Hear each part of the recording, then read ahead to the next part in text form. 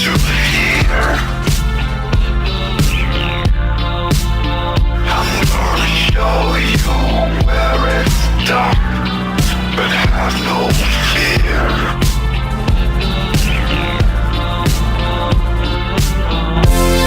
There's something inside you. It's hard to explain.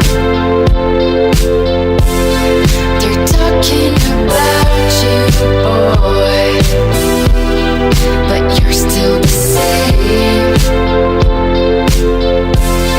There's something inside you. It's hard to explain. They're talking about you, boy, but you're still the same.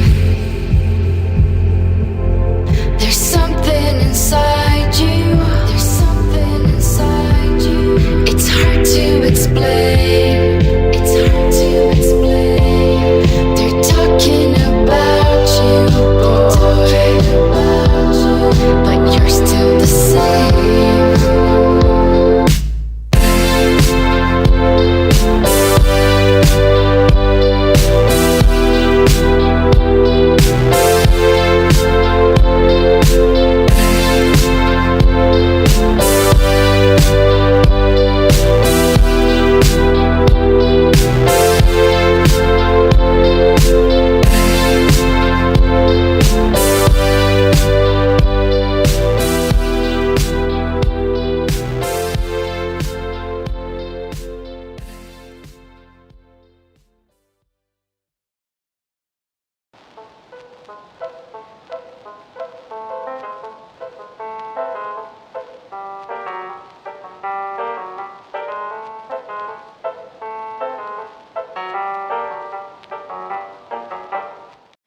Hello and welcome to Silent Movie Marathon 2, the sequel, the much anticipated by no one follow-up to the 2014 video from last year, Silent Movie Marathon that I did on the Blu-ray Brothers channel.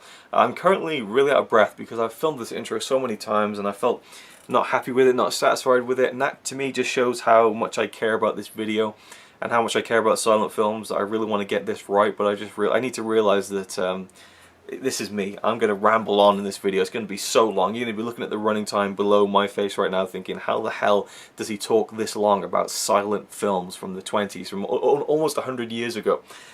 Because I'm crazy. That's the only logical answer I can come up with. But let's just get on with this. Silent Movie Marathon 2. Well, I'll give you some setup first, obviously, but last year's Silent Movie Marathon was awesome. One of my favourite experiences ever making a video because I saw all these films I'd never seen before and they became some of my instant favourites, like The Kid, Safety Last, Sunrise, A Song of Two Humans. You know, it was awesome. I kind of filmed myself as I was watching these films, reacting to them, things like that, and kind of doing little mini unboxings of some of the editions on Blu-ray and showing you the packaging, which I won't have time to do for everything this year because I have so many. I went overboard this year. I've been planning this. It's been in the gestation period since I finished the last one, basically. But I'd say a good 10 months has gone into the planning of this, both the film selection and kind of, yeah, well, basically just the film selection, but also, you know, buying them and sticking to the 2 rules for this year. 1, every film must be a silent film I've never seen before, and 2, they must all be in glorious high definition on Blu-ray. So yeah, it's been a while. It's taken a long time to track these down and kind of figure out, you know, okay, that one's at a good price right now, that one is, you know, I'll ask for that for Christmas. I mean, some of these are from Christmas last year, or from, you know, the last Christmas. I guess it was 9 months ago. Some of them are from my birthday this year. So I've really been sitting on all these films, desperately want to watch them, but waiting and waiting and waiting and waiting and waiting. And last year was in the summer when I did the original Silent Movie Marathon. I wanted to do this one in the summer too, but it's getting colder now and the summer's over pretty much. And the reason that I've waited this long is because our TV broke. We had 2 years ago we bought a Panasonic 50-inch plasma TV. It was amazing, awesome, best TV I've ever had. I think the TV we had before that was like 42 inches and that was incredible, but after a few years and also moving over here to Norway, we got a 50-inch one. It was awesome, but actually about 10 months ago, as long as I've been planning this video, our TV started turning itself off. Turn it back on. very frustrating, and we kind of lazily kind of learned to live with it and kind of found workarounds basically, and hoped that it would get better or something, but it didn't. And so about 3 months ago, enough was enough, and Connie sent the TV back to the company. It was just within the warranty as well, 2-year warranty. Sent the TV off. They had it for about 2 weeks. They ordered in parts, they repaired it, they tested it, they sent it back to us. Awesome, great, it's fixed. Connie turned it on, turned itself off straight away. Sent it back. About 2 weeks passed. They say, okay, we're repairing it, we've ordered the parts in, and Connie realised that the parts were the same ones they ordered last time. And she messaged them and said, are you sure that you're fixing this? You know, pretty much, just straight up. And they were like, yeah, it's you know, it's working now, and we'll send it back soon. They sent it back, and this time I was here. And Connie said, you know, I'm not even going to put the stand on, not going to screw it in, not going to set it up. She just leaned the TV up against the wall, plugged it in, turned it on, turned itself off before you could even get a chance to see the startup screen. Unbelievable. I wish I remembered the name of the company so I could blackball them right now, but they were absolutely useless, incompetent, and whether they didn't do their job at all, they didn't do it properly, either way it was a shambles from start to finish. The second time they sent it back, the TV had fallen over in the truck, and the guy was like, oh, it's my first day on the job, he said, and he didn't fix the TV to the side of the truck. There was nothing else in the back of the lorry, so the TV had fallen over. It was haphazardly repackaged in a box flimsily. I mean, it was just a nightmare. So we got in contact with the people who we bought the TV off to begin with. We got it sent off to another company. They were very efficient, and after about 2 weeks they said, yeah, we can't fix this, we're going to send you a new TV. It's been 3 times trying to repair it, so you're entitled to a new TV. Okay then, so we had to wait some more weeks basically for I guess the company to kind of say okay and approve that we were going to get a new TV. I'm sure they didn't like that, but you know, we were entitled to one. And then they said, okay, we're sending you a new TV. Go pick it up at the post office. Yeah, the closest post office to us is way over there. It's like down a big hill, up a big hill, and then about 15 minutes walking. We don't drive. Yeah, and from here to the post office doesn't really go through any bus routes either, so we went and picked up the TV yesterday, and we carried it for about 35 minutes. It was yeah, it wasn't the most ideal of situations, but we have a new TV now. It is a 50-inch Panasonic LCD TV, and looks great. I mean, when we turned it on yesterday, it was unbelievable. It was like having a cinema screen in the room. It was like, holy shit!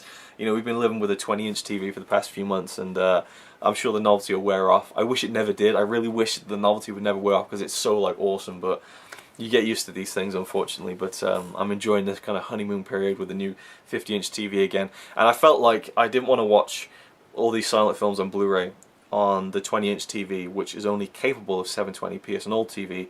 It worked fine for us. We got used to it, but you know, we had to format the PS3 and PS4 to 720p and lower it down because it can't handle 1080p. And I didn't want to, you know, have got these films, you know, given to me as gifts at Christmas and birthdays, and bought a few of them myself, and watched them in a lower quality than is available on the disc. So I've had to wait, you know, almost the whole year to finally watch all these, and I couldn't be happy. I'm like a pig in shit, basically. I'm like the kid on Christmas morning who unwraps the Nintendo 64 and is like, Nintendo 64! Oh my god! That's the level of excitement you're dealing with here. A 27-year-old man who cannot wait, is bursting with excitement to watch all these films from the silent era. So yeah, I mean, I've tried to carefully plan all the films that I've picked, and there are 22 Blu-rays here. 22 Blu-rays. Yeah, so let's just take a look at the stack. I've flipped them around so that you won't see the titles of most of them. If you don't want to, there's a couple of them you can see. So if you want to be completely surprised, then don't look too closely. But yeah, look at the stack. See if we can even get it all in shot and not drop them all. Pretty crazy, I know, but I'm just, again, over the moon. So excited. Yeah, I mean, I just look at the list. It's like classic, and I've tried to cover every genre. You know, there is horror in there, there is fantasy, there is sci-fi, there is thriller, there is drama, there is romance, animation, documentary. I try to cover everything, and there's also directors who I'm huge fans of. You know, F.W. Murnau, Fritz Lang, Buster Keaton, Charlie Chaplin. The list goes on and on. There's films from France, films from the UK, American films, Russian films, German films. The whole, it's just all covered, you know, as far as I'm concerned. I mean, there's more I would like, you know, but there's quite a few special features on these that feature other silent films. So this could probably run to 25 or 30 silent films. Crazy, crazy, crazy, crazy. So how this is going to work, basically I'll watch them over probably a few weeks. I'm not going to do it all in one go, it would be impossible. But take my time, maybe watch 1 or 2 a day. If the mood takes me, I'll watch even more than that, and I'll just kind of vlog it and record it. There won't be the nice background with, you might have spotted a few silent films on the shelves for added effect, but it's just going to be boring, just the white wall background, me sitting down on the couch, watching these films, talking about them, reacting to them. Maybe I'll show you some of these Blu-rays in depth if one of the films really grabs me and I love it and I want to show you more about it. But for the, you know, apart from that, it's just going to be me talking about these films. So yeah, there was another video I wanted to make saying kind of like a introduction to silent cinema. To people who weren't really that into it or never seen any of them and felt like, you know, where do I start? And I said I was going to do that in this one, but I think it'll take too long, really. I won't go in depth with it, but I will say very quickly, if you're watching this out of some morbid curiosity, who's this fucker talking about silent films for however long this video turns out to be, my advice would be 3 films. 3 films to me are great kind of entry points into silent cinema. Buster Keaton's Sherlock Jr., Fritz Lang's Metropolis, and F.W. Murnau's Sunrise, A Song of Two Humans. Those are the 3. Very different films for very different reasons. I think Sherlock Jr. is probably the one to go with. It's very accessible, it's quite short, only about 45 to 50 minutes long. It's a masterpiece, it's just absolutely, it's hilarious, inventive and genius, and that's really what got me into silent films. The first film I watched was Metropolis, blew me away. It's a masterpiece, one of the best films I've made, no doubt. But I never really followed that up until I watched Sherlock Jr. and then I watched Steamboat Bill Jr. Then I watched more Buster Keaton. Then I watched more of this, more of that. I did the silent movie marathon. It just opened my whole world. Over the past, you know, year and a half, I've become such a huge fan of the, you know, the decade of the 20s and silent films in general. And I think this is just going to even further solidify that. And there might be a few new favourites in here. So without any further ado, let's get cracking on with it. My cat Lily is, yeah, she's really not thrilled about the fact I'm going to be watching all these silent films. She's just kind of covering her face in shame right now because she thinks I'm such a nerd. Yeah, she doesn't like silent films. Anyway, I think that's about it. There's nothing more I can cover or set up for you. And as I said, I filmed this intro many times, but it's just time to just do it now. Just do it. Just do it.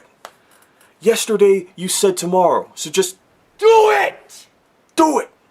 That's what I'm going to do. I'm going to just do it. Okay, that was really weird. I'm sorry. I apologise. I've been driven stir crazy by this whole thing. I'm so excited. I'm becoming a twat. Right. Let's do it. Make your dreams come true! Okay, so just to clarify, it is the 2nd of September 2015. Cheers. This is the beginning of the marathon. This is actually sugar-free soda stream, Coke or Cola I should say. We've got like a bottle of basically like squash really, and you put it in with the soda stream fizzy water you make with the machine I showed in the 24-hour movie marathon this year. So this is not really Coke, but it's good enough. And anything tastes better with 4 big blocks of ice, I think.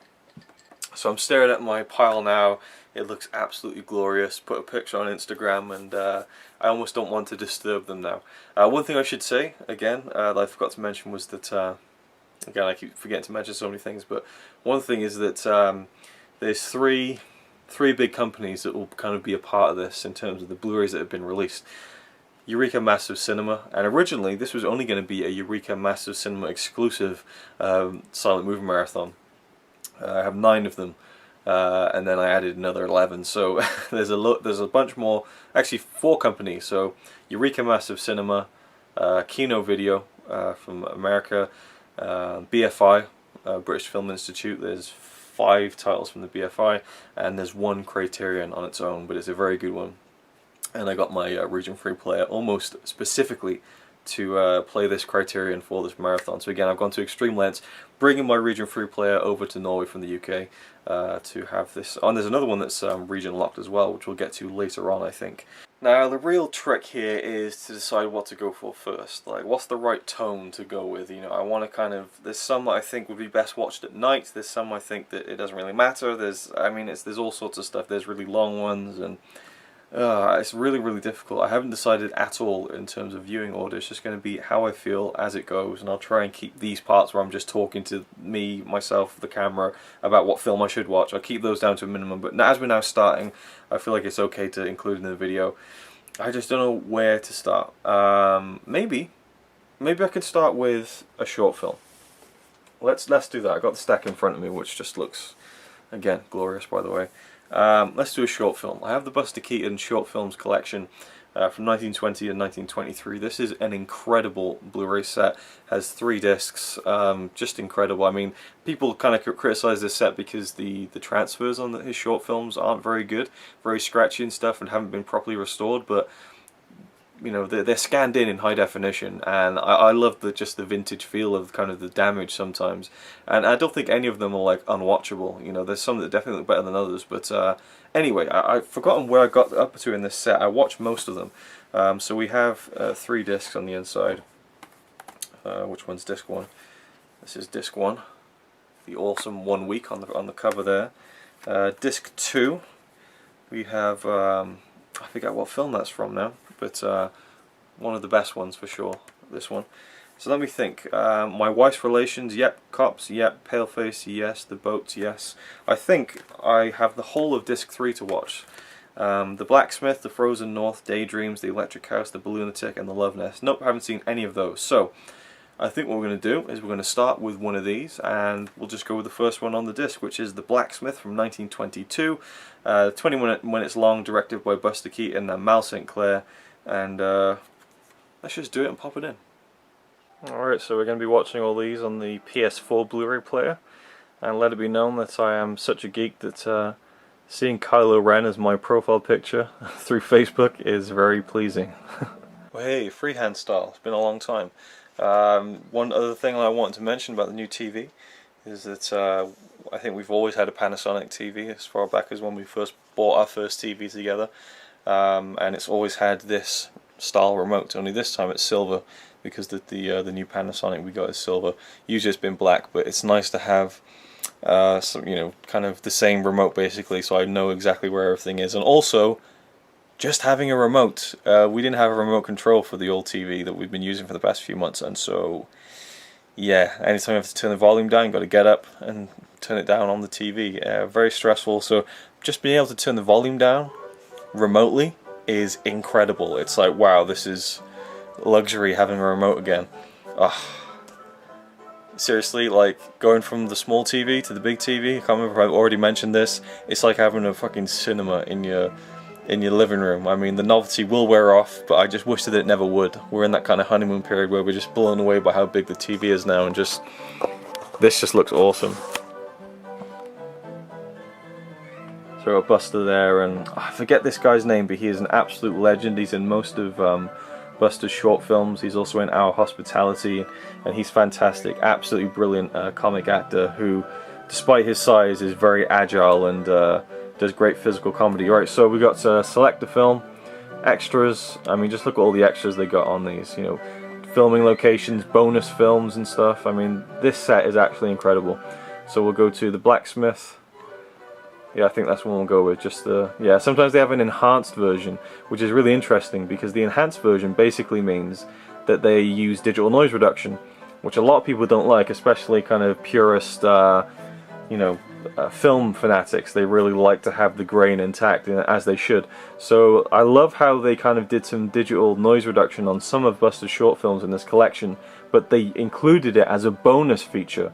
That I really respect and like from Kino International, Kino Video, whatever you want to call them, who released this in the US. Also, this set, along with all the Buster Keaton's films that have been released by Kino on Blu-ray, are region free if anyone is interested in picking them up. Let's get on with The Blacksmith. Here we go, first film of the marathon.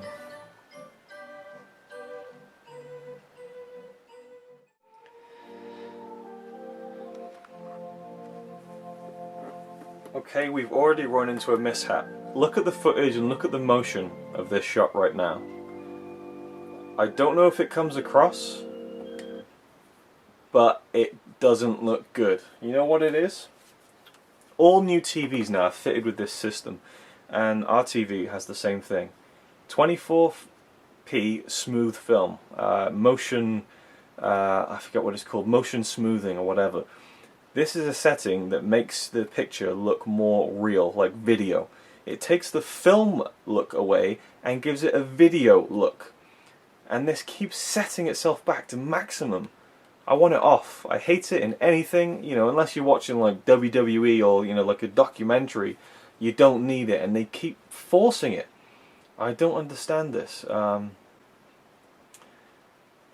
Every time we turn the TV off, we turn it back on, and it set itself to, you know, to this weird motion blurring thing, which is just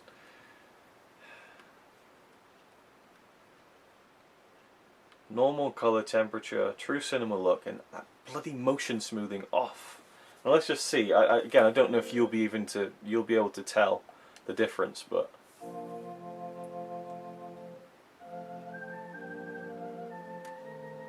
much better. Looks like a film now, and we can carry on. Okay. Alright, wow, what a way to start off the silent movie marathon. Awesome, the blacksmith. It's actually the one that's featured on the front of the Blu-ray and on the menu. It's got Buster Keaton. He plays a blacksmith. He works in this shop where he kind of fits horseshoes for horses and fixes cars and things like that. And this guy here is called Joe Roberts, and he's in almost all of Buster Keaton's short silent films. He's also in a couple of his feature films, including Our Hospitality, which was his final film. He actually suffered a heart attack during the filming of that, or a stroke, and he came back and finished it basically on his last leg. So really great comedic actor. He's fantastic. He wasn't in this one that much, but he was still very good in the bits that he was. He basically runs the blacksmith place, and due to like an early bit of classic Buster Keaton kind of miscommunication and confusion, he gets sent to jail, and so Buster's character is kind of running the whole kind of shop by himself, and that's the film basically. People coming in with problems, and he tries to fix them, and he doesn't really do a great job of it, and stuff keeps going wrong. There's an amazing scene where this beautiful white horse comes in. This kind of posh woman brings the horse in, and she wants it to get fitted with horseshoes, and so Keaton is he's going through his selection of horseshoes that he has. He's got like one of those ladders on a wheel, and he's going through like boxes of horseshoes, and he's like showing them to the horse, and the horse is like shaking its head, and he's like, oh, you don't want that one. He pulls another one out, the horse shakes its head, and then finally he gets a pair and he puts it on, and he gets a mirror out for the horse, and the horse is like checking its foot in the reflection, and then the horse is nodding like, yep, that's the one. And it's just really sweet, funny, simple visual humor. Love that scene so much. And then he ends up just, I mean, all sorts of stuff happens. There's really dangerous moments in the film, loads of little genius little bits, including one I didn't even notice, which is there's a visual essay about the film, a little 6-minute documentary of someone just talking about the film with clips. And it's, again, why Kino have such amazing releases. There's like little mini documentaries on, I'd say, more than half of all the films in this whole collection, and it talks about the history of the film. And in fact, it was seen as one of his least successful ones, or Buster himself referred to the blacksmith as his dud. And I can definitely see where he's coming from. There's a scene where he's like accidentally destroying this really fancy car that he's supposed to be fixing, and while it was like, oh no, he's destroying it without noticing, it went a bit too far. Like there's no way he could not realize what was going on. There's no way anyone could be that absent-minded to the point where it went. Not that his films need to be believable, but yeah, it wasn't perfectly, you know, it didn't fit as well as some of his other kind of moments where he doesn't realize what he's doing in his other films. But it was still fun to see this really expensive car get completely trashed. It gets annihilated by the end of the film. It's unbelievable. Yeah, and where was I going with this? There's something else I wanted to say about it. Yeah, the little bits I didn't even notice. Like there's a shot where like he undercranks the camera and he spins around 360 degrees, so his character kind of goes like that to show kind of his confusion, I guess. And I didn't even notice it until it was pointed out in the visual essay documentary on the Blu-ray. So yeah, I watched that as well straight after the film. And the ending is crazy. Like it's just like, what, really? But really funny. Like I laughed out loud quite a few times. Great visual humor, and probably one of my favourites, I think. I really enjoyed The Blacksmith, and so there's 1, 2, 3, 4, 5 more to watch on this, and I'll probably polish all of those off throughout this marathon. So there you go, that was the first one, The Blacksmith, a nice easy short film to start it off with. What will be the first feature film, I don't know. I'll decide and then I'll come back to you. Alright, we're ready. Well, I'm ready for the next film, but Connie will be joining me, my fiance, if you haven't seen her in videos before. There she is. Well, there could be a new viewer who's never seen you in a video. You never know. This is my girlfriend. She doesn't have a name. We're going to watch The Navigator. See, I don't exist really. Like I have to lean in to be in the... Buster Keaton's The Navigator. I haven't seen this. Obviously, I haven't seen any of these, but it's one of the only... It's one of the only feature films from Keaton that I haven't seen. I think it's in 1924. So yeah, really excited to see it. And after this, there's only one more that I haven't seen, which I'll also be doing in this marathon. But before we get to that, very quickly, a note on The Blacksmith. The short film Blu-ray came out in boring stuff. I don't exist. Really. No, but you'll be bored by this. 2011 is when that short film collection came out, and in June of 2013, 2 years later, an Argentine film collector and historian, Fernando Martin Peña, he discovered an alternate version of the film as a sort of a remake, and the last reel differed completely from the previously known version. And then following that, a third version of the film was found, featuring at least one scene which doesn't occur in either of the other two, and was found in the collection of former film distributor Black Hawk Films. So there's loads more that they could have put on that Blu-ray, which is really frustrating. So I don't know if that'll ever see the light of day in some kind of Blu-ray release, but yeah, just worth noting, I guess, because I looked it up. So on with The Navigator, and we've got some tomato soup and pasta to have for dinner. And some, Doesn't even look like soup anymore. I suppose, yeah. You can't even dip the bread. Yeah, it's not quite. Yeah, you put a lot of pasta on this. Too much pasta. Too much pasta, Too but much. either way, I like pasta and tomato soup, and we've got some lovely, gorgeous bread and butter to go with it. Oh, can't wait. Let's get on with the film. Like that? Huh? Who does that sound You like? sound like Gordon Ramsay. Gordon Ramsay. Lovely. Gorgeous. Bread to go with. It's fucking raw! What? Popeye? No, it's not Popeye. It's a Popeye theme. Is it? Yeah. You don't recognize that? I recognise. I don't think it's Popeye though, is it? That's definitely Popeye.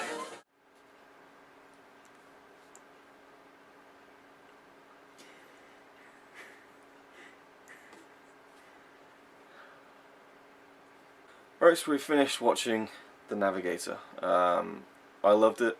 I don't know whether it's a great one. I don't know, I might have to give it another watch. Really funny at times, and great little moments throughout. Got a little, not boring, but a little slow at times. It's only about an hour long as well. And the story was a bit, well, I guess it wasn't that hard, but at the beginning of the film I was a bit confused about what was going on. There's a war going on or something, and there's these two sides, and one of them wants to get rid of this ship called the Navigator, and so they plan to, in the middle of the night, cut the ship off from the harbour and like send out to sea, and the wind and the rocks will do the rest. So they kind of sabotage it on the other side of the war, whatever's going on.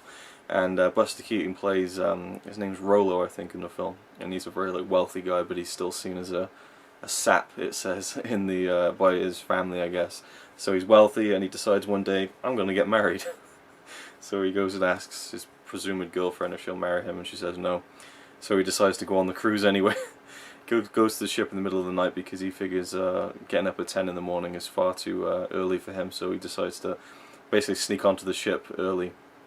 And while that happens, the ship gets sent off, and then there's this other little storyline with this wealthy young girl, and she goes onto the ship, and basically it's him and her on the ship for the whole film, basically. And they're out in the middle of the ocean, they don't know where they are, they're stranded. Well, not stranded because I guess the ship's still going somewhere, but they're lost, I should say.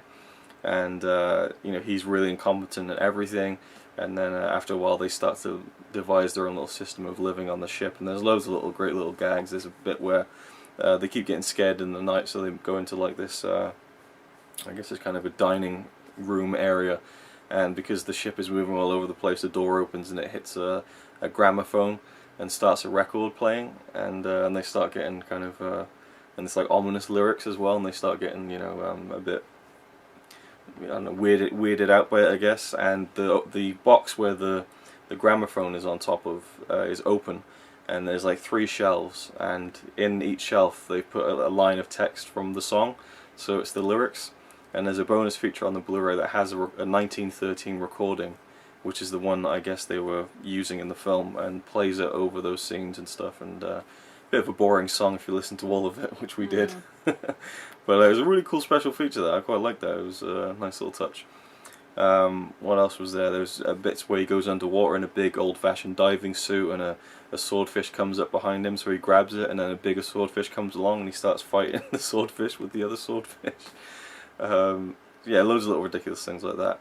One of my favourite things of the whole film was at the very start, where he goes to ask his girlfriend if she'll marry him, and he gets into the car and he's got a driver, and his driver pulls away from the house, goes across the street and parks up, and he gets out, asks the girl, will you marry me, and she's like, oh no, of course not, and so he leaves and says to the driver, I think I need a long walk.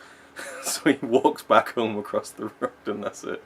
It's so simple but hilarious, and lots of great stuff at the end of the film where they run across a group of what they think are cannibals, and they're like scrambling all over the ship and they're setting off fireworks. There's a real big scale production. There was a ship that one of Buster Keaton's friends saw was going up for sale or something, and it was a ship that was used in the First World War, and so basically he took advantage of the fact that, you know, he could buy this ship and use it in a film like this, and it's a huge ship, so he did all the kind of little things he wanted to do with it, I guess, all the little gags and stuff. Overall, I really enjoyed it. Would give it maybe, I don't know, 3.5 out of 5, maybe 4 out of 5, something like that, I think. Might need to rewatch it again. A lot of people, you know, think this is one of his best. I prefer a lot more of his feature films, I think, but and it was actually his most successful, and one of his favourites that he made. But yeah, that's pretty much about it for The Navigator. Really enjoyed it. We'll definitely revisit it again in the future. And I enjoyed there's a feature out on there as well, which I watched, which was 9 minutes long, with some pretty interesting stuff in there. There's I think an audio commentary as well. Yeah, I'll have to listen to that at some point. But oh, another little note, a little trivia, is that this was directed by Buster Keaton and Donald Crisp. And there's another great bit in the film where him and the girl, they're both sleeping in separate rooms, and in her room there's this creepy portrait, just a completely black frame with just a man's ugly kind of face. Well, not ugly, but he's like, you know, he's kind of grimacing, like, you know, just like nasty kind of look on his face, and it's just the head and then a black background. And she gets creeped out by it, so she takes it and she throws it over the edge of the ship, and it lands outside the window in Buster Keaton's room, and it starts swinging past, and because it's a black picture, it looks like a head that keeps moving back and forth, and he gets scared by it. Funny little gag, but the face was Donald Crisp, the co-director, who's also in a film I watched last week or the week before called Broken Blossoms by D.W. Griffith. He plays Battling Burrows in that, and while his character was a bit over the top and his performance was a bit over the top in that film, I did really like him, so it was quite interesting to find that out in the feature afterwards. But apparently Buster Keaton, you know, he directed most of his own feature films, but Donald Crisp was brought in to direct the more simple scenes, like the dramatic scenes between him and the girl, I guess, whereas Buster Keaton was focusing on the comedy and the sight gags and everything, which is what he's best at. And then apparently Donald Crisp started to try and do the comedy stuff as well, so Buster went back and just kind of redirected some of those scenes. So I think really, you know, Buster had such a vision with all these films he made in the 20s, you know, that great run he had from like 1920 to around 1928, 1929, I guess. And it's a real shame that he kind of was robbed of his creative freedom in the 30s when he joined MGM, I think it was. Kind of a sad story, really. He never really reached the heights that he had in the silent era. Anyway, anything you want to say about the film? I agree with everything you said. You agree with everything I say? Any thoughts you have about the film at all? It was very enjoyable, but like you said, like it was dragging on a little bit, like... Yeah, for a film that's an hour long, I thought it's a shame. I think it was the underwater scene went on a bit too long. Even though it was really impressive as well, by the way, they filmed it in like a lake, and they had a lot of problems doing it, and they spent a month filming the underwater scenes, and it only took like, I think 5 weeks to film the whole film, and the underwater scene's not that long either, but it dragged a little bit, but... I was also impressed by all the cannibals and stuff like that.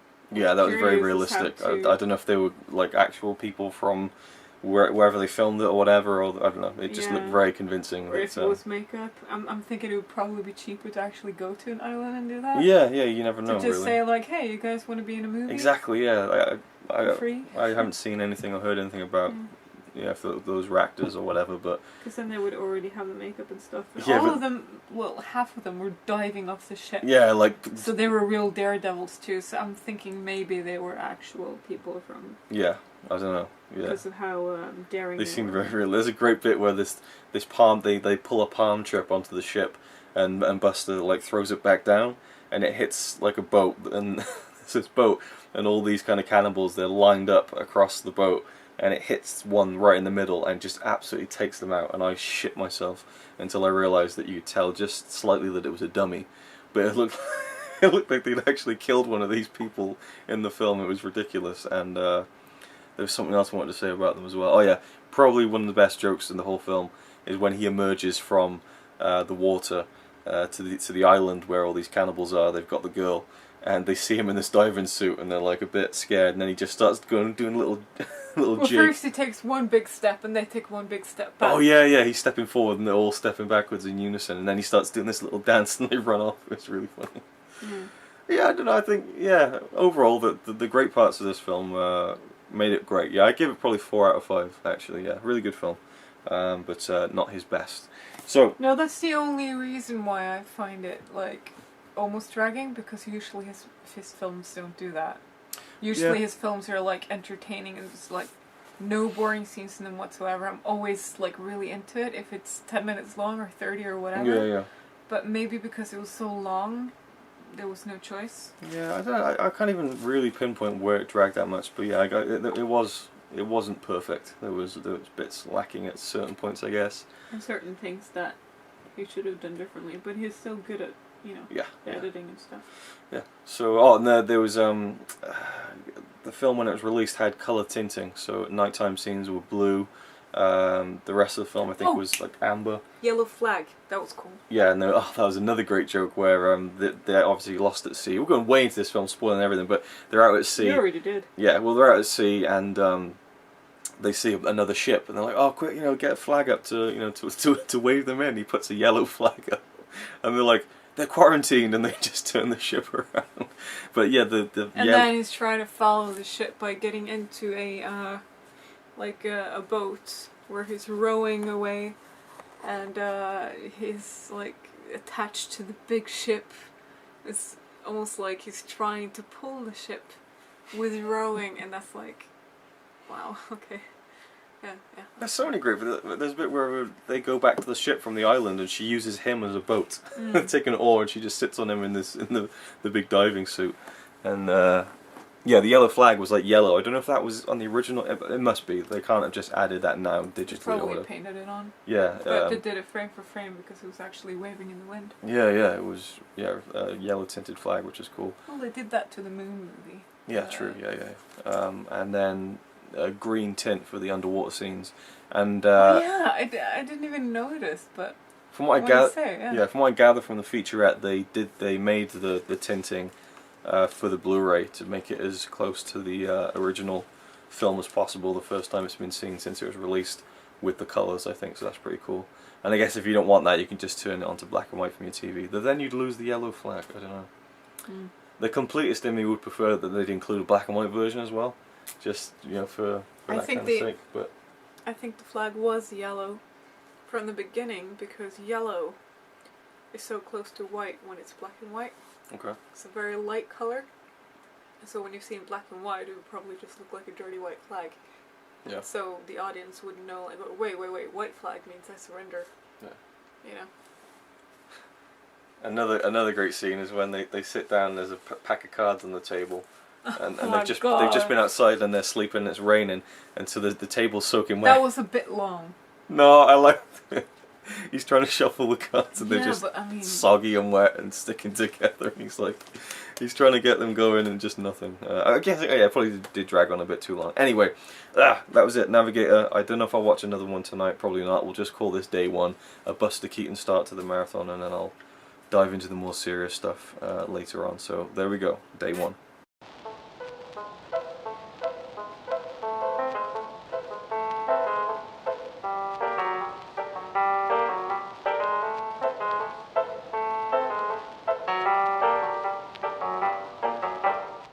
Okay, it is day 2. It is September the 3rd, 2015, and we're just going to get right into this. Yesterday was kind of a light opening, so I want to get right into something just you know, a bit more different and unknown to me, and it is this film here, which is called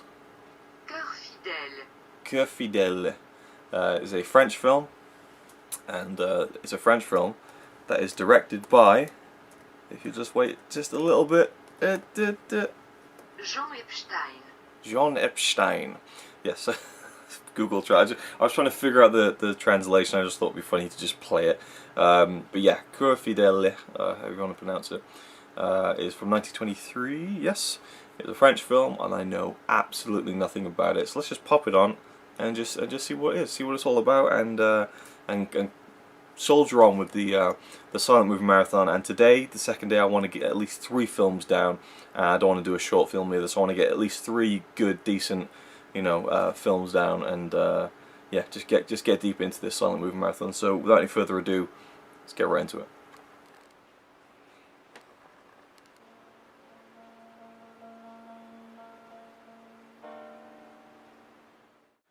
Okay, so I'm done watching Cœur Fidèle, True Heart, by Jean Epstein.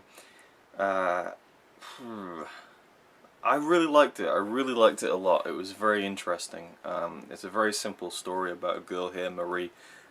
She has a foster family, mum and dad, who work at a bar, and they employ her to work at the bar, and they don't treat her very well. You know, they run her, you know, ragged, you know, serving guys alcohol and stuff, and they don't seem to really love her that much. And they also kind of insist that she marries this guy called Petit Paul, or Little Paul, who's kind of a rough around the edges guy, man about town kind of person who she's more scared by than attracted to. And there's a great shot in the beginning of the film where she's looking out of the window of the bar, and she's kind of just daydreaming basically, and you have these overlays that shows that she's daydreaming, and then she sees him walking towards her through the window, and the look on her face when she registers, when she kind of pops out of reality, pops into reality, I should say, you know, I feel like it's such a hard thing to convey, and she did it perfectly. And that was one of the things that really stood out in that film, was that tiny moment, just that little moment where she kind of popped back into reality, and I overdid it then, you know. So yeah, really nice acting from the woman who plays Marie, the lead character in the film. And then she moves away from the window, and her face becomes more out of focus. I loved all those little touches that Jean Epstein put into the film. The editing is incredible.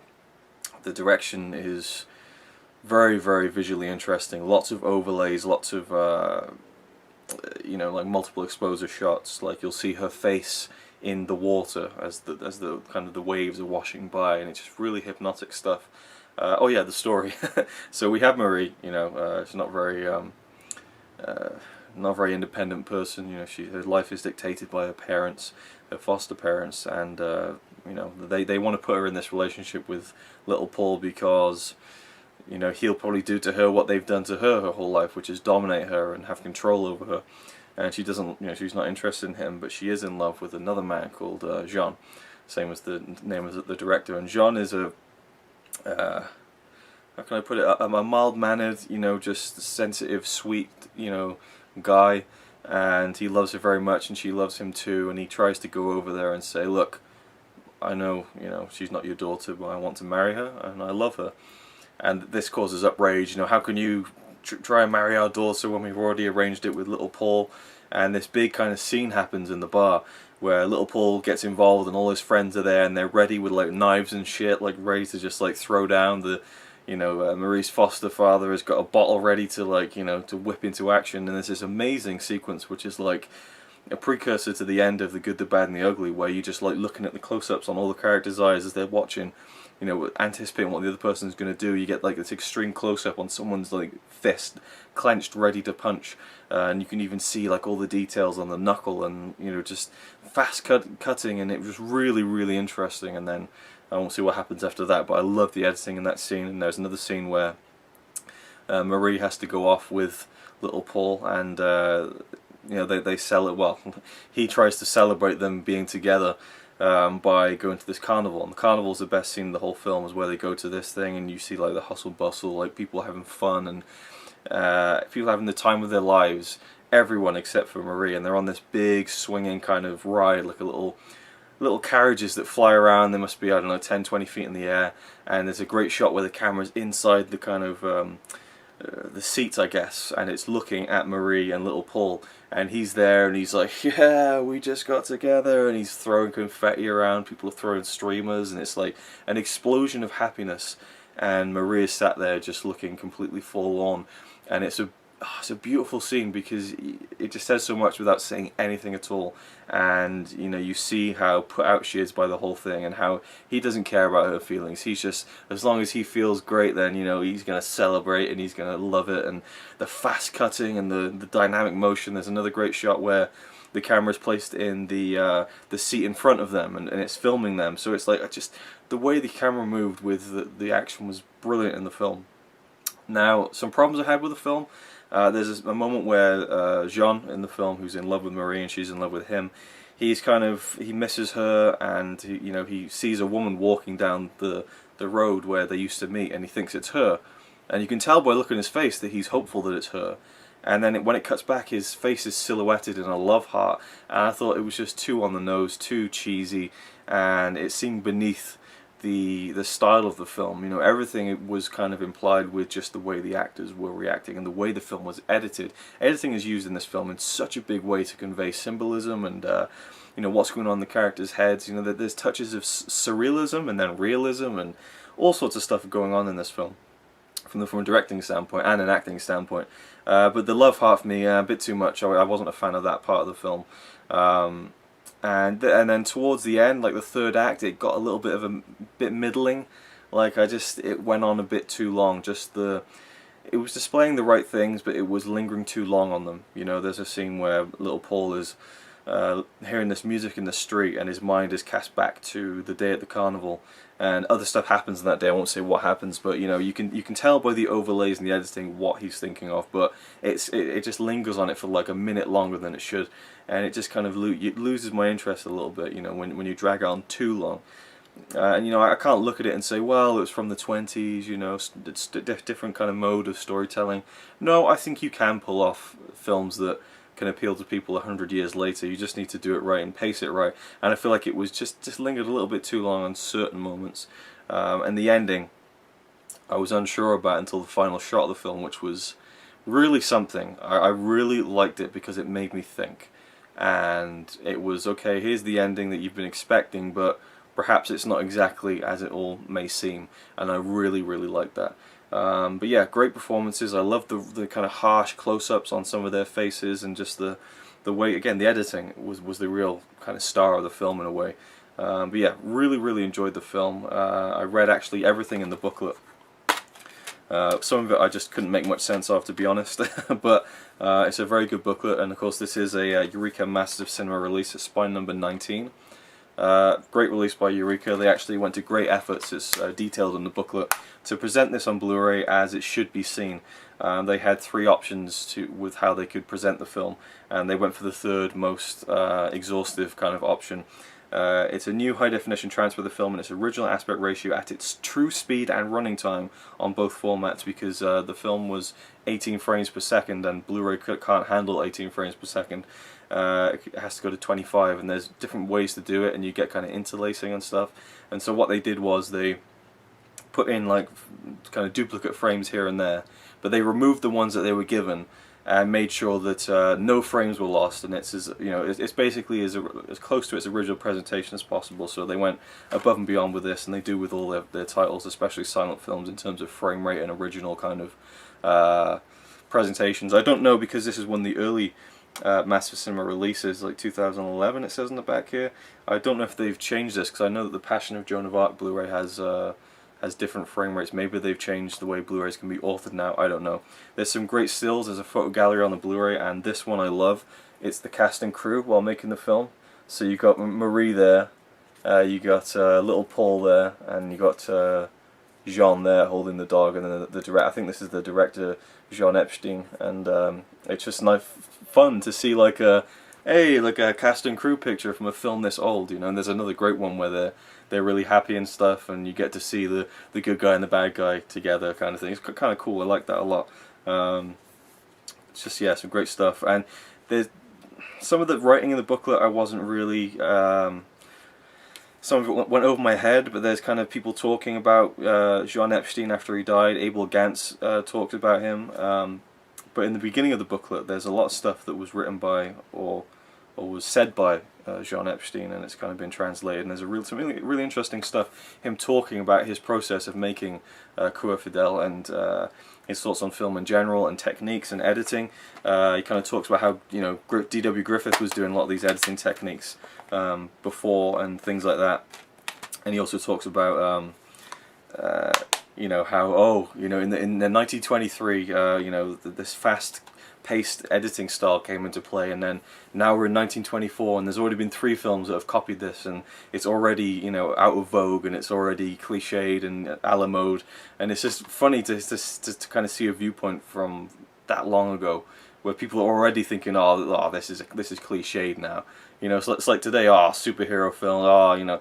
It's just kind of funny, and he also really takes a shot at The Cabinet of Dr. Caligari, and really says how it's all style and no substance with all the sets and stuff, and it's all about the lighting and the look as opposed to the story and stuff. But anyway, I'm getting off track. I just wanted to talk about the stuff I was reading in the booklet and stuff, and I love the photo gallery, and the film itself is great. I'll definitely watch it again. Enjoyed it a lot. I like the character of there's this crippled woman in the film, and she's a really like one-dimensional character, and she's just there to just kind of forward the plot really, but for some reason I enjoyed her performance. And yeah, I mean, overall I would give it probably like an 8 out of 10, so I'd say what that'd be like about a 4 out of 5. At a push I'd probably go a little bit higher where I need to see it again, but the carnival sequence in particular was fantastic. There was a scuffle between little Paul and Jean that was edited a bit strangely. That was another thing I didn't quite like. It was a bit incoherent. You know, one minute they're on the floor, next they're up on their feet again, then they're going back down to the floor. It was a bit of a confusion to me as what was actually happening. But overall, I really enjoyed watching it. It was a great kind of interesting melodrama with lots of great editing techniques that really drew me in, and yeah, very poetic kind of film. But yeah, that's it, Coeur Fidèle, and I'm going to figure out what I'm going to watch next, and then I'll get back to you. Okay, before I get on with the next feature film, Connie's come back home. We're about to have dinner, so we're going to watch together another Buster Keaton film, one from the short film collection, and we're about to have an amazing dinner. We have steak, pepper sauce, and potato wedges. Probably one of my favourite dinners of all time. It's going to be amazing. Looking forward to it? Yeah. No, it is my potato wedges done Connie style. Your potato wedges done Connie style, okay. Oh, yeah. Just to clarify. No, it's not just, you know, I didn't just put them in the oven. Yeah. Right, so we're going to watch Daydreams, which is another one I have not seen. Let's do it. Okay, we just got done watching Daydreams from 1922. Very blue PS4 menu screen. Let's just turn that off for a second. There we go. And it wasn't great. I didn't love it. You know, I'm a huge Buster Keaton fan, obviously, but I can't say that everything he's done is gold. You know, there was a few good bits in it, a few good gags and stuff, but ultimately it didn't really hold up very well as a 23-minute short. You know, he's done a lot better work. But the thing was, the story was set around he's got a girlfriend, and he wants to kind of get things going with her, but her father's like, you know, can you even have a career? He's like, yeah, of course I can. I'll go off, I'll get a career, and then I'll come back. And if I can't get a career, then I'll kill myself. And her dad is like, good, I'll give you the gun to do it, which is kind of funny. So he goes off to, you know, make a name for himself, basically. Quite similar to the plot of Safety Last in a way with Harold Lloyd. To impress the girl, he goes off to be the big shot, and she gets letters from him telling her what he's been doing, and she kind of has daydreams of what he's doing. He's kind of like stretching the truth of what, you know, he says, oh, I'm a surgeon, and he's really a veterinarian, or, you know, oh, I'm cleaning up on the streets of Wall Street, when he literally is cleaning up the streets. But almost all, I think all of them, all the daydream sequences have been lost, and so there would be a title card saying scene missing of Buster, a fantasy sequence of Buster doing this, doing that. Oh no, there was a Shakespeare one that was still intact and in the film. So as the little documentary on Daydreams that's on the Blu-ray says, you know, that the actual daydreams that are from the title of the short are not actually in the film, and it's still a mystery as to why they've been lost. a lot of story behind it, you know, whether they might have been removed intentionally and censored, they're not sure. But, you know, many silent films have been lost. In fact, 85% of all American silent films apparently are completely lost, and some have missing reels, missing footage, stuff like that. And it's quite lucky that all of Buster Keaton's shorts and feature films have still survived, although some of them are in ropey shape. Some of the earlier shorts on the collection itself that I've watched before are in bad condition, but they've done the best they can. I like that they included pictures of the missing scenes, the fantasy sequences. You know, they try their best to kind of give you an idea, and the intertitles were not intact either. They were kind of recreated, and so that kind of, I'm a bit of a purist, so it always is a shame when you don't see the original intertitles either, but I enjoyed it. There's some good stuff. Good to see Joe Roberts in there briefly. There's a great bit where he's running after a tram and he grabs onto it with one hand and his legs are flying up in the air.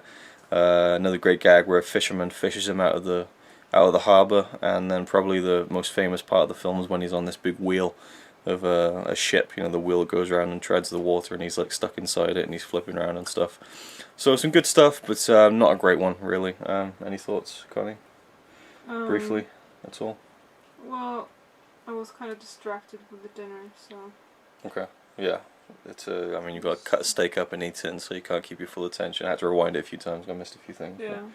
But you probably agree with me, right? It wasn't that great. It wasn't that memorable as the other ones. Yeah, definitely.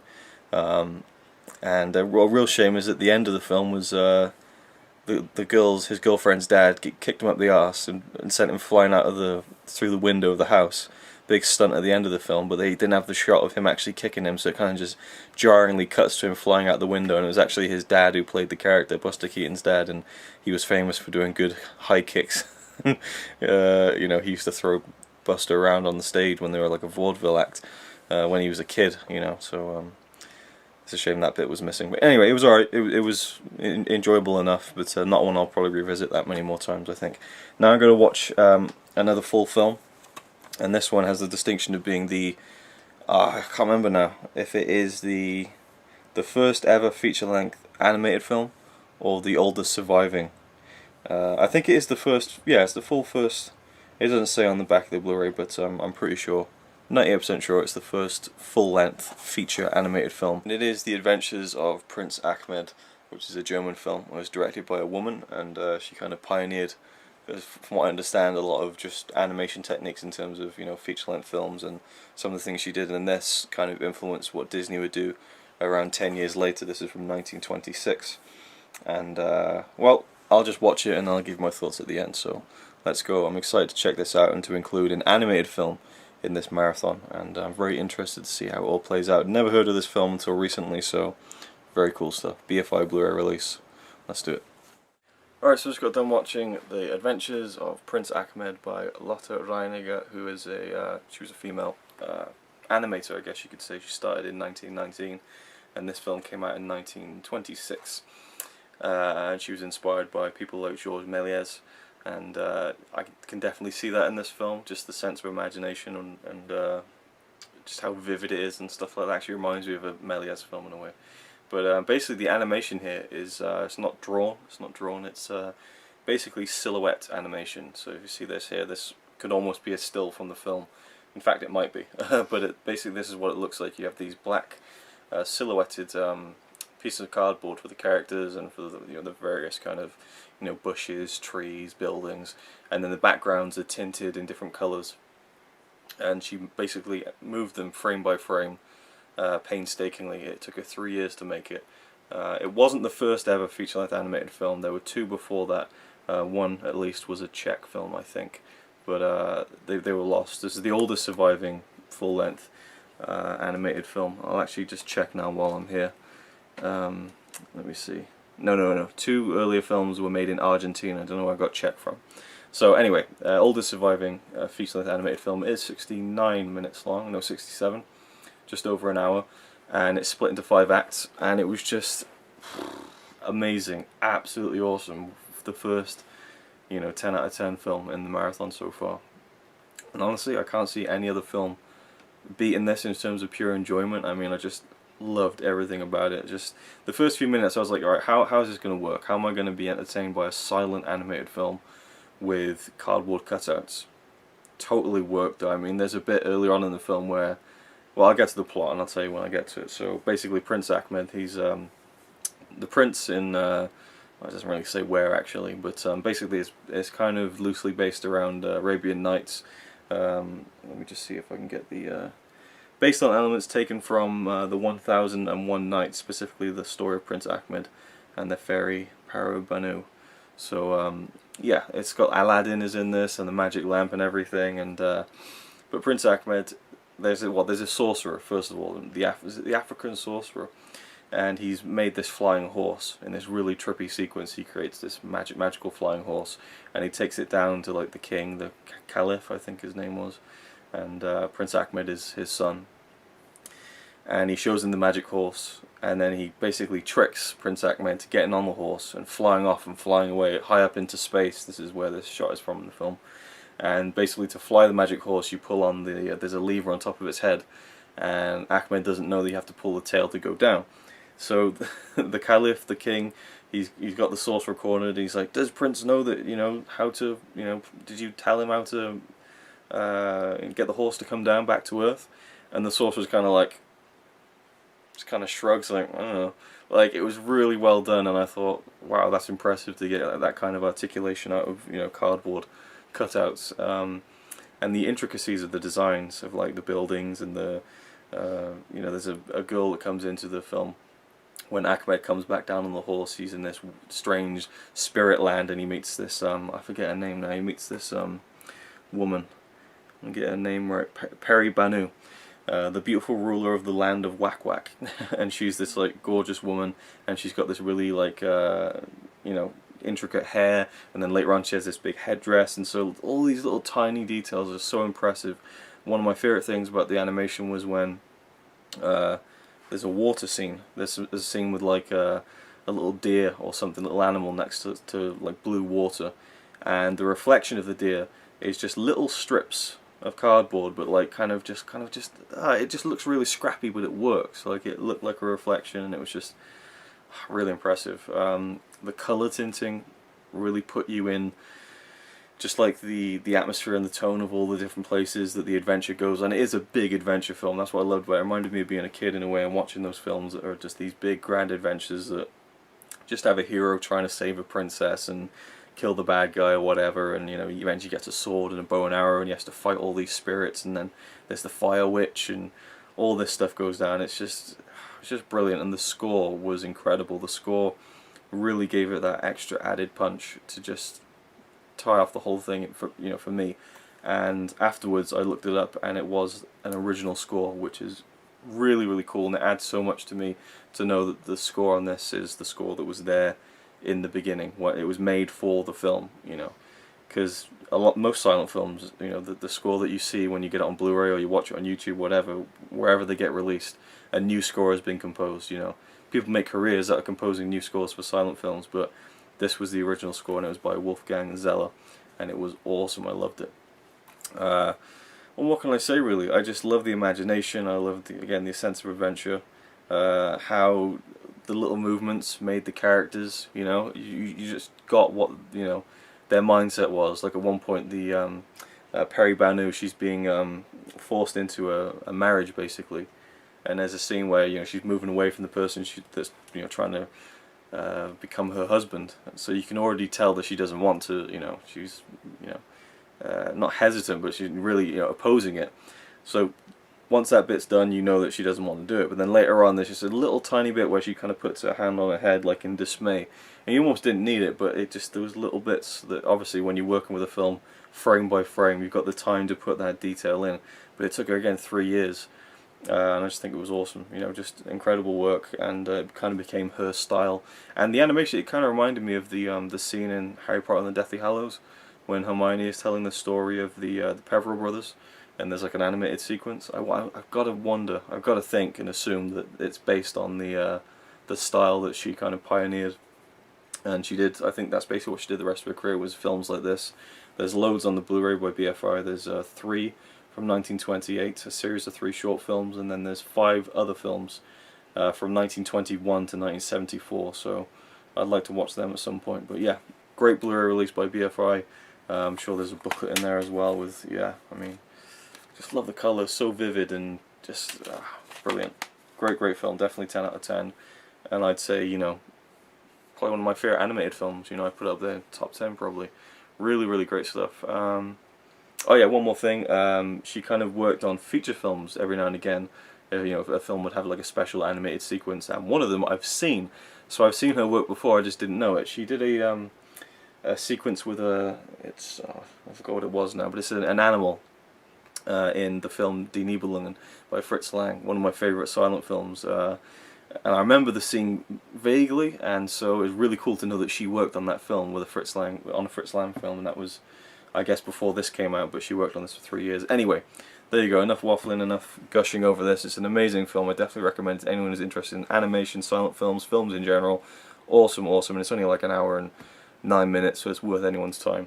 There we go. That's it for now, for day 2, and we'll see what I watch tomorrow on day 3. That's pretty much it. Nothing more to say.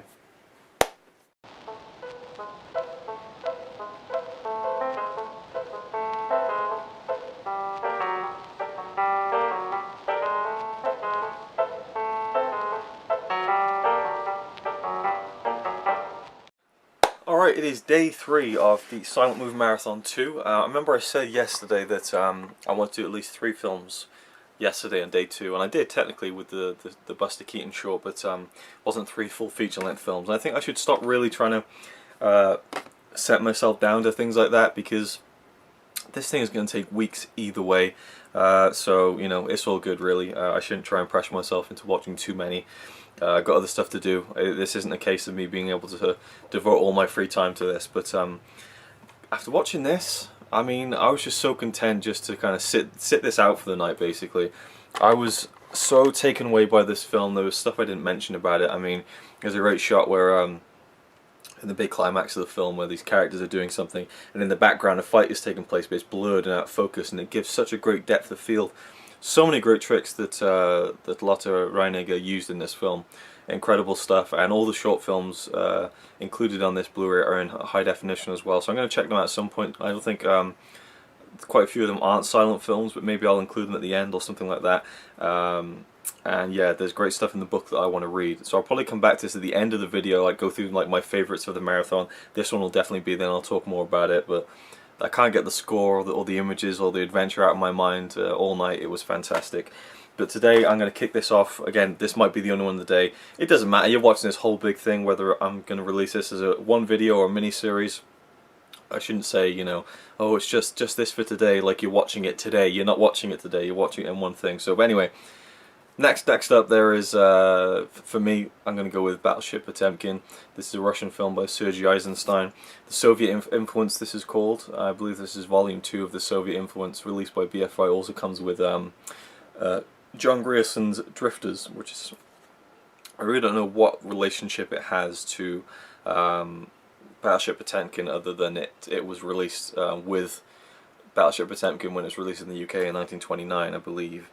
So yeah, maybe I'll kind of look more into it and find out why this is on there. Maybe I'll give it a watch, I don't know, but for me the one that I want to check out is Battleship Potemkin. Heard about it for so long. I mean, I heard about that back in college when I was in film and TV production, and I wasn't really interested in the silent cinema, but I heard of Battleship Potemkin, so it's supposed to be one of those really influential films, so I'm just going to dive right in with it, and yeah, give it a watch, check it out, and then let you know, of course, as always, what my thoughts were on it afterwards.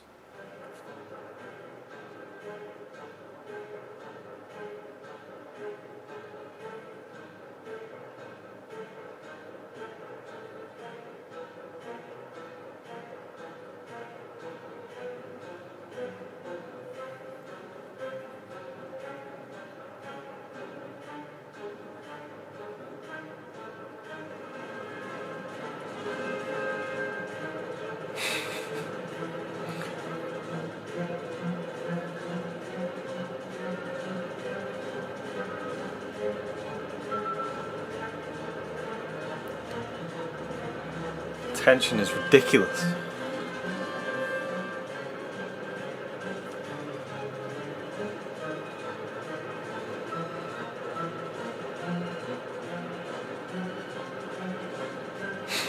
How fast are they going to go in that orchestra?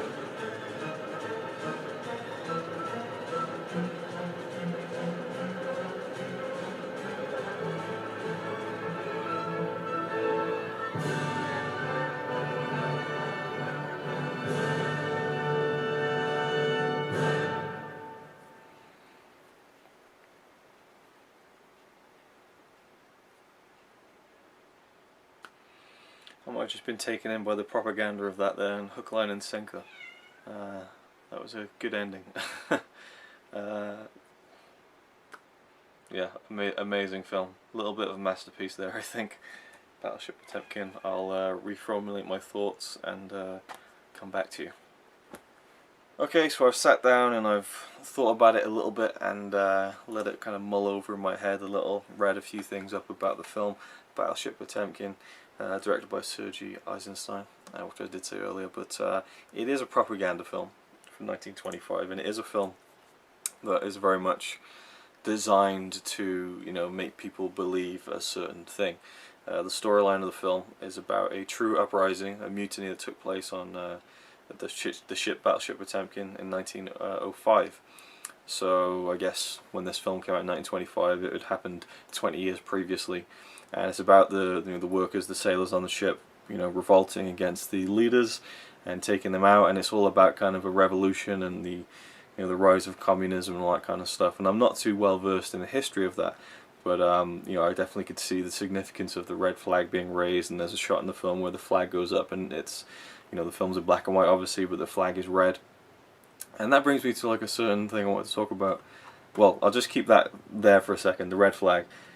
The famous sequence in Battleship Potemkin is the Odessa Steppe sequence, which has been parodied and referenced and kind of homaged in films, you know, for the past 90 years. An incredible sequence, and people kind of credit Sergei Eisenstein as being an innovator of the editing techniques used in cinema today in terms of fast cutting and montage style editing. Basically, the Odessa Steppe sequence, you know, lots of fast cuts, lots of shots of different things, and lots of dynamic motion being displayed on screen. But I have to say that I don't really buy it that much, because, and I think that whenever you say that, wow, Connie just threw a jacket onto Lily's head because she was licking a wound because she's an injured cat.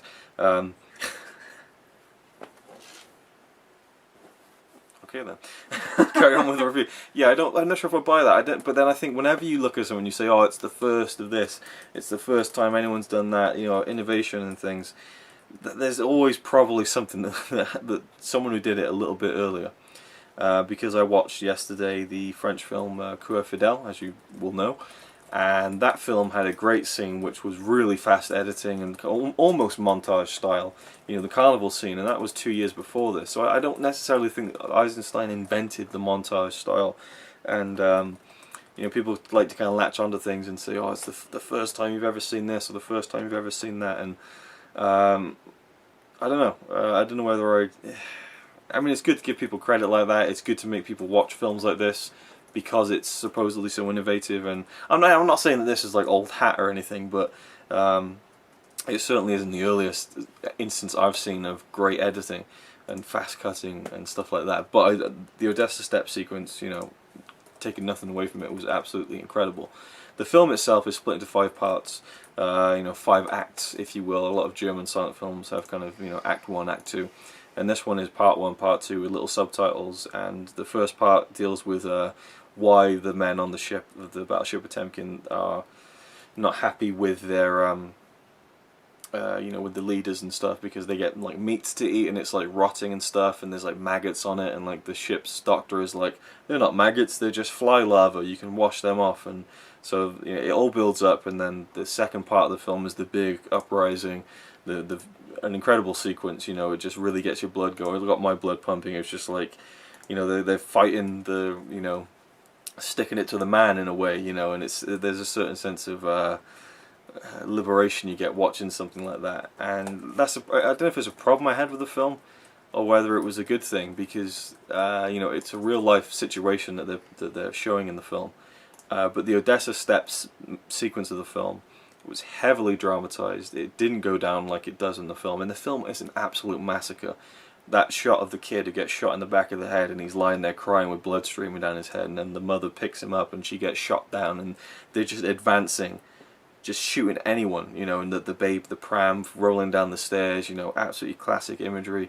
But you know, it's really overdone and heavy-handed to the point of, you know, communism is the way forward, and, you know, the revolution and things. And the film was made to kind of, for the time, I guess, to sway the public opinion of things. And I don't know the finer details of you know, why this film was made, whether Sergio Eisenstein was recruited by someone to make it, or whether that was his own thoughts he wanted to impose on someone else. I don't know. But for me, because this is a film that is 90 years old, it's hard to really get bogged down in the politics of it. And for me, I just watched it and kind of enjoyed it for just the story it was telling, even if it was stretching the truth and fictionalizing certain parts of history. I suppose it's probably a bit of an insult to the people who were killed during that kind of revolution in Odessa. Again, I'm not too sure about the finer details of what actually happened, but from what I understand, there was instances where people were shot, but not on the level that you see in the film. And then the ending of the film, again, I'm not sure kind of if that really happened or not, but for me, just viewing it as a film, I loved it. The editing was great, the direction was fantastic, the shots, the you know, again, just the Odessa step sequence, you have to kind of just marvel at, you know, just the sheer horror of it, you know, is incredible, and it's just a very striking, that's the word that I guess would kind of characterize this film for me, as striking. Visually, thematically, you know, it just deals with very heavy, I mean, I just loved seeing, you know, the big revolution happens, or the small but big, you know, the uprising on the ship happens, and one of the guys who kind of leads the uprising even says in one of the intertitles, and so the man who begun it was the man who was killed, and he's the one guy who gets shot by one of the officers, basically. And so all the sailors, they take his body to the Odessa harbor and they put him in a tent, and he's kind of settled, his body's lying there with it holding a candle, and there's a little note on him that says, you know, basically he died for the food, basically. It's hinting at, you know, it was all down to just the fact that they had rotting food and they wouldn't do anything about it, and all escalated, and he died because of it. And so his body is in the harbor, and just the locals start coming and looking at his body, and I just couldn't help but think, if this happened now, or, well, maybe not in kind of the Western world, but in some parts of the world, I could just imagine someone's dead body being there and no one really doing much. But all the people came down, and this huge congregation, these great scenes of just hundreds of people walking down to the harbour, and he becomes a martyr, and he becomes a catalyst for revolution, and people are so upset, and there's people crying in the harbour that this man has died because of what happened. And I just find it quite moving in a way, that just the thought of a society where when one person dies, it's enough to make others cry and want to do something for change and to lead a revolution. Again, I am kind of being hooked in by the propaganda of the film, I guess, in that instance, and it is, again, not really realistic. But I like to believe in a world like that in a way, so I kind of enjoyed that part of it, as sad as it was. But then you have the officers who were killed by, well, I don't know if they were killed, but they definitely were thrown off the ship, and they probably died, I guess. So again, it goes all in hand with murder and whether that's right or not, and I just think about all these things when I watch this film, and that's what I enjoyed about it. I know Thomas Pollock, a good friend of mine and YouTuber, said that he appreciates this film more than he enjoys it, and I can understand that, but I did actually really enjoy it. And by the end, that whole ending sequence, the build up to the potential fight between the ships and the battleship Potemkin, I was like on the edge of my seat. I mean, the music's just building and building and building. I believe this is the original score as well, which was really good. I always love it when it's the original score, and the music was great, and it really just built it up to like this unbelievable level. And then what happened was kind of, I liked the ending. And the last shot is incredible, where the ship comes up to the camera. That was, I don't know how they pulled that off, but it was really great. So yeah, as I said earlier, it's a little bit of a masterpiece, I think, but not for everyone. Definitely an important film in the history of cinema, just historically, in terms of propaganda, in terms of technique as well. I mean, I say that the editing, the fast cutting has been done before, but it is really done incredibly well in this film. The Odessa step sequence is just required viewing by any film fan, I think. Very, again, striking. So that's my thoughts on the film. I can't really think of anything else to say, and yeah, that's about it, and then we'll just carry on. I don't know what's going to happen next in this video, but definitely recommend it. I think Drifters is a documentary that is based on the sea, kind of. It's it doesn't really say on the back. I did read up a synopsis, but I think it's following some kind of some fishermen or something like that. So I don't really know how well it kind of fits in with Battleship Potemkin, other than the fact that it was double billed with it in the the UK release of the film. So there we go, the classic Russian propaganda film, Battleship Potemkin. Alright, this seems to be a running theme that isn't really planned, but for the third night in a row we're going to have dinner and watch a Buster Keaton film. Another one from the short film collection, and it is The Frozen North. So we're just going to have dinner, get on with it, and then talk about it afterwards, I guess. And today we have pasta bolognese, which is always really nice, and we haven't had it for a while, so I'm really looking forward to it, and continuing on with this collection, which I've only got a few films left that I haven't seen, so let's do it. Alright, we're done with The Frozen North. It was quite a short one for his shorts. They're usually around 20 to 23 minutes. This one was 17 minutes. Really felt like longer. Dinner was great, very spicy though, more spicy than usual. Had to go get some milk to counteract. I really liked it. I like spicy. I just needed some milk to kind of just settle it off a bit. The film itself, Frozen North, again, much like Daydreams, probably one of his weaker ones. Set in a snowy landscape, and it's just crazy from the get-go because I've never seen this before. He's the bad guy. The film opens, he tries to kind of stick up a whole bar and steal all their money, then he walks into a house and he just kills this man and his wife dead in cold blood.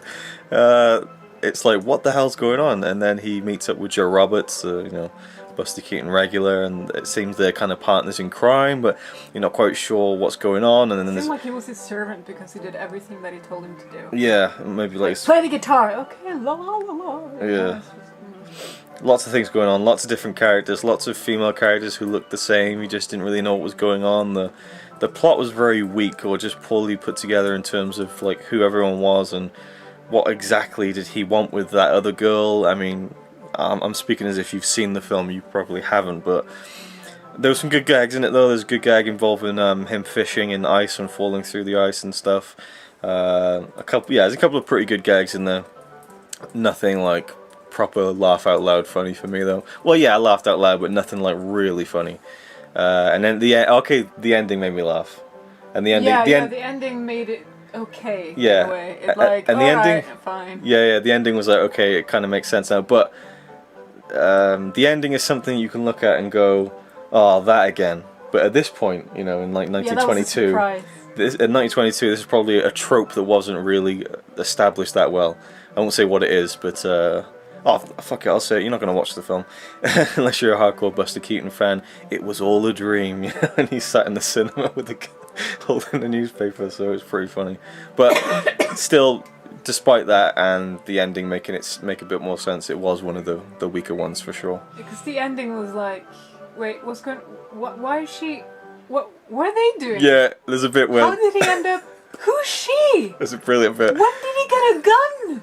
There's a brilliant Wait, bit. he had a gun, but was it the same one? It was very confusing. Yeah, like cracked me up when this woman it's just like. And they all look the same. All the women in all of Buster Keaton's movies look exactly the same. They have that 20s curly, short, dark brown hair, and they got that puckery, lippy lipstick thingy going on, and the same makeup, and they look the same in the fucking face. It's creepy. Yeah. Yeah. She's always like, oh, it's the same actress again. And I'm like, but this it's one actually had 4 women, and they all look very similar. They did look very similar. And she looks the same. The woman in Buster Keaton movies look the same in every movie. Yeah. There's, well, He's got his thing for mostly. brunettes. Anyway, well, clearly. What was I going to say? Yeah, there's a scuffle going on with like people in this house, and then another woman walks past the window and like looks in and is like, oh, what's going on there? And Connie's like, who's she? And then she pulls the gun out. Why's she got a gun? The confusion was off the charts on this one. And I will say, on the note of women in his films, there's an actress called Sybil Seeley, I think, and she's in 3 of his films. People call it like the trilogy that she's in, and I actually think she's probably the best leading woman in his films because she doesn't look like all the other ones. She has kind of similar hair, but like she has a more kind of natural face, if that makes sense. Like she's not made up as much, it seems. Which one are you talking about? She's in 1 Week, which is the one where they build a house together. You've seen that one. She looks the same. No, she definitely has more character to me. Every time I watch a movie, it's like her again. Every time. No, do you remember that scene where they build the house and then she's in the bath and then like she looks at the camera and she's like, oh, and she like puts her hand in front of the camera, really funny. But I think she's a lot better in terms of like acting and look than the other women in his films. Not that there's terrible ones, but she stands out to me as being a little bit more relatable than some of the other ones who do look very similar. When it comes to acting, maybe, but to me, they all look the same. Fair enough. Anyway, so that was that, and I don't know what I'll watch next. I'll get back to you. Alright, I've decided what film I'm going to go with next. This will be the last one of day 3, and it is the 8th film so far in Silent Movie Marathon 2, Phantom of the Opera, with Lon Chaney, the man of 1,000 faces. I haven't seen him in anything, but I know he's a very famous actor of the period, and this is supposed to be one of his best, the Phantom of the Opera, from 1925. There was a 1929 sound reissue version, but I think that's lost. And the Blu-ray has 12 minutes from that, but that's all that survived. Luckily, the 1925 black and white version is intact and presented here in high definition, though it says on the back here, wait, 1929, silent with music. I'm not sure what's going on here. So a special feature is the original 1925 version with newly commissioned piano accompaniment, and it's 103 minutes long. Yet, it says that the main feature is 91 minutes long, so I actually have no clue. Alright, let's just read the back here. New restoration, accompanied by Carl Davis's celebrated score, with a wealth of special features, including the 1925 version of the film, and a sequence from the sound reissue version. Was there 3 versions? I really don't know what's going on here. I'll just pop it on and I'll see what it is. I'll figure it out later, and then we'll get to my thoughts on it. Alright, I'm done with the Phantom of the Opera. One of the versions anyway. There's a bit of confusion there when I was about to watch it, and I'm still not too clued in as to what really is the right version to watch. Basically, from what I've gleaned, I've just spent about 10 minutes looking it up. This presents the 1929/1930 re-release of the film. So the film was made, came out in 1925, was directed by Rupert Julian, but he left the project shortly afterwards. I believe they got someone else to come in to finish it, or someone to come in and work on the re-release in 1929. And when it came out in 1929, it was a part sound version. I think they didn't get anyone to do the voice of Lon Chaney's character because he was under contract to another studio at that point. Lon Chaney is the guy who plays the Phantom himself. But they got I think they reshot parts of the film as well, and they rearranged things. There's different scenes and things, different ending. Or I think that they cut out one bit of the ending of the original 1925 version and just end with an earlier part of the ending, if that makes sense, in the 1929 version. So it's a different film actually. Because I saw that it said that it has the original 1925 version as a special feature on this Blu-ray, and it's like about 10, maybe 12 minutes longer. So I flipped through that, and unfortunately it wasn't in high definition, it was in standard definition on the Blu-ray. But like the intertitles were different, you know, there was a couple of different lines, one that was very crucial to me, to a certain character in the film, so I was a bit surprised that they changed the intertitles as well. And you know, the scenes looked a little bit different, a little bit longer, and different things going on. I mean, there's a lot of the same stuff, but they reshot a lot of things with the 2 lead actors, Norman Kerry, I believe, and Mary Philbin, who played like the couple in the film, Raoul and Christine. So the story is, well, is there anything else I can mention about well, yeah, I guess I can still talk. I'll just keep talking about the cuts. So the one I watched in high definition was the sound version, but without the sound, or the 1929 version, but it wasn't the sound version. It was a silent version with music. It's all very confusing, and they've restored it. It's a 2K restoration. There's some scenes that don't look as good as others, and in fact the screen is smaller. For the most part, it looks pretty damn good. But there's definitely some scenes where you can tell it isn't, you know, they're working with the best that they got basically. But a lot of it is tinted. A hell of a lot of the film is tinted, and it was gorgeous. And there's an amazing scene, the masquerade ball scene, where the Phantom is there, and then later on in that scene he's on top of the Paris Opera House with this flowing red cape, and the cape is coloured red, and it just looks awesome. Such a striking image. just a nightmarish vision of this character. And I still am none the wiser as to whether this colour tinting was used in the original release of the film in 1925, whether it was implemented in the 1929 version. I'm not too sure. I've read that 17 minutes of the film were originally tinted and coloured using a certain process. But what you see on the Blu-ray is basically computerized colorization. I don't know how I feel about that. And I'm not sure if other films that you see on Blu-ray have been digitally colorized in that sense to present the original look of the film. I really don't know. So if anyone out there knows more about the history of this film in terms of the versions and stuff, from what I've read on Wikipedia and IMDb, it's a bit hard to kind of differentiate what is the best version to watch. But I definitely would be interested in seeing the 1925 version just for the different cut. Basically, it is a different cut of the film. The original version, I mean, this one, the main one that's presented in high definition, does have stuff that was refilmed with the same actors 5 years later or 4 years later. So very interesting process, really, that they an idea that they did that. The sound films were coming into play in the late 20s, early 30s, so they decided to kind of redo it in sound. And there is on here as a special feature in high definition 12 minutes, reel 5, from the 1929 sound version of the film, and it's reel 5. And I had a look at that, but didn't watch all of it. So yeah. That's the the whole kind of what versions of the film there are and what you can watch and stuff. I know the American Blu-ray has 3 cuts of the film. I don't know if the transfers are different or what, but the film itself, I've never seen Phantom of the Opera in any way, shape or form, whether it's the Andrew Lloyd Webber musical, whether it's the original book, or whether it's the film adaptations, musicals, anything. This is my first experience with it, and I loved it. I thought it was amazing. I love the story. You have this mysterious phantom character who lurks within the Paris Opera House, and he's in love with Christine, this opera performer, and he kind of lures her into his spell, basically, and then she finds out what he really looks like, and he's what's underneath the mask, so to speak. And I liked where it kind of explained where he came from in a way, and it almost feels like it's ambiguous whether you take that or you take the more supernatural kind of thought towards it. But I really liked how the character was explained. It wasn't over-explained either. You can kind of make up your own mind and fill in the gaps with your imagination. And for me, the Phantom is presented here as the villain, as the dastardly, evil, Phantom of the Opera who must be stopped and killed at any costs. And I didn't quite view him that way. And I like villains that have lots of shades of grey and are not black and white, and he wasn't. And I kind of actually considered him.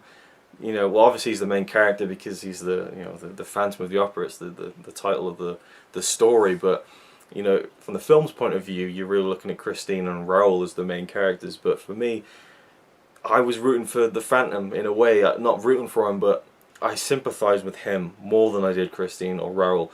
I mean, Raoul, actually, I did sympathise with him because he was just a simple guy who, he's in love with Christine. They're together, and at the beginning of the film, he says, "Let's go get married. You're a success at the opera now, so let's go and get married." And she's like, "Oh, let your love for me die. I'm going to stay here with my career." And we later find out that she's kind of entranced with the Phantom. She doesn't know he's the Phantom at this point, but she kind of comes across as a bit of a bitch, really. She casts aside her boyfriend for her career and for someone else, and then as soon as she finds out who the Phantom is, she gets very scared, and then she goes straight back to Raoul, and then they have like the love story back again, all happy family. But I didn't quite buy into that. I sympathised for Raoul because he just seemed like the nice guy who was in love with Christine. But the Phantom, as horrible as he was, I could see why he was the way he was, and that's something that's great in films.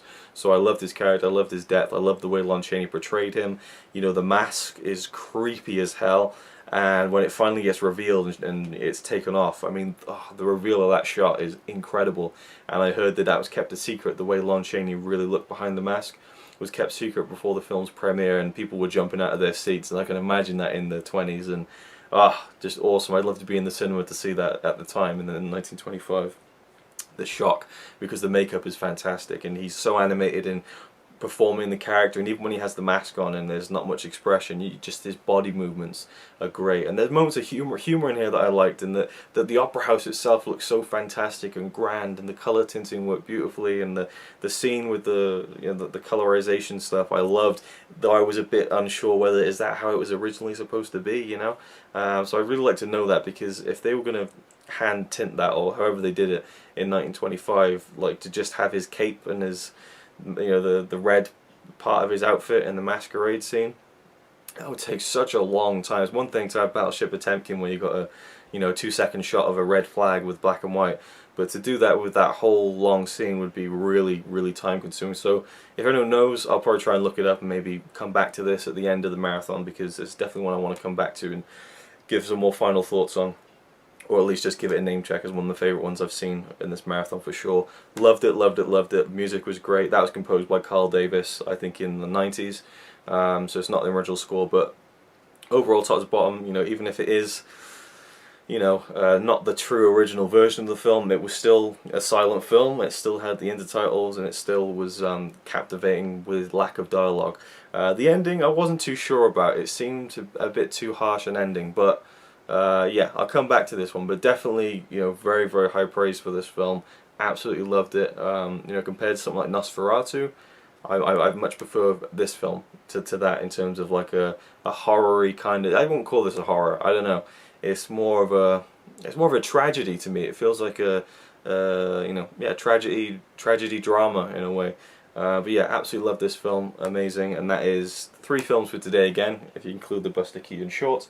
And I'm not sure when the 4th day will be. I might skip it a day tomorrow over the weekend or something like that, and see what happens, see how I'm feeling. I'll get back to the Silent Movie Marathon 2. Loving it so far, especially now that I'm getting to some real classics. I'm just absolutely loving this one, definitely included.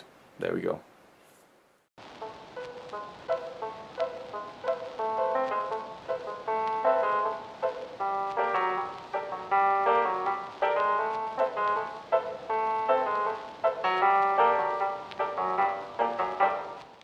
Well, it's day 4. I keep feeling the urge to say welcome back, even though this is all part of the same video. Or is it?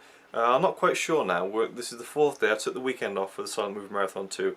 Back again here Monday, and I just feel like of all the footage I've filmed so far, covering 8 films, and there's probably another 20 to go, if not more, this video could end up being the longest I've ever done. And then I don't really think people want to see a video that's like 4, 5, maybe even 6 hours long. I mean, I just don't know where it's going to go, you know, because I get carried away with these films, and sometimes I can talk for 15 minutes about a certain film, and when you look at 20 films, if not more, that's when you start to get a bit of a problem. And so I think maybe I might kind of split this up, kind of you know, old school style, silent cinema style, into acts. You know, maybe like have a 1 hour act and then another 1 hour act, and then so people can kind of split them up, and it can be more of a series but seen as one big whole thing. I don't know. We'll see where it goes. See, I'm revealing the process to you right now. There is no real set vision in terms of that, because I wasn't really expecting this to go on for as long as it is going on already, and will go on even longer from this point forward. And it just feels like, well, what were you expecting, Luke? You've watched 8 films already into this Silent Movie Marathon 2, and the first Silent Movie Marathon had 8 films in it and was 2 hours long. So yeah, I should have just maybe done the math a little before I started this, but nonetheless, it's day 4. We're moving on to the 9th film. I believe it's the 9th film, and it's going to be Wings, another Eureka Massive Cinema release, and can't wait to check it out. I think I got this even like last year sometime, so this one I've been holding on to for almost a year, specifically for this marathon, and I'm really excited for it. Great front cover, love the artwork. Any wrestling fan might be tickled to know that the one of the leading man is called Charles Buddy Rogers. And there's a big sticker on here, well, not sticker, but a circle that says first ever Academy Award winner, 1927 to 1928 Best Picture. Now Sunrise, A Song to Humans, which I watched last year in the Silent Movie Marathon, also won an Oscar for Best Film. But it won an Oscar for Best Artistic Picture, and this one won Best Picture. and so this is really considered the true best film of 1927, and I was going to say 2007, of 1927, and the first ever film to win Best Picture. So it's very interesting, and I want to kind of compare the two in a way. And oh, I'm just having a look on the back here a second. 2 optional scores, one that has sound effects by Ben Burt. Okay, that's interesting. I'm not sure if I want a score with the sound effects. We'll just see where it goes. We'll see where it takes us. But yeah, it's a film that has... Well, I'll talk about it because I know stuff about the film. I'll talk about that in the review. Let's just get on with it. Give it a watch. It'll be the first kind of epic of the marathon, really. This one's 2.5 hours long. So time to dive right into it. Here we go. Wings. Okay, I just got done watching Wings about 2 hours ago. And yeah, it was pretty awesome. Really, really enjoyed it. It was directed by William A. Wellman. I've not heard of him before. And as I mentioned earlier as well, it was the winner of Best Picture at the Oscars at the first ever Academy Awards in 1928, I believe, maybe 1929, not sure when the ceremony was taking place, but it was for the years of 27 and 28 that it was counted, I think. And again, Sunrise, A Song of Two Humans won for Best Artistic Picture. And so that comes down to now, what do I think really deserved to be the Best Picture of 1927? This or Sunrise? I think this. I think Sunrise is better. I prefer Sunrise, but Sunrise is more of an artistic film in a way, and this one is much more mainstream. And so for that, you know, I kind of think that this probably does deserve a more all-encompassing win, and I think it sits very nicely as the first ever Best Picture winner for the Oscar. And I wonder if they knew back then how big the Oscars were going to be in the film industry, or whether it was even conceived to be that gold standard, no pun intended there, for the movie industry. Either way, very interesting nonetheless. But the film itself, I mean, what sold me on it, what really interested me, and I'm sure is what would interest modern audiences, in fact probably audiences at the time as well, were the flight sequences in this film. It is a World War I film. It is about the war, and it features many scenes of flight and, you know, dogfights, you know, planes flying through the skies, through the clouds, amidst the heavens, and firing at each other, and crashes and explosions, all sorts. And so it's kind of the selling point of the film, with these fantastic action sequences, and they really were breathtaking. They were stunning, they were jaw-dropping, and the real cool thing is that the 2 lead men in this film, the actors were taught to fly the planes, and so they did it for real. You know, you have the camera on the front of the nose of the plane, looking at the actor as he's driving the plane, or flying the plane, piloting the plane, and you see all the clouds in the background, you see the other planes, and it's just, it is unbelievable. You know, it has such an air of realism about it that it's hard to believe in a way. It feels otherworldly, like they can't have done that for real, surely. And by doing that, they make other scenes which I could tell weren't real feel more real. And then there's some bits I just had no, like, how did they do that? How did they do that? I'm sure that some of the scenes they had a back projector or something, because it would have been too dangerous. But then again, maybe they did, and I like that I don't quite know. You know, like there's some scenes where like someone's flying the plane through the sky, and then he gets killed, and he just flops at the controls, and then the plane just goes nosediving up or downwards, and the background starts spinning, and it's like, did they just do that for real? Did they just, you know, no pun intended, wing it? I don't know, but it was just a spectacle, and that's what I was, you know, hoping to get out of it. That's what I got out of it, but I wasn't sure about the story or the characters, where that would take me. And it took me to a pretty interesting place. I thought the characters were great. I loved the story. I loved the setup. There's kind of, well, not really 4 main characters, but there's 3 main characters, but 4 that are key to the story. We have Sylvia Lewis, which is my mum's name, so that was very interesting to see at the beginning of the film. Sylvia Lewis, the girl from the city. There's Sylvia Lewis, who's this girl who comes in from the city, and our main characters live in kind of a small town, I guess. And then there's David, I forget his second name, David, who is who's kind of the richest kind of lad in the town. David is played by Richard Arlen. And then we have Jack Powell, played by Charles Buddy Rogers. Jack Powell is kind of the dreamer. You know, the film opens, he's like on his back looking up, almost like Boyhood in a way. That shot where he's looking up at the skies and dreaming of flying, and he strips down his car and he calls it the Shooting Star. And you know, again, dreams of being a pilot, and he goes on to be a pilot in World War I.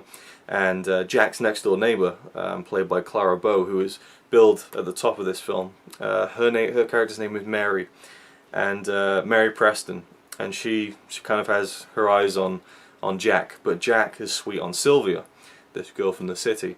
But so is David, and David, the rich boy, the privileged boy with the silver spoon in his mouth, he is also sweet on Sylvia. And Sylvia likes David, so they're a good match.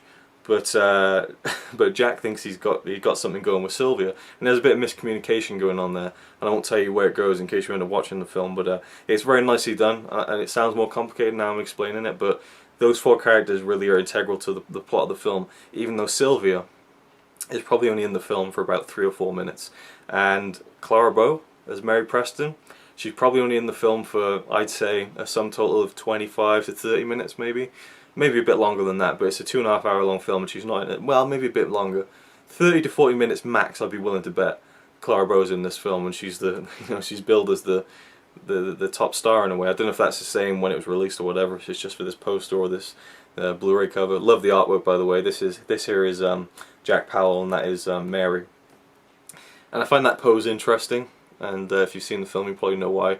But yeah, so it's a very simple kind of setup to a love story, and the guy who plays Jack is great. The guy who plays David, Richard Arlen, was incredible. I loved him in this movie. And what I loved, I don't know if it was intentional or not, was the fact that David, the privileged boy, the one who the girl wanted, Sylvia, he was my favourite character, and he's kind of the one that you would not like typically in a film, because he is that privileged boy who's got a chip on his shoulder and thinks the world owes him something. And then Jack is the one who you root for and you like him. He's the everyman who just wants to go out there and get it, and he goes out there and he becomes the hero and that kind of thing. And I found him really unlikable throughout the first half of the film. And there is a great arc to Jack's character. He grows up throughout the film, and it's kind of about, I guess, how people do grow up, or did and do, I guess, in wars in general. But World War I, you had these kids going out there to battle. I think Mary says it at one point. He's just a boy. He doesn't know what he's doing. And so there's a great, emotional arc for Jack, and a growing up and a coming of age through, the horrors of war, basically. So I loved his arc, but at the beginning I found him to be the opposite of what the archetype of that character is, which is likable. I was rooting for David, because David, from everything I saw, he liked Sylvia, she liked him, and he wasn't a bad guy. He really wasn't. He wasn't pretentious. He wasn't up himself. He was just a nice guy, and kind of his status in a way kind of put him against Jack. They locked horns in a way. So they both go off to cadet school, and they go off to to be in World War, basically in World War I, and fight in France. And I don't know too much about World War I or anything like that, but I found it utterly gripping. I loved all the stuff, from the training to going out there to France to the battles and stuff, and the whole story, where the story went. I'll just turn my phone on silent so I don't get distracted yet again. Let's see who it's from. Anyone we know in the YouTube community? No, it's not. Anyway, yeah. What else can I say? Well, there's loads I can say, really. I mean, I loved the cinematography was incredible. There's a great shot early on in the film where it's just David and Sylvia on this kind of swing, and they're both swinging, and the camera's on the swing, and it was just a really dynamic shot. And as they kind of go up and they obscure the view of the background, and then they come back down and you can see the background, like ever so slowly, Jack comes into view in his car. It's a really nice reveal of his character. Well, not reveal of his character, we've already seen him, but reveal of his character into that scene. That was a great little dynamic moment. There's just the way the camera moves is very much ahead of its time. I remember seeing the way Fritz Lang filmed M in 1931 and thinking, wow, the movement of the camera is so dynamic. But here's 1927. And again, the same thing can be said of Sunrise as well. Just the smoothness of the way the camera moves sometimes. The shots are ahead of their time in a way. And just the way the camera is used to tell the story is great. And of course you got all the flying scenes, which are I just think, how did they do that back then? They got these all these classic World War I planes flying in the air, spinning out of control. I mean, I don't know how they did it. When they fire the guns, the bullets, or they look like little laser beams actually, kind of tinted onto the print. I don't know if that was. Surely it must be an original they tinted it at the time by hand, I guess, frame by frame. When planes go down, the flames are kind of hand tinted to give it that burst of colour amidst all the, well, not even the black and white, because I think the whole film is tinted in some way, and it's not like you see in some films where it's really just kind of subtle tinting. Although at night you do get the kind of quite stark blue tint, but the film looked amazing on Blu-ray, absolutely incredible. I loved just the restoration, and it's a shame because I've read that the restoration for this still hasn't kind of paid off for Paramount, I think, which is a real shame, which means more restorations like this may not happen in the future. Though I could have read an article that's out of date and a couple of years old, I'm not too sure, but it'd be a shame if that was the case, because I just love seeing films like this brought back to their full and former glory, and for a whole new generation almost 100 years later to enjoy and appreciate. Now, if you don't want to know any spoilers about this, I don't know, try and skip ahead the video maybe, but basically David and Jack, they become friends, you know, and it's a great scene where they're in training and they're fighting, everyone's boxing, and again, a very unlikable thing, Jack just beats the shit out of David and he bloodies him up, and David's just like, come on, let's keep going, and they just end up laughing and like embracing and walking off like, bloody hell, you know, just like that's, you know, that was a fight, you know, and then they just become friends, and it was really cool. I liked that, it got to me in a way. And you know, it was kind of like the only way Jack could lower his kind of alpha male defenses to someone like David was to just see that he, you know, had something more in him. But I love that dynamic between the two and how their relationship changed, how they became best friends, and it's almost like Top Gun in a way. I've never seen Top Gun, but you know, you have these two best friends now and they have their own little things they say to each other. Like they'll get in the planes and David will say all set, and Jack will say okay, and then they fly off and they're brothers in arms, and then that comes into play later on in an emotional way that I really wasn't expecting. And again, this could maybe go into spoiler territory. I won't give away like the big kind of plot points, but for me, the love story in the film was between David and Jack. You know, that was it. That, you know, they have a scene at the end which is very emotional, and it got to me, and I didn't expect that. You know, I was very drawn into the film. Quite a few scenes where I was really invested in what was happening. I was on the edge of my seat literally, and you know. But the ending, I was just like, wow, it got me, you know. Very, very emotional. You know, I mean, not like ridiculous, but like, you know, it touched a nerve there. And it's a melodrama, but it didn't go too far for me. I felt like it was just right, and I just really, really liked it. There's maybe a bit between the kind of the storyline between Jack and Mary that I thought, you know, could have been dealt with a little bit better. But I guess it's more things left unsaid, which isn't necessarily a bad thing. So maybe if I watch it again, I'd probably enjoy that part even more. I did enjoy it. I just thought maybe a couple of lines more, maybe, I don't know. But overall, it was a fantastic film. Loved it, loved it. The war scenes are just harrowing. I mean, there's a few bits where you see some of the soldiers and they're not really falling over properly. They look a bit staged, but there's some that just really just like, they just jolt you into the action like shit, you know, and it just really makes you think like how lucky we are to not have to go through what that generation did. It gives you a whole new appreciation. For me, it does anyway. Even though this is fictionalized war, it just puts you in there. And I'm sure you could watch documentaries that will have an even greater effect in terms of that. But for me, you know, I love films and I watch films more than I do documentaries, and so I think it's a great way for the medium of film to inform future generations and to make them aware of stuff that happened. I think films like this are very important, and it's an entertaining film that has A, a message to it, and B, it educates you on the history of things that happened. I mean, again, I'm not even saying that this is like historically accurate to exactly what happened in World War I, but just showing you that war ruins lives. End of. It's a simple message, but it is told starkly, without kind of holding back, and yet it's a really entertaining film. There's lots of funny moments here. The humour is great. It's almost ahead of its time in that way, I thought. Just really funny little beats. Clara Bow was fantastic as Mary. She's so funny in the role, just a real kind of a klutz really, and she was just fantastic. And there's great scenes in the film. The scene in Paris is brilliant when Jack is on leave and Mary goes to meet him and stuff, and all of the hijinks that goes on. And then the battle scenes, you know, the scope is incredible, and the way it's put together is fantastic. I definitely call this one of my favourite war films now. And the characters, again, just brilliant. The relationship between Jack and David, I have to say, is probably one of my favourite kind of buddy relationships in film. I absolutely loved that whole part of it. It was brilliant. Now the score.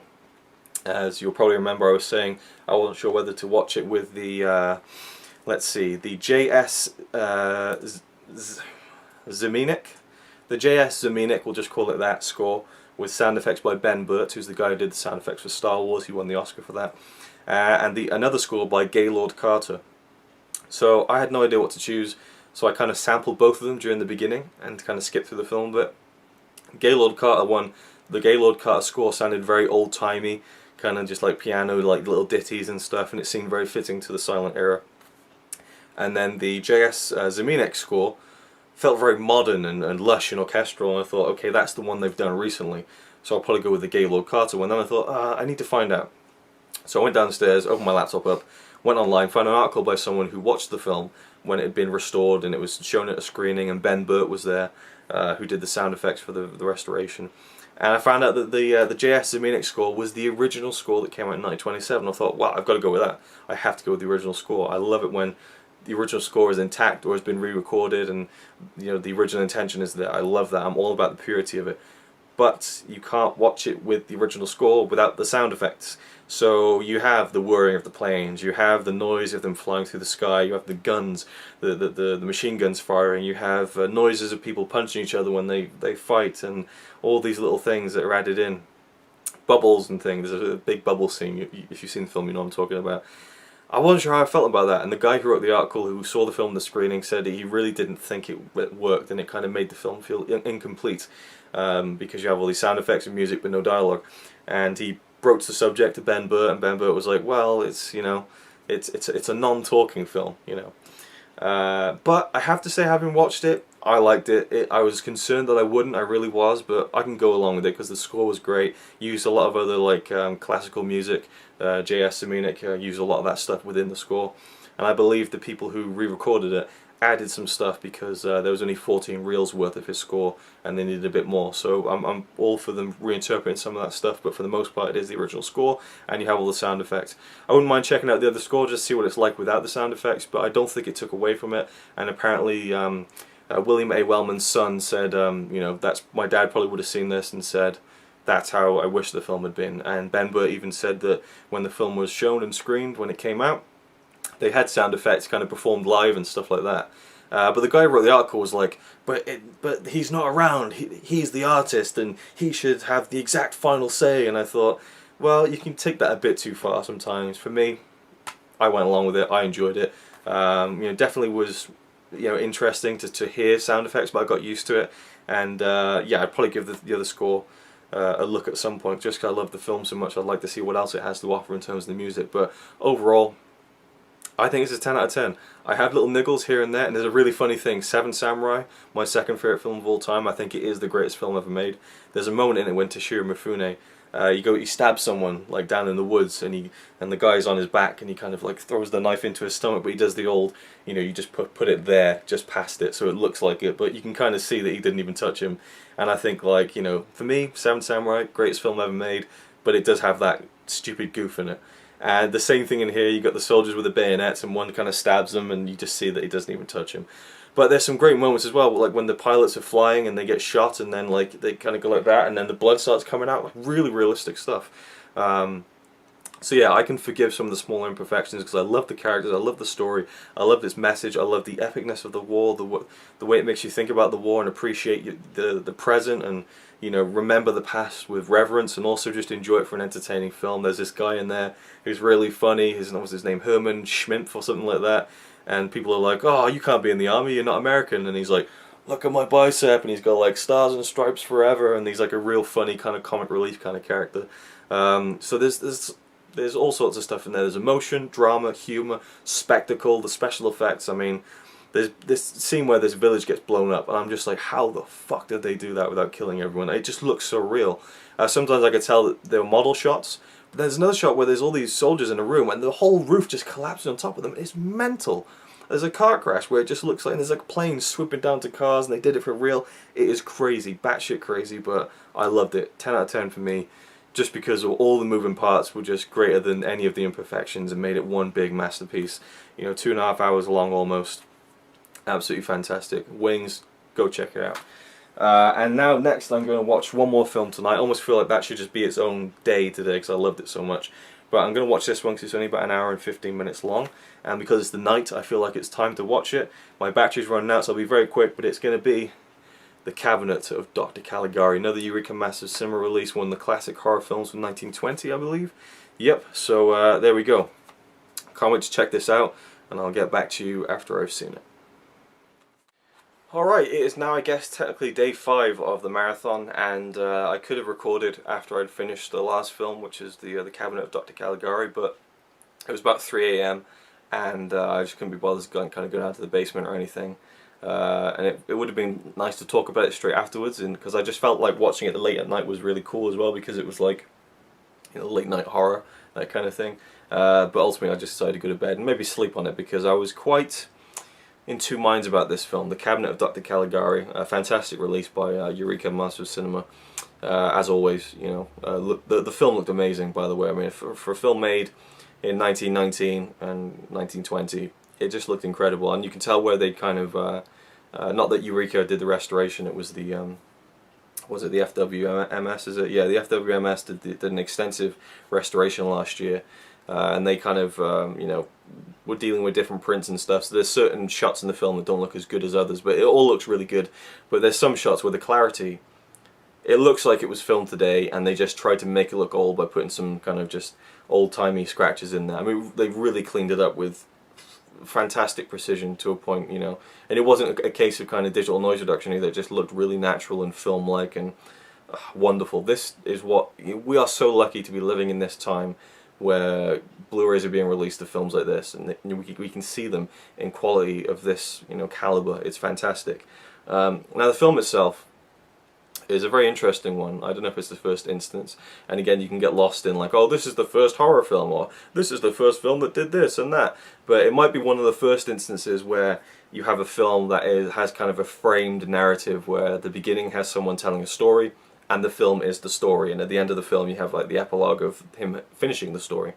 And so you have this man, I forget his name now, there's a guy called Alan in the film, I know that much. I forget the main character's name though, damn. So there's a main, oh here we go, no. Caesar, we'll call him Caesar, I don't know if that's how you pronounce the name, but the creepy guy on the front end is called Caesar. We'll call him Caesar, it's not spelt like Caesar, but Caesar, I don't know, we'll just say Caesar for now, who cares. But there's a guy, just a normal guy, and he's telling the story of how something bad happened, and it goes to this German town, and there's a guy called Dr. Caligari who turns up in the town. Crazy guy with white hair and glasses, and you know, dirty face, and very you know, stark characteristics and in the way he performed it, and very over the top, and you know, just really brilliant performance by the guy who played Dr. Caligari. And he comes into town and he's got a little sideshow attraction. He's trying to get people from the village to come and see, and it's this what does he call it, the somnambulist. I have no idea what that means, but basically this guy who's been asleep for 23 years, and he's got him in a coffin, the guy here. And so he opens a coffin, and the guy comes out and he opens his eyes, and this incredible striking sequence, and he says that the somnambulist can tell you the future. Ask him anything you want, because he can see the past and the future at the same time, kind of thing. And so we got this creepy character, and then these murders start happening in the town, and so everyone kind of thinks, well, maybe it's this guy. But then it turns out Dr. Caligari has kind of an alibi for it, and like the plot gets muddled, and not muddled like in terms of bad, but like, you know, you're not quite the people in the story are not quite sure what's going on. You know, is it him? Is it someone else? I mean, what's going on? Are we, you know, taking his creepiness too far and thinking maybe, you know, well, it doesn't really go into that. But the main character, his friend Alan, I remember his friend's name, Alan. He asks Caesar, you know, when will I die? And Caesar says, you know, at dawn, you know, tomorrow. And he's like, oh my god. And then he's like, oh, it's just all a bit of fun, bit of show. And then he dies, he gets murdered in the morning. And so Alan's friend, the main character, the guy who's at the beginning of the movie telling someone else the whole story, he's trying to find out who did it, and he's kind of suspecting this Caesar character, because he predicted the death, kind of thing. And he's trying to figure out what's going on with Caligari, and the film's split into 6 acts. I don't know if it needed to be split into acts, because this is a film that's only an hour and 17 minutes long. You know, you have the big epics like Die Nibelungen that's like 5 hours long, and that needs to be split into acts. But you know, 6 acts, and They just start and end and just keep going. I mean, they didn't really need to be there. The intertitles in this are really interesting because they're all stylized in like, I guess you could say, if you look at the text on the front of the cover that says the film's title, Das Cabinet des Dr. Caligari, that's the font basically of all the intertitles, and they have these weird abstract shapes on the black. And there's even, the first time I've ever seen it in silent film, scrolling text. They'd have really long lines of dialogue that slowly the camera pans down. There's a scrolling effect. There's a lot of dialogue on this film. It really is. You could probably take the intertitles out and it'd be probably like 45 minutes long. There's so many intertitles and so much dialogue going on. And then, of course, the most famous thing about this film is the way it looks, the sets. The sets were cheaply made, and they are the light is painted into the scenes. You have these sharp angles, just like sharp black points painted onto the walls and the floors and going up at angles, and the buildings are crooked. It really is the purest form of German expressionism I've ever seen. I mean, I've seen bits of it in films like Sunrise and Dr. Mabuse the Gambler and Metropolis, I guess, in a way maybe, but this is just absolutely wall to wall just weirdness. I mean, it is really unsettling to watch. It makes you feel uncomfortable. You can't get a grounding, a footing in this village and in the location. I mean, they go to this, like, the town kind of the people who run the town, like, they have a building where they're kind of, Dr. Caligari turns up, he needs a permit to kind of show off Caesar, and he goes into this little, this building, but it's just like a little room, and it's so claustrophobic, and it just made me feel uncomfortable, and in that sense, I think it really worked. And I was thinking about it last night, just lying in bed thinking, what makes a great film? This is hailed as a masterpiece. Should I see it as a masterpiece? I don't know, and I feel like, really, I whittled it down to 5 things. There are 5 things I judge a film for in terms of how good it is, whether it's a masterpiece or not, whether it's crap. And let me try and remember it, because I was just thinking about it in my head last night in bed. I'm a poet and I don't even know it. 1, characters. Are the characters interesting and 3-dimensional? 2, the story. Where do the characters go? Is the story good and interesting and makes you think about whatever? The direction, the way that the film is presented and shot and all that kind of stuff, and how that works into the overall thing of the film. Then the music, how does that play into it, I think is another thing that's really important. And I think the 5th one was atmosphere. And the atmosphere can be, dictated by the performances or by the music, and maybe that's not the best 5 things to go for, because performances really matter too. So I guess characters / performances, the story, the direction, the music, and the atmosphere, the cinematography and stuff. I don't know. Maybe it's a weak basis for judging a film, but for this, the characters not that great. They're one-dimensional. The main character is just going around trying to find out what's happened, and just like, did he do it? What about this guy? Okay, I need to do this. I need to, Dr. Caligari had a lot of dimensions to him as you find out more about him towards the end, I guess. Caesar has really no dimensions to him at all, but the atmosphere of his character is incredible. And the guy who played him, Conrad Veidt, I don't know how you pronounce that, had a huge career. I mean, this was probably his first iconic role. Then he went on to do The Man Who Laughs, which if you've seen that classic picture of a silent actor who has that big grin that looks exactly like the Joker, that's him. That's the guy who plays the somnambulist in Dr. Caligari. And he also was in Casablanca. He transitioned over to Hollywood, but he's great in the film. Very just creepy performance, yeah, I really enjoyed his performance in terms of how uncomfortable it made me, and just the lighting and the tinting, the way the colours work, and the sets. At times I'd see the actors' feet kind of running along the sets, and you see the set kind of go down a bit because it's so cheap, and that took me out of it. I have to say, it took me out of it a little bit, just a little bit. And some of the way that the lighting was painted on really worked, and was like, wow, that's a great effect, a great illusion. But at other times it just didn't, and I wasn't sure what to make of it. So, but overall, I think it really worked for me. Now, I'm going back. I think I kind of messed the 5 things, right? Characters, story, direction, atmosphere, emotion. That was it. Right, okay, I've got it. Characters, are the characters interesting, and the people who perform them, the acting. 2, the story, the script, and the way the story goes. 3, the direction, from the cinematography and the way that the film is shot. 4, the atmosphere in terms of the music and the way it looks. And 5, emotion. What emotion does it evoke out of me? That's what it was. I should write that down. It works for me. I think it's a sound, 5 points that make a film good or not. And the emotion that I got out of this. And I usually think of a film like, is a film great because it makes me, emotional in terms of like sad, or, does it make me happy? Does it make me laugh? And this film didn't make me happy. It didn't make me sad. It didn't make me laugh. But this film made me feel uncomfortable. And sometimes I undervalue that the way that emotion can be conveyed to a viewer, I guess, because there's not many films that do make. Well, I guess there's films that just gross out, like Saw and stuff like that. That just make me feel uncomfortable, and it's not in a good way. This was a good way. This unsettled me. There was a point in the film just halfway through where I was just like, it just weirds me out. Like, I don't like it. Like, I don't like the way I'm feeling right now. It's chilling. And it's just really weird. It's just bizarre. It's so bizarre, and the bizarreness makes you feel, again, unsettled, disturbed, whatever. I'm just recycling words at this point, but I think in that sense it really does work, and it's very original, And I think the thing that kind of brought me around, because the whole film I was like, this is good, I'm enjoying it, it looks great, I feel a bit uncomfortable, I think I like the way they filmed it in a way, but I don't know. Well, actually, I don't know. I wouldn't say the direction is that great. There's just static shots of the sets. I mean, the sets do the talking in the film. The direction, I guess, really is more focused on the, what's happening, the moving parts, I guess. The camera doesn't really move, for just static all the time. But I like the way that, like, the shots would kind of transition. There's some cool transitions where you'd have, say, a character up here, and then, like, there'd be a circle, and then the rest of the screen's black, and then the circle closes on them, and then another one opens down here into another scene, and then it closes down again, it comes back out, and it's kind of like different perspectives and stuff. I like that.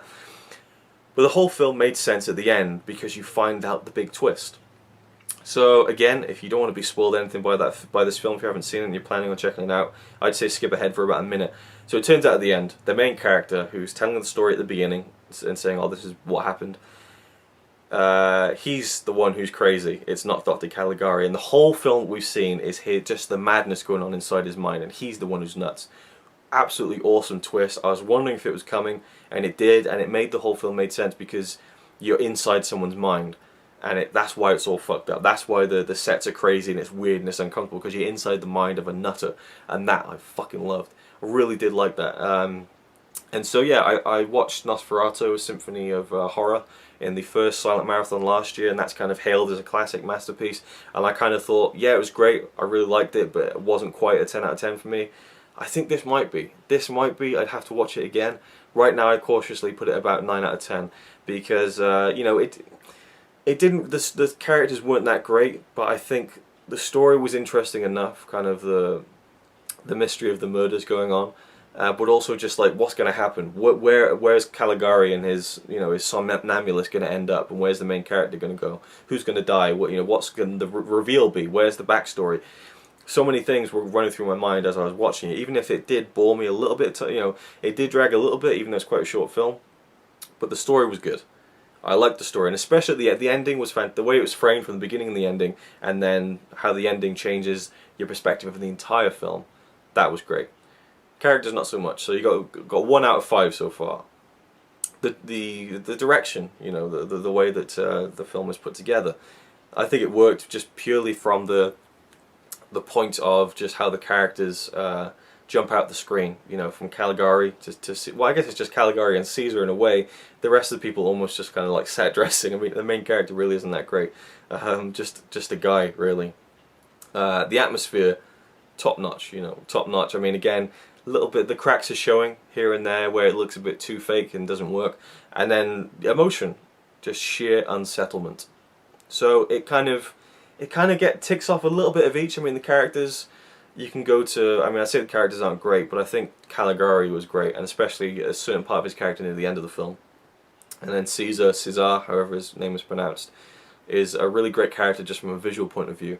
So it has little bits of everything, and some bits don't work, but overall a 9 out of 10 for now, I think. And if I watch it again, maybe I can kind of appreciate it. Just the raw singular vision of, let's just make something really weird and really out there and really unique and original, which it definitely is. And I don't know whether this kick-started the German Expressionism era, but it definitely defines it.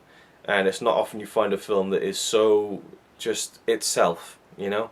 The skewed perspectives, the warped sets and walls and lights, you know. As I was saying earlier on in the whole marathon, Cour Fidèle, directed by Jean Epstein, when he said in the booklet of the Blu-ray that he thinks that this film is kind of, you know, style and no substance, and just it's kind of lazy to just kind of paint on the lighting and things like that. I don't know if maybe I agree, but I think there's something to be said about a film like this that can be just almost told I mean, that's the thing, because it's told visually just through the characters like Caligari and Caesar, where they're just like, they pop out of the screen from the way they act and the way they look, and it's, you know, it's weird. But then there is loads of dialogue, so I don't know. It's hard to quantify this one really, because it is so just itself. So that's all I'm going to say on it. Directed by Robert Wiener. Let me just see if I got the pronunciation correct. I did have a look on Google Translate.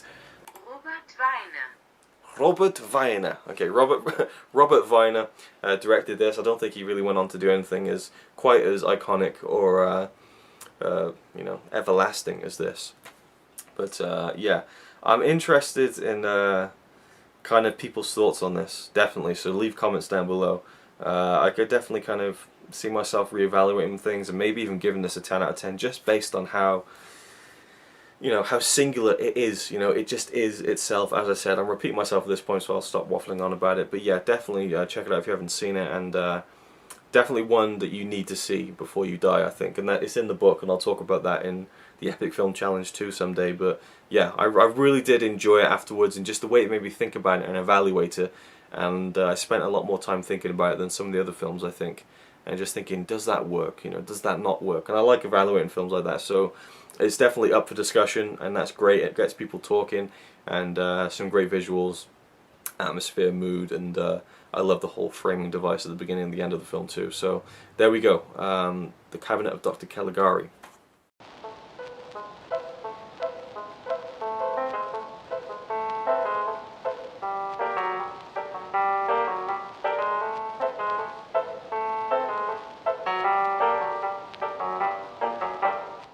Alright, after much deliberation, I've decided what the next film 11 will be in the Silent Movie Marathon 2, and it's one from this double pack that I picked up. I mean, they're all picked up specifically for the marathon, but this one is, I think, one of the last ones I got a couple of weeks ago. I only found out about these two films recently as well. Just to let you know, I mean, I follow this thread on Blu-ray.com, the forums, called Silent Films on Blu-ray. It's his whole post about all the silent films that are available on Blu-ray, and it's fairly up to date. There's some that aren't on there, but most of them are. And I've always seen these on there, and I assumed from their covers that they were like modern day documentaries about, you know, the South Pole or the North Pole and Mount Everest, and I just assumed they were just like, you know, just silent documentary films from modern day. But no, these are silent documentary films from back in the silent era. And I'll get into these in more detail coming up. I was thinking about double billing these, but there's one that I think is going to be a lot more interesting, and that's The Great White Silence. So the one I'm going to go... No, that's The Epic of Everest. The Great White Silence is the one that interests me more than The Epic of Everest, but I'm going to go The Epic of Everest first, so that's going to be the first one I'll watch. And I managed to get this really for a good price, because you get this nice out-of-slip box, which I'm not too interested in. Ordered it from Zavvi. I knew they'd send it in a jiffy bag, and so I thought this might get dented, but I wouldn't really care, because basically you get both releases on the inside, which you can buy separately, and they're exactly the same as the normal editions, only you can buy these for about 10 to 12, 13 pounds each on Amazon or Zavvi. But you get the double pack from Zavvi and it's like £13, and then if you always make a new account for Zavvi and use the welcome discount, I got this for like under £12, something like that, so I got both of them for like £6 each, something like that, so it's a great deal, and I can't wait to watch both of them. But I'm going to go with The Epic of Everest first, because I'll get to why I think The Great White Silence sounds a lot more interesting when I get to that film.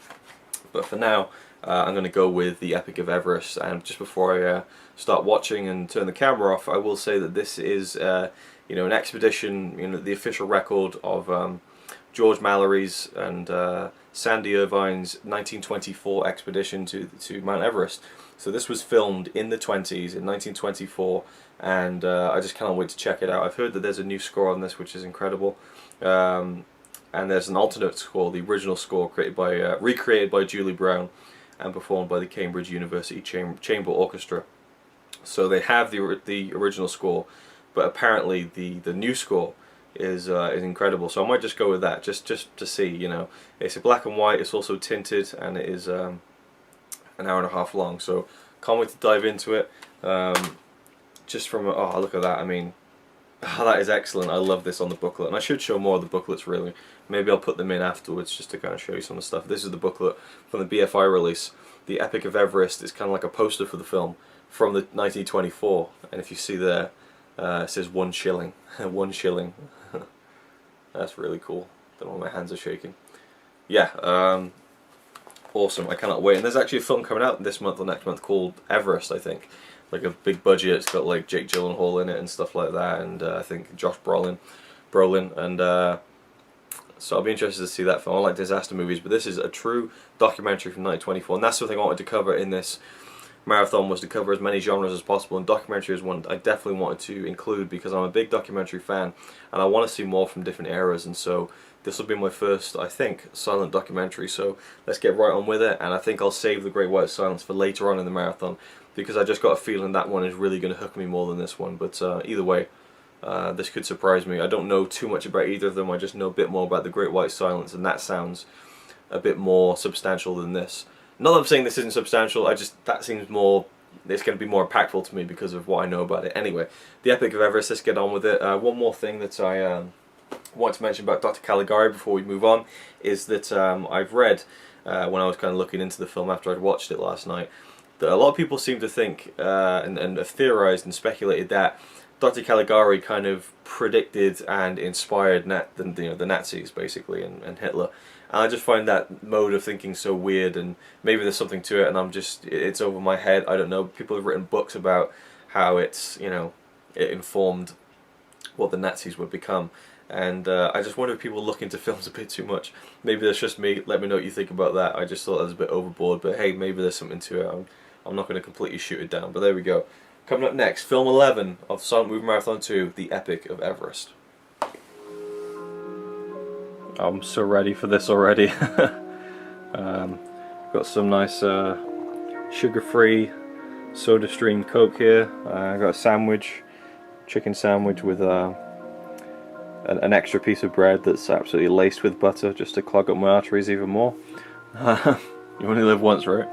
But yeah, I feel like I shortchanged this film in the previous part of the video. The reason I'm a lot more interested in The Great White Silence here is because The Epic of Everest is a 1924 film that records the 1924 expedition, whereas The Great White Silence is a 1924 film that records the 1910, 1911, and 1912 expedition to the South Pole. So this footage that is well over 100 years old, and I guess just the fact that it's 10 years older than the Epic of Everest makes it even more of a intriguing thing to me. But I mean, just looking at some of the shots of the menu of the Epic of Everest, I cannot wait. I mean, Everest has always really intrigued me and scared me and fascinated me, and so yeah, I'm looking forward to it. This is actually probably the first proper film I've seen about it. I'm sure there's plenty of documentaries about Everest, but this will be my first time actually seeing one, and it's the first one pretty much. So yeah, I'm going to carry on watching this. Well, not carry on, I'm going to start watching this even, when we're talking about. Got another video rendering there on the side. And yeah, this is going to be cool. Just look at that. Unbelievable. It doesn't look real, you know, and just imagine the people at the time seeing this, you know, before the age of the internet and before the age of TV, and only just seeing it in pictures, if that, you know. Crazy. Right, let's get on with it, and then I'll reconvene my thoughts later on. Alright, I finished watching The Epic of Everest a few hours ago, and I believe this is actually Ryan Chataway's favourite film of all time, The Epic of Everest. I'm not too sure about that might be unconfirmed. Anyway, really interesting film. The earliest documentary I've now seen, and of course I said earlier, I think I said that this is of course the first documentary about Everest, and I think there was another one before that in 1922, so just goes to show you should never say it's the first of anything, because you'll almost always be proven wrong.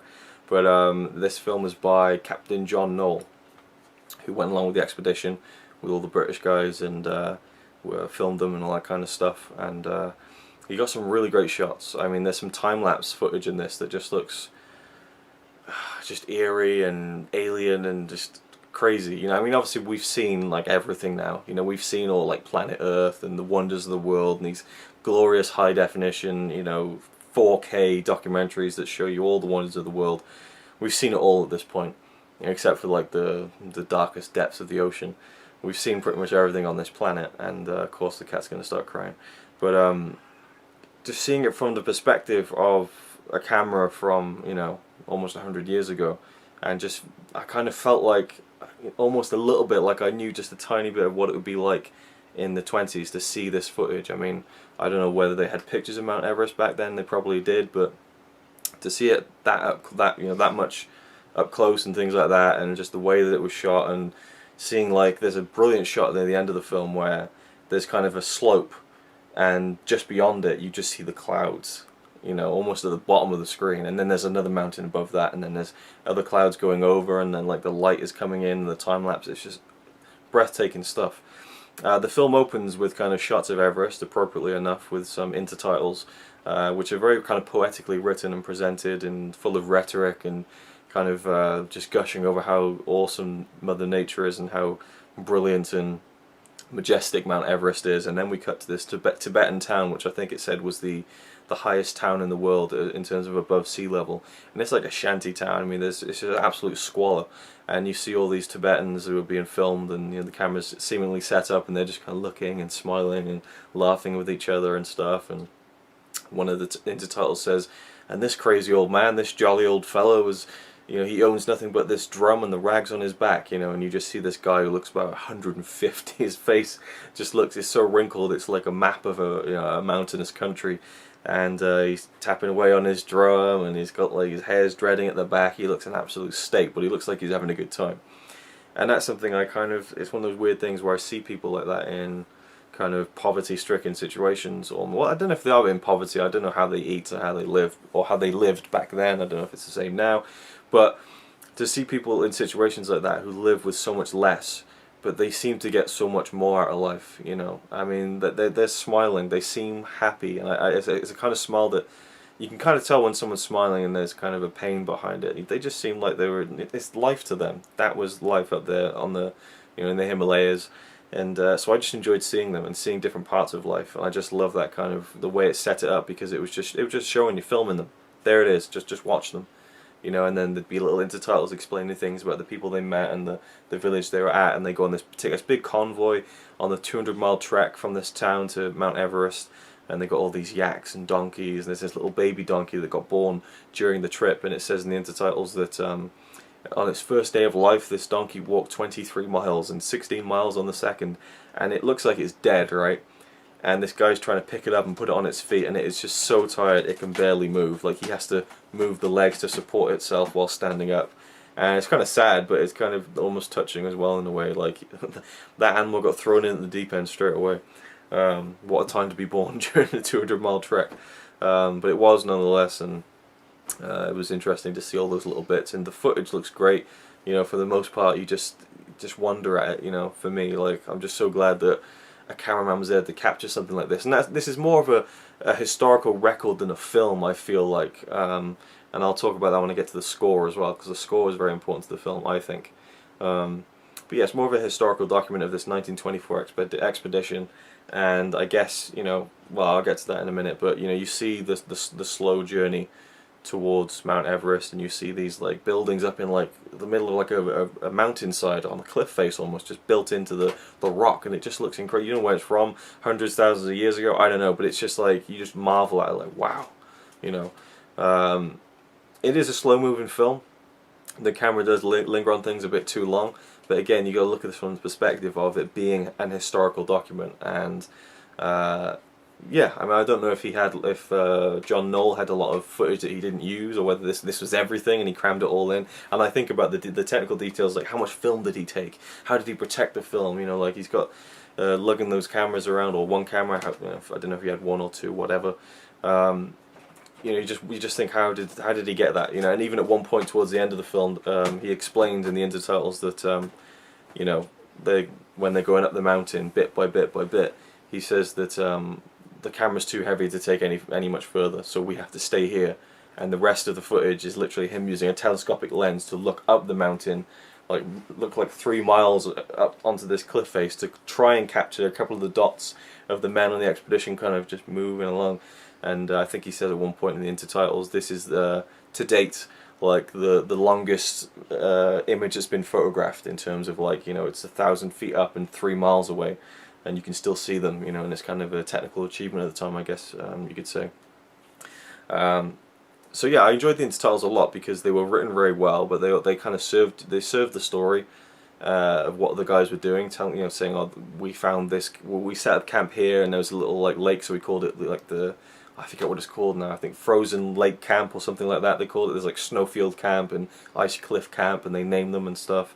But then you just see it as well. You'll just drop in just, you know, just great shots of them walking through like these towers of ice through the mountain. I mean, it's just, yeah, at some points I actually thought, it's fake, it just looks fake, you know? And I can't imagine, again, what it would have been like in 1924 to see these images. Just incredible. And the main part of this film is that 2 people died. Actually, a couple of other people died, actually, due to frostbite and just the conditions up there. But there's also, the main kind of thing, I guess, is that the mystery of George Mallory and Sandy Irvine. Now, George Mallory was in his 30s, his late 30s, but Sandy Irvine was in his early 20s, and they both went up to attempt to get to the summit of Mount Everest, and they were about 800 feet away, and they didn't come back down, and no one knows what happened to them. They went to try and find them, but they couldn't find them anywhere, basically. So it's been a source of controversy over the past 90 years or so, whether or not they even reached the summit. Maybe they did, maybe they didn't, maybe they fell, maybe they just died of frostbite. Well, 75 years later, they found George Mallory's body, frozen. Absolutely mental, absolutely mental. Can you imagine that? Someone dying, and their body is found, you know, 3/4 of a century after they died.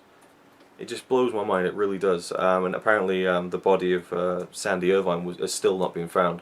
So very haunting stuff, really.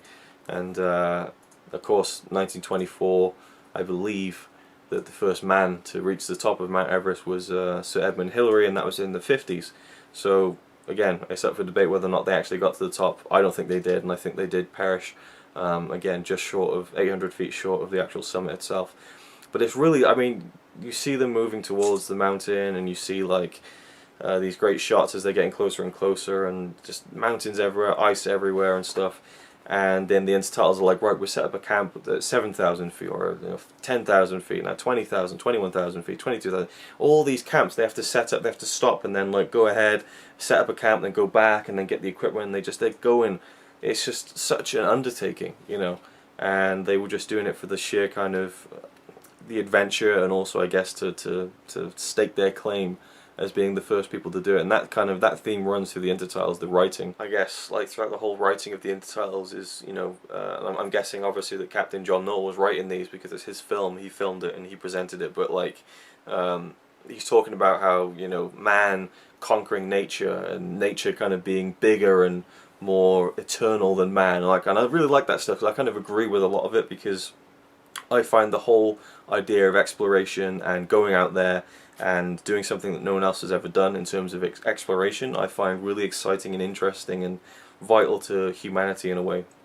And I guess the next big step for us is Mars, you know. And then after that, I mean, it's almost impossible to imagine anything else. Like, what, one of Jupiter's moons? I mean, I don't know. It just keeps going on. It got to the point where we went to the moon. We went to the moon, you know. That is just ridiculous. But I just think of those people back in like hundreds of years ago, when no one really knew what the whole world was, or where everything was, and finding the new countries and new ground and new places.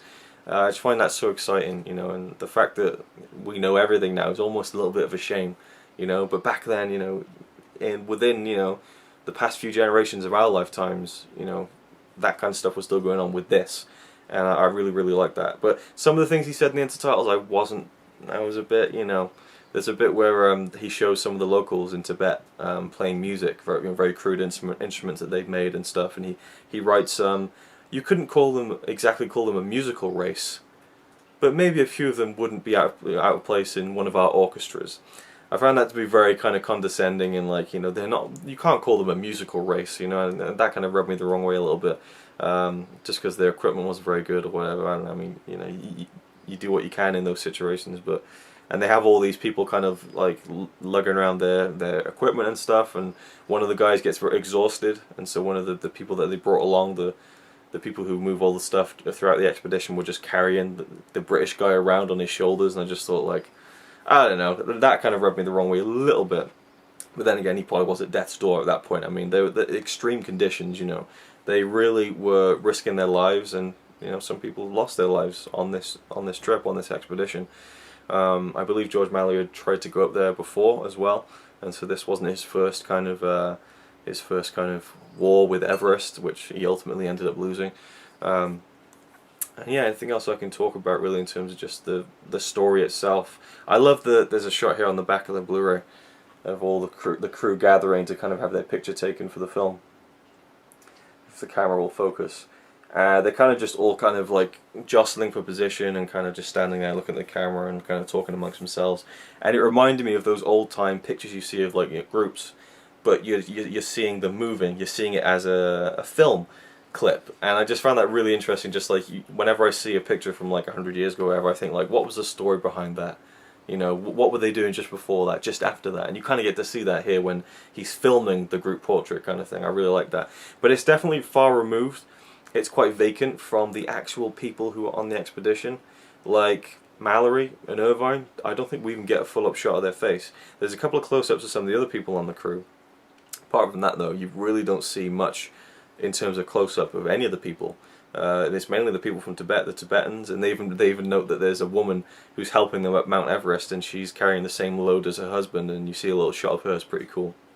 But you know, really, it's far away shots, and you're just seeing them walk and traverse through these, you know, this extreme environment, and more just capturing the scope of it more than the intimate details of the people who were on the mission. So I didn't feel too connected with them. But again, this isn't a work of fiction; it is a historical document, and I don't know, it was. I almost liked the way it was quite vacant. You know, I would have preferred a more personal, intimate look at the people who were on the expedition, but I liked the way that it was kind of set back and just kind of showed you just the broad strokes of it. You know. Now the music. There's two choices of score. There is the Simon Fisher Turner score, which was composed, I think, in the past couple of years, and then there's an alternative score presented on the Blu-ray. It's the original 1924 score recreated. So they basically tried to recreate as best they possibly could the score that was used as when the film came out and John Knoll released it and so on. And it's not exactly accurate. They say that it's not really synchronized to exactly what they saw in the 1920s when this was released, but it's pretty much as faithful as a representation of it that you can get, basically. And I don't know, because people have said that the Simon Fisher Turner score is incredible. It's kind of electronic and stuff, I think. And I listened to it at the beginning of the film, and I just didn't. It had like this kind of like chanting, like a little village, like hey, oh, hey, oh, and like clanging and stuff, and it didn't feel right to me. So I went to the alternate score, the original score, and for the sake of purity, I listened to that. And I don't think it's really composed of anything original, but John Knoll got loads of kind of classical pieces and put them together. There's a list in the back here. There's actually a lot in the booklet about the restored original score. And there's one in particular that I am sure I recognised. Some of it was composed by, I mean, there's some stuff that's composed by a guy who was on the actual expedition of this film, Somerville. So I think maybe it's just it's kind of a big mix. Here we go. Night on a Bare Mountain. I thought it was Night on Bald Mountain. Maybe I'm getting that mixed up. But if you've seen Fantasia, I think it's the scene with the big devil looking over the town. The dun dun dun dun dun dun dun dun dun dun dun dun. That one, you should recognise that. And when that was used, it was like, holy shit! Like, and you see in this Mount Everest, and you're like, fuck! Like, that was epic. You know, it was fitting. And I flicked back and forth, but the thing was, you can't change the score while you're watching the film. If you change the score, it sets you back to the beginning of the film, which is really stupid. I mean, really, Blu-ray, you can't branch that seamlessly. That was a shame, but I kind of skimmed through, and honestly, I think I just prefer the original score. It's more orchestral and more traditional and fitting, I think, to it, and the fact that it was played, you know, pretty much when the film came out, that kind of music. Well, I guess most of it is music that was used when the film came out, but I mean, you know, it's not completely accurate in terms of placement throughout the film, I think. But anyway, I just prefer that a lot more than what I heard from the Simon Fisher Turner score, but one day I would like to listen to it just to give it a shot. So anything else I can add? There's some tinting of the film, not too much. Really, it's just about seeing the wonder of it, and it does get slow and boring at times. I did start, my tension was waning a little bit, you know, but overall, when it got to the end, it was a powerful film, because it recorded this moment in time that was, you know, this great expedition, and it didn't end very well. And it is a fitting tribute to the guys, because a lot of time is spent kind of just eulogizing them in a way, both from, you know, the shot of I guess some of the Tibetan people who came with them. They go up to where Mallory and Irvine were last seen, and they signal whether life or death, and they put 6 blankets down. It's the sign of a cross. It means death. So, you know, and you just get like just very long shots of kind of their packing up, leaving, you know, building a rock kind of memorial for them, and then you get to see like portraits of them, the still portraits on the screen, and you know, a very nice tribute. And then the film ends with a couple of fantastic time-lapse shots of shadows slowly moving up the mountain, and you got this like, you know, the clouds are flying over the summit like it's a volcano, and then the shadows just coming in like the creeping death, you know, and then the film ends, and it's just, yeah, really, really powerful ending for me, and powerful film in general, just about, you know, man's exploration, man's need to explore and stake his claim, and how that can sometimes end up, you know, killing him. And it's even before they go to the mountain, they meet with these not actual lamas, but I guess a little group called lamas or something like that.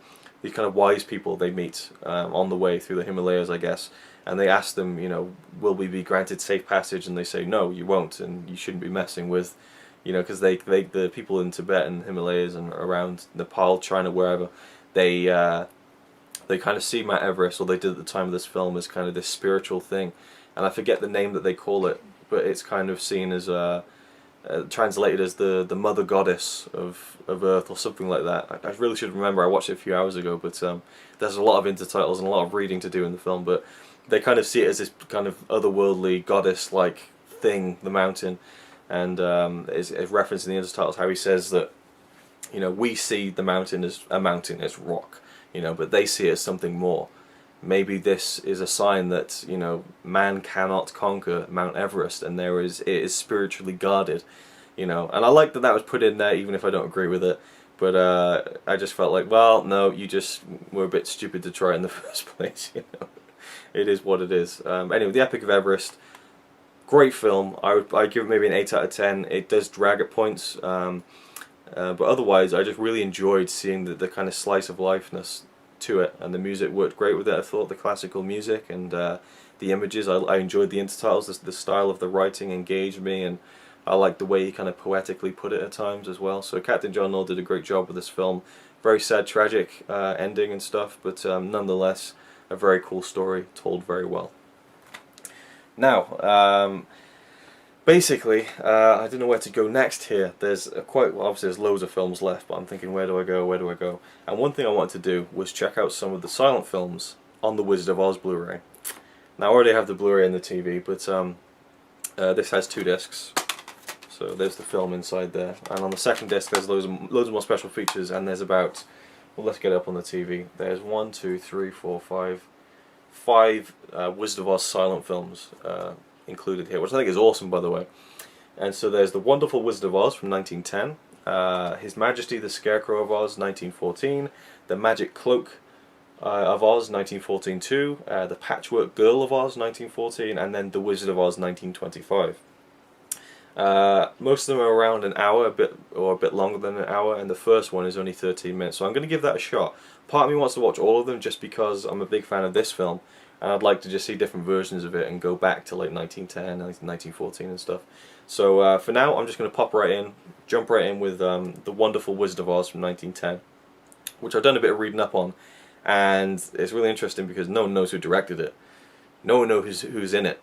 I mean, it's that old and it's that kind of uncharted that it's kind of unconfirmed, and it's only been guessed at who made it and who's in it and that kind of stuff, which is very interesting. So I'm going to check it out. Only 13 minutes long, and then I can kind of decide where to go from there. You know, I could kind of just watch the other 4, you know, back to back. Really, it'd only take me a few hours, so I might do that anyway. On with The Wonderful Wizard of Oz from 1910.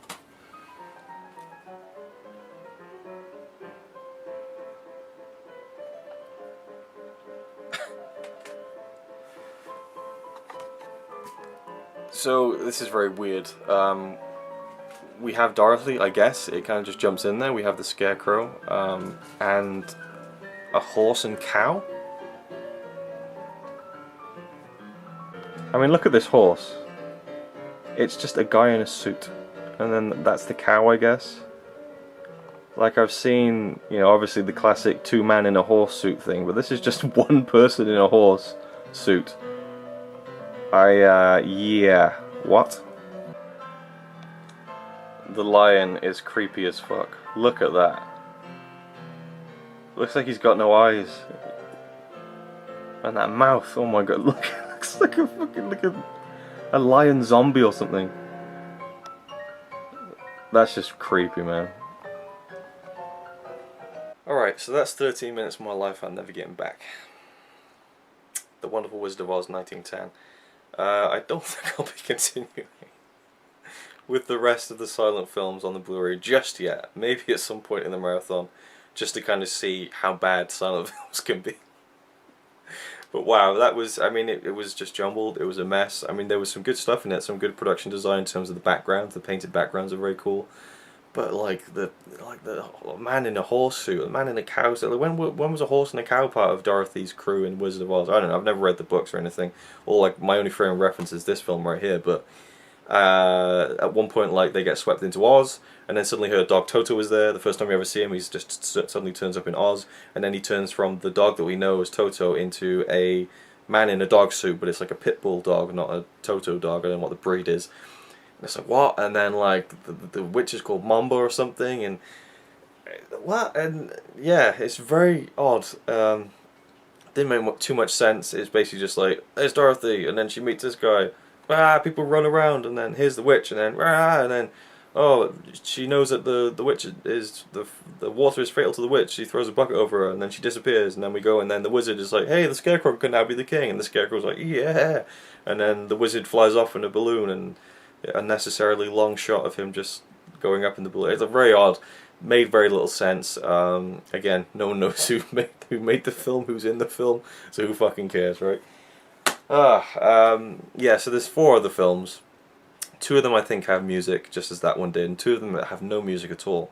And I was considering watching one of them and listening to Pink Floyd's latest album, The Endless River, which is an instrumental album, just to kind of, as a little nod to the classic kind of myth that the Dark Side of the Moon syncs up with this one, The Wizard of Oz. But I don't know if I'm going to do that now. I've flipped through some of them and they just look in such bad shape, and I've looked up, you know, stories about them, and it just seems like Trouble Productions, and they seem to be included on this Blu-ray simply for just completist reasons. They had access to the print, so they decided to do it. I don't know. It looks like the 1925 The Wizard of Oz film that actually looks like it's a decent film, so I might watch that one at some point during this marathon. But for now, it was an interesting experiment, but time to move on from it and find another film, I think. Alright, I'm ready to go on with the next film, and it'll be the last film for today, which is day 5 of the marathon. It's just crazy how many I'm going through, but it will be Seventh Heaven. This is a French Blu-ray release. I believe it's the only place this film was released on Blu-ray. And there's 3 others from the filmmaker Frank Borzage, American director, I believe. It's an American film anyway. And we have Charles Farrell and Janet Gaynor in the 2 lead roles. Apparently those 2 did a lot of films together, including films with Frank Borzage. But Charles Farrell was in City Girl, F.W. Murnau's City Girl, which is a great silent film. I love that one. And Janet Gaynor is the lead in Sunrise, probably one of my favourite silent films, and one of my favourite films of all time, period. And she won the Oscar in 1928 for her work in Sunrise, A Song of Two Humans, Street Angel, a Frank Borzage film, and Seventh Heaven, another Frank Borzage film. So she won the Academy Award for Best Actress for 3 roles, if you don't get it by me going like this all the time. So this would be the second of her 3 Academy Award winning roles in which she won 1 award for, if that makes sense, that I'll be seeing. So I'm looking forward to checking it out. I am, I guess, a fan of silent melodrama when done right, and Charles Farrell and Janet Gaynor are 2 an actor and actress who I associate with good melodrama, so let's see what it's like and check it out. So, yeah, it's about 2 in the morning. Just got done watching Seventh Heaven, and I had to talk about it, but I don't think I'm going to review it until tomorrow.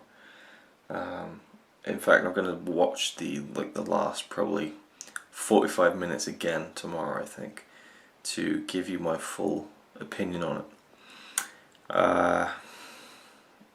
Almost a masterpiece to me. I got sucked into the melodrama, you know, as I expected I would. But to me, it felt like the whole ending of the film, you know, which builds up over around 45 minutes, should have elicited within me an emotional reaction not, you know, too dissimilar from the one I had last year in the first silent movie marathon when I watched Sunrise. But it didn't. It didn't grab me emotionally, and I almost felt like I was trying to push myself to feel it, but I just wasn't. And I think it's probably to do with the fact that I had an eye on where the film was ending up, how it was gonna, you know, finish, and I wasn't liking it, and I kind of got a bit annoyed at it, and, you know, put out, I guess. So maybe that the dampener on things kind of withdrew the emotion. I don't know. So now that I know how it does all end, I think that I should give the third act of the film another shot tomorrow.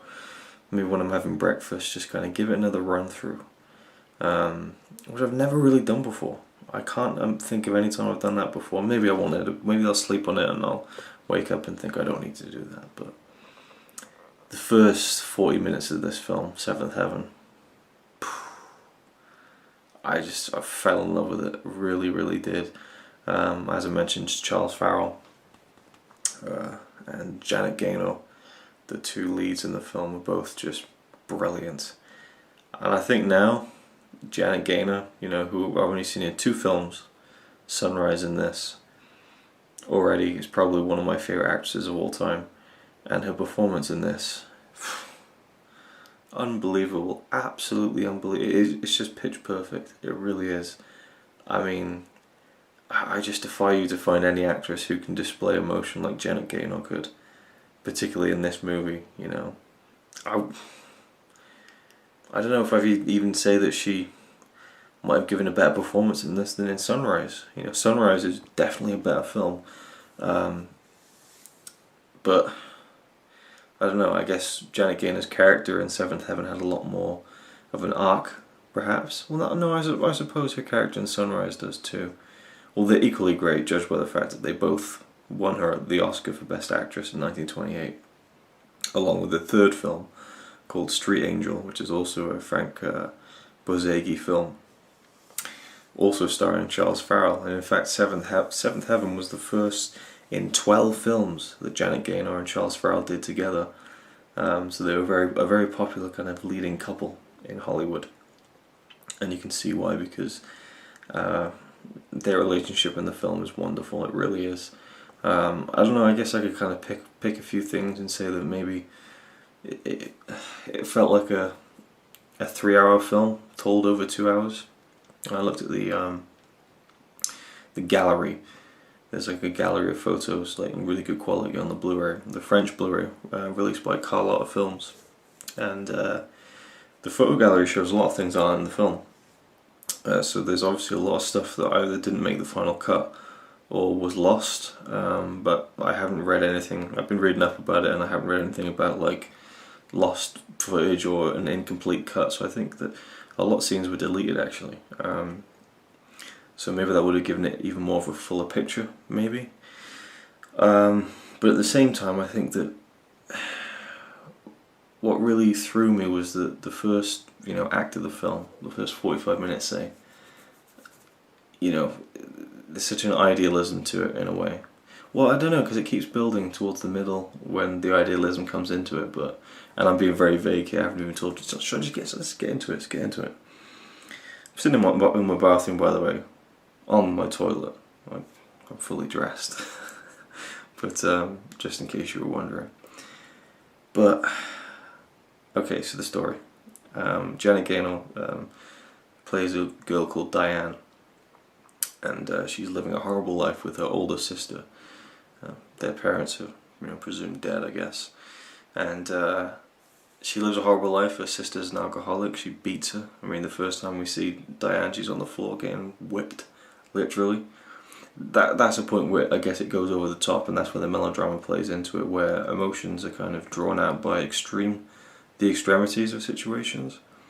And I'd even say that the love story is kind of, an extreme version of a love story. But sometimes, that just works for me. I don't know what it is. Maybe I'm just that kind of melodramatic person that it fits me like a glove in a way. But I don't think it's done here with anything that I could call cheesiness or corniness, It all felt so fucking earnest, particularly Janet Gaynor's performance as Diane, this withering waif of a woman who is just abused by her sister. And prostituted, and well, that isn't really covered, but it's pretty much hinted that that's what's in her future. And they get into a fight, and her sister basically almost beats her to death in the street. And Charles Farrell's character Chico, he is a street cleaner or a sewer cleaner who becomes a street cleaner, and he kind of intervenes and he sends Diane's cunt of an older sister off. And but he does it basically just to kind of diffuse the situation, and he kind of says to his friends how Diane is just like look at this creature, what's wrong with her. Like, he's really disparaged. He says horrible things about her, and then you kind of see that maybe it's just part of his bravado. He's a very like chest puffed out kind of get things kind of done kind of man, and we get to kind of learn that he's probably a bit more sensitive than he likes to project himself. And so Chico and Diane, they get a little, not a relationship in a romantic sense, but a relationship sparks up between them because he kind of saved her. And, she was so low that she tried to kill herself. He stops her. And then the police get involved about the whole incident. And so to protect her from being taken in by the police, Chico steps in and says, "No, she's my wife, just to kind of, help her out and then let her go on her way. But the policeman's like, well, if you're lying, you're in big trouble. We'll have someone come and check.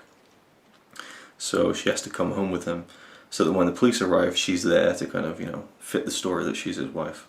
So he says to her, okay, you can come back to my place, but as soon as the cops come and confirm that you're here and you live here and you're my wife, and the ruse is complete, then you're out of here.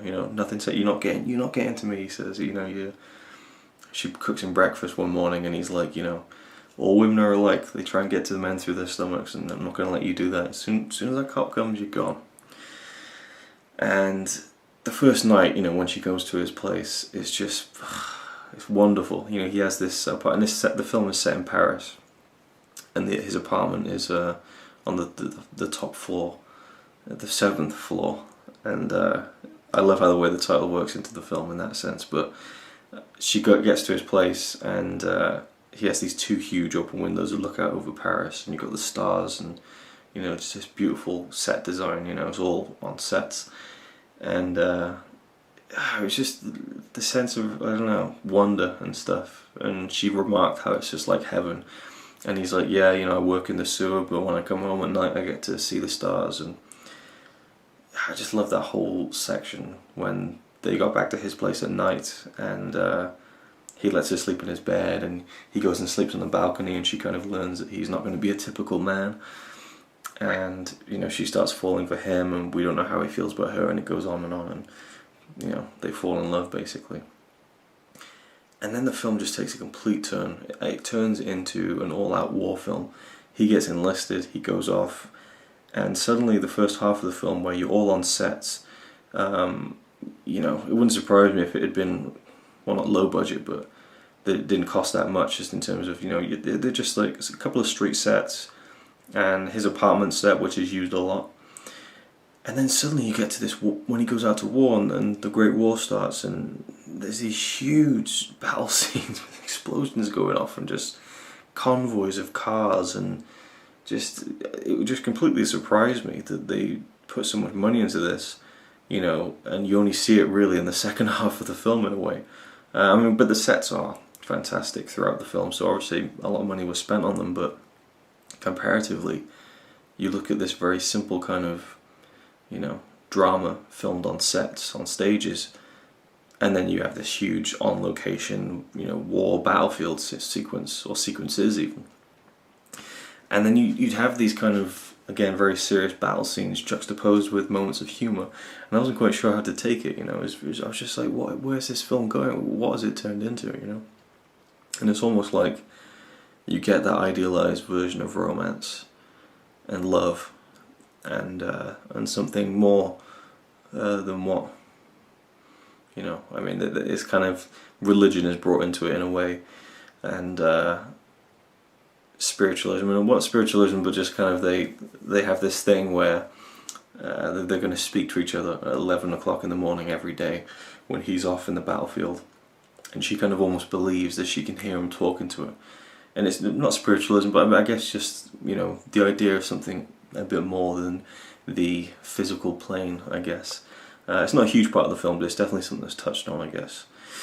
And yes, the whole, when he gets sent off to war, it kind of drags you out, I guess, of the idealism and the romanticism of the situation, and puts you firmly back down to reality before the end, in which things take another turn. And I don't want to talk about the end, but yeah, I mean, for me right now, it's definitely a 9 out of 10 at least. And that's another thing that I think, like, you know, I wish I wasn't one of those people who constantly thinks, right, what rating do I give this film? Is this film a 10 out of 10? Is it a 5 out of 5? And I just wish that never was part of the equation. I wish that I just watched a film and could say, yeah, it was good, it was great, it was awesome, whatever. But I always feel the need to quantify it, you know. How many points out of 10? How many stars out of 5? You know, is it a masterpiece? Is it simply just a great film?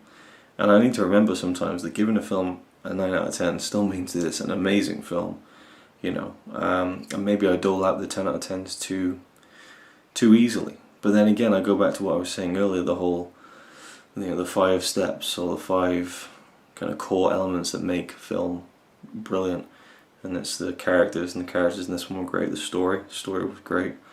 The direction was great, which I haven't really mentioned, but the direction was really good. There's some great shots in this film, but not overtly. You know, it doesn't go overboard. It lets the story, you know, tell itself in a way. But there's some great moments of direction in there, and atmosphere. There's a brilliant atmosphere in it, especially in that scene in Chico's apartment when they first get back there that night, and then finally emotion. And it did get me emotionally, but that emotion the emotional reaction kind of waned off towards the end when I realised where I thought it was going. So really, it's the emotion, I think, that I'm kind of hung up on, and how it didn't punch me at the end like it should have, you know. I mean, I think about it all now. I play it back in my head like I have a Blu-ray player in my brain, and it feels like I should have reacted more, you know, emotionally to the ending of the film. So I'm going to rewatch it tomorrow morning and see what I think, and then come back on camera and then continue this whole thing. It's been a crazy ride so far, 13 films in, and I'm definitely thinking at this point that, you know, it's a lot of films to watch, and maybe I've bitten off far too much than I can chew in a way, but I've committed to it, and I am enjoying it a hell of a lot. And to see films like Seventh Heaven, you know, is for the first time on Blu-ray is awesome. The Blu-ray didn't look fantastic. It hasn't been restored to the likes of Sunrise or City Girl or, you know, The General, but I liked the kind of the print damage in a way. It made it feel special and old, and I've talked about that before, but you know, it was a very good transfer, and I'm glad that it's on Blu-ray as well. But yeah, I'll talk more about it tomorrow, and I've gone almost 15 minutes now, but yeah, I'm aware of the fact that I'm just not going to limit myself at all in this whole video series, whatever it turns out to be, whatever state that I edit it and release it in. You know, this is just me. This is raw, uncut, unedited.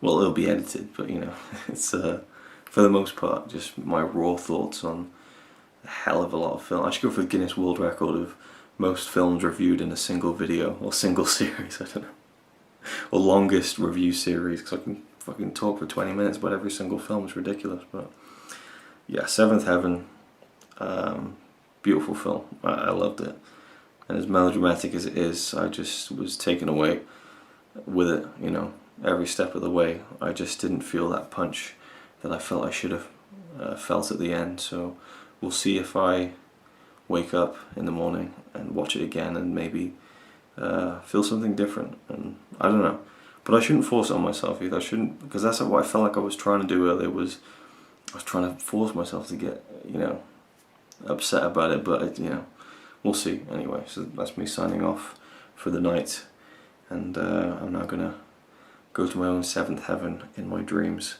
because I'm very tired, and it's time for my head to hit the pillow.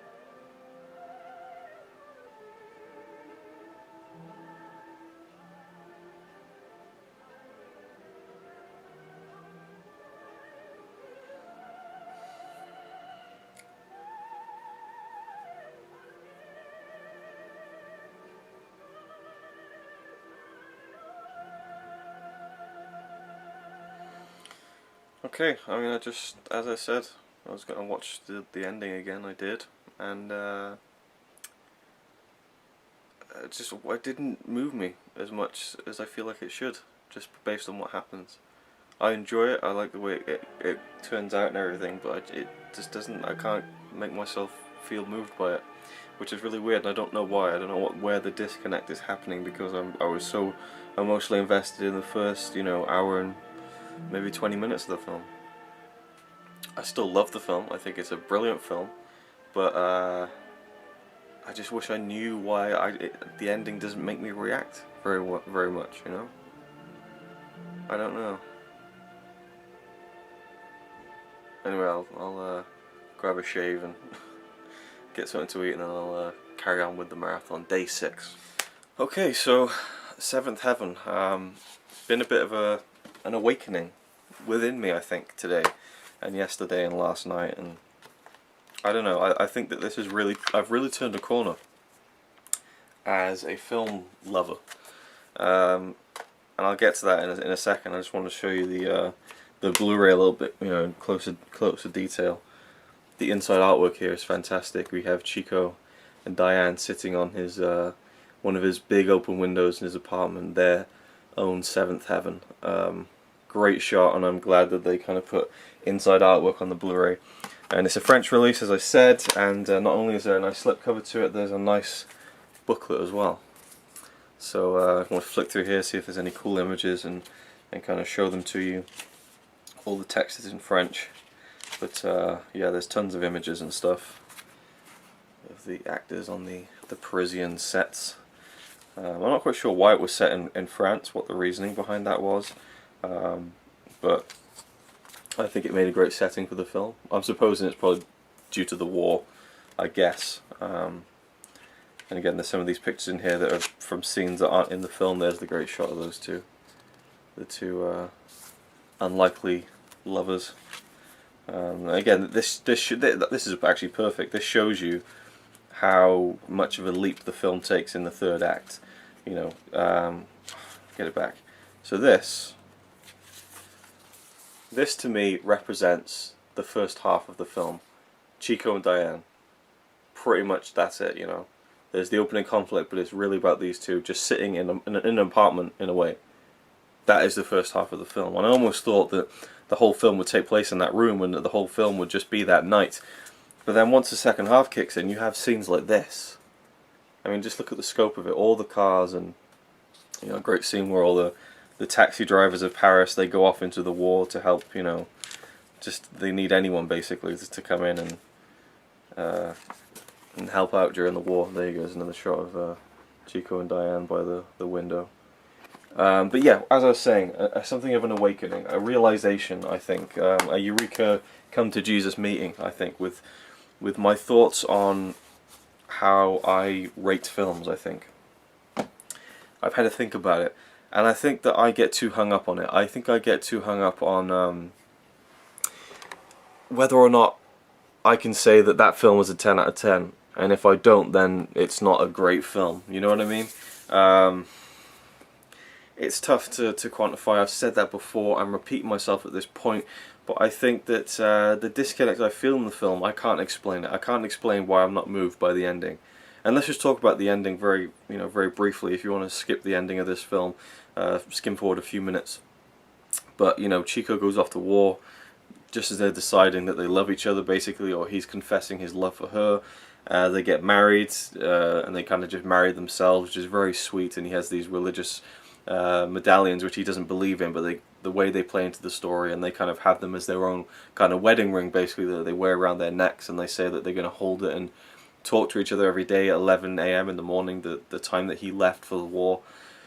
He goes off to the war, and then for 10 minutes you don't see Chico. You see lots of war scenes and stuff, but you don't actually see him in the war. And when his reveal in the film as a soldier is very kind of just lackadaisical. He just turns up and he's just there like, yep, you know, and I just felt like maybe we could have seen him struggle more in the war, and it would make it feel a bit more impactful. And also we see Diane going about her everyday life. She fights back for her sister. She reclaims her life. You know, she becomes independent. She goes out. She works in a munitions factory for the war. And there's another guy who's trying to creep on her, basically trying to get in there now that Chico's gone. But that's kind of just a small side plot. And you never really know how long this is taking place. I mean, the way it's shown, it could have taken place over a week. You know, the way that the film presents it. The events of him going off to the war could have taken place within a week, and then he dies in the war. Gets hit by a shell, takes off the medallion, and he says, "Give this to my wife and tell her that I died looking up," which is a very significant part of the film, where he grabs her chin and holds it up and says, "Never look down, look up." And he's saying that because he's trying to get her to walk over this plank on the top of his apartment, which is like 7 stories down. It goes over to the other building, and she's afraid. And he says, "Never be afraid. I'm never afraid. You know, don't look down, always look up." But it means more than that. It means, as a person, hold your head high, be proud of yourself, stand up for yourself, don't be afraid of anything.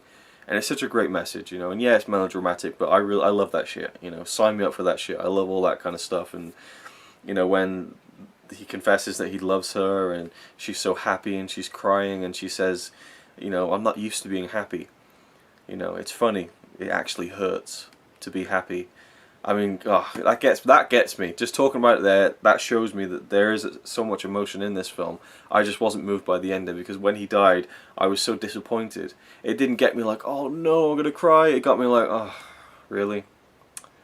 You know, I just invested all that time, and I kind of almost got pissed off at the film.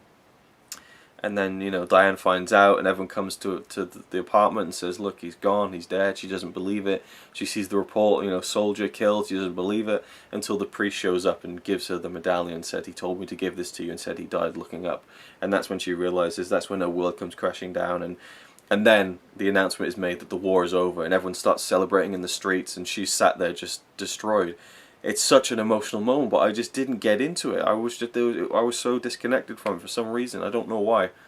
And then we suddenly see Chico in the streets, making his way through the crowd, his eyes wide. And as I watched it the second time, I now see that he's blinded, basically.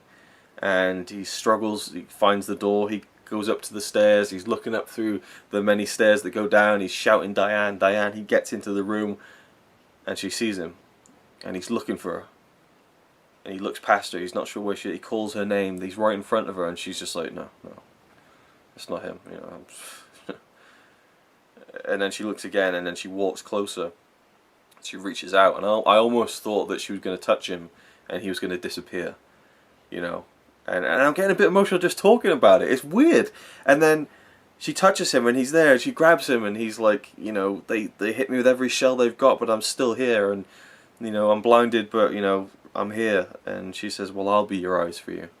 You know, don't worry about it. And he says, well, okay, but not for long, because after all, I am a very remarkable fellow, which is something he says throughout the whole film. And he looks at it with a positive eye, and he's just happy to be with the woman he loves, and they embrace, and the line shuts down on them in a very saint-like way, and that's the end of the film. And it is a beautiful ending, but I just couldn't bring myself to feel emotional about it as I watched it last night, as I watched it today, and I think I've kind of overworked myself in terms of feeling like I should be getting emotional and teary at this, but what I need to understand now, and I realize this, is that a great film doesn't need to make you cry. A great film doesn't need to make you feel sad or happy to the point where tears come out of your eyes. My favourite films of all time, The Empire Strikes Back, Seven Samurai, Back to the Future, Aliens, The Good, the Bad and the Ugly, none of them make me tear up. None of them make me really emotional. I just love them, and I love watching them. You know, I just get this sense of such satisfaction and contentment watching them and thinking, this is great, you know?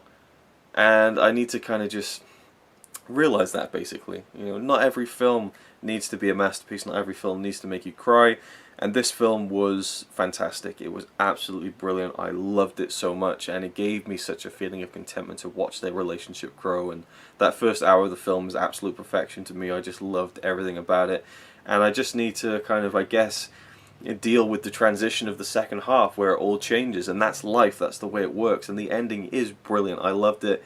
Yeah, over the top, yeah, melodramatic, yeah, kind of unrealistic, but at the same time, you know, it was almost an unrealistic situation to begin with. It is a melodrama, but, you know, it's fairy tale, you know, fairy tales. I said that about Sunrise, you know, and then I wondered to myself, like, are films like this and Sunrise going to wear off on me in the future? You know, well, obviously this one didn't make me really tear up or anything, but Sunrise really got me last year in the Silent Movie Marathon. And I wonder if in 10, 20, 30 years I'll watch it and I just won't feel anything anymore because I've seen it so many times. I know what's happening. I can't get lost in the suspense of disbelief of what's happening, you know. And I don't know. It depends, I think. It depends on everything. It depends on where you are in your life when you're watching it. It depends, you know.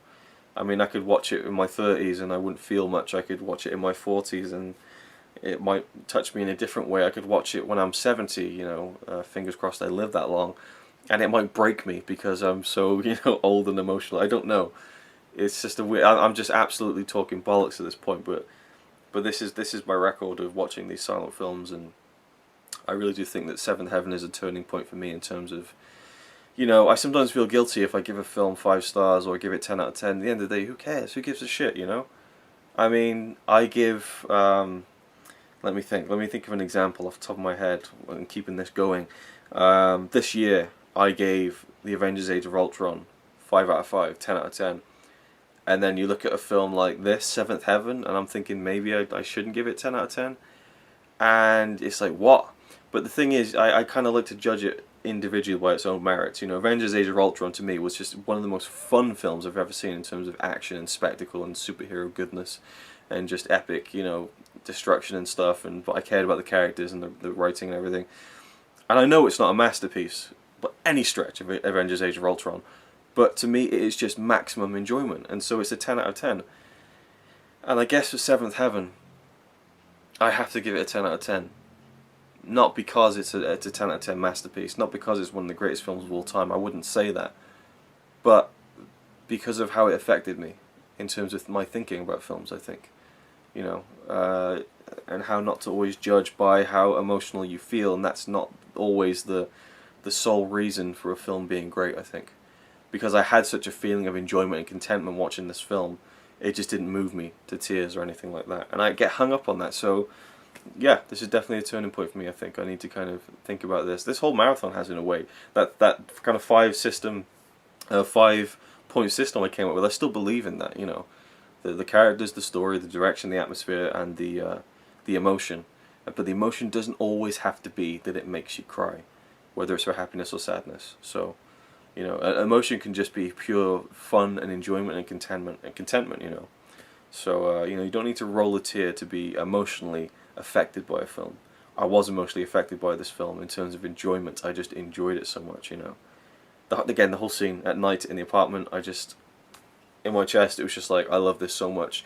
It's rare for me to see a film where I look at a scene and I think I just want to be in that scene. I want this scene to last forever, you know, and that's special. So it is a 10 out of 10, and I can't wait to watch it again and again and again, and if I'm lucky, you know, I'll get to watch this 20 more times in my lifetime, because usually for me it takes a few years for me to come back to a film. There's a few exceptions, but for the most part I like to leave a film for a few years, and who knows, maybe in the future I'll watch this again and it will get me, but it doesn't need to, because I love it and it's a great film.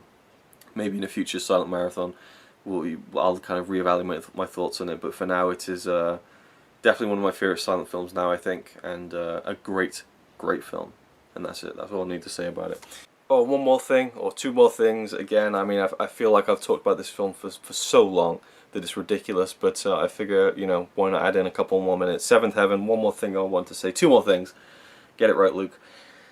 There is a great shot in the film. The direction is great by Frank Borzage. There's some really cool shots in there, and just great kind of angles and cinematography, especially some of the war scenes that I rewatched this morning. Really incredible stuff, actually. Really, really good.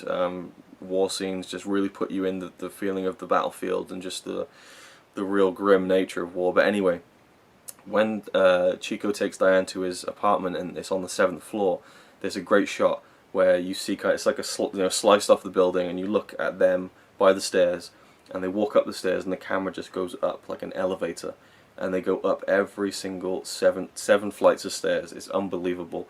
They kind of cut it and mix two shots together, so they didn't do 7 stories, but they did about 3, I think, and so there's a couple of times where they cut it, but I mean, it's almost seamless, and it's a fantastic piece of cinematography and direction and acting. It's just an amazing little scene. And then also, one thing I really liked was how he kind of gives her a wedding dress, and she's like, so you want to marry me? And he's like, well, yeah, you know, and then she's like, well, can't you just say that you love me at least once? And he's like, and he starts laughing. He's like, no, it's too silly to say that. And then his alternative is, well, how about this? Chico, Diane, heaven. I was just like, now that got me, you know. They kind of overuse it a bit, and one thing I wasn't sure about was that when you see them saying it on screen, you can see them mouthing Chico, Diane, but it doesn't look like they're saying heaven. So I don't know if they're saying it in French or something. I really don't know. But anyway, yeah, 2 things I wanted to add about the film, and now the case is closed on Seventh Heaven.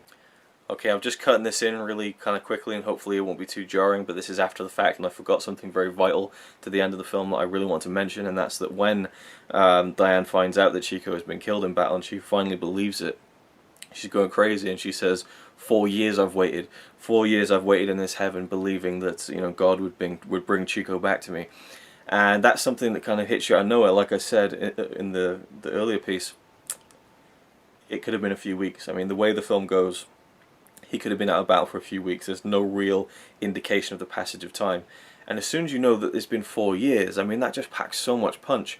Because every morning for 4 years, she's been there at 11 o'clock, you know, believing that, you know, she's hearing him talk to her, and he's there believing that she's hearing him. And that just gives it so much more oomph. But it kind of comes right at the end, you know. Maybe it would have been better if it had been shown somehow, and it could been strung along a bit more substantially. That's something that I would have preferred, I think. But nevertheless, when you think about it afterwards, you still run through it in your head, and you get that kind of added weight. But yeah, I just wanted to add that in, that it's been 4 years since they're reunited, you know, before he leaves for the war, and then they're reunited. So definitely have to mention that. Now, on with the rest of whatever I'm blabbering on about. Now, speaking of that, speaking of Janet Gaynor, Charles Farrell, Frank Borzage, melodrama, 1 second. Yeah, I loved it so much, I'm diving right back into it. We have another one. We have Lucky Star. This is 1929, I believe. See, it says on the back here. It does not. I'm sure it's from 1929. It should say somewhere on the Blu-ray, but it doesn't. Come on, come on, come on. Yes, 1929. Copyright 20th Century Fox. Same lead-in couple, same director, same style of melodrama, I'm assuming. And I think I mentioned already that these two, you know, Seventh Heaven was their first film starring together, Janet Gaynor and Charles Farrell, and they did 12 more films together, 11 more films together, and this is one of them, also directed by Frank Borzage. I think they did 3 films with Frank Borzage. The other one is Street Angel from 1928, which was the 3rd film that Janet Gaynor won the Oscar for Best Actress at the first Academy Awards. So, without any further ado, let's get on with Lucky Star, and enough waffling because I realise I've spent so long on Seventh Heaven, but it was important for me to get all that out, I think, and almost therapeutic in a way. So let's just get on with Lucky Star and just enjoy it for what it is, and yeah, here we go. The film 14 in the marathon.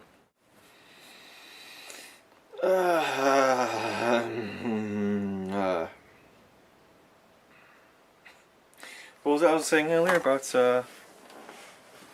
not being moved by films, not crying or tearing up? Yeah. So that was interesting. Oh, in the credits it says the score was recorded in 2008. I suppose that's worth mentioning.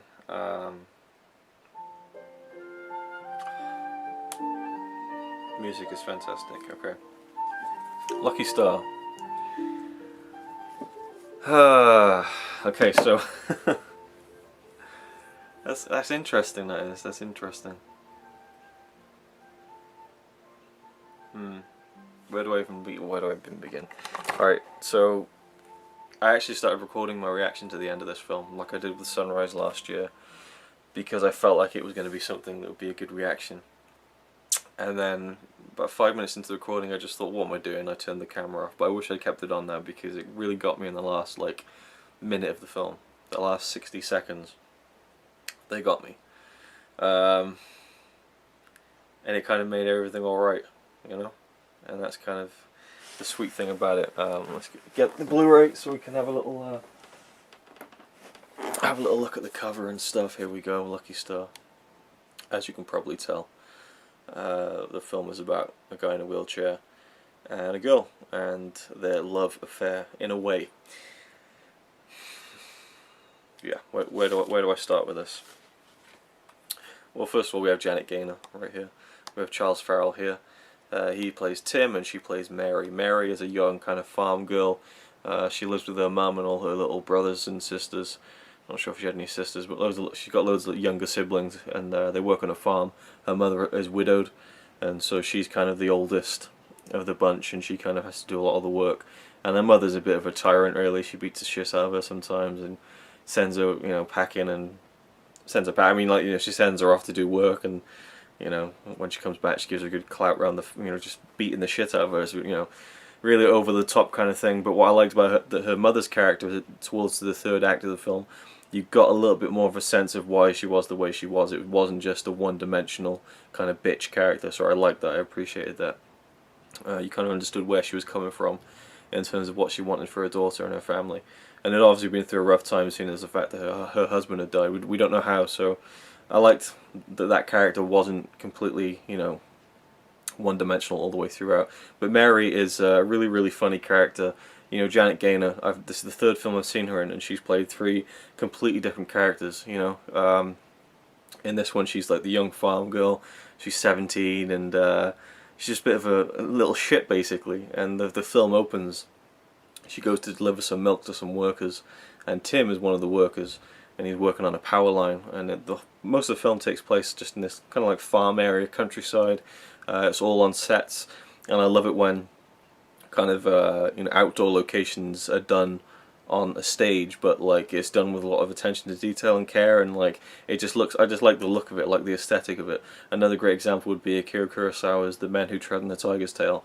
That's a great film all on stage, and yet it's supposed to look like it's outside in the woods. And I think you can really, there's a weird kind of aesthetic you get to a film like that where it's set outside but filmed on a stage. In fact, I think the whole film was, probably, by the looks of it. I'm not too sure. Either way, so it's all countryside for the most part, and she meets Tim, and he gives her a good spanking. He puts her on his knee and spanks her ass because she's basically a little thief. She's trying to weasel more money out of him and his men for the milk that she's delivering to them, and she's, you know, just trying to cheat them out of stuff, basically. And so you know, they have a bit of a scuffle and he spanks her and stuff, and then she bites his leg and he goes off. And then he gets called off to the war. The war is in this one as well. So he goes off to the war, and while he's delivering some food to his fellow troops, the truck that he's driving gets blown up basically. And so he comes back 2 years later. You know, he spent a year. Well, he spent a year in France, and then he spent a year in hospital. And he comes back, and he's in a wheelchair, and he can't use his legs properly. He's not paralyzed, but he just can't use them properly. He can't walk, basically. And so Mary spots him in his house one day, and so she throws a rock through his window to get him back for that spanking that he gave her 2 years earlier. And then he looks out the window at her, and he's like, "Come here, come here." And so she timidly comes forward, and you know, finally they get talking and stuff, and he shows her the things he's doing because you know, he's incapacitated now. He does the best with what he can. He likes to fix things, and he kind of orders just a box full of broken junk just so he can fix it. And he said he got the idea when he realized that, you know, he's broken himself, and so, you know, he can just try and fix other things. And he shows her all his little inventions that he's coming up with and stuff, and she kind of, you know, finds there's a different side to him basically. And I love the moment where she kind of looks at the window as she's about to leave. Obviously they've sparked a friendship up, and she looks at the window and she apologizes for it. And he says, "Well, don't be sorry for it, because, you know, I got a good friend out of it." It's a really fucking sweet film. It's just so, again, earnest, sweet, and I have to give Charles Farrell and Janet Gaynor absolute credit for not only this film but Seventh Heaven, just in terms of, and the other films I've seen them in, like City Girl, Sunrise. Their absolute commitment to the role, because this is a melodrama, you know, this is a bit sickly sweet at times, but they play it so earnestly. You can't help but be taken away with it. I couldn't anyway. You know, I couldn't look at it and go, cheesy. You know, they just were they're so committed to it, and you just believe them so much. I mean, Charles Farrell as Tim here is just such a sweet, you know, kind, caring guy. You know, in Seventh Heaven he kind of is, but he's more of a kind of a macho, bravado kind of filled guy, and so there's different, you know, they had range basically, and Janet Gaynor was incredible here as well. I mean, her smile, the way her eyes kind of emote is just incredible, and I just love their relationship in this film, and it was just so sweet. And another guy comes into the mix, a guy called Ren, who is a piece of shit basically. They have a scuffle at the beginning of the film, him and Tim. And Ren, you know, he gets, you know, kicked out of the army and stuff, but he comes back to the town when he's wearing his uniform, and he's saying, "Yeah, I'm going to be a major next." You know, they're promoting me, and everyone around town's like, he's a piece of shit, you know. And Ren basically wins over Mary's mother's approval. Mary's mother's like, "You can't be hanging around with that crippled Tim. You know, it's a waste of time. You know, it's a waste of life." And so there's kind of that love triangle kind of thing. Only there's no love for Ren. You know, Mary wants Tim, but, you know, her mother doesn't approve, and that's kind of a big obstacle in the film that needs to be overcome at some point.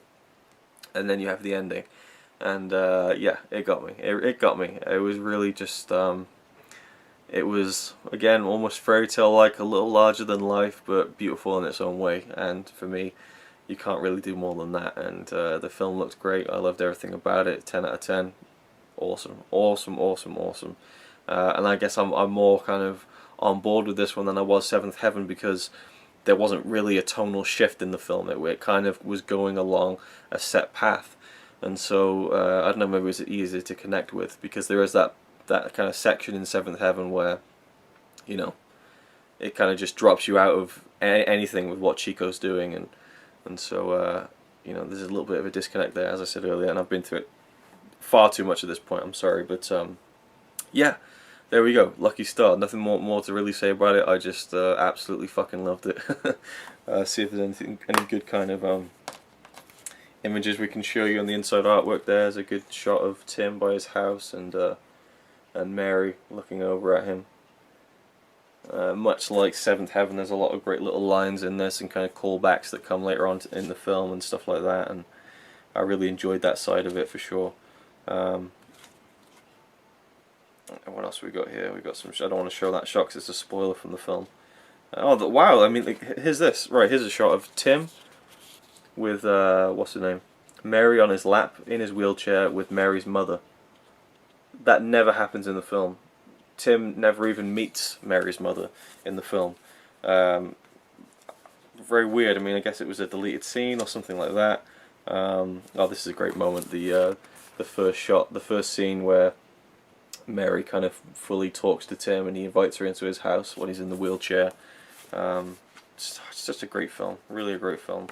And there goes another shot there. Oh, it's a shot of Charles Farrell, Janet Gaynor, and Frank Borzage himself sitting on the set of where Tim's house is, and if you can get the focus and coming on that. That's really cool. I like that. I like seeing kind of the director kind of behind the scenes from a film this old. So yeah, this Blu-ray actually has a bonus film as well, and I think I'm just going to watch it for the hell of it. It's called The River. It came out in 1928/1929. Another Frank Borzage film, also starring Charles Farrell.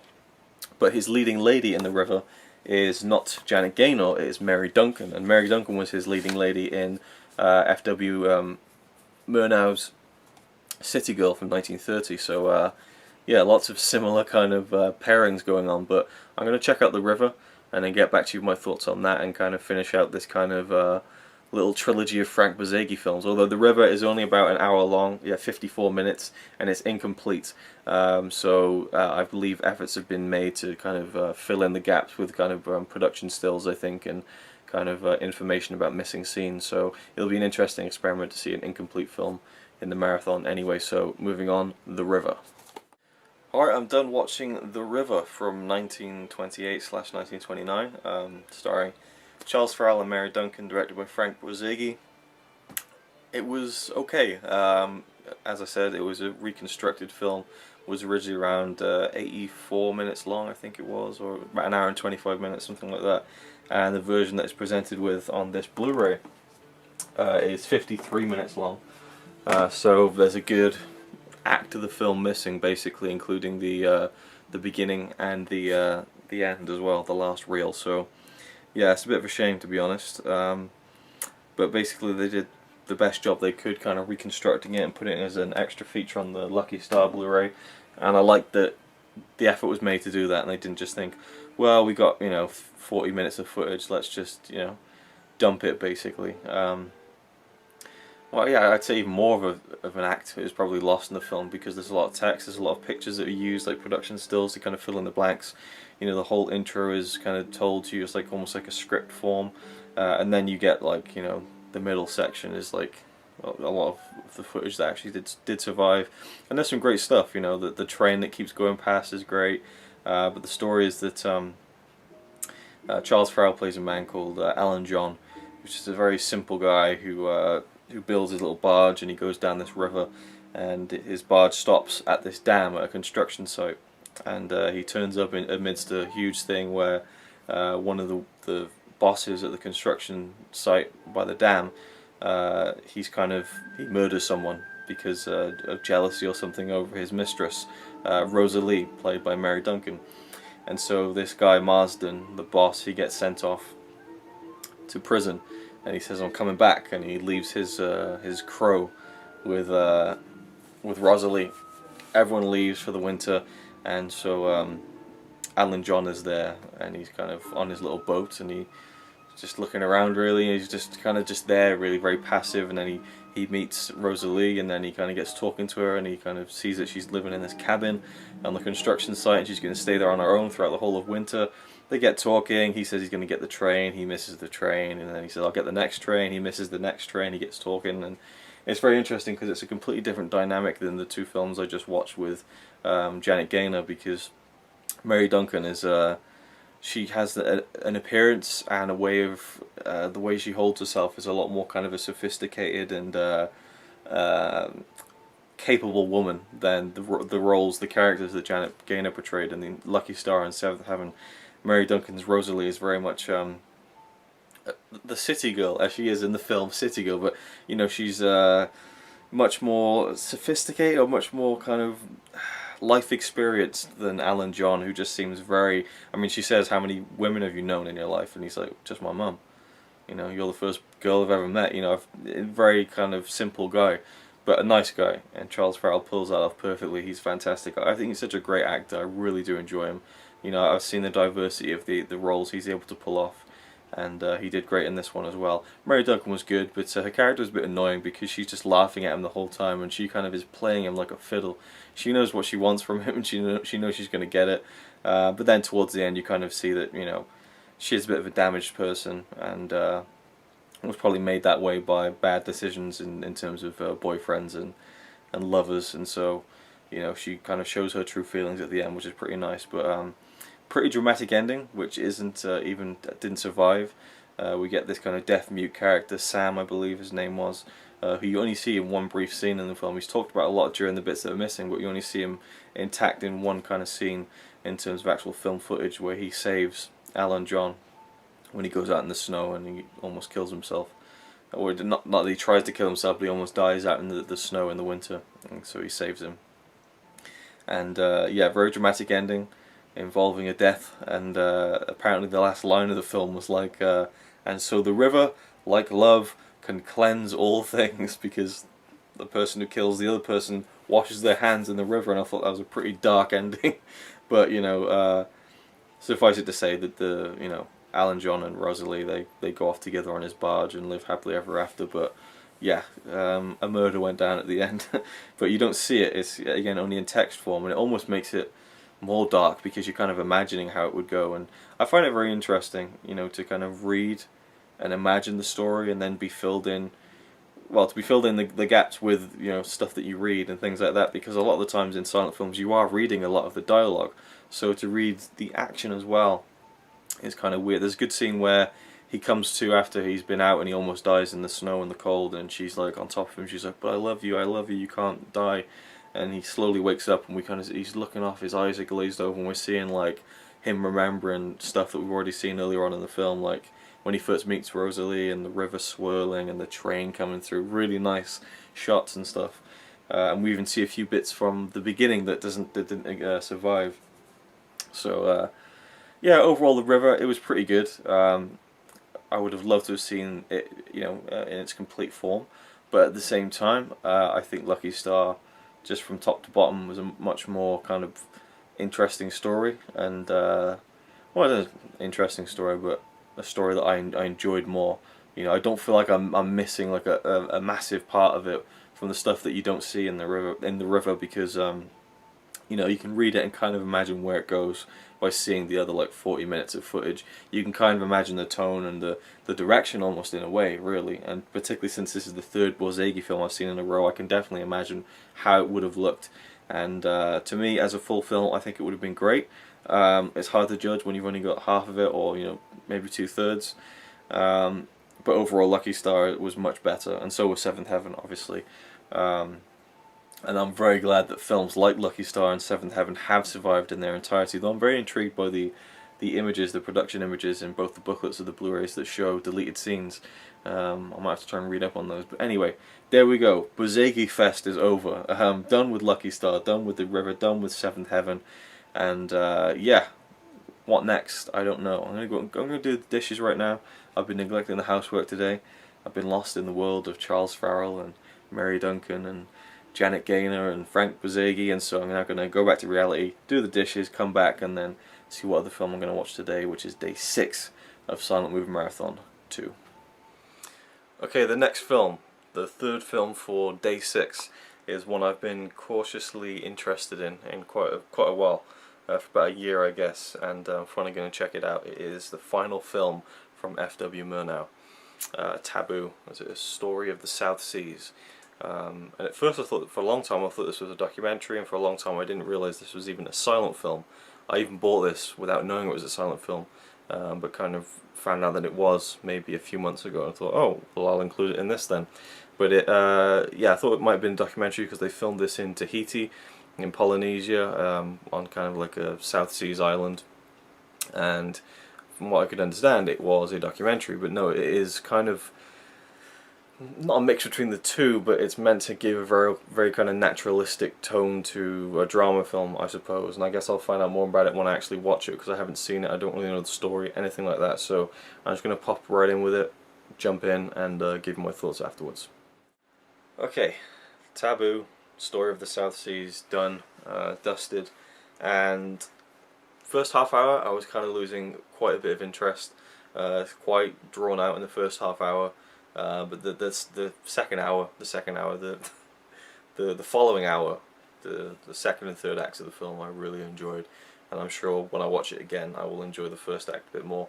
I did enjoy it, it just dragged on a bit. So basically we have all these islanders, and I think there's a title card at the beginning of the film that says something to the effect of all the people in this film are native South Islanders, something like that. I think it also says it in the booklet somewhere, possibly, maybe somewhere. Let's have a quick look, because I've had to flick through it, and I'm sure it said that somewhere. Maybe I'm forgetting or misremembering. There we go. Only native-born South Sea Islanders appear in this picture, with a few half-castes and Chinese.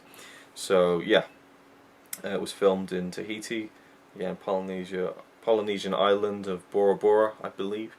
Really thick booklet for this release as well, I think 56 pages. Lots of great stuff. And so they basically got real islanders in a real location to be the cast, and I mean really there's only 4 characters in the film. You know, there's like hundreds of people who were in it, but there's only really 4 characters. We have a guy called, what was his name, Matahi, and a girl, Reri. I'll just call them the girl and the man, because I don't know how to pronounce them, but her name is spelled R-E-R-I, so Reri. I don't know. But anyway, so you have the girl and the guy, and they're lovers on the island. And you just see all the islanders, you know, hunting for fish and stuff, and having fun, just like jumping off of waterfalls and, you know, clambering up, you know, cliffs and stuff. I mean, it just looks so real because it is, you know. And so there is that weird kind of element where it just feels so authentic because it is. And they filmed there, and they had all the islanders be the cast of the film. And so you have the guy and the girl, they're lovers, but then this big event starts happening. Where kind of, I think kind of 2 tribes or 2 groups of a different island, they meet, and a scroll is read that reads that the girl Reri, she is going to be offered up as this kind of like virgin kind of pride, well, I don't know, virgin kind of, I can't think of the word. She's being put on a pedestal. She's going to be this virgin woman who, like, you know, no man can even look at or think about, and she will never be spoilt, and she's kind of this, well, she's taboo. They say that, you know, right here, she's taboo, she's off limits, basically. Under the eyes of God, you know, she will be kept pure, kind of thing.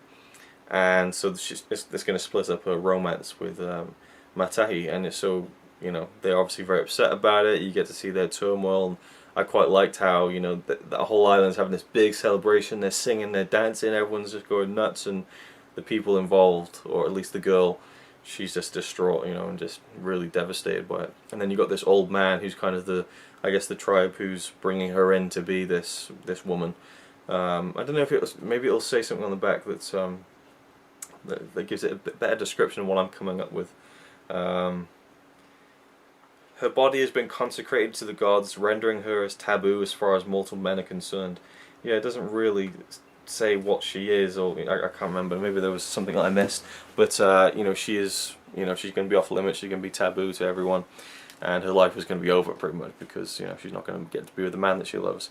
And so he basically steals her, and they run off together, and that's the last hour of the film, the second and third acts, where they go to this more civilized island, and they wash up there basically, and there's, again, it's kind of a mix of kind of natives and kind of, again, more civilized culture going on. And it seems like it's been colonized by some French people. There's like a French man, white man, who's like the police, but then there's Chinese people and natives and stuff, and, you know, Matahi and Reri, they become very popular in the island. Everyone loves them, and all this, but then you get to see how they become exploited by kind of the more civilized culture, to reuse the term. But so I really enjoyed the story, because basically they've broken the taboo, and so the old man was after them, and, you know, they will be punished by death basically. And so it basically goes, you know, how is this going to end up for them? You know, very simple story, told very simply. And what I loved about it was that there is no dialogue in the film at all. No dialogue. I mean, silent films obviously don't have dialogue that you can hear, but there's no spoken dialogue that we are told through intertitles. So someone goes, and then it doesn't flash up on screen what they say. You don't hear or read anything that anyone is saying. The only way you get any of the story is through writing. So the French policeman on the island, you know, in the second or third acts of the film, he'll write down his kind of his policeman's diary, and you'll be able to see what he's writing. One of the islanders or the natives will write something, and it will be in their native language, and then it kind of, the camera fades and translates it to English, which is really nicely done. I like that. And so you only get to see what people write. You never get to see kind of immediate dialogue. So it's really interesting watching a whole film without the immediacy of someone saying something and knowing what they're saying. You know, it's very strange, but I quite like that. You know, it brought it down to really simple, broad strokes of telling the story. And yeah, I really liked it, and it looked great. You know, the locations and just some fantastic shots. I believe it won the Academy Award in 1931 or 1932 for best cinematography, and it was directed by F.W. Murnau, who is one of my favorite directors from the silent era. You know, Faust, Nosferatu, Sunrise, which is just incredible, and this was his final film, and it was kind of a complete departure. You know, and he had quite a varied career. I mean, he's German. He started in Germany. He made films like Nosferatu, a horror, Faust, this kind of epic fantasy tale, The Last Laugh, which I haven't seen, which is supposed to be a great drama. And then he moved over to Hollywood and did films like Sunrise. He did Four Devils, which is a famous lost film. It stars Janet Gaynor, actually, who you've heard far too much about in this whole video series already. And Four Devils, I just wish so much that it existed, you know. Like, that's one of those classic lost films that is supposed to be amazing, and it pains me that it doesn't exist. But he did that, which was kind of a troubled production in 1928. And then 1929 he did City Girl. No, 1930 he did City Girl, which is also troubled production. That was the one with Charles Farrell and Mary Duncan, who were also in The River that I watched earlier today. All comes round. And then 1931 was when this film came out, and he died a week before this was released. But again, as I was saying, you know, he did films in Germany, in Hollywood, and then this one he went out to, you know, the South Seas to film.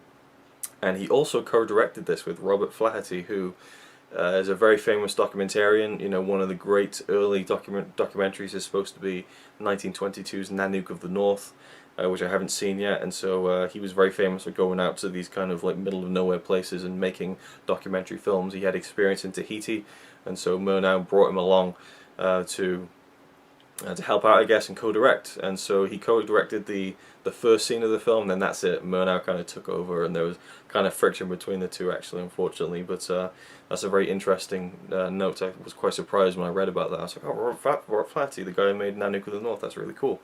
But then it turned out it didn't work out to be really cool for the directors involved in the production. And apparently, you know, Murnau kind of got cut back on some of the Hollywood crew, and he got the native islanders to be the rest of the crew. So really interesting production. I mean, there's a 56-page booklet I can read through and kind of find out more about it in the future. I haven't got really the time to do it now because I've got more films to get through.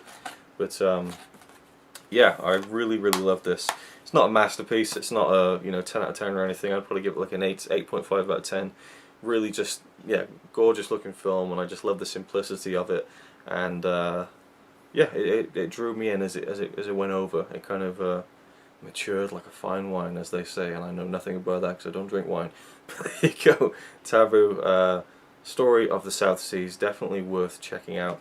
But I feel like it's one of those ones that won't interest many people, and I could also see it boring a lot of people as well, because it is quite slow, but it's a lot of fun as well. I just really liked it. Yeah, so there we go, Taboo, Story of the South Seas. Not too much more I can add about it. I was glad there was a couple of shots of the moon in there.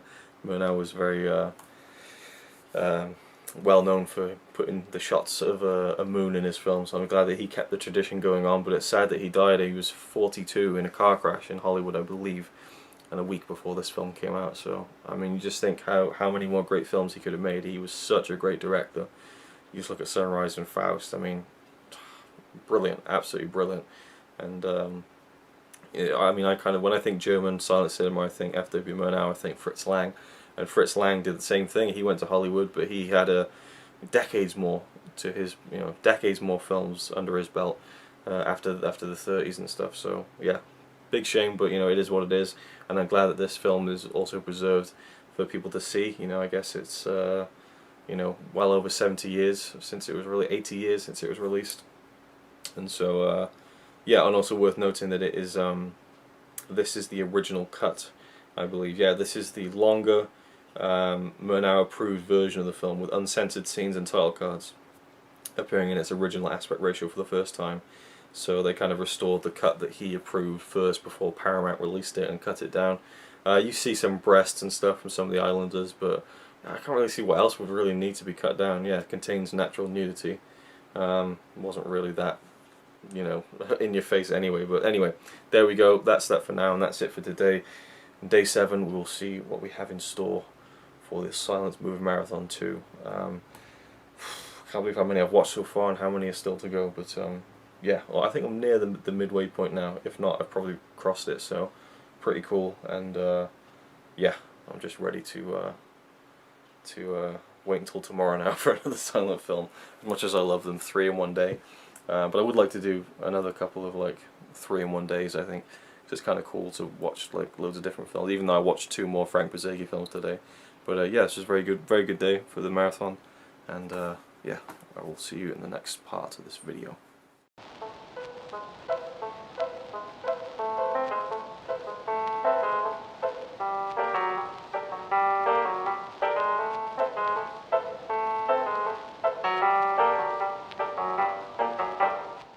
Alright, it is day 7 of the Silent Movie Marathon 2. Can you believe it? And I'm about to start watching film number 17. I mean, there's been a few shorts in there, but man, 17 films in, you know, in a week is pretty ridiculous, I have to say.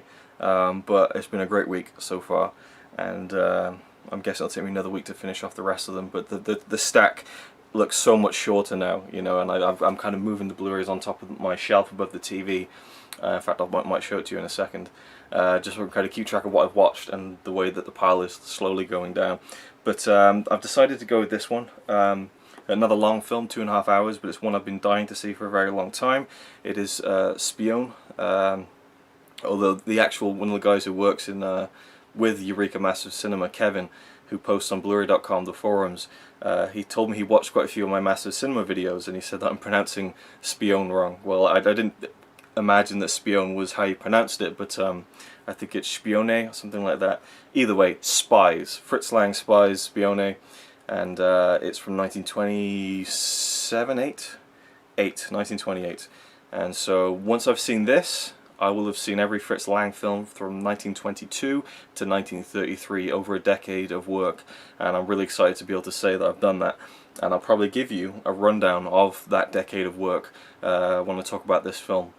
Because at this point, I mean, I've just talked so much, why not talk even more? Because I have a lot to say about Fritz Lang. I'm a huge Fritz Lang fan, and I'd love to talk about some of his films again, but most importantly, fill this one in, fill this gap in from the collection, and you know, fill it in terms of me seeing all those films from that era.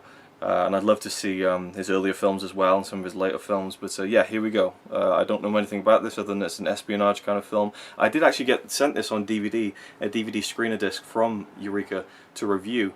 And I got about 10 minutes in, and I thought, you know, I'm just going to wait for the Blu-ray. Because I requested a Blu-ray, but they sent me a DVD. And I thought, I'm just going to wait and I'll buy the Blu-ray. You know, I'll gladly pay for it. And yes, what I have. And now I'm going to check it out in high definition and see what it's all about. Let's do it. Oh, God. Here we have the menu, and there's 2 choices of score. Once again, I hate this. I hate having to choose between scores. But I did say that I was going to show you the stack that I've got here. This is all the films that I've watched so far. This is a week's worth of viewing. So we've got The Navigator, Crow Fidel, Wings, The Epic of Everest, The Wonderful Wizard of Oz. I might still watch a couple of those. Bonus silent films. We've got Lucky Star, Seventh Heaven, The River, Taboo, The Cabinet, Dr. Caligari, The Adventures of Prince Ahmed, The Phantom of the Opera, and Battleship Potemkin. There's also a film there called Drifters I might watch. We've still got, I think, 2 films left of the Buster Keaton silent film collection I haven't seen, short film silent film collection that I haven't seen yet, so there's 2 more to go from that. And then we also have the second film in this box set, The Great White Silence. And there is another little stack down on the floor that represents all the other silent films I've yet to watch. There's 1, 2, 3, 4, 5, 6, I think there's 7 down there. So yeah, still quite a lot to go, but time to get on with Fritz Lang's Spion, however you pronounce that. And yeah, I might have to do some research on the score and see which one is supposedly the best one. Let's do it. Alright, I am 17 minutes into the film, really enjoying it so far, and I just went to cook some dinner. Not a very healthy dinner, but I've got 3 hot dogs here, got some mustard there, some nice sugar-free Coke, and there's the movie cover there again. But yeah, really enjoying it so far. The plot is still waiting to kind of kick into high gear, but I'm really enjoying the setup, and some familiar faces already from other Fritz Lang films, like Willy Fritz and what's his name, Kevin Rudolph, no, Rudolph Klein Rogge, or Rogge, who's in many of Fritz Lang's films. He's a fantastic actor, and he's the big baddie in this one, which is really cool. And it seems like Willy Fritz is kind of the cool secret agent leading man in the film as well, which is also very cool. And I'll talk about that more after I've seen the film. But yeah, let's just eat these hot dogs, drink some Coke, and continue on with the Fritz Lang film, which I'm enjoying immensely so far. I mean, just the way he directs and puts shots together, the way that, you know, intertitles are used differently in the film, and text flashes on the screen, and just the shots, the angles, the way he composes movement and everything within the frame, and it's just brilliant. So yeah, cannot wait to keep going on with this. It looks great on Blu-ray as well. Yeah, I'm just in heaven right now. Awesome. Okay, I just had to rewind the film a little and just show you this scene, because I'm probably going to forget to mention it in my review later, because it's just so... Look at this. Orchestra's ready. Counting him out. Is he out? Okay, he's knocked out. Fire up the music. Alright, everyone comes out and starts dancing. It's ridiculous. It's so funny. Just love that. They're like, okay, boxing match is over, let's get to the dancing. Fire up the orchestra. Just really tickled me for some strange reason. It's like, now the party's started. I'm about an hour into the film now. Absolutely loving it. This is the lead actress from Woman in the Moon. So it's cool to see her again as well. And I just wanted to show you this shot, because it just shows you how great Blu-ray is, right? You probably won't see it on camera, but when her hand comes as close as it does, I can see her fingerprints on her thumb and on her whole hand. It's unbelievable. Just the level of detail that we're able to see in films from, you know, 90 to 100 years ago. Just awesome. Awesome, awesome, awesome. I just had the biggest grin on my face right then. Got to show you this. First, just look at this scene of him trying to give him the money, and he keeps trying to grab it. Look, it's so funny. But just check this out. Metropolis posters on the wall. See that? Blink and you'll miss it. Awesome. That's so cool. Of course, Metropolis came out the year before this, in 1927, and I love this little bit where he tries to grab it. That's so funny.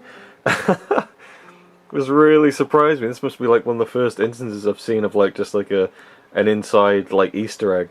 So you got the poster there, which is on the steelbook, the new massive cinema steelbook, and then up there you got the other classic poster. So that was just really cool. I just spotted that and I was like, ah, the Metropolis poster. So that, yeah, I just had to throw that in and film that, because just had a big grin on my face when I saw it. Okay, so I'm done with Fritz Lang's Spion, let's just say Spies. I was looking forward to it, as I said earlier. You know, I was really looking forward to watching this, because it kind of, again, bridges the gap of all his films from 1922 to 1933 that I've seen now. So it's cool to see like over a decade's worth of every film a director has made, especially when it's a director as good as Fritz Lang. But from what I'd heard about the film, it wasn't as kind of praised as his other films. Obviously Metropolis is hailed as one of the best films, you know, ever made.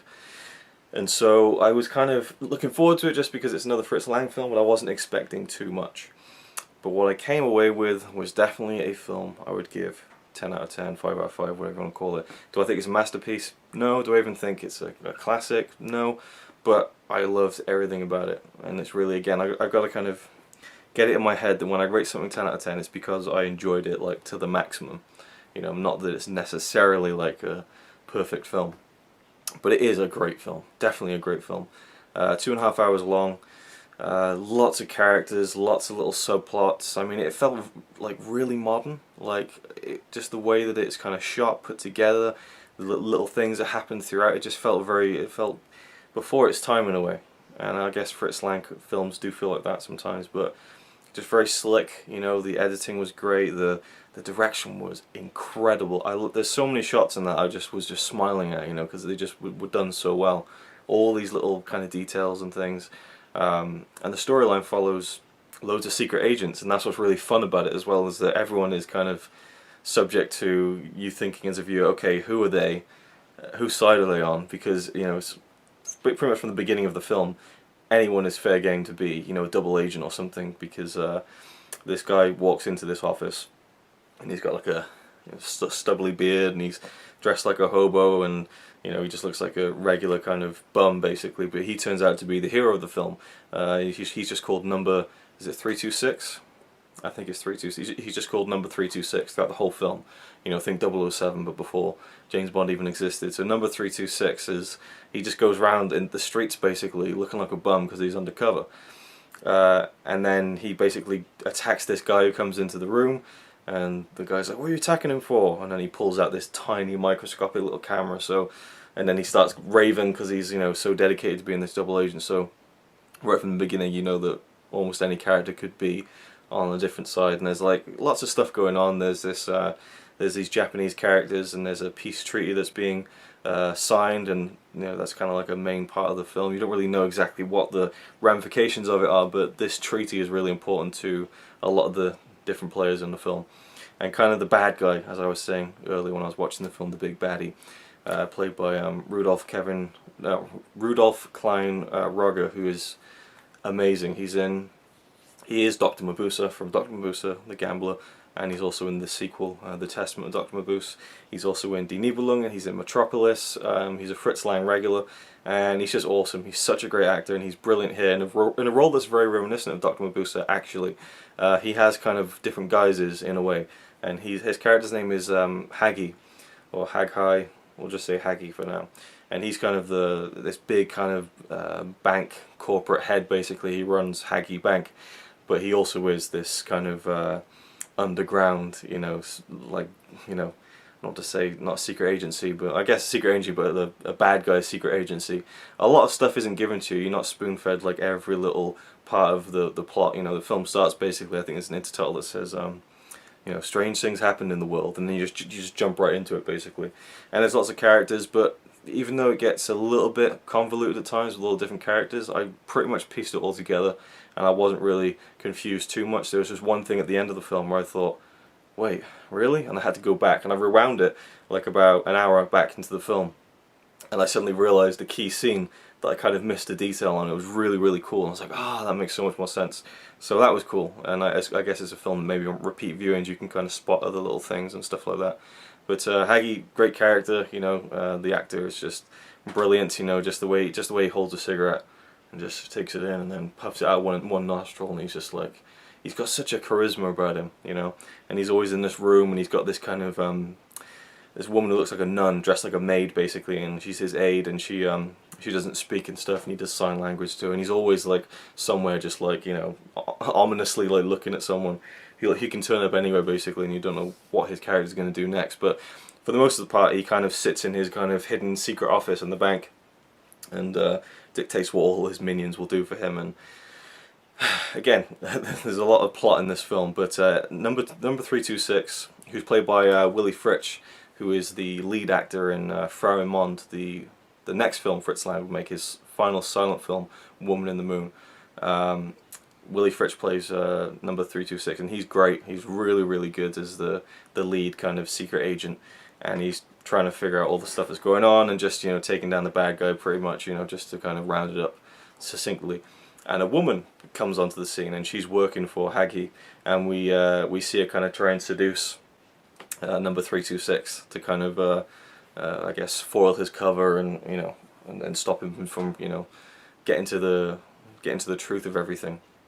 But she falls in love with him, and she's played by, I forget the actress' name, it's not going to be on the back, but she is the Woman in the Moon from Frau im Mond. So that was pretty cool to see her and Willy Fritsch together again, because they kind of have a little love affair in Woman in the Moon as well. So that was kind of cool, and she's great. She's a great actress, a lot of expression that kind of told you what her character was thinking without you needing to hear what she was thinking, or read what she was thinking, I guess I should say.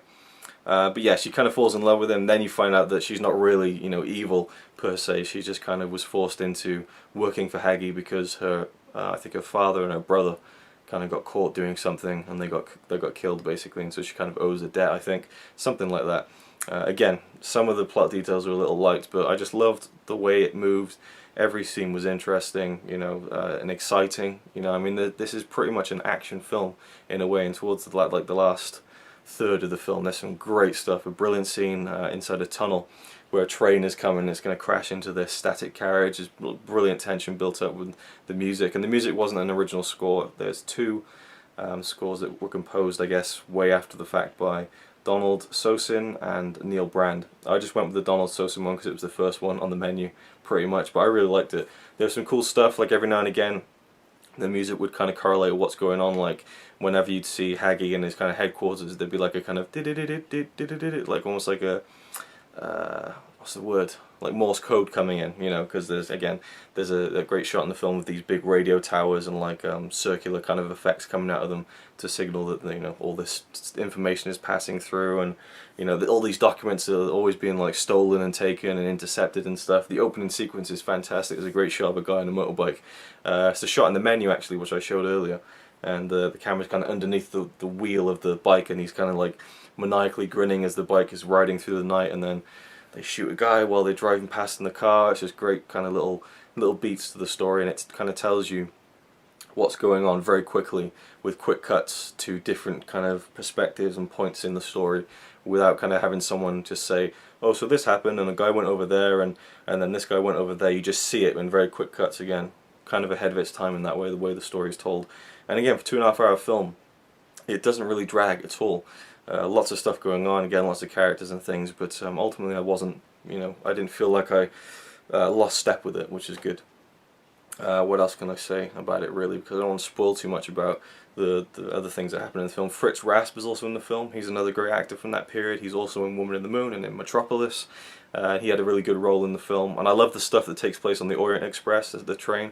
I just love trains and movies. It's one of those things that, for some reason, I just love. Anytime there's a scene set on a train, especially like a sleeping compartment, there's a couple of those things in the film, which was really cool. But yeah, I like the romance between the two leads.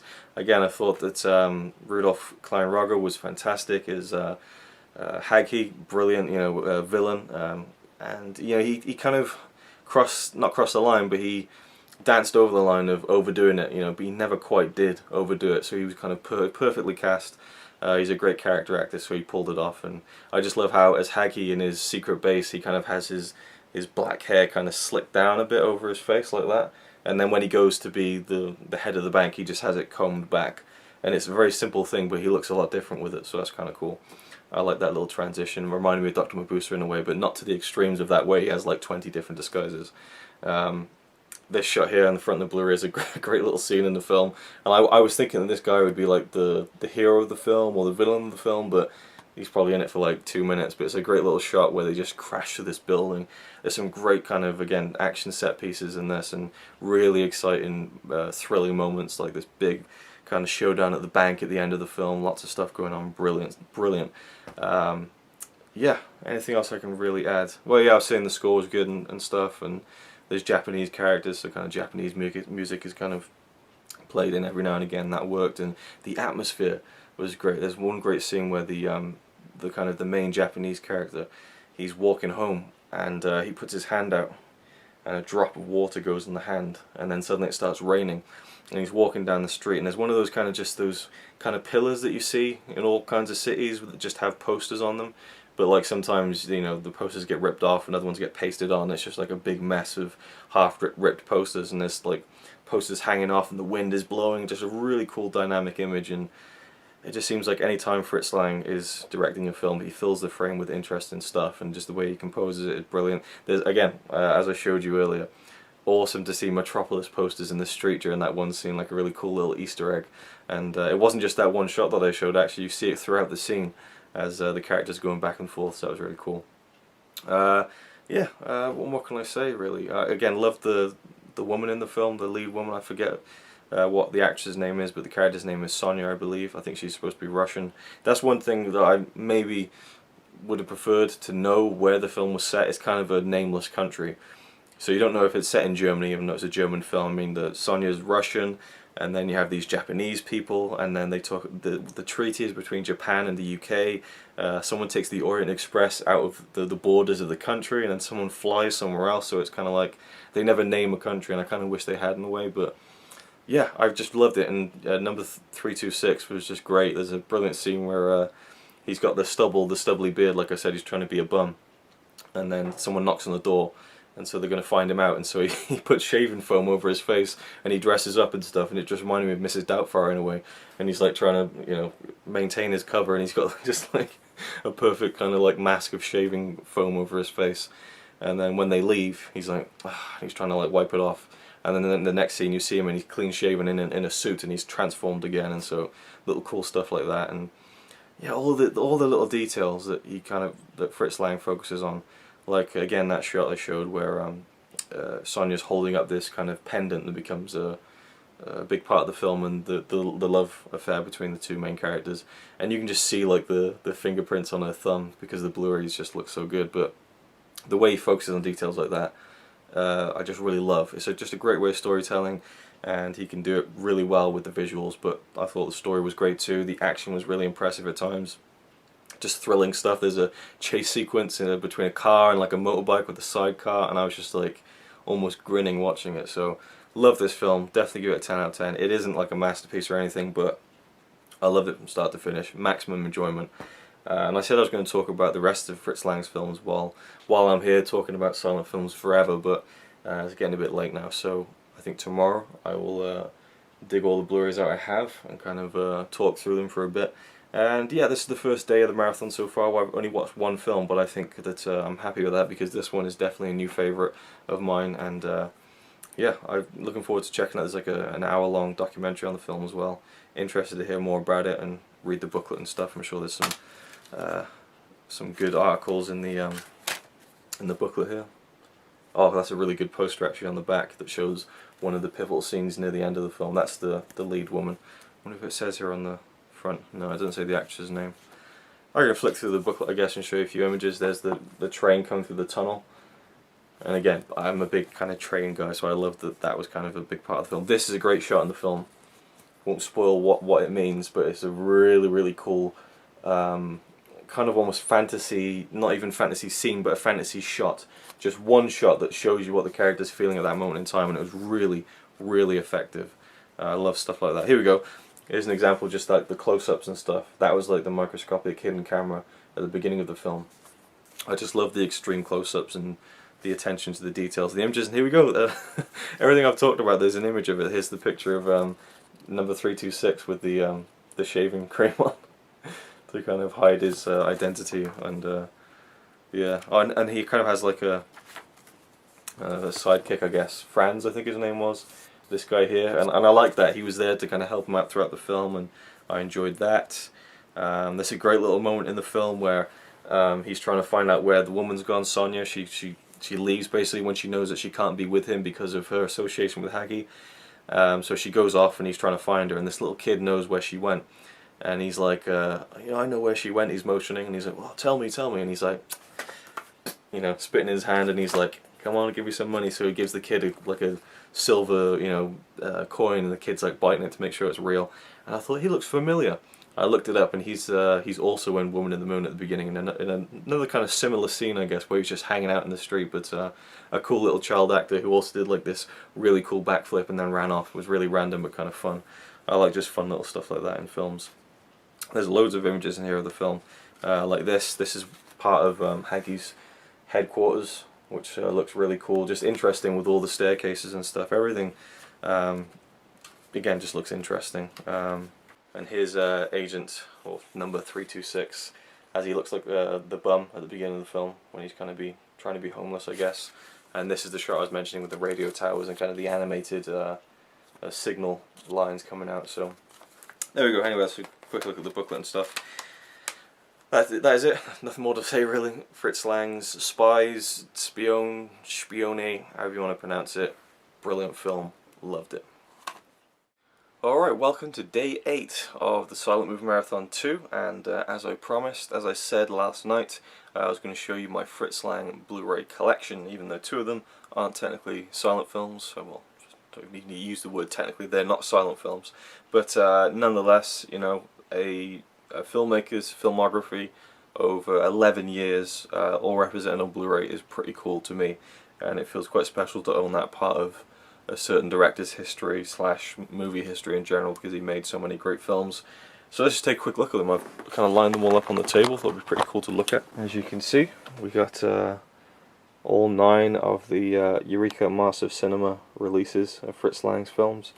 There are 3 versions of Metropolis. Let's just go through them. We got the Steelbook of Dr. Mabuse the Gambler. We got the 2-disc Blu-ray of Die Nibelungen. Well, that's 2-disc Blu-ray as well, because these 2 are like nearly 5 hours long. Altogether, we have the original release of Metropolis with the slipcover. We have the original Steelbook of Metropolis, which is very rare now. Thanks again, Vezius, you're the man. We have the new Steelbook that came out, was it this year, last year? I think it was this year, which is has another Blu-ray disc to it that has the Giorgio Moroder version of Metropolis. We have Spion, or Spione.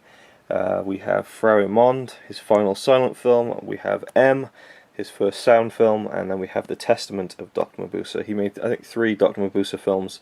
The third one, I think, was in the 50s or the 60s. Probably the 50s is more likely, but yeah, these are the 2 that star Rudolf Klein Rogge, yeah, which is this guy here. I always, for some reason, think Kevin, because he has Klein in his name. I think Kevin Klein, but yeah. So here we go, pretty cool, I think. Quite a nice little collection of films, and I'll just kind of briefly talk about them and give you my thoughts on them, because why not? Fritz Lang is awesome. So the first one is Dr. Mabuse Der Spieler, The Gambler, which is a 2-part film, so there's 2 Blu-rays, and both films are about, well, over 2 hours long either way, and they're all split up into acts as well. So you could almost watch this like a TV series if you wanted to, and it really works like that, like a crime serial. But I watched it all in one go. Well, no, I watched the first film on one day and then the second film on the next day, so I kind of tried to watch it in 2 big chunks, which was great. And I think looking back on it, I would give this film a 10 out of 10. I don't think it probably is that great, but I just loved it so much, and I was so blown away by the fact that I just watched a near 5-hour long film, and you know, it never really bored me, and it was really interesting and cool and visually, you know, awesome. I mean, just some great sets, some great cinematography, even in 1922, and even some great special effects in this. You wouldn't believe it. I mean, the story is very simple. You got Dr. Mabuse here, who's this kind of master of disguise, who's played by Rudolf Klein Rogge, who's incredible. And you know, even the opening scene of the film, I'm not going to go full into review, but the opening scene of the film, he's just flicking through a pack of cards, and when you get a close-up on the cards, they're cards of himself in different disguises. He's literally like deciding, who am I going to be today? And he basically just likes to kind of play with people's lives. He's not gambling with money, he's gambling with people's lives because he gets off on it. And so he kind of just interferes with people's lives, and you know, he produces counterfeit money. He just has his hand in everything in Berlin, and it's an excellent film. So good. I mean, again, great special effects. I won't spoil why, but there's some great scenes with special effects, just the way text is used, and you know, great kind of detective on the hunt story as well. As there's a detective, Inspector von Wenck, I believe, is after Dr. Mabuse, and it comes to an incredible finale, which is fantastic. Yeah, Dr. Mabuse Der Spieler is an amazing film, in my opinion. Then we move on to 1924, which is his next big 2-part, near 5-hour film epic, and it's Die Nibelungen, which is a big, sprawling fantasy epic. Great scope. Great imagination, great sets, you know, I mean, I watch this and think it's amazing how much money Fritz Lang was given to make this film, because it's so big and just wonderful. It really is. I mean, it predates Lord of the Rings, you know, before it was even written, and it's one of those kinds of stories, just a big epic tale. And I'm not saying it's like Lord of the Rings in terms of the story, but just that kind of fantasy adventure, and then all the other stuff that goes along with it. And I kind of likened it to Game of Thrones as well, in terms of the kind of the backstabbing, the plotting, you know, the cloak and dagger stuff in the second film. The second film is a revenge movie. The first movie is just a kind of an adventure film. So it's a really good mix, I think. A lot of people think the second film, you know, the second part of this film, I should say, kind of brings it down and gets a bit more slow and boring, but I just loved every second of it. And I in fact talked about this, I believe, no, I didn't talk about it in the Silent Movie Marathon, but I talked about it in the first watch video of the Blu-ray Brothers that week, which was I think 1920s week or Silent Week, which is when I did the Silent Movie Marathon to begin with. So I think I did the Silent Movie Marathon and I was on such a high that I went and watched this and did a video on this as well. But yeah, awesome film. Definitely a 10 out of 10 for me. It's just, I just watched it and was in awe the whole time, and again, couldn't believe I watched a 5-hour film that kept my interest that long. Then we have Metropolis. Again, just a brief note on the releases. You got the original one there with the slipcover that comes out like that. Again, great Blu-ray, and I'll talk about that once I get to the next one, which is the Steelbook, which I'm so glad to have. This was the holy grail for me for a long time, and a really good guy, Vezius, who's a viewer and subscriber, and even a Patreon supporter, sent me this because he bought the new Steelbook and he felt like he didn't need this one, and he knew that I was trying to find it even because I'm collecting them, and this one was a big one for me, and so he sent it to me, and it was just awesome that he did. And yeah, I can't believe I own this. I'm really grateful, and awesome Steelbook. I even love the spine, just the text on the spine I just adore, and the artwork is fantastic. So yeah, the Blu-ray of this is great. I've said that already. Okay, let's just take out the third one and then I'll talk about the Blu-ray. So this is the new Steelbook, the gold Metropolis Steelbook, and this is actually the poster, one of the posters that's seen in the background in Spione, which is awesome. Again, love this, love the spine, love how they went for a different font. They went for like the Metropolis font, like you see there on the back. Really cool. I think this is limited to, I think, 4,000 copies. This is 1,398. It says on the back. You probably won't be able to see it unless I zoomed in really far, which I'm not going to bother to do. So Metropolis, yes. I'm not sure if the original release had 2 Blu-rays or not, or if it was a Blu-ray and DVD double play kind of thing. Let's have a look. We'll open it up. Let's just get into it.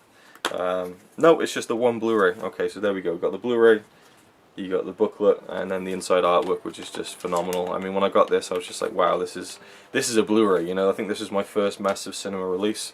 And you got the city there on the inside artwork. So it's a one Blu-ray release, but an incredible Blu-ray because it has the restored version of Metropolis. It's now called the Complete Metropolis. You know, it's not quite complete. The full version of Metropolis is still lost pretty much, but you know, this is the best you're going to get. There was a new print that was found, I can't remember what it was, in some country, Argentina, something like that. There's a documentary on it, on this Blu-ray called The Journey to Metropolis from 2010.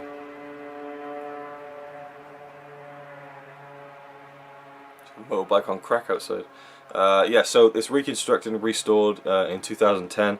Includes 25 minutes of footage previously thought lost to the world. So this is now closer to its original running time, and this is 2 hours and 30 minutes long. You got full-length audio commentary. You got the hour-long documentary about the rediscovery of the film, newly translated optional English subtitles, and all that kind of good stuff. And also the original score by Gottfried Huppertz, who is an amazing composer, because the score to this really makes the film, in my opinion. Well, not that the film, you know, wouldn't work without it, but it makes it so much better, in my opinion. I love it, again, as I've said before, when a film has its original score. Also worth noting that the Die Nibelungen Blu-ray has also an original score, I believe, by Gottfried Huppertz. Yeah, Gottfried Huppertz's score is also present on that, so that's really cool. And the score on Die Nibelungen is great as well. But this new edition of Metropolis has a second Blu-ray disc with another documentary on it, and the Giorgio Moroder version of Metropolis, which I think was released in the 80s and has color tinting and is filled with 80s music. Really not sure what to think about that, and I still haven't given it a shot. Maybe I should do that for this. I don't know. Probably not. I don't know if that counts as a silent film, but you know, maybe. I think Queen's on there, Prince is on there, maybe. So interesting. But yeah, great release, and the film itself is just an absolute epic, one of the greatest of all time, no doubt. You know, it's worthy of the lofty praise that is often thrown upon it as one of the best films ever made and one of the great films of the silent era. Yeah, really just great on all levels. And then we have the one I watched last night, you know, which isn't quite as great as Metropolis, but I still would give it 10 out of 10 for pure maximum enjoyment. Just a great spy thriller, espionage, slice of fun, action, you know, pulp fiction. It's just brilliant. I loved it, and the Blu-ray is great. There's an hour-long documentary on this. There's an hour-long documentary on Die Nibelungen as well. There's a full-length, near 5-hour audio commentary on Dr. Mabuse Der Spieler as well. I mean, they go all out with Eureka Massive Cinema. These are all massive cinema releases. I don't know if I mentioned that. So yeah, it's great. They've released like all of his films from the silent era, pretty much. I mean, you can go earlier. He did films in the 1910s, and I think there's one from 1920 as well. But most of his big silent films they've released. And then we move on to 1929's Frau im Mond, Woman in the Moon. Talked about this far too much. This one I did do in the first silent movie marathon, so no point to go into any depth. But a great, great film that I absolutely loved. It's my favourite Fritz Lang film still. It's not his best by any shadow of, any blah blah blah, any kind of phrase you can throw. It's nowhere near as good as any of his great films. I'd say it's better than Dr. Mabuse Der Spieler. I'd say it's better than Spione, but I think Metropolis, Die Nibelungen, they're definitely well above this film. But this film, for me, is my absolute favourite because it deals with space travel, it deals with a trip to the moon, and it's done so well, and I love it. Again, the sets, the music, it's fantastic. I don't think the music is original or not.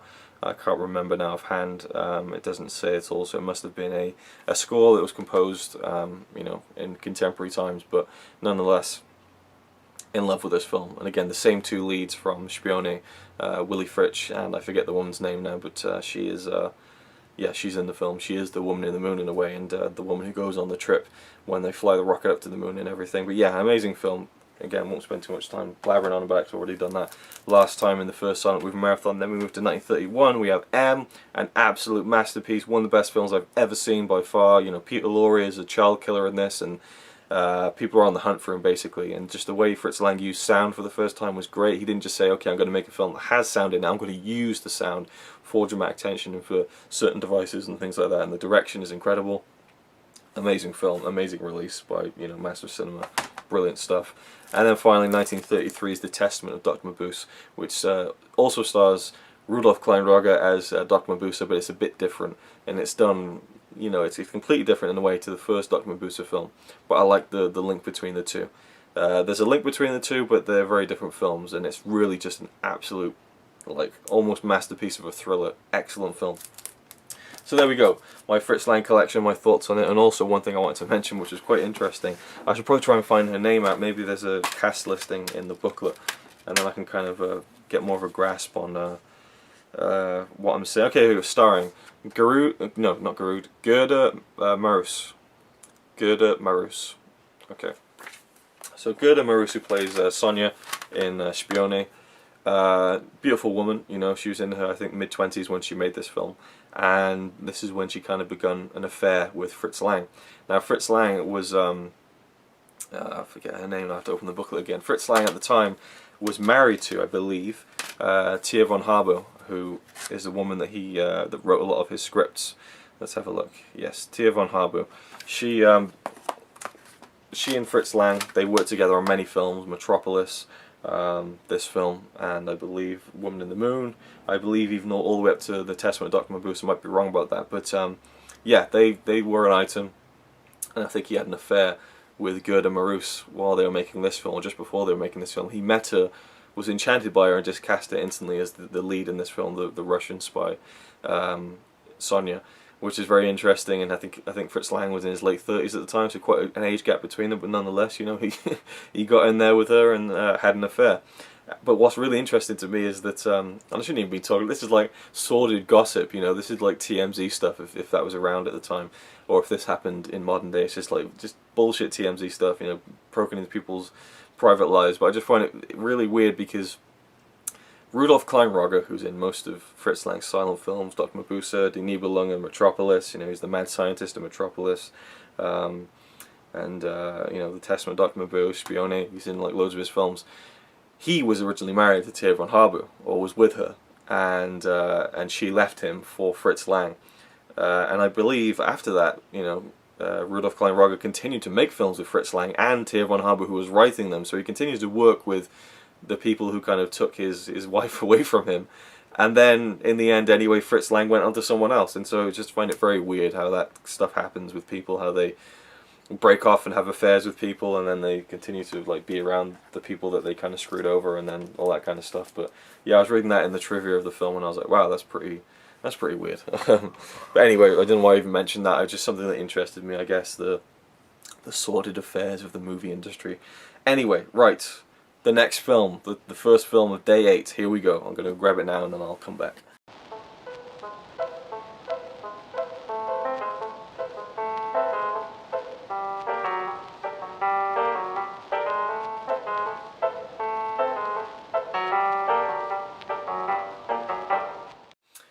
Alright, this is the big one.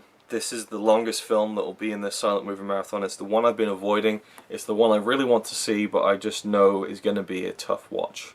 It is over 3 hours long, and it's appropriate to watch it now because it's in its centenary year. It is its 100th anniversary. It is The Birth of a Nation from 1915. And so I'm going to watch a film that was made 100 years ago, and I'm going to give you my thoughts on it. And this is by D.W. Griffith, considered by many as kind of the forefather of cinema itself, and just, you know, started so many kind of techniques of editing and filming and directing and storytelling in cinema that kind of went on and became adopted by other people and evolved by other people and progressed by other people. But he was the one who really was there making these big epics and making kind of more modern style films early on in, you know, the very early days of cinema and the baby steps of film. And so I've seen one of his films so far, Broken Blossoms, which I thought from a directing standpoint was fantastic, but as far as the content of the story and the tone, wasn't too sure about. But this one I know is going to be tough because there's a lot of racist stuff in this, and from what I understand, it kind of glorifies the Ku Klux Klan. I'll try and get that again. The Ku Klux Klan. Which is not good by any stretch, and there was a backlash from this from what I understand, but I haven't really read into it that much. So yeah, I know that it's about the Civil War, and so yeah, it says the silent epic Birth of a Nation was a massive commercial success at the time of its release, owing to its dynamic storytelling and its breakthrough developments in cinema language that have become common traits of practically every film that have since followed. However, the picture's legacy is one that continues to elicit outrage over its vulgar depictions of African Americans and its deceptive historiography of the United States in the second half of the 19th century. The way in which the impending Civil War intensifies the conflict of their worldviews between the northern and the southern families. So yeah, okay. It follows the end of the war and the assassination of President Lincoln. A lawless chaos courses throughout the Reconstruction South, and the Ku Klux Klan is formed to take on a rising black militia and impose a vengeful vigilante justice across their land and birthright. So, very interesting stuff. I know practically nothing about this part of American history, so this is probably not the best way to start because it kind of smudges things as far as it says on the back and from what I've heard. But I'm going to check it out either way just to see. And again, 100 years. Let's pop in Birth of a Nation and get this out of the way and maybe be entertained by a film and try not to be too horrified by the racism that will be flowing through its veins. Alright, it's time to watch Birth of a Nation, but I want to add a few things before we start. First of all, I have a couple of sandwiches here ready to go. Got a banana and I got a glass of Coke. Yeah, I'm going to turn into a glass of Coke at some point, and maybe I should just show you someone. Let's have a look. Also watching the film with me will be Harley. Yes, Harley is there, and she is looking at the TV screen. She's got her front legs up on the side of the box, and she's like, wow, I can't wait to watch this 100-year-old epic. Yeah, another thing I want to mention is that Ryan Chataway is currently doing his silent movie marathon too. That's kind of cool, brings it full circle, much in the way that I followed in the footsteps of his 24-hour movie marathon all those years ago. He's now doing a silent movie marathon off the back of me doing one, which is pretty cool. And I think I've kind of inspired him to do one, which is really cool. And I'm loving just talking to him as he's doing it and hearing his thoughts about the films, but not too much because I'm really looking forward to his video as well. And I'm sure by the time that this video is out, you'll see his video. So go check out Ryan Chataway's own silent movie marathon, because he watched this film yesterday. And I almost watched this yesterday, but I thought, oh, I just want to watch something a bit more interesting. But, you know, to me this film is important because it's a piece of film history. That's why I bought it. That's why I like the fact that I own it on Blu-ray. But now I need to finally see it. So that's the big thing. And yeah, it's pretty cool that we're both watching it, you know, within the same 24-hour period. And knowing he's already seen it before gives me a little bit of confidence that I'll enjoy this more than I think if Ryan felt it worthy of actually rewatching. And so yeah, without any further ado, let's get right on with The Birth of a Nation.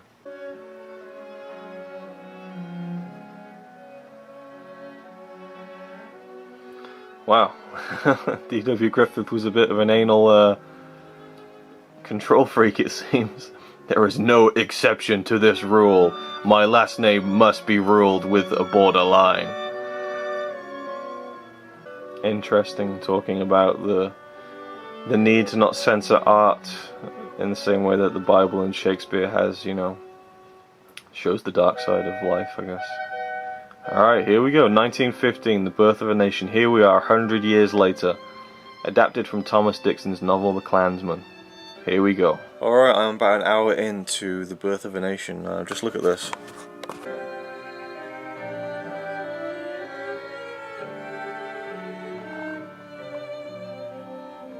The scope of the battle scenes is absolutely incredible. Unbelievable in a way. I mean, it looks in some of these shots like they've mounted a camera like 200 feet in the air, like looking down and out towards the fields. I mean, it's just, the scope is ridiculous. Okay, maybe it doesn't look like that, but it, you know, the height and the amount of people you see in the frame and how far the landscape goes on for. Incredible cinematography in terms of cramming all that stuff into the frame. And yeah, really quite powerful stuff, I would say, in terms of these battle scenes when you're just seeing these bodies strewn about the battlefield, and you know, people who are on opposing sides who, you know, don't really have anything against each other, but it's just war, and so you've got to do it. And it brings it back to me how just utterly pointless and terrible and horrific, and again, to reuse the word, pointless war really is. It's yeah, it's really sad. But the film itself so far, it's been quite hard to get into, for sure. How long are we into it now? About an hour and 4 minutes, so officially actually exactly a third of the way through the film. And now one of the main families is getting the news that one of their brothers, their son, has been killed in war. War, the breeder of hate. Yeah, it's definitely picking up the film, but I mean, it opens up, and it was quite hard to follow some of the stuff that was going on. Again, I have no knowledge of the American Civil War or anything that goes along with it, why it happened, what the opposing sides were, and all that kind of stuff. So I had some Ryan Chataway commentary. I was talking to him on Facebook Messenger and asking him questions about the plot as I was going along the first 30-40 minutes of the film, and he kind of filled me in on some of the details about the Civil War and stuff like that. And I pieced together what was going on with the characters, just not the world around them, and kind of the politics of what was going on at the time. So we have the Stoneman family. I guess I'll kind of just do this review as I go along, because you know, there's a lot to go through. Okay. Anyway, yeah, I'm trying to watch the film. I can pretty much keep an eye on it. It's pretty slow moving in the general scenes. But one of our main characters is now in the hospital, and he's about to meet a girl he's been kind of obsessing over for years. So we have two families, the Stoneman family from the north. I mean, it says they're in Washington and then Pennsylvania, and then down in South Carolina in the south you have the Cameron family, and the families are friends, and you see them visiting each other. But obviously they're on opposing sides of the Civil War, and so they eventually fight each other, and then war breaks out and starts and everything. And again, I'm still not too sure about the finer details of why this American Civil War is happening, to do with slavery and stuff like that. And we see Abraham Lincoln signing something, which again I wasn't too sure what was going on. And one of the Cameron boys has seen a picture of one of the Stoneman girls, Elsie, who's played by Lillian Gish. And Lillian Gish I've seen in another film before, another D.W. Griffith film, Broken Blossoms, where it's famously said that she invented screen acting in Broken Blossoms.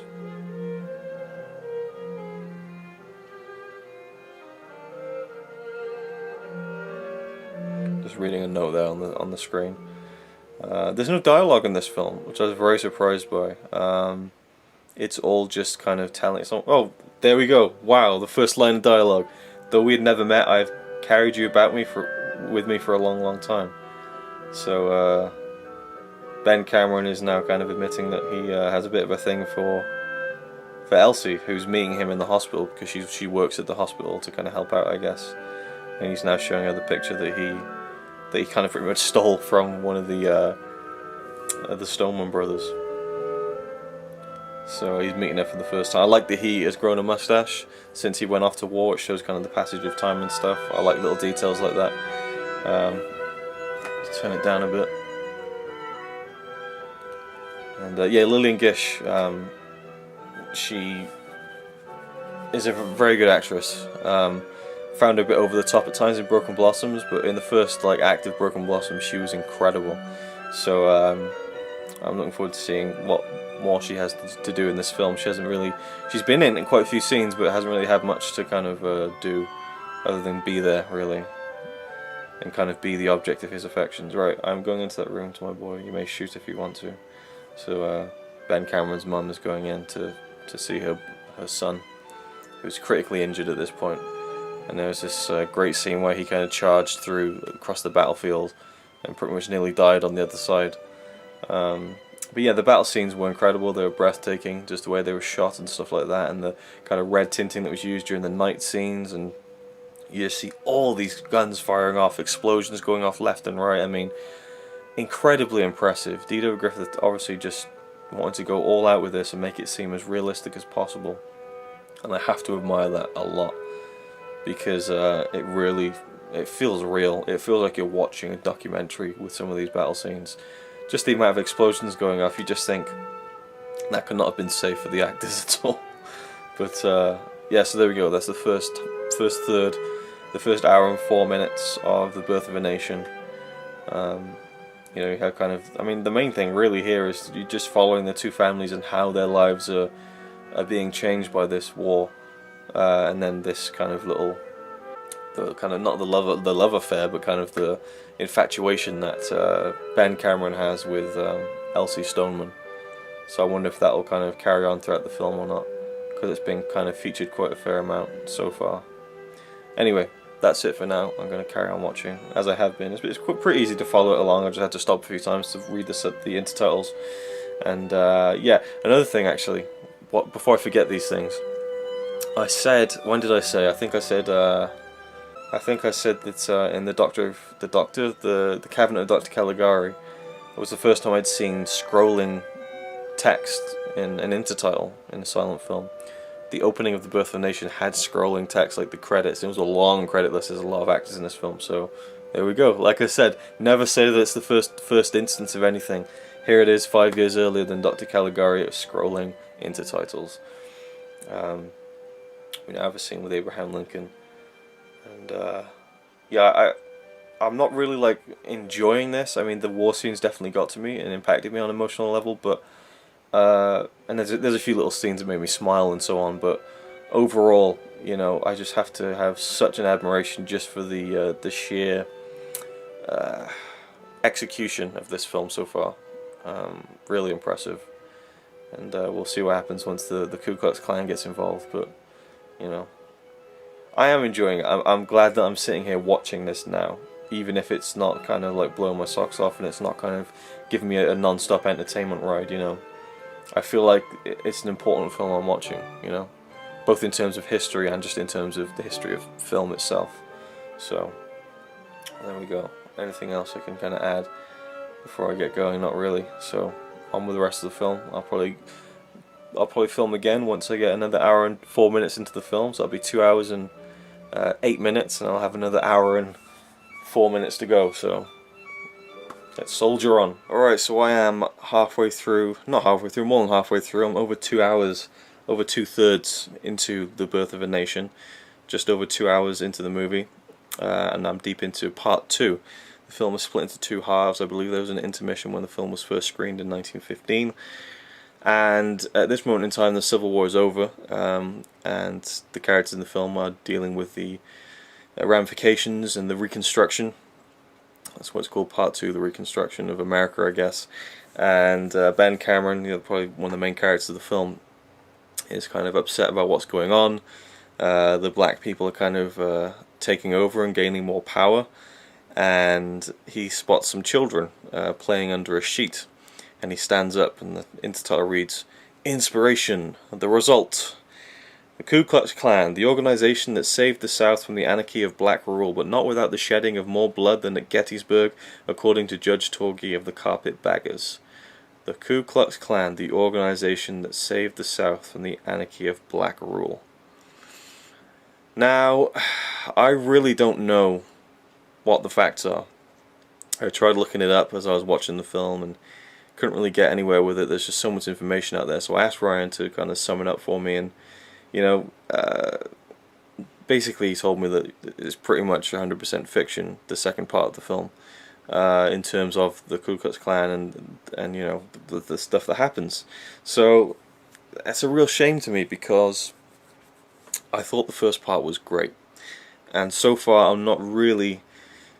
I wouldn't say that the second part isn't made as well as the second part is still made brilliantly in terms of the cinematic technique that D.W. Griffith clearly had a handle on at the time.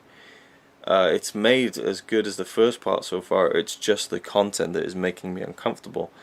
And I just read a review from Roger Ebert, who gave it like 4 out of 4, included it in his great movies list, and said that for a long time he avoided it because it is a tough thing to talk about.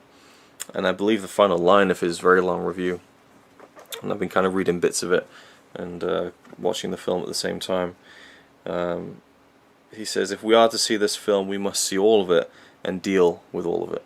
And he talks about how important it is to see how racist it is, really, in a way, and how D.W. Griffith didn't even realize how racist he was, and he quotes many things where you kind of see that D.W. Griffith didn't hate black people, but he had a prejudice towards them that was just built in from the way that he grew up and where he grew up and the people who brought him up, and that was just a sign of the times. But I honestly don't know where this has come from, like why the Ku Klux Klan are being portrayed in this film as people who saved the South, being portrayed heroically. I really don't know. And I guess part of me that wants to say, well, it just is what it is, it's racist, and move on. I kind of feel like, well, no, I should stop. I should find out why. I should look into it more. Maybe I will, but for now, I just need to carry on watching the film, I guess. And so I will. And I'll play it. But just that title card there, the organization that saved the South. I mean, oh, here we go. Here's the first shots of them with the white hoods and the horses with the white sheets. Their first visit to terrorize a Negro disturber and barn burner. And again, the black people are being portrayed now as kind of just, vile people, And a lot of them who are in these positions in the film of being kind of, bad guys, I guess, bad people, are portrayed by white men in blackface. And it's very obvious as well. And in Roger Ebert's review, he talks about how D.W. Griffith wanted people to know that they were in blackface in a way, And one of the excuses was that, there weren't any Negro actors out there, and, he just trusted working with white actors in blackface more than he did Negroes. Which, again, I don't know. But one thing that was fantastic about the film was that you see the assassination of Abraham Lincoln, who's in the film in quite a few scenes, and then we see the whole thing play out in the theatre when he was assassinated by John Wilkes Booth, and it's even touted in the intertitles that this is a historical facsimile, that it is completely accurate to the theatre, the exact size and accurate representation of the theatre itself and stuff like that. And that was a great scene, and that was the end of part 1. And it was really interesting to be put in that kind of spot in history, and to know that it was that accurate. It almost makes you feel like you were there, or that you're seeing it on screen. Like it almost seems like it could be a documentary of the incident. And it made me want to watch JFK again. I just find stuff like that in history very fascinating, with a morbid edge to the fascination, definitely. We shall crush the white South under the heel of the black South. Yeah, there's a lot of power struggle going on here, and blacks against whites and things like that, but like trying to give the blacks more freedom, but also, you know, I think that the head of the Stoneman family here, he kind of, from what I can understand from his motivations in the film, he wants to appear as if he cares about black people, but I think that ultimately he's just giving them power, or giving them kind of freedom for his own gain, for his own cause in a way. I might be completely off base there, but that's what it seems to me to be the case with the character of the head of the Stoneman family, who's you know, a big figurehead in the story. So the relationship between Elsie and Ben Cameron has kind of blossomed and stuff, and there was a great scene where they're together, and they haven't quite got together yet, but they're holding up a little bird, and they're both kissing the bird. She's kissing the beak, and he's kissing the back of the head. Then he sneaks in for a kiss on her cheek. You know, it was a really sweet kind of romantic moment that kind of stood out starkly from the rest of the images that I'm seeing on screen. But yeah, they're now together, and I think that things are about to get more complicated. But yeah, just some more thoughts on the film, I guess, as I'm going along. Yeah, that's about it really. So I will wrap this up in another hour and 4 minutes with the rest of the film done and my final thoughts. Okay, The Birth of a Nation. Final thoughts. That last hour really was, that was the kicker. That was the one that pushed it over the edge for me. Just horrifying stuff, really. I mean, I'd heard that it was bad in terms of the racism and stuff, but I mean, it's such a weird combination. I mean, the cinematography in this film, and the set pieces, and everything about the technical side of the film is masterful.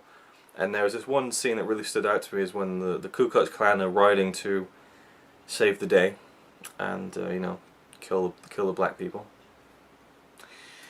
And the horses are riding across this hilltop, and the sun is coming out, and you see the kind of the figures amidst the sun and stuff, and it's a beautiful image of a horrifying act, you know, and it's a really weird juxtaposition for me. I'd have some notes down somewhere, but I'll try and remember them off the top of my head. Only a few things I noted down.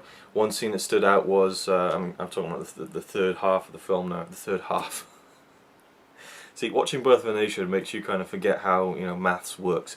In the third part of the film, the third act, the last hour, there is a scene with this black man called Gus, I think his name was, and he's a white actor in blackface, and he's portrayed as this freed black man who kind of leching over the two Cameron sisters, the young girls, and one of them, Flora, she goes out to get some water against her brother Ben Cameron's wishes, because it's not safe. She goes out nonetheless, and Gus goes after her, and he comes up to her and he says, "Look, you know," and earlier on it was said that the black people had forced the vote so that black people and white people could now marry, and so he says, "I've been promoted to a general or a captain, and I want to marry you."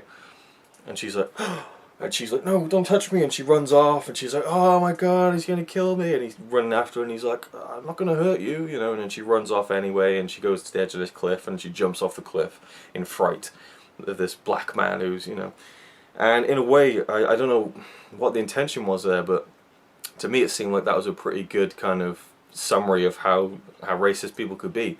You know, just the mere thought of a black man giving you any kind of attention in that way would be like, oh, well, obviously he wants to kill me or rape me or whatever. It was stark stuff, it really was. And then when Ben Cameron finds out that she's died and fallen off a cliff, he holds her, she dies in his arms basically. So the hunt is on for Gus to catch him, and the Ku Klux Klan, they get him, and that's probably the most striking image in the entire film, is when they're holding Gus and he's just there like that with his eyes open wide, and the whiteness against the blackface makeup is a haunting image. And they drag him off, and it says that he's been, you know, given a trial and justice has been served, but really they just kill him, and they throw his body outside the office of this man called Silas Lynch, who's this half-caste man who kind of becomes the kind of villain of the film as well. He wants to get all his black brothers kind of the equal vote and all that, and that's basically what the second half of the film is about black people get more power than it's being shown that they probably shouldn't, because with that power, you know, I think there's a line that basically says that you know, they were given power and they didn't really know, they didn't have the capacity to know what to do with it other than to do it badly. And you know, you just have all these things where blacks are just portrayed as these violent, nasty people, and it was just disgusting to see. You know, it was really horrible, but nothing more horrible than the final images of the film, which were filmed, shot, edited and presented in a brilliant way. The editing was fantastic, the film was fantastic, but it was the content that was just so horrible, where the Ku Klux Klan ride in to save the day, and there's, you know, they disarm the black men, they take all their guns away, and the black men run away. And there's a scene right at the end of the film. I mean, you know, the kind of, again, the point was that black people want to vote, and because they had power over, you know, what a say in what happens in, you know, the town or whatever, that's a bad thing. You know, you can't have black, because obviously, I mean, there's even a moment where there's a big congregation, there's loads of black people there, and they're seen as just like drunks and idiots and stuff, and they get the vote so that they can marry white women and stuff, and it's like, and then there's an intertitle that says the poor white minority, and you just see like the small group of white men in the room who don't get a say in anything, and it's like, oh, poor white men, you know. What was the other line? It's like, and so the white South was put under the heel of the black South, and also there's a point made towards the end of the film where the North and South of the US, and in terms of like the families who are on either side throughout the film, and they're kind of put against each other and stuff, they kind of, what's the word? They kind of join forces again at the end, and it says something like the North and the South sides, they join again, they're united again to what's the word, to protect their Aryan birthright. Yeah, it is just stark stuff, and it's such a shame in a way. And yeah, and then right at the end of the film, I was going to say, there's a moment where it's like the next election, and it's like a little title called The Next Election, and you see all the black men kind of like, and they're like bent over like animals almost, they're looking around like, oh, can we vote? And then it just shows just a troop of Ku Klux Klan guys just pointing guns at them, and they go, oh no, let's just go inside, we won't vote, we won't vote. And I was just like, oh my god, you know, oh my fucking god. And then the end of the film was like, you know, there's some weird sequence with like a heaven and a hell and some multiple exposure effects, which were great, but again, it was just like, what's the message here, you know? And I was just like trying to look into it and stuff, and again, read that great Roger Ebert review about, you know, how we should see this in its entirety, but what does it mean, you know? It's a real tough film to kind of just quantify, really, in any way. And I looked at some of the special features, and there's one from 1930. The film was re-released 15 years after its initial premiere in 1930 with a new little title sequence, which is on this Blu-ray as well. But there's this introduction to the 1930 version between, I forget the guy's name now, it should say on here somewhere, Walter Houston and D.W. Griffith, and it's transferred in HD and stuff, and so you get to hear D.W. Griffith talk about the birth of a nation in sound. And it's this little segment where he's sitting down with Walter Houston, they got cigarettes and they're smoking, and yeah, oh yes, yes, in suits and stuff, and they're in this kind of smoking room. And there's these three kids, and they're kind of looking in, they're like, oh wow, is that D.W. Griffith? Sure is. Well, he looks alright. Of course he's alright, he made the birth of a nation.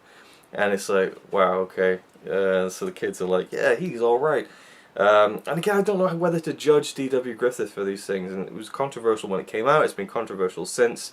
And I guess the more and more that we progress as a society in terms of racism, the more controversial this film is going to be 100 years after its release.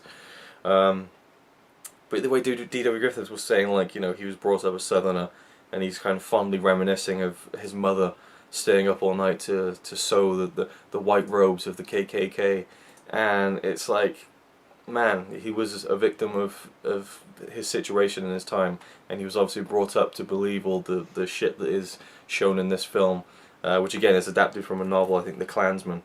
So, I don't know, what does it say here? It says, Griffith would attempt to make amends for the moral schism of this schizophrenic epic, that is a great way to put it, in his next film, Intolerance, but Birth of a Nation cannot and should not remain unseen or undiscussed.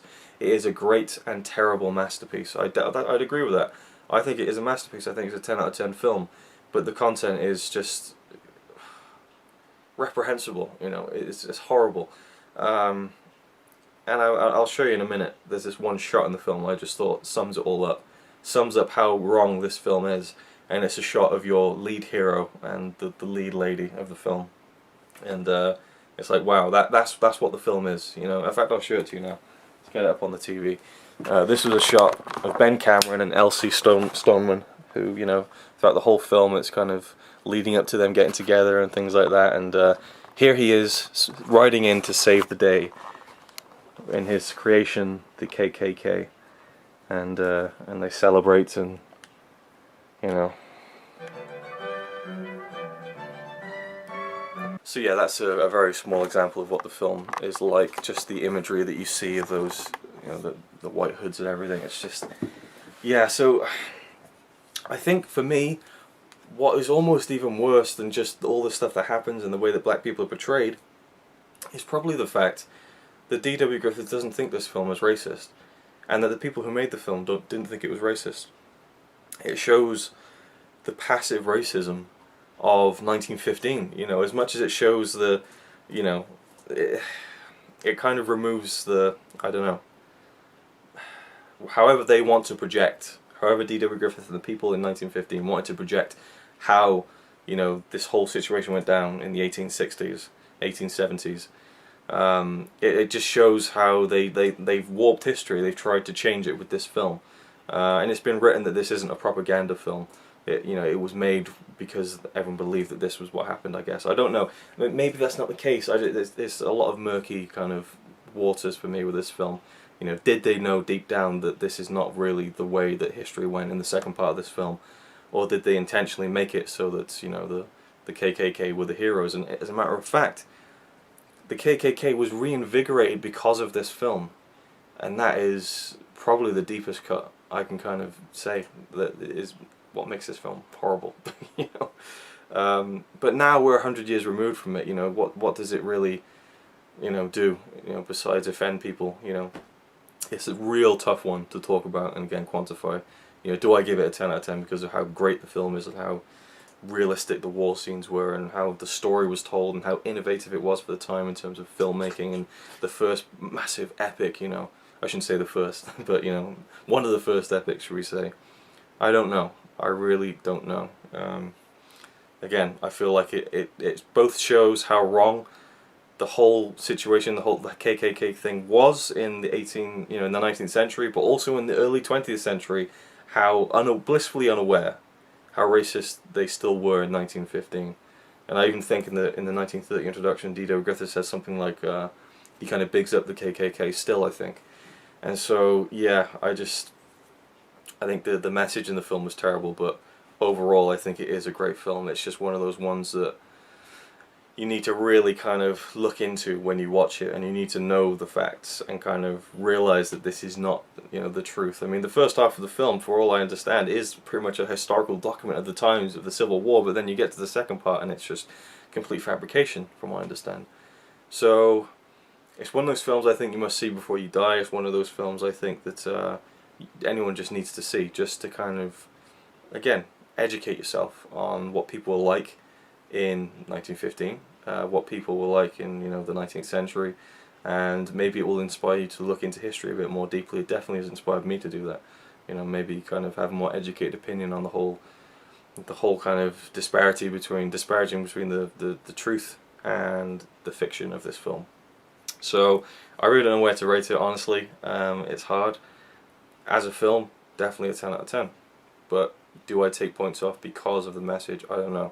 Maybe, again, I agree that it's a film that shouldn't be shied away from. It's a film that shouldn't be put down. And I think it's great that it's available on Blu-ray. I think it's educational. You know, I think it's important. And it blows my mind as well that we're 100 years out from this film, you know, and we can have it on a disc, you know, in high definition on Blu-ray. It's pretty damn cool. But the film itself is anything but cool, you know. So there we go, Birth of a Nation. Those are my kind of initial thoughts, and yeah, I wouldn't offend anyone. I can't see how I would have, because I'm completely against the things that were shown in the film, but I have to respect the artistry in making the film from a technical standpoint. The actual message and content of the film, I'm not so sure. And it kind of upset me as well at the end. And what upset me more was seeing the 1930 introduction and seeing how, again, D.W. Griffith was talking about how his mother was, you know, sewing the KKK robes. And I feel like it's just one of those things where maybe, and this is complete conjecture, but maybe D.W. Griffith thought that this was what happened, you know, this is what happened in those years, and he was trying to present the best possible version of the truth. I mean, there's moments in the film where the intertitles say that, you know, wouldn't it be great to, I mean, I'm paraphrasing heavily here, wouldn't it be great to be in a world without war? It's a very anti-war message, but it's just a shame that the bad guys in the film were really not the bad guys, you know, and it's the same thing around the entire world. There are good people from every corner of the world, there are bad people from every corner of the world, but the black people in this film were generalized and, you know, just painted in a horrible light. You know, that's another thing I want to talk about, because there's a couple of black people in the film, well, quite a few, but there's I think 2 of them maybe, or at least one I can remember that is a part of one of the families. I forget which one now, and they kind of help against the bad black people, and they're referred to as the faithful souls. The faithful souls, because they're faithful servants of the white people. And again, it shows you that mentality and how prevalent it was in those days in 1915, and I'm sure, of course, to an even bigger degree in the 19th century. So if you haven't seen it, watch it, educate yourself, try and enjoy it for what it is. I definitely, again, had appreciation for the filmmaking side of it, but it made me feel all a little bit too uneasy, and especially the introduction from D.W. Griffith was a bit hard to swallow for me. Is it one I'd rewatch again? I think so, at some point in my life, not anytime soon. But, you know, and am I glad that I have it? I think I am, because it is a piece of history, and again, it's something that can educate. I mean, you know, who knows, maybe in 20 years' time I'll have kids and I can show them this as a, you know, an example of, you know, how fucked up humans can be sometimes, you know what I mean? This is, yeah, definitely an interesting film, an important film. And an inflammatory epic. I mean, the schizophrenic epic is a great one, because it really is a tale of 2 films, part 1 and part 2, and night and day. You know, part 1, I was enjoying the character of Ben Cameron and his potential romance with Elsie, and by the end of it, when they're together and she's hugging him in the big white hood, I just thought, oh, get away. You know, I grew to just despise that character, and you know, maybe it's a good message of how someone seemingly good can go down a really dark, bad path. And how, you know, at the end of the film, you can watch this to the end and think, right, that wasn't the way that this story should have ended, or did end, or however, and it's a cautionary tale, maybe, I don't know. So yeah, hard one to talk about. There are 7 Civil War short films directed by Griffith also included on this, and I think I'm going to watch some of them, because I want to check them out. I know that Ryan watched one for his marathon as well, so I might check some of those out and include these in the marathon later on, but for now, that is The Birth of a Nation, and in fact I got a few more things I want to say about it. Yeah, screw it, let's get into it. Oh my god, just have a look at this. This is a poster that's on the inside of the Blu-ray. I mean, just look at that, how it paints the KKK in such a heroic light, and I know exactly why this is put behind the disc and not on the front cover, because it'd be a bit too much for, you know, the 21st century, I think. But I love the poster of the front cover, you know, the Abraham Lincoln assassination, which is a great scene in the film. And I read as well in the booklet that they had people who were there when it happened to kind of confirm kind of the facts. So again, it's really weird that the first part, the attention to detail and having everything historically accurate, in fact, probably the whole film, was so, you know, OCD to a point. You know, they were like, we got the measurements of the theatre exact and everything, but then when it came to the black people and the KKK, it gets completely twisted. Yeah, there's a load of facts here about the film that are from a 1915 souvenir program published to commemorate what they called the most stupendous and fascinating motion picture drama created in the United States. I'll read a few of them. There are over 5,000 distinct scenes / shots in The Birth of a Nation. 18,000 people and 3,000 horses were utilised in making the film. Mr. Griffith worked for 8 months without a let-up to complete the picture. The approximate cost of the production was $500,000, which at the time I'm sure was not even a small fortune, you know. 5,000 works and reports on the history of the Civil War and the periods immediately leading up to and following the Great Conflict was searched for authentic data.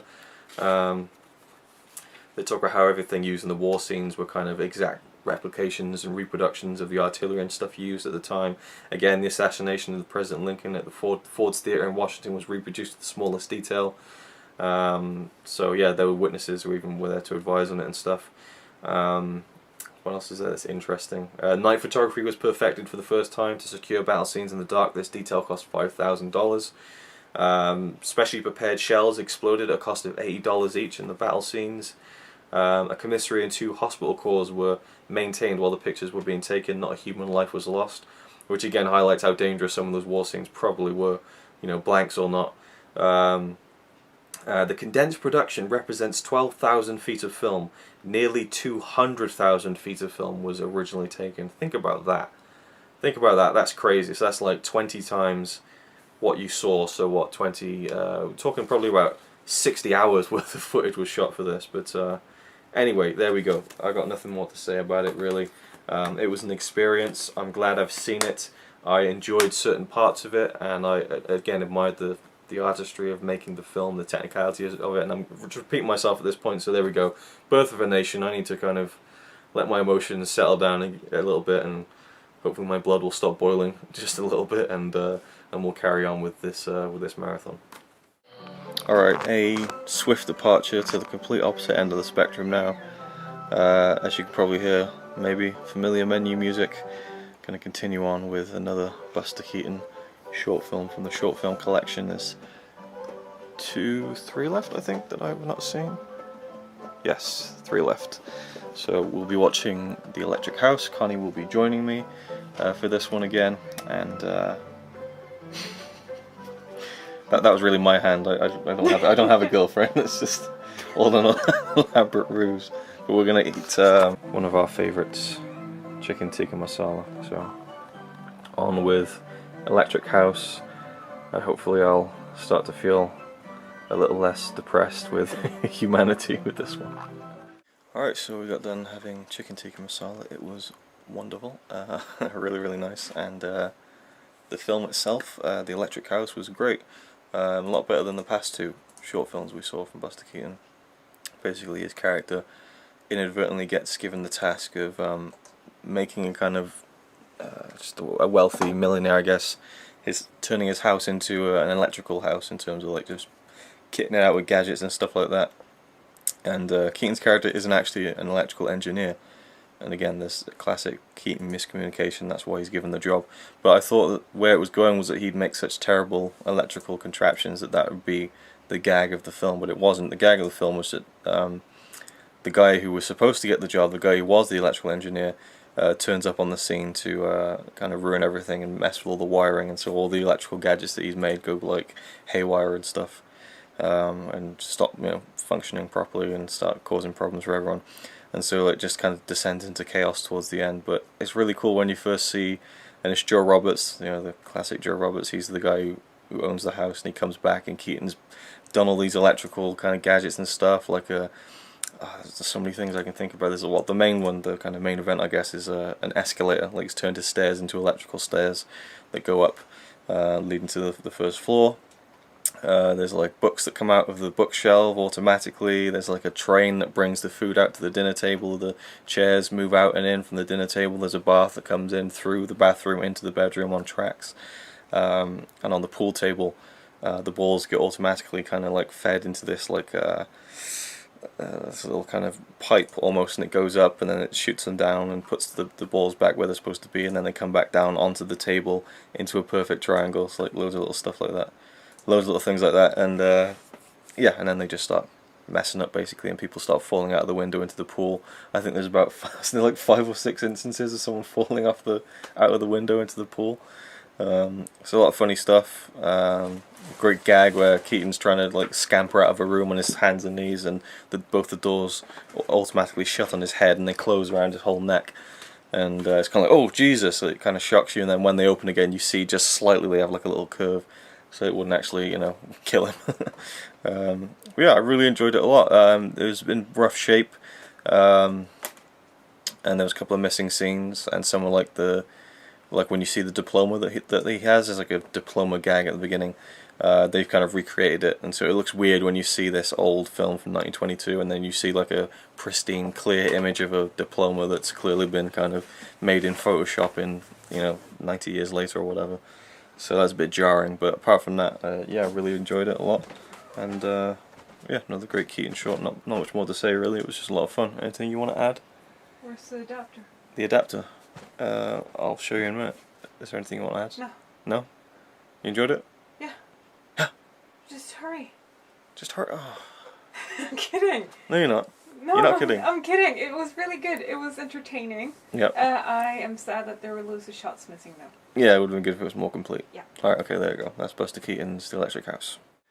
Okay, it's a little over midnight, and I've already opened all my presents. I mean, that's an inside joke, forget it. It's a little over midnight, and I want to continue. Birth of a Nation, 3-hour epic and everything.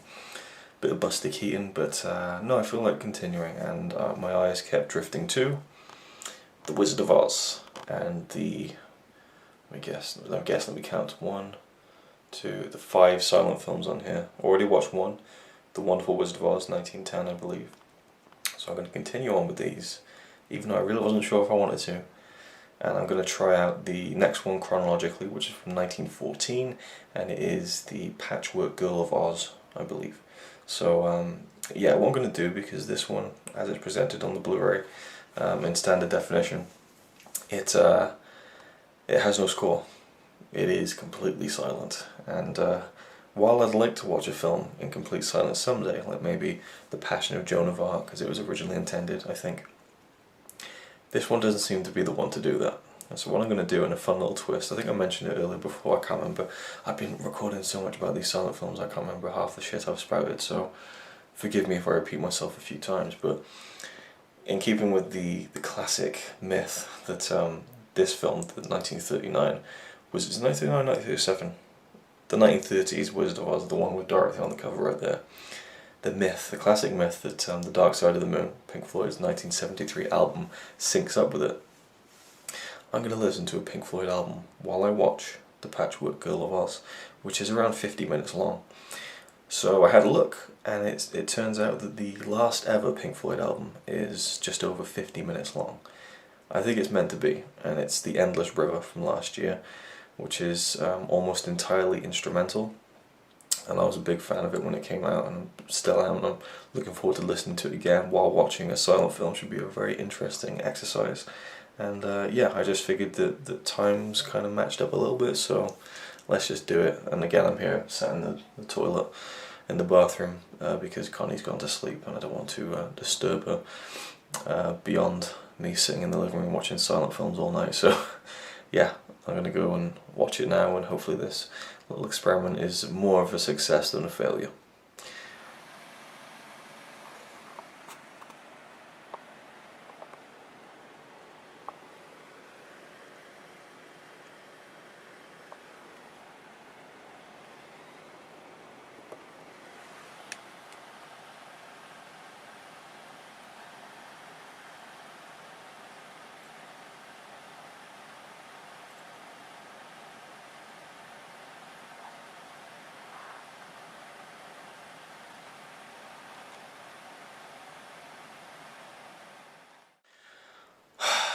Okay, I'm done with The Patchwork Girl of Oz, and I really enjoyed it.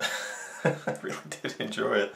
The first few minutes of the film, with the beginning of The Endless River, the Pink Floyd album, I got a bit emotional. Like, I mean, the music I think is just incredible, and it didn't really go with the picture, but just hearing the music and watching this film from, 100 years ago was just really moving for some reason.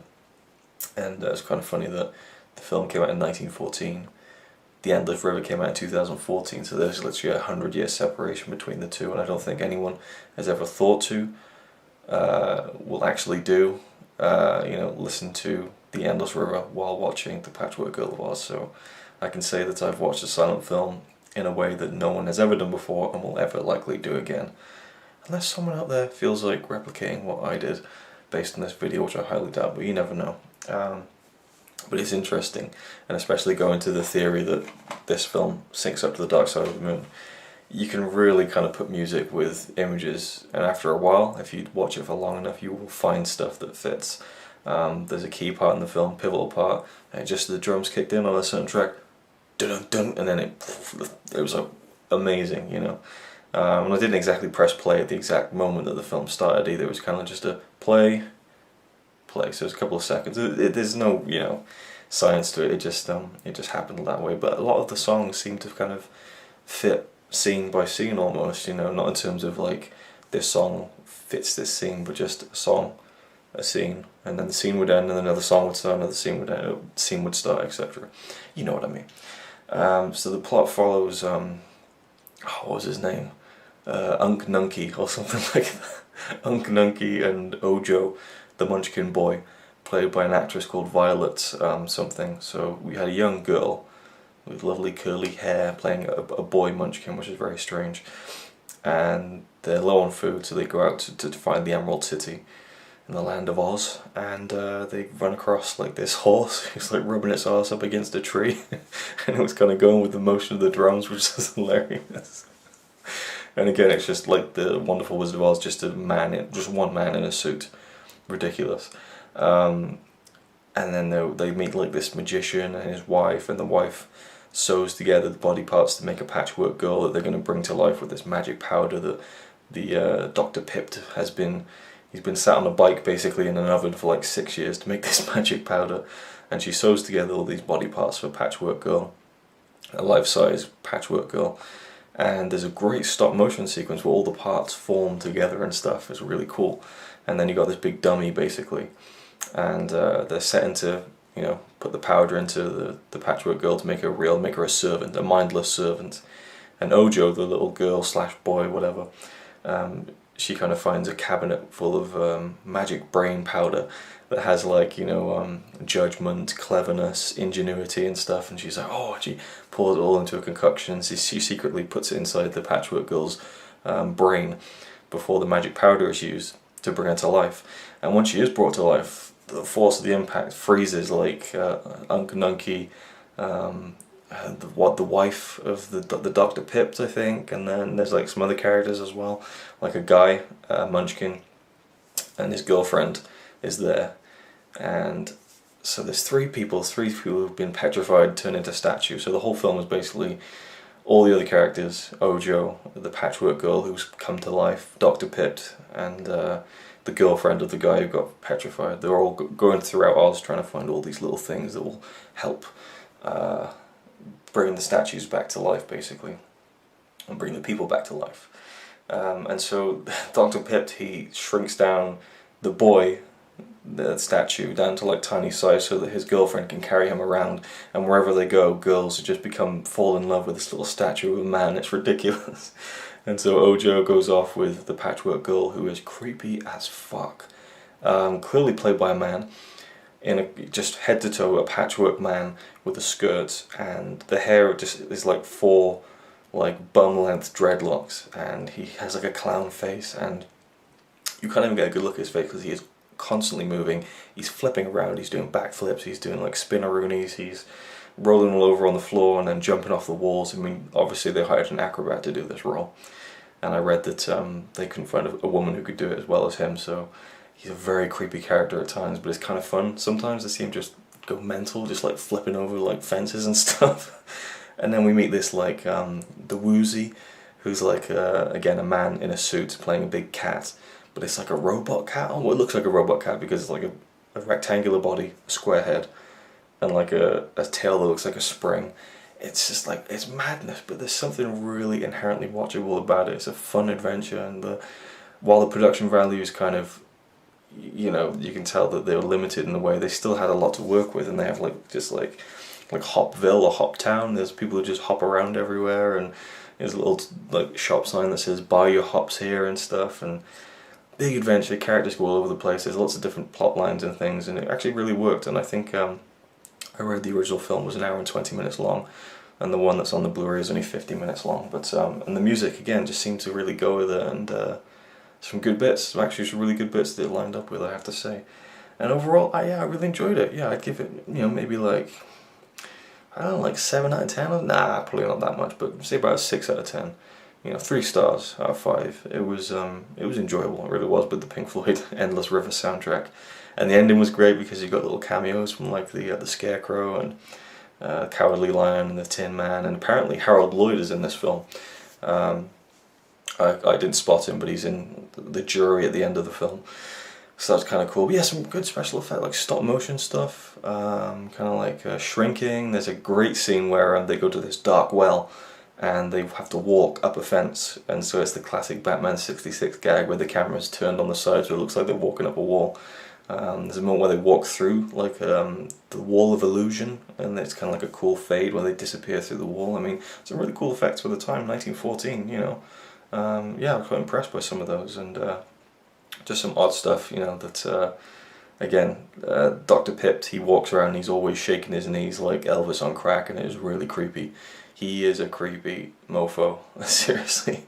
And there was other creepy stuff in it as well. The Scarecrow and the Patchwork Girl get it on. Oh yeah, they get it on, and the Scarecrow's like, oh yeah, and the Patchwork Girl's like, biting her finger like seductively, but it's, you can tell it's a man playing the Patchwork Girl. It's really creepy and horrible, and they're all over each other.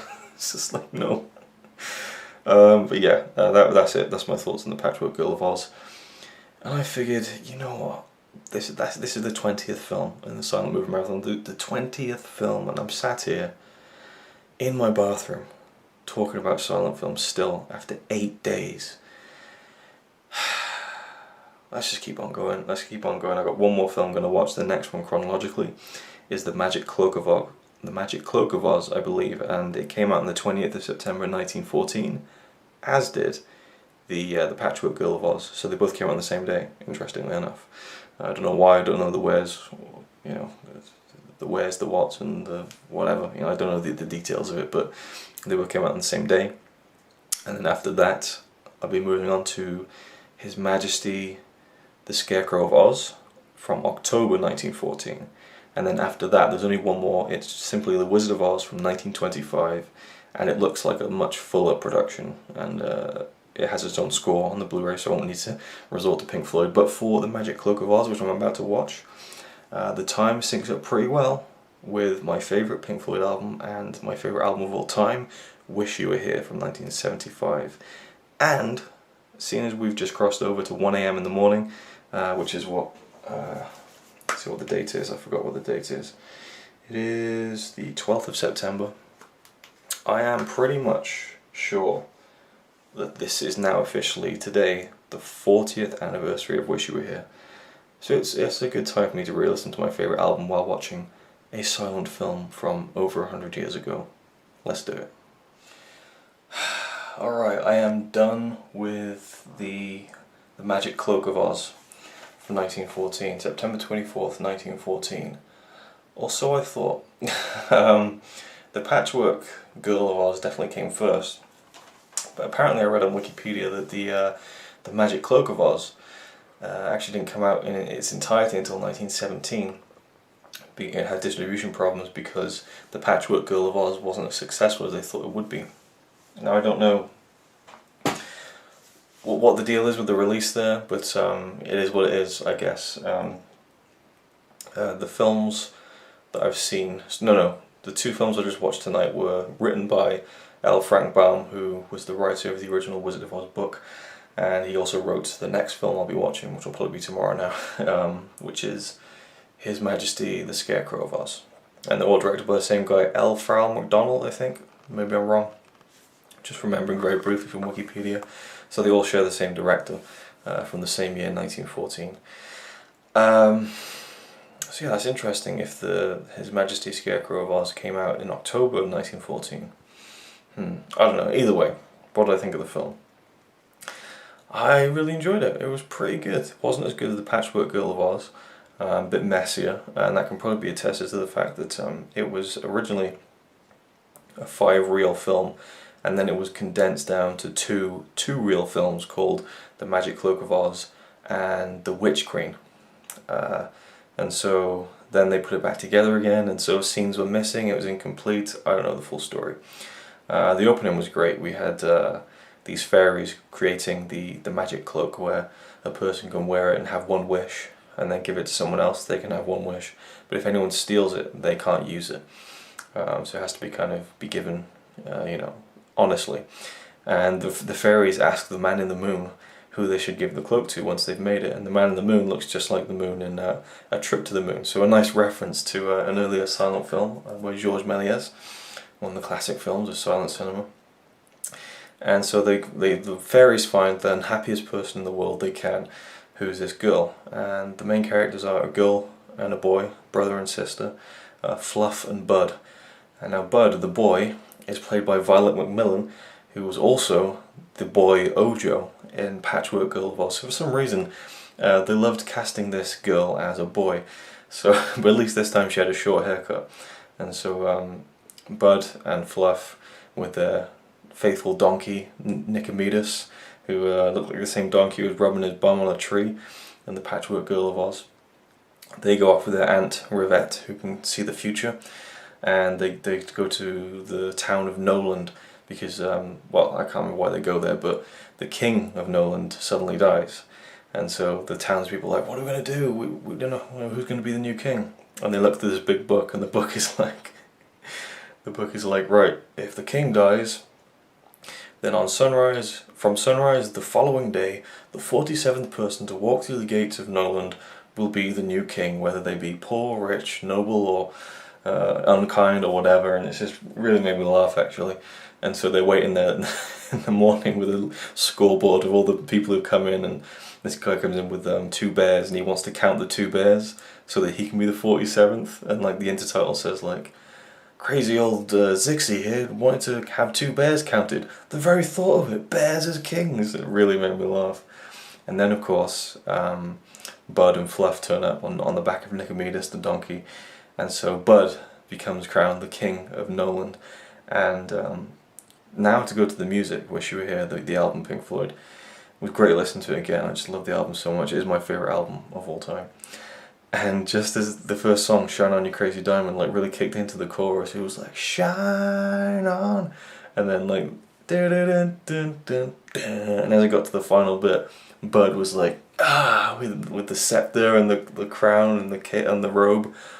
It was perfectly timed. I was just grinning from ear to ear. It was so perfect. It's just like, it's so funny how these things can kind of just line up. You know, if you put something, you know, again, as I said earlier, if you put some music with an image for long enough, you know, if you're sitting there for like 45 minutes, something will sync up perfectly. And that was one of those synchronized moments of just wonder. It was brilliant. And then once Bud becomes the king, he kind of he buys all the toys in the kingdom, spends all the money on that, just has the time of his life basically, and sets all these new rules, like no one must sneeze in the street, you must go home to sneeze. If someone is scared of going home when it gets dark, then they must they must stay where they are and go to sleep in the street or something like that. And the real funny one was, anyone who owes money to anyone must pay it, or else they will continue to owe it. It's just one of the funniest things I've seen in a silent film. It really cracked me up. The style of writing and the intertitles was really funny too. It felt like a proper kid's book, you know, like oh, and here's Nicomedes, and if it hadn't been for Nicomedes, oh well, that's getting too far ahead of the story. And little kind of funny little quirks in the writing of the intertitles I really enjoyed. And so Nicomedes the donkey, he goes off and he starts fighting robbers and stuff and saving kids, and he has this whole adventure.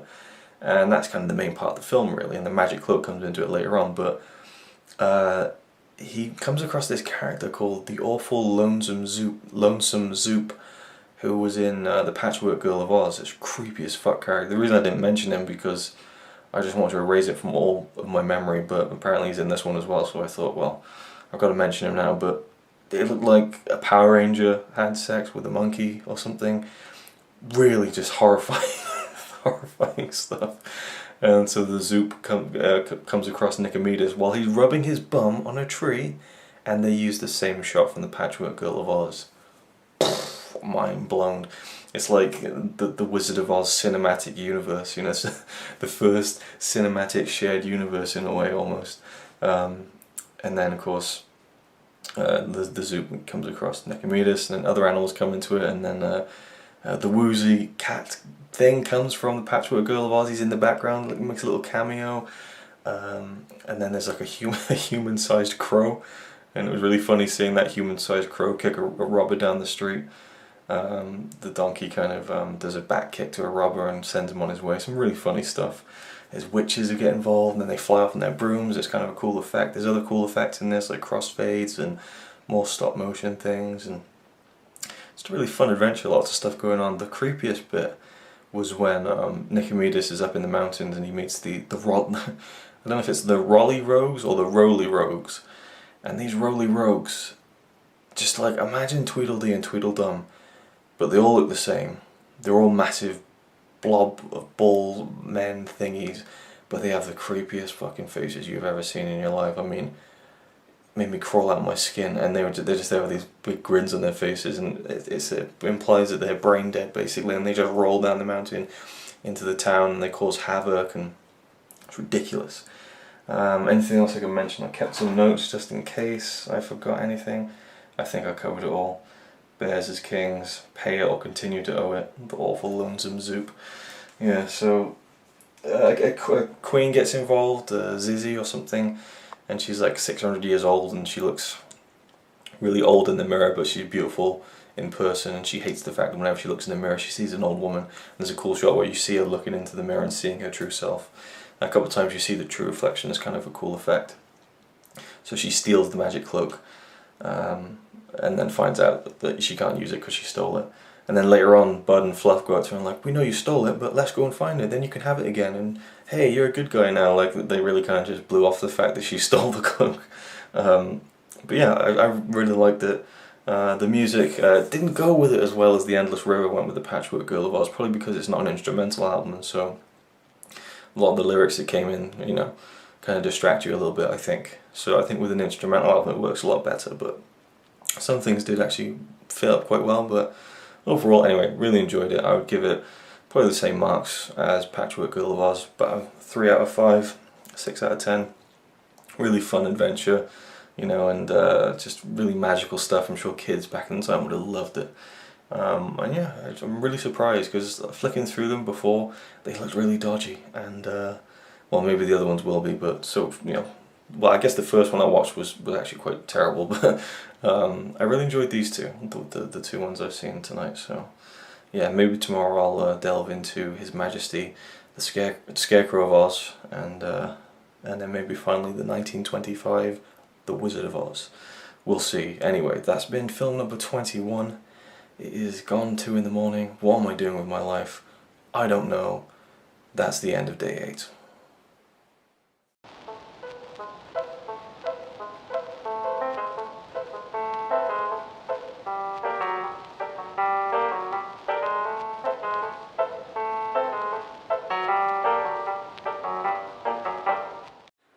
Alright, it is day 9 of the Silent Movie Marathon 2, and I can't even remember if, honestly, if I've mentioned this or referenced this, but I've taken the weekends off, basically. So this is Monday, the 14th of September. When did we start? I can't remember what date we started it, but what date I started it, I should say. I always get caught up in that trap, but yeah, it feels like this is kind of the 3rd week in a way, but it's the 9th day of the marathon. The 9th day of watching silent movies, and I'm about to watch the 22nd film in the Silent Movie Marathon 2. Going to finish off this box set, take out the last remaining Blu-ray. It is The Great White Silence from 1924, I believe is when it was released, but it is comprised of footage from 1910, 1911 and 1912, I believe. It is the official record of Captain Scott's heroic journey to the South Pole, a film by Herbert Ponting with new music by Simon Fisher Turner. I don't believe the original score is available in any way for this, or even if there was an original score. So yeah, I got no choice here, going with the Simon Fisher Turner score. And so yeah, Captain Scott's legendary expedition to the South Pole. Cannot wait to check it out. Already got the Blu-ray and the PS4, but I mean, you've got some great artwork on the booklet there. Really looking forward to it. As I said before, you know, I'm kind of just more interested in this than the Epic of Everest, just because it's even older. It's from 1910 and 11, and it's like a trip to the South Pole, you know, completely, as far as I'm aware, uncharted territory. So I find it really exciting and interesting, and I really did enjoy the Epic of Everest a hell of a lot. and I'm hoping that it'll be more of the same with this, if not just a little bit better. So let's just dive right into it and just keep on rolling with these silent films. I'm getting amped up already just seeing this incredible footage and just thinking how long ago it was. You know, this is stuff that's over 100 years ago, and I'm here watching it on a Blu-ray of all things. It's awesome. I don't know if you can see outside, there's our cat Lily. Look kind of dull and grey outside. I mean, it is in the middle of September now, but about 2 weeks ago we had a proper heat wave. Like, it was ridiculous. For about 3 weeks it was unbearable. The complete opposite of this, I would imagine. And so it was kind of impossible to exist in this flat without fans on at any given moment. But it kind of then calmed down once September started and the marathon started, which was great. But it's starting to creep back up again now. So I've actually got a fan on me on full blast. Probably see all the dust there that I should clear out of it, but yeah, I'm feeling boiling. So watching a film like this with a fan on me is going to be quite interesting. Not really, I suppose, but just looking the juxtaposition of feeling hot and bothered with images of freezing cold climates is going to be just interesting, I guess. Now, let's play and watch The Great White Silence. It says Herbert Ponting's original negatives were acquired by the BFI National Archive in 1944. So from that and a Dutch release print was used to reconstruct the film, with its tinting as toning as released in 1924. Very cool. I love it when stuff like that happens, and that's how the restoration comes about. Here we go.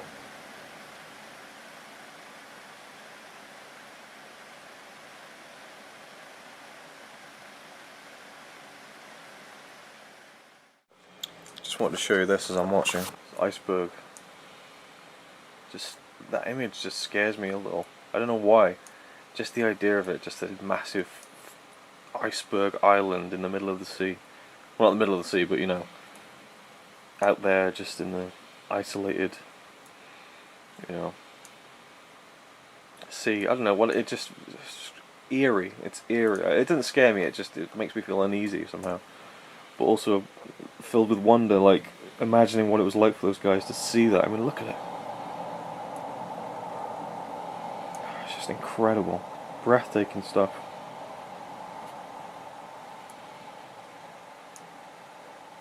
Just the sheer power of nature and how this world is just so much bigger than all of us. And that's just this world, you know. Forget about the universe, you know. Yeah, and again, as it says there, so much more of that iceberg is underwater as well. The score is pretty eerie as well so far. Interesting stuff. I'm half an hour into The Great White Silence after a few breaks just to get dinner and stuff like that. Had some nice chicken salad tonight. I'm absolutely loving it. It's just incredible. It gives me this like swelling feeling inside. The images and the music, just a sense of wonder that I can't even describe really. And I'm really enjoying the. I'm assuming it's the writing of the man who made it, Ponting, because every intertitle is in quotes. I mean, there was an opening kind of description that was like summing up, you know, things, and then it says, "And now we'll hear from the words of Ponting himself." So I don't know if like he put the film together or someone else did. I'm not quite sure. I just know that he filmed everything, and obviously has written all these intertitles because he's kind of telling it as if he's kind of writing a book in a way. I don't know whether. I don't know what's the deal is with that. Whether these were written for the intertitles for the film, whether they were taken from his diaries or whatever. I know he didn't die on the trip, so I'm not too sure. And again, the film came out like 12, 13 years after the actual expedition itself. Anyway, I'm enjoying the way that his way of writing. It's fun to read, the way he's describing the things that are going on. He's a good writer. And then this intertitle came up, and it says, "And now I want to introduce you to..." Well, I can't read it. I just can't read it. There would be no point in me reading it, so I'll just show it to you. Yeah, one thing at least I'm glad is that they didn't delete this and censor it, because I don't really believe in film censoring, but yeah. And now I want to introduce you to... Oh dear. The expedition mascot. Oh dear, we're back to this again, aren't we?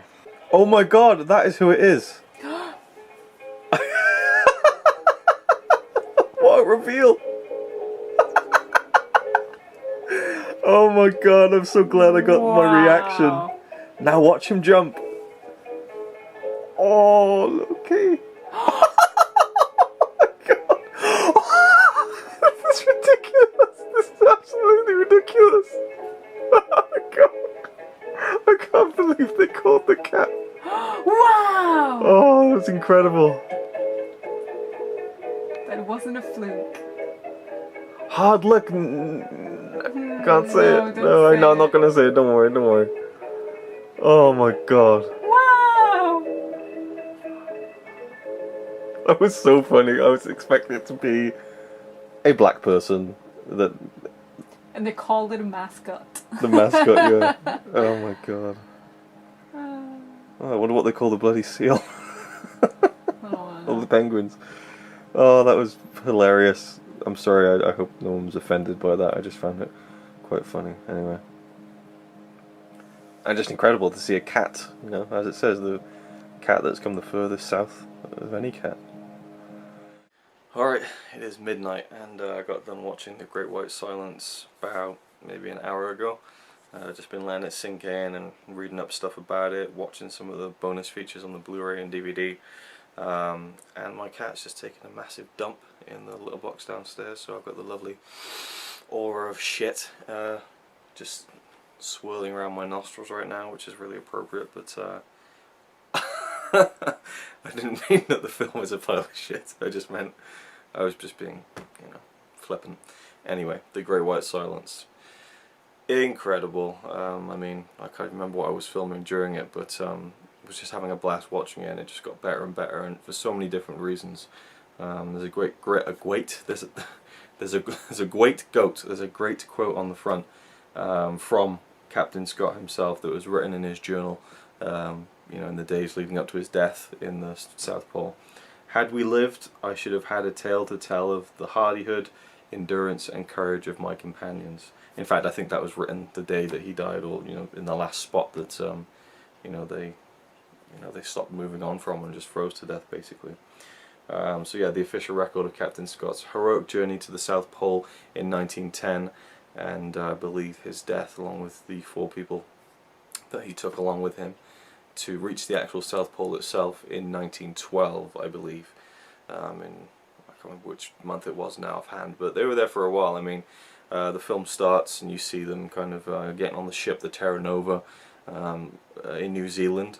But point of interest is that the ship actually set sail from Cardiff, Wales, which is where I'm from, so that was really cool to know that. And I guess that's when the journey started, and then they kind of moved around and stuff, and then New Zealand was kind of the point where they would go to the main part of the trip, the expedition down to the Antarctic, and they settled on I forget the Ross ice shelf, something like that, and near the Great Ice Barrier, and then they settled kind of pretty close, I guess, to the sea.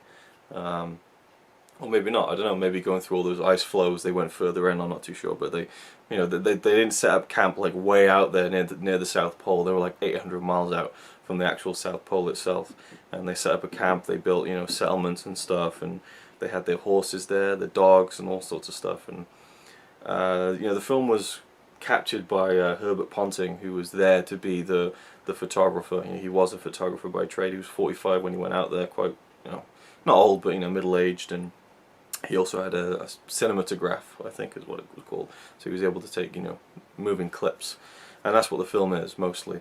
And there's brilliant intertitles. I think I mentioned earlier the way that he writes them is really funny, kind of taking that kind of very racist name for their cat aside. I really enjoyed it, and just you really get a sense of who Herbert Ponting was and his own sensibilities as not just a filmmaker but a person when you read those intertitles.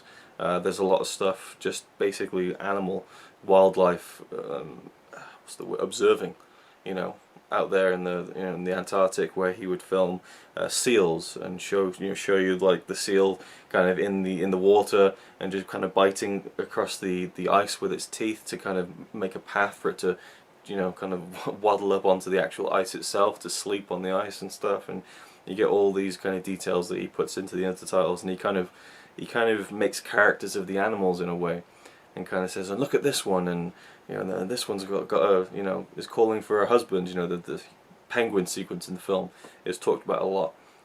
Most reviews I've read have said that the penguin part of the film went on a bit too long, and there's too much penguins. But for me, it was one of my favourite parts. The music, particularly by Simon Fisher Turner, who I think composed the music when this was re-released.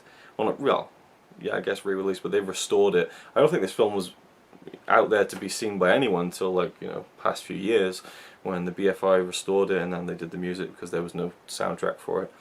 But yeah, the music that Simon Fisher Turner put together was really incredible, like really atmospheric and interesting and different, and in the penguin sequence in particular I really loved it.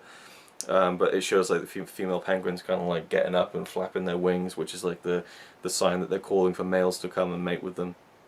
And that part, he kind of say, oh yeah, they're calling for a mate, and this penguin gives her the what was the term he used? It was really funny. The glad eye. Glad. And so he makes a joke out of it, and then he says, oh, these two have got together, he's building a rock nest for her, and that's him saying that he wants to get married to her, and now husband and wife and stuff, and he's going to go off to the shops. It's very flippant and almost childlike in a way, naive, but again it shows you what kind of person he was in a way, and I just found it really endearing, and again maybe a bit naive, to be sat there just looking at penguins and making up little stories and stuff in your head almost while you're in a very dangerous, well, I don't know, I mean they were there for like a couple of years maybe, I don't know, but I feel like maybe the actual expedition itself that Scott set out on, in which there were 4 parties, and then he was the last one with 4 of the men that he chose to go all the way, the final push to the South Pole.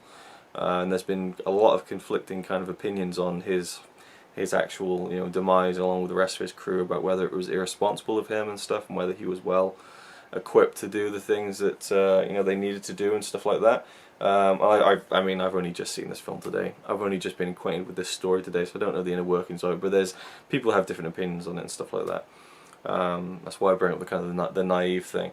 But then again, when you're stuck in that place for like years at a time, or even for a year, even for 6 months, I guess Herbert Ponting, as he was filming all these things, probably seems to find solace in kind of hanging out with these animals and stuff. He kind of films these seagulls, or a breed of seagulls that are the most southerly birds in the world, I think, and he films one kind of trying to settle on its eggs, and the eggs hatching, and he explains how he was able to capture the chick being hatched from the egg by kind of shooing the mother away for a few seconds at a time every hour, and then letting the mother come back to sit on the egg, and then he kind of chart the progress, and you see it kind of emerge from the egg as this little like weird kind of just massive hair and a beak and stuff, and then you see it suddenly get fluffier, and then it becomes like a proper chick, and then the other egg hatches, and then you see it grow up and stuff. I mean, it's really cool. You see like the life cycles of some of these animals, and for some reason I know there is probably an unending supply of documentaries out there where you can probably see the life cycle of any animal on this planet. You got like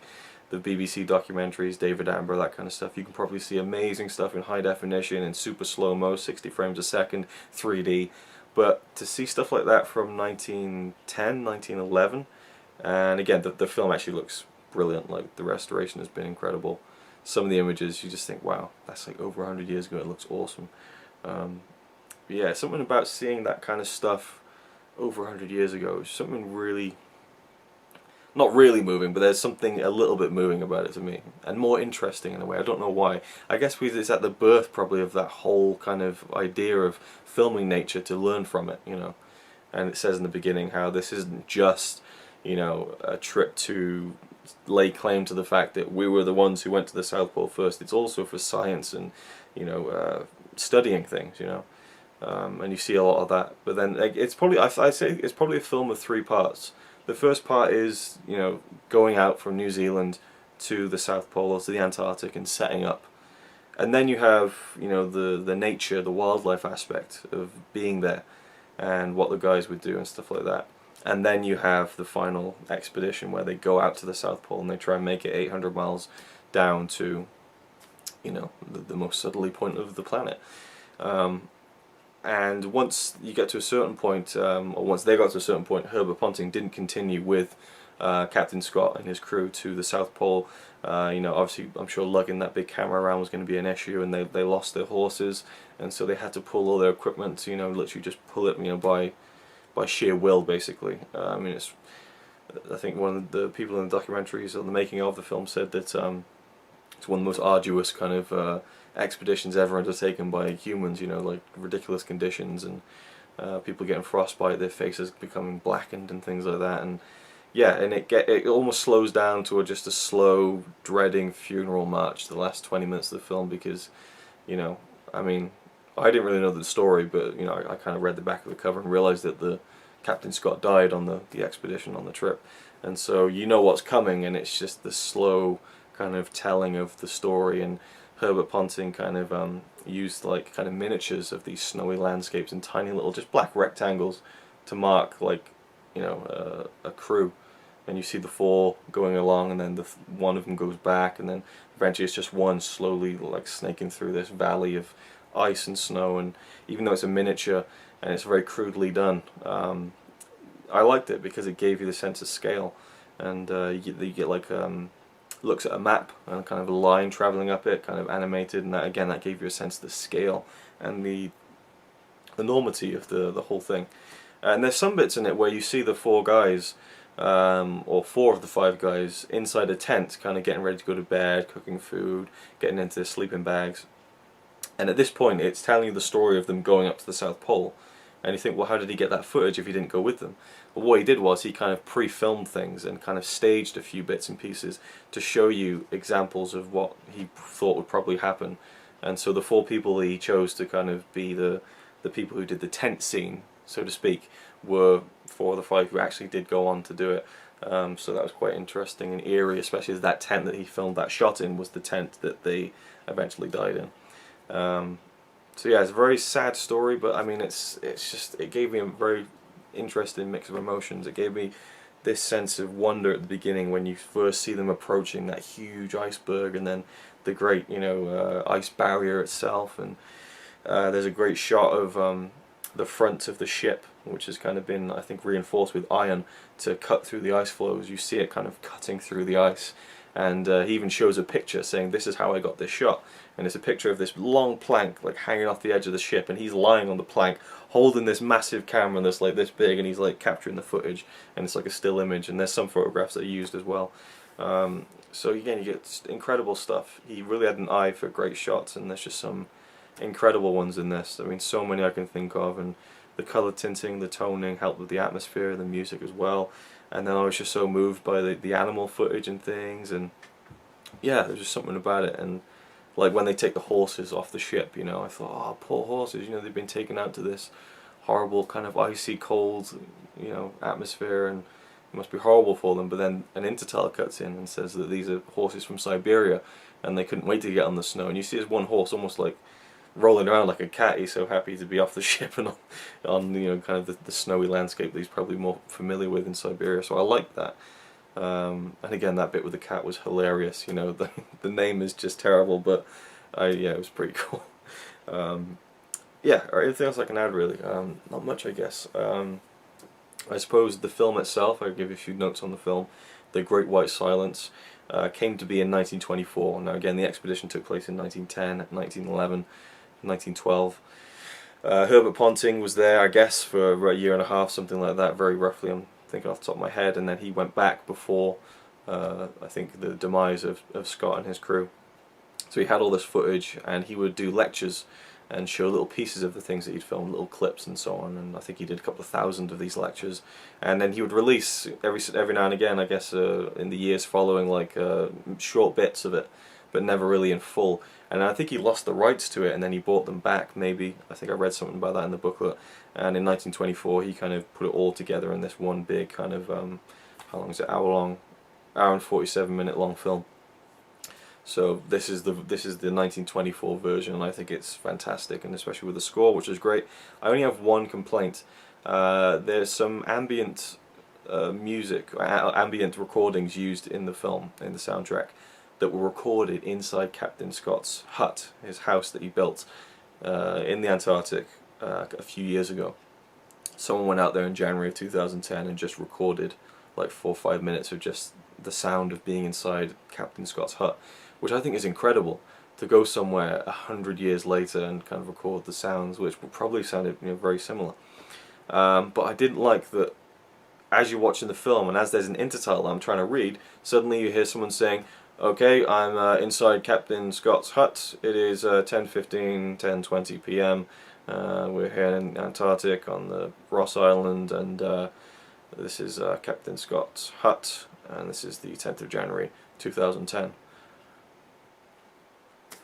Okay, I mean, did we really need to be told that during the film? It didn't take me out of it. I was just like, really, did you need to announce that? You know, it would be like watching Star Wars almost, and you see Luke looking out at the twin sons. Brilliant moment. The John Williams score is building up. It's like, oh, looking out to his future and growing up and coming of age, and then George Lucas kind of just pops his head around and goes, this was filmed in Tunisia, if you wanted to know. Okay.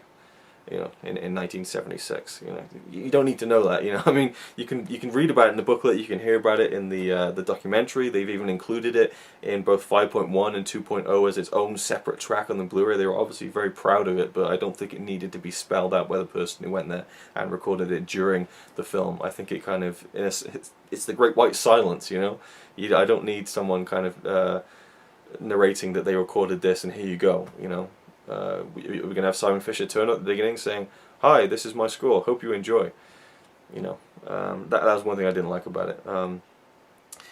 And yeah, I kind of watched the documentary on the score. I was looking at the film on the laptop and kind of keeping one eye and ear on the actual documentary, but I loved how much detail they went into. Like, I think they found the actual record that they were listening to or playing on the gramophone in the boat scene at the beginning, which is really cool. So we incorporate stuff like the song that was played during the memorial service for Scott and so on and his crew. So things that are kind of very relevant to what happened in the whole expedition and stuff were used within the score, which I really liked. But one thing I thought was maybe taking it a bit too far. Well, not taking it a bit too far, I understand it, but at the very end of the film, you see the picture of, I think, them reaching the South Pole, or their tent when it was found, with the last remaining members of the crew inside, frozen to death. And then the music cuts out; it's silent. And they didn't just not record anything; they recorded silence. And Simon Fisher Turner is like, yeah. So what we did was, on Remembrance Day, we just recorded silence on Remembrance Day, and used that in the film. Because it's not just any silence, it's the silence of the whole nation, you know. A little bit wanky, you know. For me, it's a little bit like, you know.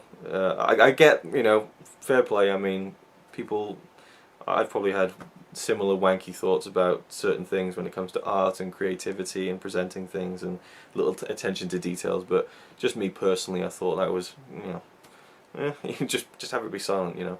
It seemed like it would be too much. It would be effort to actually go there and set up recording equipment and spend money to record silence. I don't know. That's just me. My thoughts on that. Anyway, overall, yeah. And again, like the last part of the film is very it's full of dread, and it's very, it's emotional, but it's not like, it's like a weird kind of vacant emotion because you just think of being out there and the lives that are lost, and you get kind of journal entries from Scott himself that were recovered, and that's what's incredible about it, is you get to kind of hear what he was thinking in those final days, because he was keeping a diary as he was doing it, as they were trying to get back. And I didn't know they reached the South Pole, and that's almost the most tragic part, is that they reached the South Pole, but Norwegians got there first, and so the Norwegians were the ones who were the first people to get to the South Pole, and they beat them. They beat Captain Scott's crew by 34 days. And so you see the picture of them there at the South Pole, and they don't look that happy, very disappointed. And I think one of the quotes from Scott is something like, "God, what an awful place," And then they've got to get back, they've got to go back another 800 miles. They've been going for months, and that was when it just proved too much, And they died 11 miles away from the next kind of depot they'd set up with like food and supplies, kind of to leave there to get on their way back, and they missed it by about 11 miles, got stuck in a snowstorm, and that was it, froze to death. And there was another man who got frostbite, and he said, "Go on without me," and they said, "No, we're not going to leave you." And so he said, "Right, I'm just going outside, I may be a while, I may be some time, and he just walked off to his death to sacrifice himself so that his friends would move on and maybe get a chance at surviving themselves, but they didn't, you know. Another guy slipped and knocked his head, got brain concussion, he died too. So very, very sad story. And again, but it's just very weird because I just feel like, you know, the animal stuff was so like uplifting and interesting and moving, and seeing the journey there was exciting, and then the ending was sad. And overall, I just get this cyclical feeling of just life in a way. There you go. I sound wanky saying that, you know. So I guess I concede that I have the same kind of sensibilities in terms of things like that. But I just thought it was very much like life, and I think the need to go out there and have a sense of adventure is very important, and to explore. And just again, I've said that before with when I was talking about this and the Epic of Everest before I watched them. I knew that I'd enjoy this more, and I definitely did. Because I think this was just more, I don't know, there was just more to it, you know. It wasn't just a couple of months going up to Everest, even though that was incredible, you know. And it's weird because when I was a kid, I used to love the idea of scale and the tallest mountains or the tallest buildings. I used to obsess over that stuff as a kid. So I thought that I would probably take to the Epic of Everest more than this. But for some reason, when I read up about both films, I just gravitated more towards this, and just the idea of going out there and trying to kind of, you know, lay stake to being someone who discovered something, or not even discovered, but kind of said I was the first person to go somewhere no one has ever gone before, you know, in our species, as a race, as mankind.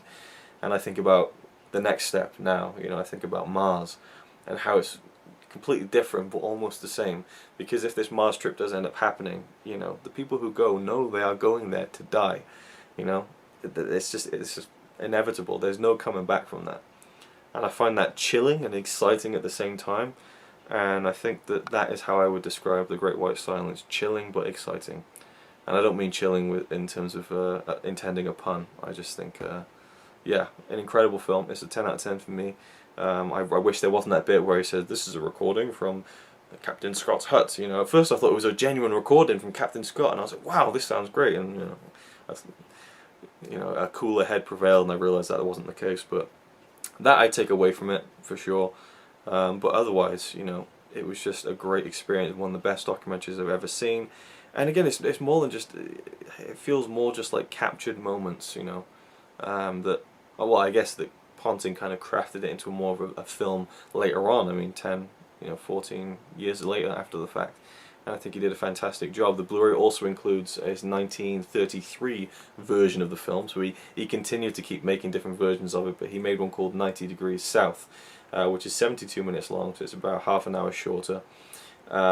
It's in sound. It's his final version of the film, again from 1933, and he appears at the beginning and introduces the film, and he narrates the whole thing. It's in black and white. The print is not as good as the restoration, but it is in HD as far as I'm concerned.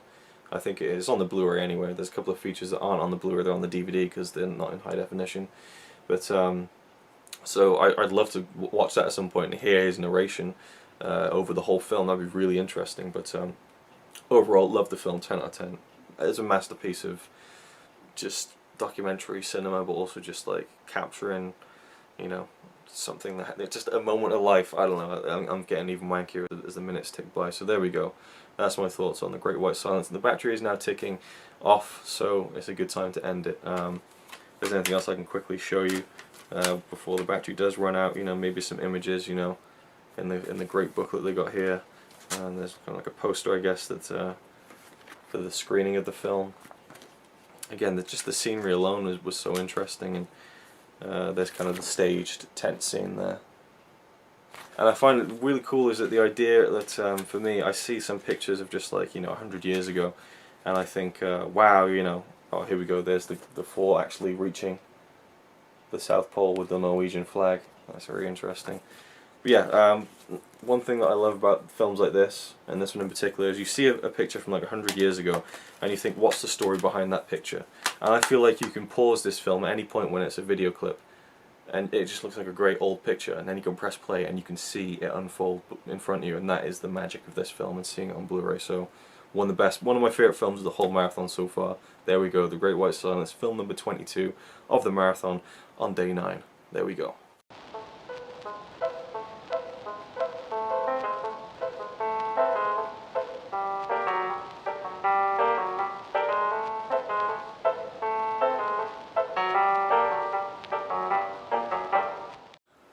It is day 10 of Silent Movie Marathon 2. Yesterday I just decided to leave it at The Great White Silence. The film moved me to the point that I felt like that day needed its space. I could have watched another couple of films later on in the night, but just decided not to leave it and to come back fresh today and continue on with this thing. And I've worked it out now with the few Blu-rays I have left. The ever-dwindling stack has become quite short. I think I can finish this in the next 3 days. So today, tomorrow, and the next day. And today is the Tuesday the 15th of September, so Thursday the 17th of September I hope to complete this. And yeah, and there should be plenty more films to go. There's a lot of short films to do. And there's 1, 2, 3, 4, 5 feature films. No, 6 feature films to go. 7 kind of, technically. Okay, there's a load of feature films to go and a load of short films to go, and I think I can do it in 3 days. In the next 3 days, which will then lead me up to a final total of 12 days of the Silent Movie Marathon 2. So I can kind of call it the 12 days of silence. So yeah, the film I'm going to watch today, or the one I'm going to be starting with today, because I'm going to continue watching films today, is Diary of a Lost Girl by G.W. Pabst. I have not seen anything from him. I don't know anything about him. I don't know anything about this film, other than the fact that it also stars Fritz Rasp, I believe, who is one of my favourite German silent film actors. Not that the list is very long, but I enjoy him in everything I see him in, from Metropolis to Woman in the Moon and Spione, which I watched the other day. So yeah, looking forward to seeing him in this, and the lead star of this, Louise Brooks, is apparently quite a famous figure of the silent era, so it'll be good to see one of her films. I know that Pandora's Box is one that she's more famously known for, as far as I'm aware. It probably says on the back, actually. So have a look. Directed with virtuoso flair by the great G.W. Pabst. Represents the final pairing of the filmmaker with screen icon Louise Brooks. So I guess the director and the actress worked together before, and this was mere months after their first collaboration in the now legendary Pandora's Box. So that was also by the same director, G.W. Pabst, and they did 2 films together, and this was the second and final one. So let's check it out and just carry on with this thing and plow through it. Alright, Diary of a Lost Girl, film number 23. Really good. Really good. I enjoyed it a lot. There was a lot of great things about this film that I enjoyed. It follows the main character here, played by Louise Brooks. I don't know how you pronounce the name. I don't know if it's a German name, Timian or Timian. In my head I was imagining Timian. But we'll just call her the Lost Girl, because it is the diary of a lost girl. And the diary kind of is in the first half of the film, and it just kind of gets thrown out the window. But she's given a diary at the beginning. She writes stuff in it and stuff like that. We don't really see that much of it, but it really is. It's beyond just her having a physical diary. This film is about her life, or a very turbulent period of her life. She's a young girl. She lives in it with a wealthy family who own a pharmacy, and her father, I guess her mother has passed away. Her father gets the maid of the house pregnant. And because she gets pregnant, she gets sent off, and she ends up killing herself, and she was the girl's only friend. And so it kind of starts the kind of domino effect of this entire film, where the lost girl, Timian, we'll just call her Timian. Timian, she basically goes through a series of losses. She loses, you know, seemingly her only friend, and then she loses her innocence. She loses her freedom. She loses her purity. You know, she's taken advantage of by a man who works in the pharmacy, played by Fritz Rasp. At the beginning, he seems to kind of have a thing for her, and it seems like there might be kind of a budding romance between the two. And I thought that's strange to see Fritz Rasp in a kind of romantic role. But then soon enough, he turned out to be a right old creep, which is very fitting to him. I mean, no offense to the guy who's no doubt long since passed. He just has the face of a real bastard. That smile is just so creepy. He has like almost like an extra set of teeth, where other people he's just like a massive grin, like really creepy, like self-satisfied monster in a way. It's really unnerving, and it fit perfectly for the role that he had in the film, where he was kind of just a bit of a lech, and he, you know, did he rape her in the beginning? I don't know. He pretty much forced himself on her when she was pretty much asleep. I mean, it was shocking stuff. She has a young child, and the family takes responsibility. But as I said, Timian's father gets the maid pregnant, so he sends her off, and she kills herself out of grief. And a new maid comes in, Meta. And Meta is a right cunt. I mean, there's one of the foulest characters I've seen in a film in a long time. I mean, there's worse, but I mean, just unrelenting. She just goes out to destroy Timian's life, basically. She basically wraps Timian's father around her finger. She becomes not only the maid that he sleeps with, but the woman of the house, you know. And she wants kids, and she wants to get rid of Timian and send her off, and she won't let her see her child. She gives the child away. You know, Meta just takes control of everything, and Timian's father just kind of seems as if he's upset that he's losing his daughter, but you know, on the other hand, sex, you know, I mean, he's a complete pushover in the story, and he just bows to the will of this new maid who comes in and ruins the entire family, you know, or at least, you know, for Timian, you know. I don't know, you kind of see looks in her father's eyes where you kind of know that he's, you know, he wishes that he could have a relationship with his daughter, but he just knows that he can't go against the wishes of his maid. I mean, he's a complete pushover in the film.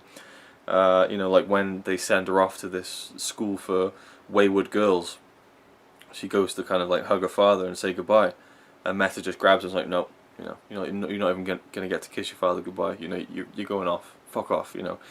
Oh, I just wanted to reach in and just grab that bitch's throat and just throttle her. Oh, horrible.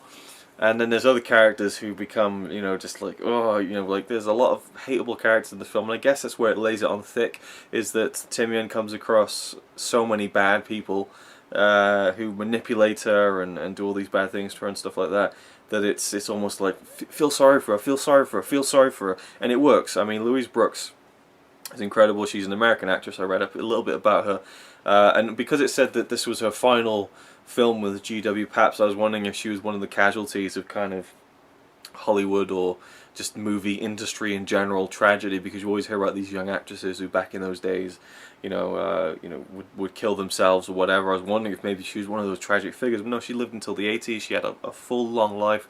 I think she retired from the movie business in the 30s, but she had a great kind of little career as an actress, and she became, I think, disillusioned with the Hollywood industry, and so she went to Europe to make a few films, and this was one of them. So she is an American actress in a German film with German actors. I wonder how that worked just from a performance standpoint. It's very interesting. I'll probably read the booklet and have a look at the video essay on the Blu-ray at some point as well. That's the case with a lot of these films. There's like documentaries on almost every one of the Blu-rays, but I just haven't got the time to watch them because I need to keep going with the films themselves. I'm thinking later on I'll do that and maybe kind of do a roundup of this whole thing at the end, like an epilogue kind of thing, final thoughts, and maybe notes that I've seen from the documentaries. Anyway, so yeah, the film takes us on a journey through Timian's kind of a few years in her life where things just keep getting thrown at her, and she has to kind of make her own way. She is a lost girl, she's a lost person. There's a great part in the film where she sees her dad for the first time in a long time in a nightclub, and he's there with his new wife now, Meta, and the guy, Fritz Rasp, the pharmacy man, who kind of took advantage of her at the beginning of the film, and they see where she is and where she's come since, you know, since they cast her out, basically. And it's a very sad scene, but it's so effective. It's a brilliant scene where, you know, as soon as Timian sees her father, the smile is wiped from her face, in a really realistic fashion too. And she's walking through the crowd of people dancing to try to get to him, and he's trying to walk through the crowd too, but people keep dancing in front of her. She can't get there. It's like a dream where you're running and you can't reach the destination, and then they just stop and just look at each other, and it's just heartbreaking stuff, you know, because he's been taken advantage of, he has been manipulated, and she is the casualty of that, and a father and daughter have been separated and broken apart by this cruel bitch called Meta, who, you know, I don't know how to pronounce it, but it's M-E-T-A. It just makes me think of Meta film, but it might be Meta or something like that, but I'll just say Meta for now. And yeah, so horrible, heartbreaking scene, and then one of the people who's with Timian, is just, he rolls a tear and he says, you know, now you truly are lost, just like the rest of us, you know. And she falls into a crowd that are, you know, not really in the best place in their lives, and there's a few other characters and things like that, and I enjoyed a lot about the film. There's some great scenes in there, but overall I felt like it was a bit too disjointed. Well, not disjointed, it follows a good flow. I'm sorry, there's noises everywhere. Notifications, messages, all that shit. Hang on. Let me just make sure there's nothing important. No, there isn't. So, yeah, phone silenced. Yeah, where was my train of thought there? Yeah, not disjointed, it flows well as a narrative, but it just kind of, you know, the opening, it sets up what happens, and all of a sudden she has a kid, and it's like, okay, you know, I mean, we see Fritz Rasp kind of like leaning over on a bed, and then the next scene is the baby being rolled in, and then the family's like, we've decided as a family that, you know, you don't get to keep your own child, and then she's off to the school for, you know, wayward girls.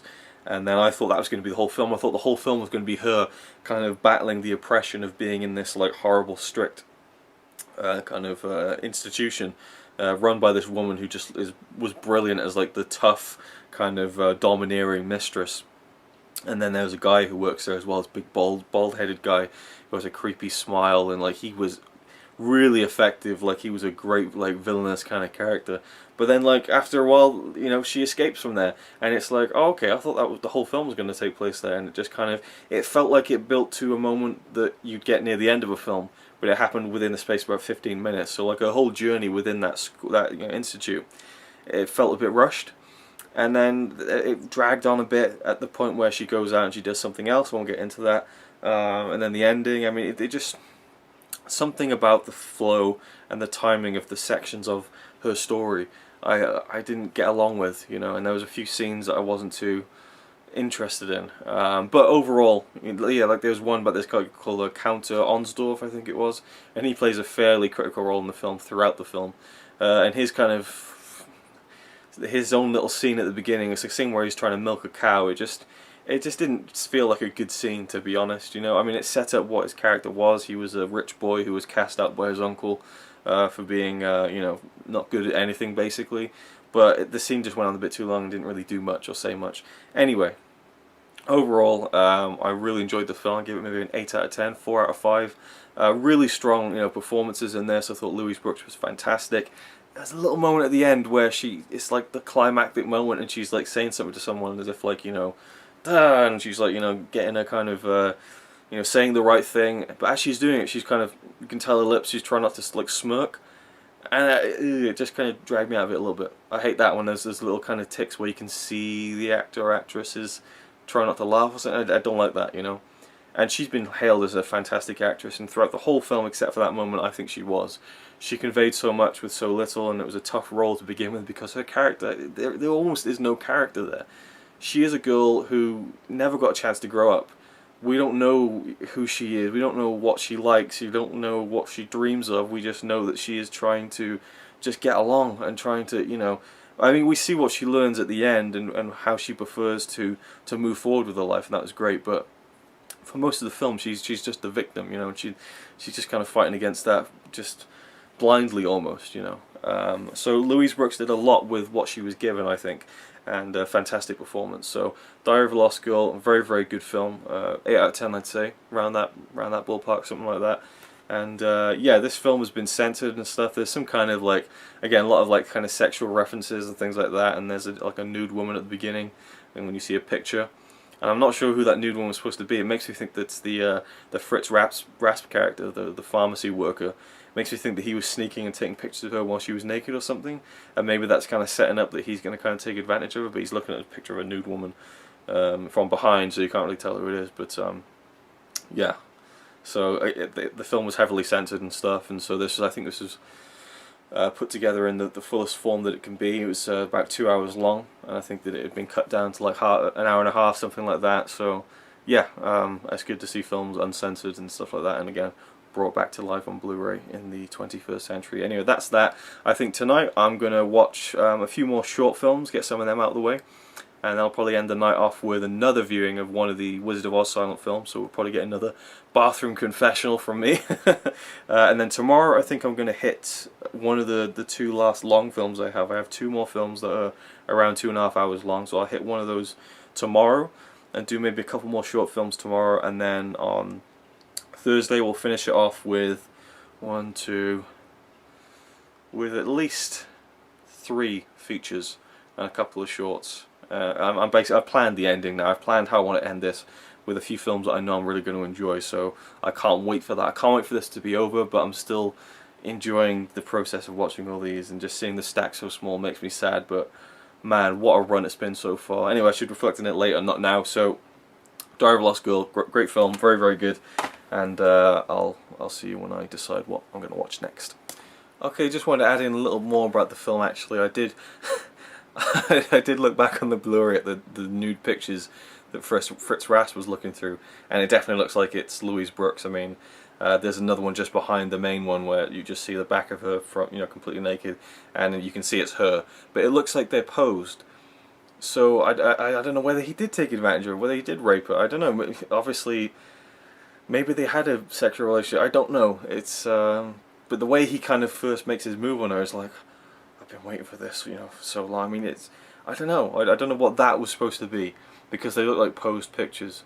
Maybe he stole them, I don't know. And he's keeping them right on the front desk, which is the pharmacy is in the house of her father. It's very strange. Anyway, one thing I did want to, that was just a side note, but one thing I wanted to talk about was the ending of the film. So if you want to just skip ahead a little to miss that if you don't want to hear about it, but just how she comes into the money of her father after he passes away, and so she can change her life completely, and she sees that Meta has been thrown out basically, which is very strange because she kind of married into the family and yet she's got nothing at the end of it. But I guess it shows that her father still remained loyal to her and true to her after all those years, even if he did wrong her by casting her out and not really fighting against the wishes of his new wife or his new lover at the time. And so, Timian gets the money, can change her life, and she can move away from what she was doing, which is prostitution. And, she sees Meta, who now has 2 young kids that she had with Timian's father, and she sees her little sister for the first time. And she gets her to come over and give her a hug, and she gives her a hug, and then she realizes that she could have a terrible life, and so she gives the money to her little sister. And the little sister takes the money back, this big wad of cash, and shows it to Meta, her mother. And I just thought, oh, don't do it, don't do it. I thought that they were going to go for this kind of sickly sweet ending where Meta, this absolute cunt of a woman, would look at Timian and go, thank you.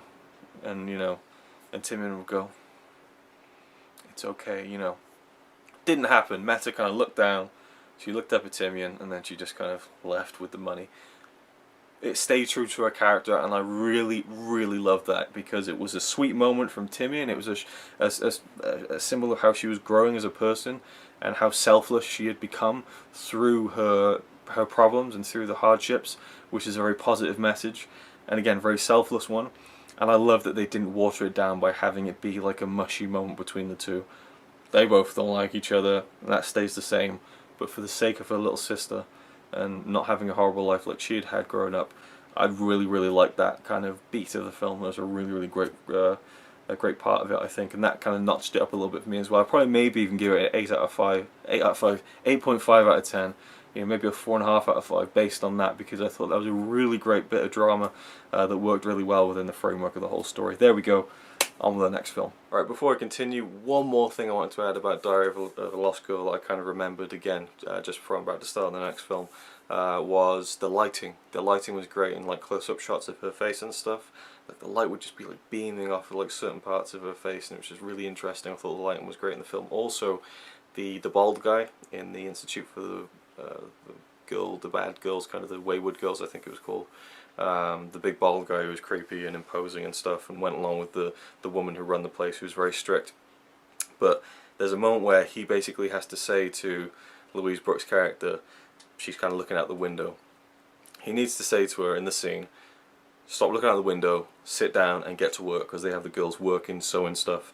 But instead of just like looking at her and saying, get to work, and pointing at the table, he comes up behind her really slowly, and he just places his hand on the back of her neck and just grips it, and she kind of just moves back, and he slowly just kind of turns her around while holding her neck, and he walks her over to the table and he sits her down holding her neck, and then just points at the table. I mean, it's just really effective and creepy and different, and I really liked that. It was one of my favourite parts of the film. Even though it kind of creeped me out, I thought it was really effective.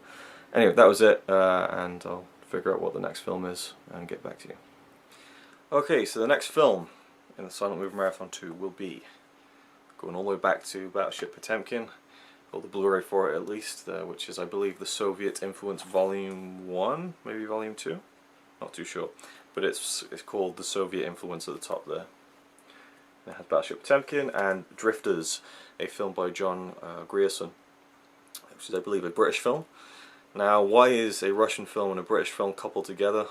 The Russian film being from 1925, the British film being from 1929? Well, because by the time Battleship Potemkin came out in the UK, they did it as a double feature with Drifters, which is only about, it's 41 minutes long, so it's like a short feature, a feature short, a short feature length short, I don't know. But it's 41 minutes long, so I'm going to check it out just for the sake of throwing another film in there. I don't think it really is like a similar film. I think it's in fact a documentary, and it's kind of a, I don't know, it's I think it's about fishing or something. I really don't know, so I'll just check it out, see what it is, see what it's all about, and just for the sake of adding another silent film into the mix, here we go with Drifters. Alright, Drifters, done. A really interesting documentary, and I can now see why it is both paired with the Blu-ray of Battleship Potemkin, although I believe I read the booklet. I read some of the booklet, and it's pronounced Battleship Potemkin. So there you go. I've been pronouncing it wrong, but who cares? Yeah, I could see why the films go together on this Blu-ray, and also why they were released together in the UK when Battleship Potemkin was released in the UK in 1929, 4 years after its initial release, I'm guessing, in Russia or USSR. And yeah, basically they both have a similar feel, because John Grierson kind of cut this documentary of fishermen, basically. The film opens, you see this kind of like small island, or not island, but I guess seaside town. I'm not sure if it's an island or a village or whatever, but it's near you know, it's a seaside village, town, whatever. And you know, you see them going off, and I think when the intertitle says, like, you know, it kind of laments the past, how fishermen used to go out on these, you know, wooden ships and bring in fish, and now it's been taken over by steam and steel. So I guess, you know, even back then it's kind of looking back in a nostalgic way to how things used to be and how they are now. But for me it was really interesting to see how they went and caught fish back in 1929. It's a very dull subject for a film, but the way that it was presented was really cool and interesting. And the fact it was only 41 minutes long means that, well, I did get bored a few times. There was a few minutes where it was dragging a little bit. But because it's only 40 minutes long, I felt like it was the perfect length, really, to get across what it wants to get across. It kind of is shining a light on just the everyday working man. And not anyone in particular on the film, but just as a whole, I think. And you see them all, you know, sleeping in the ship, and, you know, bringing in, throwing the nets out. Things like miles of netting they have to throw out, and they work like 8 hours into the night out in the North Sea. And then you see them bring the fish in, and then there's some underwater shots of the fish, which I'm not sure how staged they were. I mean, it looked like there was a bit of glass to kind of protect the camera, and I'm sure it wasn't filmed at sea. I don't know how that was done, but nonetheless I thought it was very cool, and the way the focus was going, I quite liked it. The music, there's a new score by innovative composer and performer Jason Singh. I thought it was brilliant. It was very hypnotic. I think Connie kind of heard a little bit. She said it was meditative. Yeah. And I can, the word I was looking for. Yeah, I kind of get that. It was really, yeah, it kind of just was getting me into it in a weird way. But the main thing I think that you can kind of compare these two films is the editing. You know, close-ups of just like the cogs and the gears of the ship moving, like extreme close-ups, and the metal is glinting, and then it fades into like people, you know, in the bowels of the ship shoveling coal into the furnace and everything, and the steam coming out, and cutting between the people down below, the people above, the sea, the birds, the guy sticking his head out of the, you know, the window of the ship and calling across to someone else, and you see another boat, and like really fast editing style, not quite as rapid pace or as effective as in Battleship Potemkin, but you know, I could see where the influence, definitely the Soviet influence, as it says, came from when John Grierson made Drifters. And there's just some great shots in there, and I just loved its simplicity of just showing you, you know, the rigours of fishermen, you know, bringing in this, the herring, I think it was, that was the fish they were bringing in with the nets and stuff. So you see them go out, you see them endure a storm, lay down the nets, bring in the fish, and then go back and then sell the fish at the market, you know, in the harbour and stuff, and you see people bidding, and them being, all the fish being shipped into barrels and boxes, and ice put in, and the nails being put onto the boards, you know, to kind of pack the fish in. And then you see the nets again, it cuts back and it shows you like, remember this, and it really works. And then you see them going off on a train across this bridge, and a brilliant couple of shots, and it says, and now the harvest of the sea goes to the end of the world. And so I really liked just the whole arc of it really was just really interesting.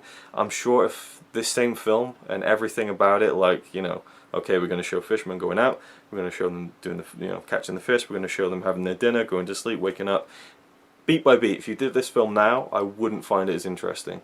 It's just the intrigue of it being from 1929, it being a silent film, and being of, again, days gone by, years gone by, almost a century gone by, and I just find, you know, I just find even the mundane things interesting from back in those days. I guess I now can call myself someone who's just a, what's the word, not an aficionado, but a enthusiast of the 20s and the silent era and just that period of history, I guess. There's these whole silent films, you know, especially over this past couple of weeks, have really just, I don't know, I really like just looking back on that period of history, both in films and just, again, now seeing documentaries. This is, I think, the third silent documentary I've seen from the 20s. So yeah, overall, not too much to say about it compared to the other films, but I really did enjoy it. I'd give it maybe an 8 out of 10. You know, maybe that's a bit high, but no, I thought the cinematography was fantastic. I just loved the mundaneness of it, but it never... Well, it did get boring a few times, but for the most part, the editing really spiced it up. And the music as well, the guy, I have to give credit to the guy, Jason Singh, really kind of, it was different, you know, it was modern, but I think it worked.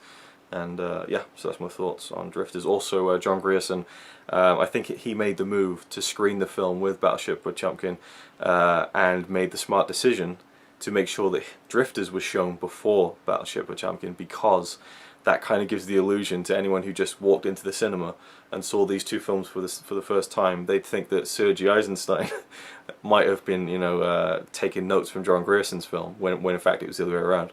So it's quite a smart little thing there, and it kind of maybe made his film stand out a little bit more. But you know, history would tell us that it was really originated from Eisenstein and his work with Potemkin. So there we go. I really enjoyed that. It's pretty cool. There's 3 other films from GPO Films, who John Grierson worked for. So there's Granton Trawler, Trade Tattoo, and North Sea from 1934, 1937, and 1938, respectively. Like one's 11 minutes, one's 6 minutes, one's 32 minutes. One's a dramatic reconstruction of seafarers' battle with the elements. A celebratory animation made from offcuts of other films, including Drifters and Nightmail. Interesting. And Grierson's follow-up to Drifters, one of GPO Film Unit's first experiments with sound. So I won't be watching it for this because they're sound films, but it's cool that they're included on here nonetheless. So there we go, that was that. I believe this was film 24, I think, something like that. Anyway, yeah, I'm going to finish off the night with one more film. It's about 50 minutes long, I think, or maybe an hour long. And so I'm going to watch that and then go to bed. And Connie's giving me the squinty eye, and but it's going to be the final film in the Oz Film Manufacturing Company trilogy from 1914. So I've already watched the what was the first one? The Patchwork Girl of Oz, the Magic Cloak of Oz, and then this one will be His Majesty the Scarecrow of Oz, which is the one that's in the worst shape. It does have a score, but I flicked through it and it just doesn't, it sounds really just generic and probably done after the fact. So I'm going to complete this little trilogy by listening to a Pink Floyd album while I watch it, the same way I did with the other two. And the one I'm going to go with is The Division Bell, which is one of my favourite Pink Floyd albums, but also mainly for time reasons. The Division Bell, I think, is 1 hour and 5 minutes long, and this one is about 1 hour long, so it'll kind of almost fit up. Not as perfectly as the first 2 films that I watched with Pink Floyd albums, The Endless River and Wish You Were Here. So yeah, it won't sync up perfectly in terms of just the timing of the film and the album, but it'll be enough, I guess. So I'll film that, and then I'll probably film my reactions in the toilet, so I don't wake Connie up. Which I've done quite a couple of times, in case you didn't know. Yeah, well now you do. So anyway, that's it. I'm going to crack on with the His Majesty the Scarecrow of Oz from 1914, and that'll be the end of day 10 of the Silent Movie Marathon 2. Jesus Christ, here we go. Alright, so this will hopefully be the last bathroom section of this whole marathon. And the third and final film released in 1914 in the Wizard of Oz trilogy. And I guess you call it the 1914 Wizard of Oz trilogy, the Oz Films Company trilogy. His Majesty the Scarecrow of Oz. Spoiler, by the way, that's how the film ends. The Scarecrow becomes the King of Oz. But yeah, this one, I don't know, it wasn't as good as the other two. It lost me at times. The print has been damaged, I think, and also it doesn't, the framing isn't correct, and they've lost the correct framing, so a lot of times in the shots, characters' heads would be cut off and things, you wouldn't see a lot of what was going on. I make it sound worse than it was. There was only in a few instances, but it bugged me. We have, what's her name, Vivian or Violet Reed, something like that. I've forgotten her name already, but she finally got to play a girl in one of these films. She played Dorothy. And, put that down. And, I don't know, by all rights it should have been a much better one because it had characters that I knew more. This is an adventure that features Dorothy, the Tin Man or the Tin Woodsman, the Scarecrow of course is pretty much the main character, and the Cowardly Lion gets involved as well. You got the Wizard of Oz is in there as well. He has a bigger role than in any of these silent films that I've seen so far, from 1910 to 1914. So it had all the ingredients to make a much more interesting story, but it just meandered. Kind of lost my interest at times. The story revolves around Princess Gloria and King Cruel, and I just thought of King K. Rool from the game Donkey Kong Country. But King Cruel, he wants his daughter, the Princess Gloria, to marry this guy, and she doesn't want to marry him. She's in love with Pon, I believe his name was, just a simple gardener, I guess, in the castle grounds, and he wants none of that, and so he gets the evil witch Mombi to freeze Gloria's heart, and there's a really cool sequence where she kind of pulls her heart out of her chest and it freezes and stuff. They tried some cool effects in this. They tried to do another one of the kind of like the Batman 66 where they walk up the wall, you know, basically the effect where you just walk across a set but you tilt the camera on its side and you kind of dress it so it looks like you're walking up a building. They did that with the wall in the Patchwork Girl of Oz, and this time they tried to do it with water. They called it the water wall.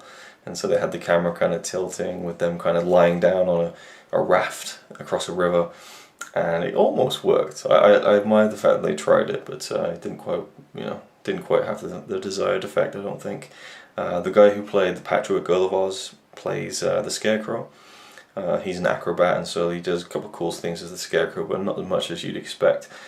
And Gloria, she just kind of, I mean, the whole film has Dorothy going around trying to, with Pon, to try and find a way to, I guess, unfreeze Gloria's heart, and she just wanders around like just an apathetic statue to everything, really.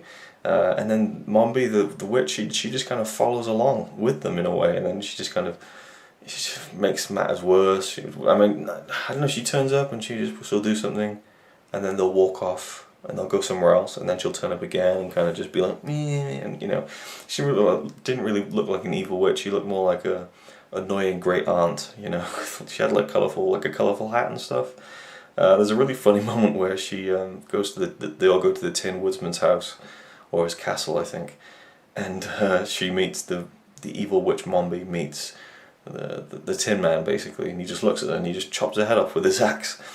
And what they did was they put a black hood over the actress's head, and they were standing in a doorway that was black, and so it kind of has the illusion that her head was missing. And it was quite a cool little effect, and it just made me laugh. It was funny. Anyway, I liked the little intertitle that said that Dorothy has been rudely captured by the evil witch Mombi. I just thought rudely captured was a funny wording of it. And also, they meet this little girl, and she says, I'm Button Bright. I don't know where I came from, and I don't care. I just thought there was a wonderful whimsy to that, you know. I don't know where I came from, I don't know why I'm sat here, but I am, you know, and I just don't care. So, but she didn't really turn out to be an interesting character either.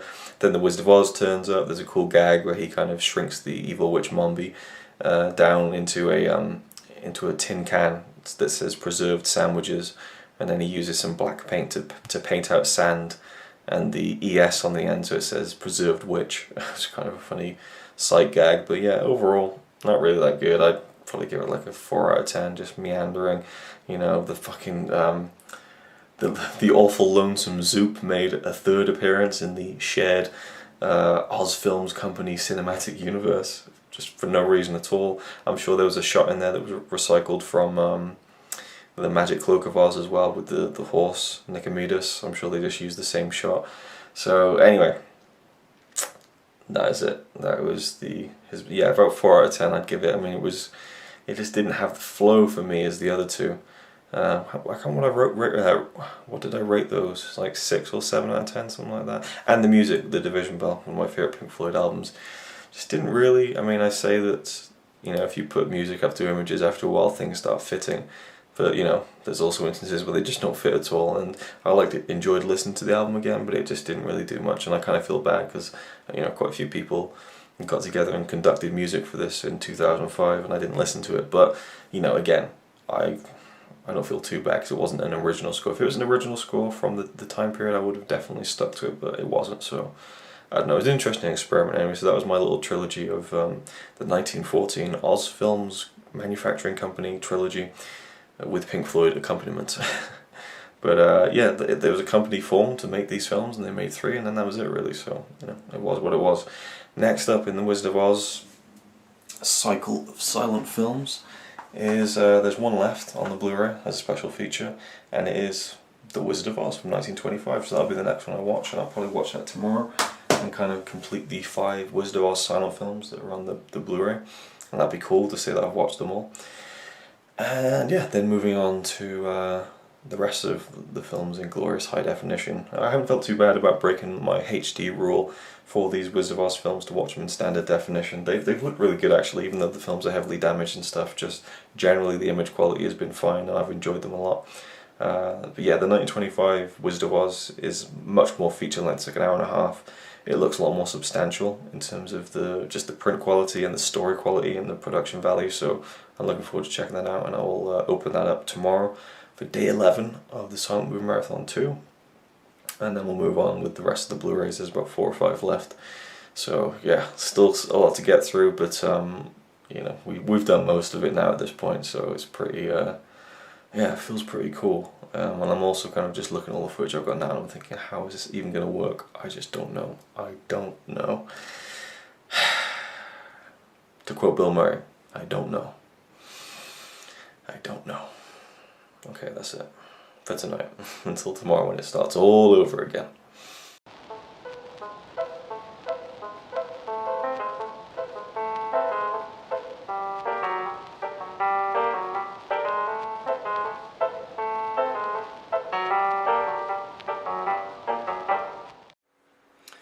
Alright, it is day 11 of the Silent Movie Marathon 2, and without any further ado, this is going to be the epic I'm tackling today.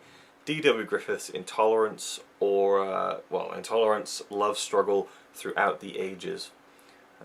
Brilliant front cover there, another Eureka Massive Cinema release, and this is D.W. Griffith's follow-up to Birth of a Nation. This came out in 1916, a year following his terrible masterpiece, as it was put, and obviously at the time it was much more well received as this great film, and no one really questioned the racial issues within Birth of a Nation, though some people did, and there was an outrage that was sparked because of Birth of a Nation, and so many people kind of see Intolerance as D.W. Griffith's response to his naysayers and his critics over Birth of a Nation in terms of the way he portrayed the black people in that film and the Ku Klux Klan, stuff like that. So I believe this is a much more family-friendly kind of story in a way, in terms of just like, you know, it doesn't really paint him to be, you know, a racist, basically, I guess. I don't know what I'm trying to say with that really, but let's just read a little off the back before we get into it. After shaking the world with his, I mean, I'll probably sum it up better than I have. After shaking the world with his hugely controversial epic The Birth of a Nation, pioneer filmmaker D.W. Griffith spared no expense in putting together his next project, a powerful examination of intolerance as it has persisted throughout civilizations, set across 4 parallel storylines that span 2,500 years. There is the Babylonian story, depicting nothing less than the fall of Babylon, the Judean story, which revolves around the crucifixion of Christ, the French story, which presents the St. Bartholomew's Day massacre in all its horror, and a modern American story of class struggle, crime, and the plight of life in the early 20th century, set within urban slums and the prison system. So yeah, so it's starring such luminaries as Lillian Gish, Constance Talmadge, and Miriam Cooper, who share screen time with enormous main cast and some 3,000 extras. Griffith's film, the most expensive motion picture ever produced at the time, went on to become a critical success whose influence has only grown in the decades since. So yeah, when I say family friendly, I just, that's not really the right term to use, but you know, it's not one that kind of struck up outrage like Birth of a Nation did, and it kind of, you know, he didn't go back to his roots of what he kind of thinks the whole American Civil War was, you know, the aftermath of it, the reconstruction of the South was all about, you know, which from what I can gather, he got very, very wrong in Birth of a Nation. But I'm excited to check this out, even more so knowing that he is such a great filmmaker from seeing Birth of a Nation technically, and I don't have to worry about kind of my morals in terms of enjoying this one if it turns out to be great in any way. So yeah, let's check it out. One, I guess, note I can get out of the way before we get to the film. It has 2 Blu-ray discs, and on the second Blu-ray disc it has a bonus feature, but also it has 2 other feature films, but they're companion films to Intolerance, and they're called The Fall of Babylon and The Mother and the Law, expanding upon these 2 storylines from Intolerance presented in high definition. But I believe those 2 are just recut and kind of shorter, you know, I mean the film's nearly 3 hours long, so I'm guessing around 90 minutes or, you know, an hour and 10, hour and 20 minutes each, so smaller features from the main feature kind of thing, that focus on one of the 4 storylines that spans the whole thing. So I'm not too sure if they have extra footage or anything like that, but either way I won't be doing those in this, and this is film number, I think, 26 now in the marathon. Okay, let's just get on with it. Which I've said a hell of a lot in the past couple of weeks, but yeah, let's get on with it. Alright, if there's one thing that's excited me about this film, it's been this shot.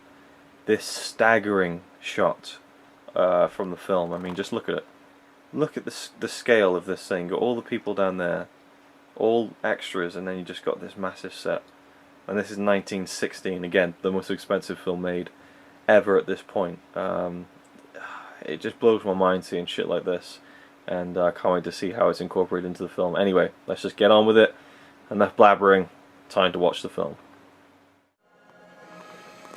So I'm about halfway through, just over halfway through actually, the film, and struggling to keep awake at this point. I'm kind of just jolting up. It's not because it's boring. I'm just didn't get enough sleep last night, I suppose, but it's getting exciting now. This bit is reminding me of Return of the King a little bit, the battle at the end, the battle of the Pelennor Fields in a way.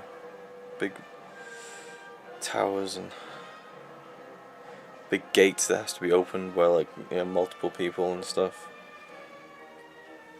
But yeah, so this is a big battle that's going down in the Babylonian section of the film. And they cut between the 4 timelines pretty quickly. And I feel like it doesn't really work that much for me. Just trying to read the intertitles as I'm doing this. I probably won't film for very long, but oh my god, the scale of some of these sets is incredible.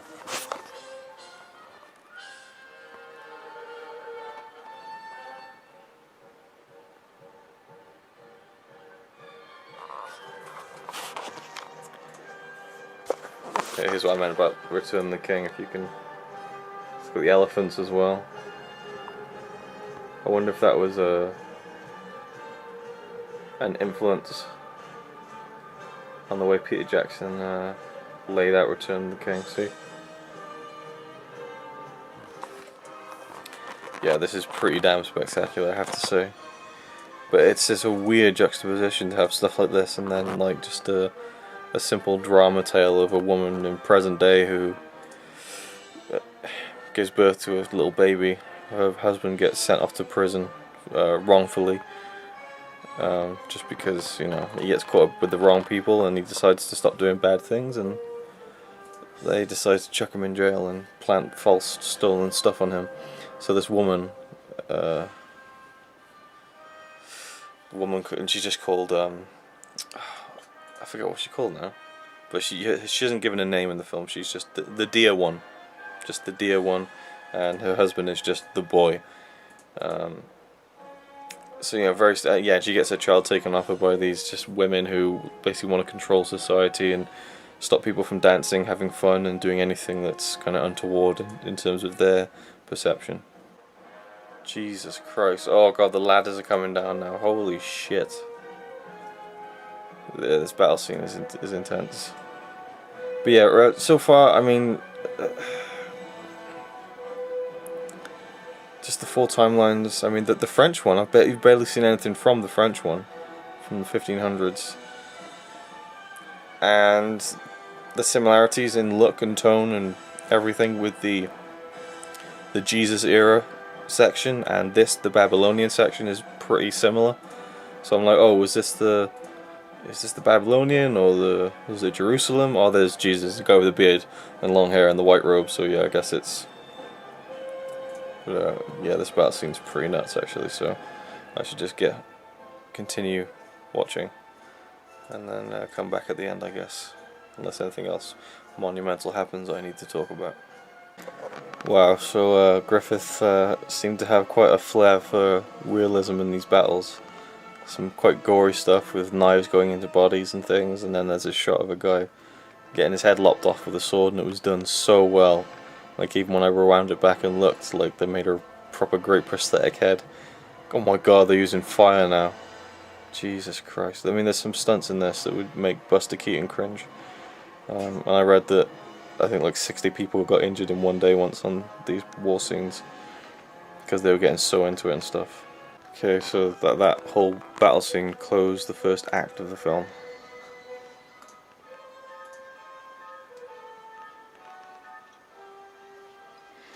Yeah, so on with Act 2. Again, I'm enjoying this stuff as it's coming, but I'm not too sold on the 4 storylines thing, really, and it's just so dense with characters, it's hard to really keep up with everything. Alright, okay. Intolerance, love struggle through the ages. D.W. Griffith's 1916 epic. A little note on the film, or a few notes on the film before we get started on my full thoughts on this epic 167-minute long film, 2 hours 47 minutes. For those of you who can't add up, I guess. Yeah, it was actually, the film began filming before Birth of a Nation came out in 1914. And it was a film called The Mother and the Law. D.W. Griffith was filming this. It was meant to be like an epic social drama about a woman and her husband and just their struggles against oppression in society and things like that. And then he had to finish Birth of a Nation, so he continued focusing on that. And then when he came back to The Mother and the Law, he thought, why don't I expand upon this and add 3 more stories of similar kind of, you know, tales of oppression and intolerance. And so he came up with the idea of filming the what was it, the St. Bartholomew's Day Massacre from the 1500s, I believe, in all its horror. He had the idea of showing the crucifixion of Christ in the Judean era, and then also the fall of Babylon. And so he set to work filming those in the end of 1915, and then through January to April of 1916, sorry, he filmed the Babylon stuff. So he did make, in a way, 4 little films. Well, not 4 little films, but they're quite big, especially the Babylon film. But so he had 4, and then he edited them together. Now, Lillian Gish, who stars in this film, she starred in Birth of a Nation 2. You know, legendary screen actress, and she's in this film. I think I already said that. Jesus Christ, there's a lot to get through, and there's a lot I will not be able to cover in this film.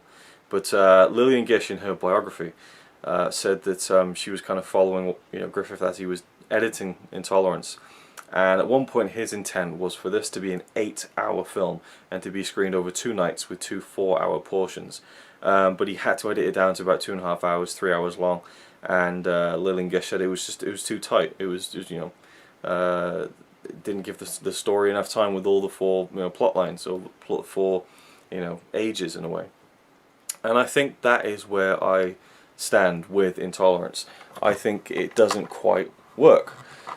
It's shot fantastically well. You know, you're definitely seeing a master at work here. As I was saying earlier, you know, people say that this is kind of an apology for Birth of a Nation, but in fact I was reading something in the booklet that says that Griffith didn't want to apologise for Birth of a Nation. If anything, he wanted to you know, in a way, almost make this as a kind of a comeback to people who found Birth of a Nation so, you know, morally questionable, because he feels like, you know, you shouldn't be intolerant of other people's views, and in his mind, you know, Birth of a Nation is his view. So yeah, I guess it's worth looking into, and not just thinking this as some kind of, you know, Griffith going, wow, I can't believe I made Birth of a Nation, that was horrible, let's make a better film that doesn't have racist themes in it. So yeah, I think that definitely, and again, going back to when I watched the 1930 re-release kind of introduction with Griffith, where he was kind of, again, talking lovingly about his mother sewing a Ku Klux Klan robe and stuff, I could tell very much that Griffith was a product of growing up in that era, in the late 1800s, where, you know, that was just the way it was, you know. Anyway, let's not get into the whole racism issue again, you know, because it's just this murky waters, you know, and you can just get into a minefield of offending people and things like that. But yeah, this film doesn't have any of that in terms of, you know, the outright racism and things like that. But it just paints people in a really bad light, and there are really bad people out there. So, you know, I'm not saying that it's unrealistic or anything like that, but yeah, it's just a hard film to sit through, because in essence you're watching, you know, just hours and hours of just good people with, you know, not very much to their name in terms of wealth and status, just being trodden down repeatedly to heartbreaking degrees, you know. And so in that sense it's a difficult watch, but I did, you know, marvel at the spectacle, you know. And one of the kind of, well, the most famous shot of the entire film is the Babylon set in all its glory, and you see that in the beginning of part 2. They're celebrating their victory of that battle I kind of showed a little bit of the beginning of part 2, and they're celebrating that, you know, Babylon's the best, and, you know, they're having orgies and stuff. There's women lying around naked, and, you know, it's quite, you know, it's a PG rated here on the Blu-ray. It says mild violence and sex references, even though you've got, well, I guess, you know, you don't, they're not completely naked. You just see, like, they're in see-through clothes and stuff. But yeah, the most famous shot of this film is this right here, which is unbelievable, because this is all real. It's all real. I mean, just take a closer look if you've never seen this. You probably have. It's one of the great images of cinema history. And I feel like this shot just kind of, once you get to this shot, that's kind of it, you know. Well, not kind of it, but I mean, you can't beat this, you know. The wonder that you get watching this is an emotion that doesn't get topped by anything else in the film, except maybe the final moments of the modern story. But I mean, you just see all the people down there. It was just the biggest set I've ever seen in my life, and, you know, it was once in a lifetime. 1916, never before, never again. You will never see a set of this size and magnitude ever again in the history of film, in my opinion, because you can just do it digitally, and you can do it brilliantly, and no one will even notice. But to know that it's real adds so much weight to it, you know. And yeah, my main problem for the film was just the way the 4 stories intersected. You know, you got the modern story, you got the French story, 1500s, I believe, the story of Jesus in Jerusalem, and then you have the Babylon story, which is, you know, way back, like 2,500 years, something like that. So jumping between, like, different timelines, different, you know, settings, you know, it can be a bit jarring. And I didn't quite feel like the theme of, okay, we're seeing intolerance through the ages, really kind of worked that well for me. The French story, dud. It was a dud. The final moments of it, when you see the St. Bartholomew's Day massacre, were very effective, and, you know, wow, you know, some horrific stuff going on. You know, the scenes were done very well, but the build-up to it was just, I can't think of, Brown Eyes was a girl in the story, that was it, and Prosper or something was the guy who loved her, I think. I mean, it was really French light, you know, in this film. I mean, it felt like there'd be an hour, and then it would cut back to the French story, and it's like, oh yeah, that's happening. It was really underdeveloped in this cut anyway. I mean, I know there's like a 3.5 hour cut, and this is the, again, 2 hour 47 minute cut. I'm not sure. It says in the book that this is the most complete version, but I'm sure I could, well, not just me be corrected, but I'm sure the people who wrote this book could be corrected. I've heard there's many different versions of Intolerance, but I'm guessing for now this is the one that is the most complete and in high definition and stuff like that. And a lot of it looks fantastic, by the way. A few shots are a bit grainier, a bit dimmer, but a lot of them are really crisp and clear and just look fantastic, especially the scenes in Babylon. You're just like, oh my god, it's wonderful. And the Jesus Christ story, you know, is probably even, I don't know if it's even worse than the French one in terms of not having much to even put in the film, but it kind of is more interesting because you know the story of Christ. You know, how he's turning water into wine and things like that, and him lugging the cross, you know, through the streets. But honestly, it felt like there wasn't anything from the Jesus story for about 40 minutes. And then we get a shot of just suddenly, oh, here's Jesus holding the cross and walking down the streets, and people are, you know, shouting him and stuff. And that was it. And then there's another half hour goes by, and then we cut back, and he's still walking through the streets. About a 10-second shot, then back again. And then you just see at the end the crucifixion, you know, from a distance, and that's it. It was just like, I felt like, why include it, you know?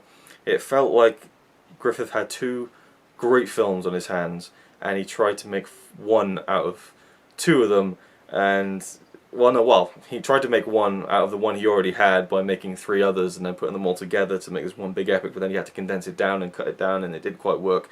Yeah, for me, it's a flawed epic. The Babylon, the side of it, was great. I mean, the mountain girl main character was a bit of an interesting one for me. She wasn't very likable, you know, as kind of the heroine of the story. She just kind of was just a bit of a bitch, really, you know. I just didn't really like her character that much. You know, I mean, it's cool seeing her kind of be going against the stereotype of a woman, but not only in those days, but I guess in the 1900s, but in the early 1900s, like, you know, 1916, to have kind of like a tough, badass woman, you know, but her character wasn't that likable. And then you have all the kings and stuff like that, and I can't remember half of their names, and they just kind of all blend together. They all look fairly similar and things like that. But I mean, the spectacle of it and just the story of this big kingdom kind of having a massive battle against another kingdom that wants to take them down and be the top dog in the world. And, you know, the Babylon wins, and then they kind of rest on their laurels and they celebrate and have orgies and parties and stuff like that. And then they kind of, you know, they're betrayed, and then another big battle comes at the end, and you see the fall of Babylon. And I liked that. It was a very kind of epic, kind of old time period, epic scale kind of thing that I really, really liked. But the characters weren't, I mean, all the characters in the film really felt like as much set dressing as the epic sets were, you know. It almost felt like the characters were symbols more than people. I mean, the two characters that you get the most out of in the film are in the modern story from The Mother and the Law that was originally filmed in 1914. And it literally is, I forget her name now, it's like the dear one, the dear little one. You see this girl, and, you know, you see her in an innocent time, and then she goes on and she, you know, she falls in love with the boy. He's just known as the boy, you know, and they get married, they have a kid, and the kid gets taken away because the boy gets wrongfully imprisoned, and then, you know, you see the people being intolerant of, you know, the dear one and the girl. I should call her the girl. If he's called the boy, I can call her the girl. They become intolerant of the girl because they walk into her apartment and she's got a bottle of whiskey because she's got a cold and she's trying to cure herself. And they're like, oh, you're drinking with a kid, right? That's it. We're taking your baby, and then just take a baby, and that's it. See ya, you know. And yeah, it's just so frustrating to watch. I mean, but I thought that the Mother and the Law, or the present day story in this film, was probably the best. And I thought to myself, I just want to see that film, you know. And the Babylon stuff, I just want to see that film, you know, and mixing them together. I mean, I've got to give Griffith credit, even if I don't agree with his philosophies on life and his, you know, his, I guess, skewed perception of morality and race and all that kind of stuff. I greatly respect his filmmaking technique and also his ambition with this project. It was so huge, and I've got to give him credit for that. And there are some great moments where it does work. Like towards the end, there's like a train steaming across in modern times, and it cuts between these people racing through the night on horses to get to Babylon. So it was used well. But I really feel like the Babylon stuff and the present day stuff in 1916 were the two strongest stories, and the French one just suffered from not being in it enough, being underdeveloped in terms of the, you know, the whole film. I don't know how much he shot of that stuff. Again, if he was thinking about an 8-hour cut, there must be so much more footage that was shot and is probably now lost. And then, of course, the Jesus stuff, which I just thought was, it didn't really work into it for me. I feel like it just was laying it a bit too thick. And I feel like overall maybe the film was laying it on a bit too thick with the intolerance theme and, you know, just good people just getting trodden down repeatedly. Feel sorry for them. This is intolerance. I mean, the word intolerant and intolerance is used in the intertitles all the way through the film. It's just, in case you didn't get it, this is someone being intolerant. This is, you know, the intolerance is being weaved through her life. You know, yeah, we get it, you know. And then the ending was very, you know, spoilers. You can skip forward a few minutes if you want. Very sickly sweet, you know. You got all these angels in the sky and people on a battlefield and stopping and looking up and being like, oh. And then like a prison is transformed into a field of blossoming flowers and love conquers all. And it's just like, you painted such a realistic and horrible depiction of like the dark side of humanity here. And then you just kind of cop out at the end and say, well, love will conquer all, you know. I didn't like that. I wasn't a fan of the ending. But I did like the ending of the mother-in-law section, but that was kind of like an epilogue that was not even relevant to the other 4 parts of the film. It was just like a random battle and kind of saying, how terrible is war? There's angels and ghosts flying through the skies and a big see-through balloon dropping flowers on people, and yeah, didn't like that at all really. Overall, I think I would give this film an 8 out of 10, purely on the strength of the mother-in-law segments, just the sheer scale and artistry in the Babylon sequences. And yeah, overall as a film, I don't think it quite works the way it should.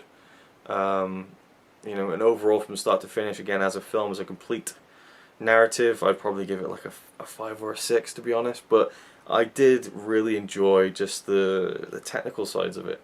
And, you know, I guess that might not be the best reasons for giving films, you know, higher ratings, but, you know, and there were some great performances in the film, especially the woman who plays the girl in the mother-in-law story, because she was in Birth of a Nation as Flora Cameron, I believe, and I really liked her in that, and she was great in this, particularly the shot when she finds out that her husband is going to be wrongfully, you know, put on death row and be hanged for, you know, killing someone he didn't even kill.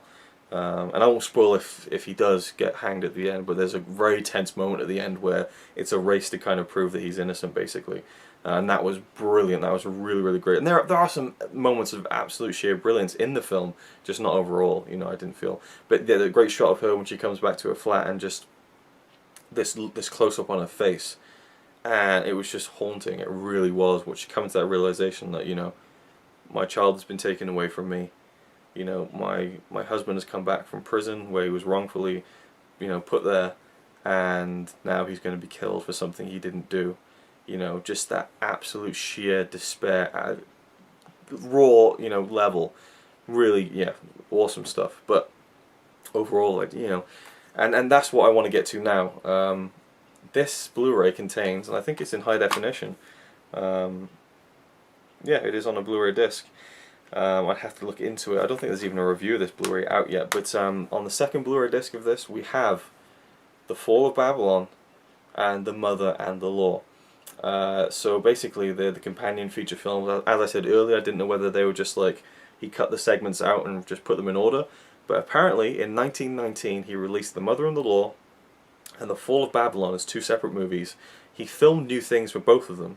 Well, I think he just filmed one scene for The Mother and the Law, but he filmed some other stuff for The Fall of Babylon. I think they're both around an hour 20, hour and a half. So, I would love to see those. I don't think I can stomach them in this marathon now, because I'm nearing the finish line, and I just feel like adding another 3 hours into it might not be the best thing. I don't know, maybe madness will take over me and I'll do it. But, you know, I'm really interested to see them as separate films and see if they hold up, and maybe that would be, you know, a preferable version of Intolerance for me to watch those 2 instead. Because again, overall with the 4 stories, I don't think it really ultimately worked as well as it could have. But again, I give Griffith credit for having the ambition and the scope to go for it, and to get the money together to put something like this together was just unbelievable, you know, figuratively unbelievable. So yeah, I give it an 8 out of 10, I think. Just as I said, I've already said why, you know, mother-in-law stuff, Babylon stuff, great. You know, even if the characters in the Babylon didn't really engage me in any way, I was taken away by the spectacle of it. So there we go. Intolerance, love struggle throughout the ages, Luke's struggle throughout the film. It was a slog to get through, but rewarding in the end. And yeah, there we go. That's that for now, and we'll move on with a couple of other films I think tonight. All right, next, continuing on with the Buster Keaton short films collection, and there's actually 2 more. I didn't realise. I thought there was only 1 more, but the one of the 2 that I haven't seen yet is that we're going to watch now. Connie's joining me once again. We've got dinner, chicken tikka masala. You've seen it before, and well, I haven't seen this before. Buster Keaton in. And I do know how to cook other things. Okay. Always tikka masala. Just wanted to add that clarification in Yeah.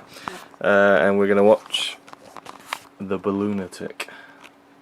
Get it? Because it's like the balloon and lunatic. The Balloonatic. So I wonder if there's going to be like a balloon and a lunatic in the film at the same time. Maybe even a lunatic on a balloon. I don't know, we'll see. Alright, Buster Keaton's The Balloonatic done. There wasn't a lunatic in it, but there was a balloon, so it delivered on half the title, at least. He's the lunatic. Yeah, he is the lunatic, really, but it was pretty good. I enjoyed it. Not a great one, but not a below average one. I mean, it was enjoyable. There's some good gags in it and stuff.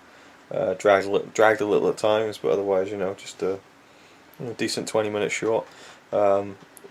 As Connie was just saying after we watched the film, like the film, it opens with him in this kind of like haunted house. There's like a skeleton in a closet. There's Satan in a room, and then this big monster thing, and then he falls through a trapdoor, and then you find out he's in this like a what would you even call it? Like a well, yeah, but like a public attraction. You know, you pay 10 cents and you go into the haunted house, the haunted mine, and this is like a little gag of him getting thrown off the down the chute and out into the street basically, and then he goes on, and then the film basically starts with the balloon. So it's just like a really random opening segment, and then he comes across this guy who's about to take off on the hot air balloon, an explorer, and for some reason he climbs onto the top of the balloon and no one notices, and then the balloon takes off without the explorer in it, and then Buster kind of crashes the balloon in the middle of nowhere in the wilderness, and that's when the majority of the film takes place, and he's just kind of like using all the stuff that was with the balloon, like there's like a little boat and stuff you can put together, and he tries fishing and things like that, and then there's a woman who's living out there in a tent kind of thing, and I guess kind of the central gag of the film is that she's more of a man than he is basically.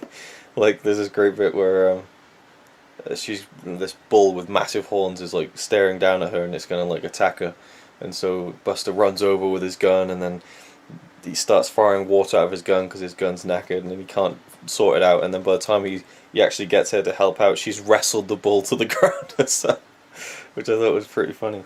And the ending was really, really cool as well, like a cool kind of visual sight gag that was great. But yeah, overall, decent. Maybe 6 out of 10, 7 out of 10, something like that. Anything you want to add? No. In case you didn't hear that, her response was, nah. So, yeah, almost as... You almost put that as well as Buster does in his films, silently. Yeah, so that was that one, and I'll probably watch the last one tomorrow, because tomorrow should be the final day of this whole thing, so there we go. That's it for now. The Balloonatic. Alright, we've been through Love Struggle Through the Ages, we've been through a Buster Keaton short film, and now it's time to round off the Wizard of Oz collection and watch the final Oz silent film from 1925, The Wizard of Oz, and that'll be the final film tonight. And so tomorrow will be day 12, and there's a lot more to cover, so I'm going to have to go balls to the wall tomorrow, and I'm looking forward to it, so here we go, Wizard of Oz. Okay, I've just woken up, I've had a shower, I've had a shave, and I didn't have a third S, so that's something. But yes, today is day 12. What is the date? Let's get the date up for posterity. The 17th of September 2015.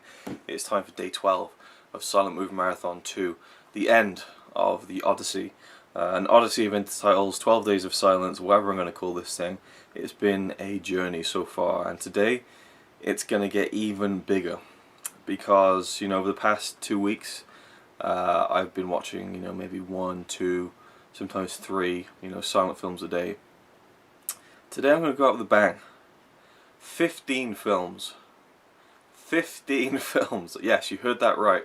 A lot of them are short films, but there's about 3 or 4 like feature-length ones, including one that's 2.5 hours long. So it's doable, and so I'm going to do it because it's doable, and it's going to end this thing on a bang. I think I'll probably have then rounded off every silent film I own, you know, in terms of things that are bonus features on Blu-rays and stuff. There might be a couple that I'm missing out, I don't know. But anyway, right. Last night I watched the final Wizard of Oz silent film as presented as a bonus feature on the 1939 Wizard of Oz Blu-ray. And so the Wizard of Oz from 1925 was interesting. It started off great, you know, it felt more like a substantial film as opposed to the other 3, or the other 4 I suppose, which seemed in rougher shape and didn't have too much elegance to them. They were fun and everything, but the 1925 version was much more polished in terms of, like, the intertitles were beautiful, you know, and painterly, and the tinting was grey and the sets were great, and you know, I really just enjoyed the look of the film. But it basically follows a more traditional, or as far as I know anyway, it more follows this film. Not that, again, it came before that film, but it's more in keeping with the film that we all know and love. Most of us should love it anyway, because it's a great film. But it has Dorothy, you know, it has a house or a shed at least being swept off in a tornado to the land of Oz. It has the Tin Man, it has the Cowardly Lion, it has the Scarecrow, and it has the Wizard of Oz. But it's not quite how you would expect it to go down. Now Dorothy is a side character in this. You know, you have Auntie M, you have, you know, all the stuff that you associate with this film, but apart from Toto actually. But really, the film is about the director. The director is Larry Semen. I don't know how you pronounce his last name, but it looks like lemon, but with an S. So I'm not going to say Larry Seaman. I just did. Shit. Well, anyway, Larry Semen, who was, I guess, he was in his mid-30s when he made this, and he died a few years later actually, from illness. But he seemed to be like you know, like a lower rent kind of, you know, Chaplin, Keaton, Lloyd hybrid. You know, one of those kind of comedians who does like sight gags and stuff like that. And from what I understand, he grew up in a vaudevillian kind of you know, childhood and environment growing up, so it's understandable that's what he did. And again, like Oliver and Hardy, and Oliver Hardy, did I say Oliver and Hardy? Laurel and Hardy. Oliver Hardy is in this film. He plays a farmhand who later becomes the Tin Man, because yes, the Scarecrow, the Tin Man, and the Cowardly Lion are just 3 of the people from the farm in Kansas who get swept off to Oz, and they end up inside the outfit. So they're not really the Scarecrow, they're not really the Tin Man, they're not really the Cowardly Lion. And I almost feel like the Cowardly Lion was a homage to the earlier silent films, because it looks like the fluffy suits that you saw in the early films from 1914, 1910.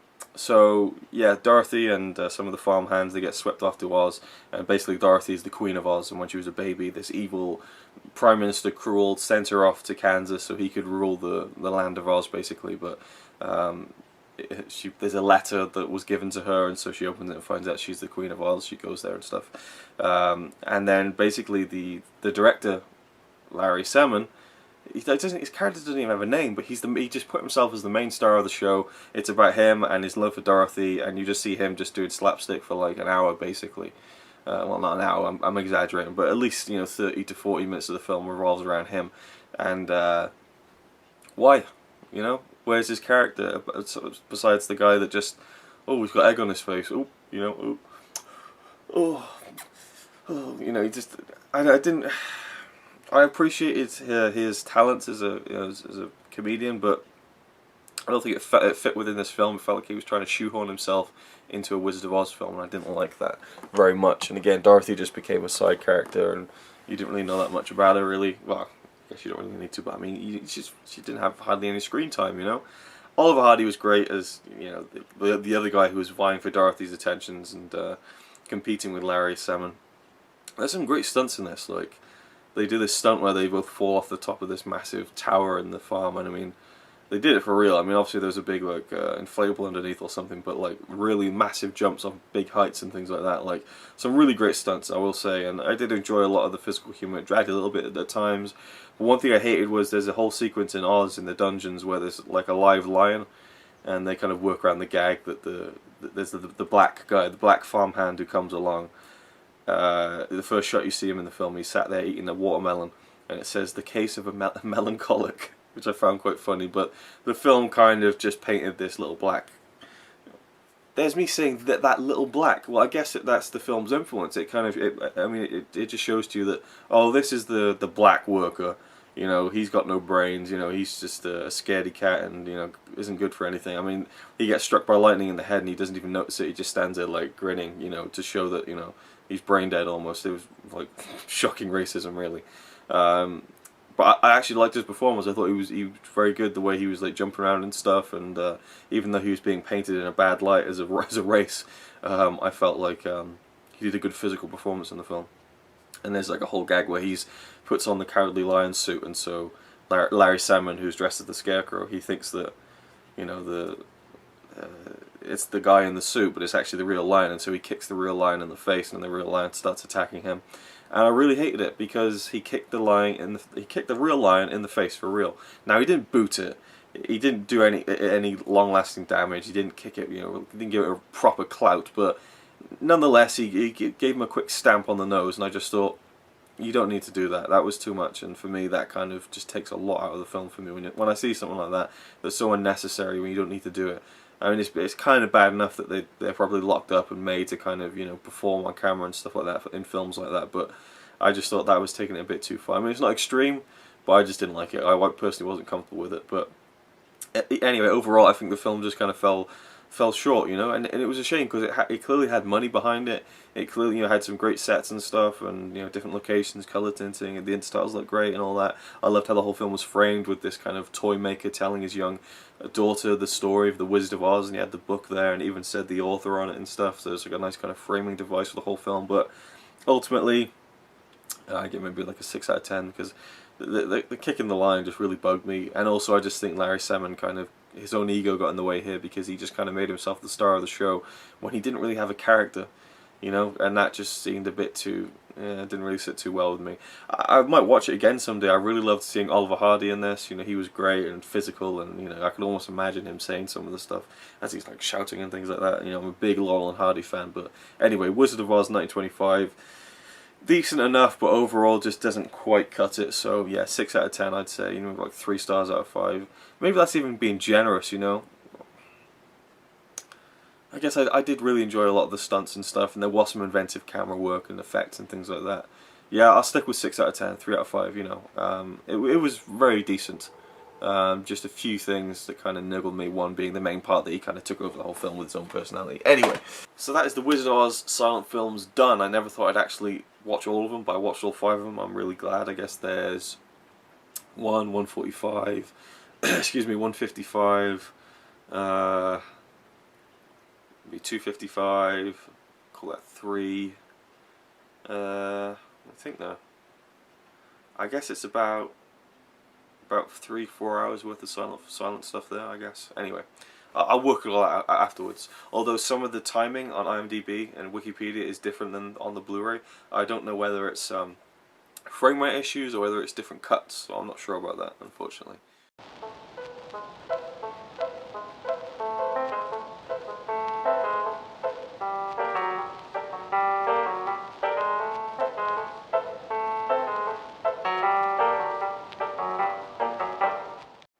So how am I going to do 15 films in one day? Well, I'm going to start with the ones I'm least interested in, to get those out of the way first, and that's the 7 Civil War shorts by D.W. Griffith that appear in the Birth of a Nation Blu-ray as special features. There's about 2 hours worth of them, so not quite as much of a slog as Intolerance, but still quite a lot. And but I really want to check them out. You know, I'm really more interested now in the Civil War, the American Civil War, and just history in general. I think that I've kind of neglected my studies in school in terms of history, but also just being interested in, you know, the past. I mean, I'm interested in the past from a personal perspective, from like my family and stuff like that, and show business, entertainment, films and stuff like that. But actual like real important issues, I think I kind of skim over in my life. So that's something that has inspired me to kind of go and check them out, for sure. Again, though, I don't know if Griffith is was skewing the truth even earlier than The Birth of a Nation, because these shorts were filmed before The Birth of a Nation. But nonetheless, I'm just going to power on with them. I believe the first one is called The Border States or something like that. I'll tell you what it is anyway. I'm just going to watch it now and then just give you my thoughts, and we'll just kind of quick fire go through all these. I won't film anything on the TV, and I'll just kind of try and get through the reviews of these 7 shorts as quickly as possible, and then move on to the films that I'm really excited about. I've left some really cool ones at the end that I'm just dying to watch, so cannot wait. Let's get on with the first Civil War short. Alright, I've actually had to put a jumper on for the first time in about 6 months. It's getting really chilly. Anyway. In the Border States, is that what it was called? In the Border States, 1910, D.W. Griffith short film. I loved it. Oh, it was really, really good. Great little story. I think these are all around 16 minutes long. Basically 2-reelers, I guess. I'm assuming. I know that the Buster Keaton short films around 20 minutes are called 2-reel shorts. So anyway, enough about the length of the film. Basically, they're all Civil War shorts, and this one is about a Union soldier who goes out. He's a young father. He's got 2 young daughters, a wife, and either a father-in-law or a father. And he goes off and he leaves. It's very emotional and sad and stuff. And he goes off and he's put on this kind of perilous mission to deliver this information. And he gets kind of cornered and trapped basically, and shot. And he finds his way home. And when he finds his way home, he's kind of dying on the couch. And then his daughter's there with a gun trying to protect him because there's Confederates outside, and they burst in, or one bursts in, and he's about to kind of kill this girl's father, and then he looks at the girl and he realizes who she is, because earlier on in the film there was a seemingly random scene where that Confederate soldier was kind of foraging for food and parched and I guess kind of desperate for food and water, and he came across this young girl, and she was by a well with a pail of water, and he asked if he could drink some of the water, and she's kind of really good little actress, by the way. She's kind of like looking at him with disgust, but she kind of lets him drink some of the water, and then she lets him hide in the well to hide from the people who are tracking him down, I guess. And she says, oh, he went that way, so she saves his skin basically, and he remembers that when he sees her, and she says, that's my father, And so he decides to help them, and he pretends that he's killed the man. He puts a sheet over his body and says to the other Confederates, oh, he's dead, let's move on. And so it was a really nice film with a good message to me. What I got out of it, just in terms of paying it forward, and acts of kindness, and kind of treating people how you want to be treated yourself in a way, or even on an extreme scale, I guess you could say. But yeah, I really liked the message of it. It was just a really nice little short film. Next up, another 1910 short, The House with the Closed Shutters. So let's do it. Alright, The House with the Closed Shutters. Another really good little short. It wasn't as good as the first one, but I enjoyed it quite a lot. It stars the guy who was the main protagonist, I suppose, in The Birth of a Nation. I don't know what the actor's name's called, but he played Ben Cameron in Birth of a Nation, and he's this Confederate soldier who gets sent out to, I think, to deliver some information, just like the first one in a way. But he basically is too much of a coward to do it, and so he gets pissed up, he starts drinking, he rides home, he bursts into his house, and he's drinking and passes out, and his sister decides that she's going to wear his clothes, and she's going to go out to battle. Well, not to battle, she's going to go out to deliver the information that he was supposed to deliver, and she ends up in the middle of a battle. But she kind of dresses up as him to basically save the family name from the shame of him basically deserting. And so she goes out, she delivers the information, she does that, but then she finds herself in the battle, and stupidly runs out into the middle of a battlefield where shells are firing off to save the flag. And it wouldn't surprise me if this was an accurate thing where saving the flag was worth your life, and she gets killed for it. And so the family are like, you've disgraced your family, your sister's dead because of you, so you're going to have to stay in this house forever and not let anyone know that you're alive, basically. That's the price you pay for, being so stupid and being so cowardly and costing your sister her life.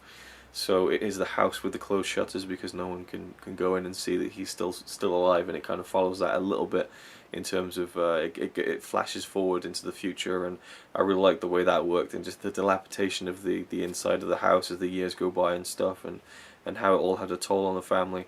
Just a good little story, you know, nothing too special. I would rate I think I'll rate these at the end, I think, altogether. I might as well just do that and crack on with them. Next up is The Fugitive, not starring Harrison Ford. Alright, another pretty damn good one, The Fugitive, 1910. Quite a sad one, this. It's about, I believe both of the guys are called John, but both two young guys leaving home, one a Union, one a Confederate, and basically one kills the other. And we see this woman, the mother of one of them, the mother of the Confederate, I think. I can't remember actually, to be honest, which side was which, but basically that you see the mother get the news that her son's been killed, his body gets brung in basically, and then the guy who killed her son is on the run. He's a fugitive, and he seeks to, you know, he goes to her house and asks if she can hide him. So she hides him in her fireplace to help him out. And then they come in and tell her who killed her son, and she realizes it's the guy who's hiding in her fireplace. And so she has to make the decision whether to turn him in out of revenge, or to think of another mother who's also awaiting the return of her son, and whether to be selfless about it and to not continue that kind of destructive cycle in a way. I really like the way that it brings the ramifications of war and the effects of war. It brings it literally into the homes of the families who get, you know, affected by it. And yeah, just a sad story, and told well. Really enjoyed that one quite a bit. Moving on to the next one. This one's from 1911, and the next four are from 1911 too. And this one is called His Trust, and the next one is His Trust Fulfilled. So I wonder if this will be if that's the sequel. Anyway, His Trust, here we go. Alright, so I decided to power through two in one go without talking about them in between, and it was His Trust and His Trust Fulfilled, again from 1911, and it was, in fact, a two-part film. But they were quite short. The first one was about 14 minutes, the second one was about 11 minutes, so it told the story of a faithful Negro servant. Ugh. Yeah, it's I swear to God, every time I sit down, my head's either like up here or it's either down here. Yeah, a faithful Negro servant. Basically, a black servant of a family has given, you know, his word to the father of the family that he will look after them if anything goes wrong, basically in the Civil War. And of course the father dies, and so the first film, His Trust, is about that really. And there's a great scene where the house burns down, you know, literally in front of, you know, right before the mother and the daughter. A great shot. And we see the family struggle following that. And then the sequel, and it says at the beginning of His Trust, it says that His Trust is a two-part story, and there is a sequel, but each story is its own kind of thing. You know, it's kind of saying that you can kind of view them both as separate stories in a way. But I think they it basically feels like a 25-30 minute film split into two, basically. But you see the black servant in His Trust Fulfilled continue to try and support the family by himself, basically. And the daughter grows up, and he uses all his money and his savings to put her through school, and she gets adopted by a rich white family who, as rich as they are, do not want to pay for her to go to school. So she's very upset about that, and so the black servant gives the family all his savings so that she can go to school. But of course the rich white man makes sure that, you know, he's the one who she thinks put him through, you know, ponied up for the education. And so basically the poor black servant, you know, gets no credit, and you know, just has to kind of be content in the fact that he's being completely selfless and fulfilling his trust, or the trust that was you know, instilled in him from his master. Yeah, I thought it was a very sweet couple of films. I thought it was very sad at the end when she gets married and she goes off, and her life is going to be better now and stuff like that. And he basically is kind of stood on the sidelines and kind of gets to shake her hand after she's been married, and then she walks off and leaves. Everyone's happy, and then you're just left with a black servant on this road on his own, just looking, you know, depressed. and the big kind of end of the film is that the rich white man comes up to him and says, "Here you go, I'm going to shake your hand, good job." And it's like, oh, wow, it was all worth it because he got the approval of a white man. Is it worth mentioning that the black servant, the main character of these two films, is played by a white man in blackface? Yeah, they all are. And as Roger Ebert, kind of theorized, Griffith probably wanted you to know that, this isn't a black actor. This is a white man playing the black man because, white people can act. So yeah, I'm not really a big fan of those two. I went along with the story and stuff and was taken away by it, but ultimately, I don't know. There was just a bit too much of kind of backwards, what's the word? The intent behind the story came from a good place, but I feel like it was rooted in something that is just backwards, I guess, is what I'm trying to say. So on with the next one. Again, 1911, the 6th of the 7 films, almost at the end now, Swords and Hearts. Let's do it. Okay, film number 6 of the 7 Civil War shorts, Swords and Hearts, and it's about 3 characters, Hugh, Jenny, and Irene. Hugh is the son of a wealthy tobacco tycoon, I guess, and I think he's enlisted as well into the Civil War. He's a soldier, and Jenny is a young kind of poor girl who lives nearby, and she loves Hugh.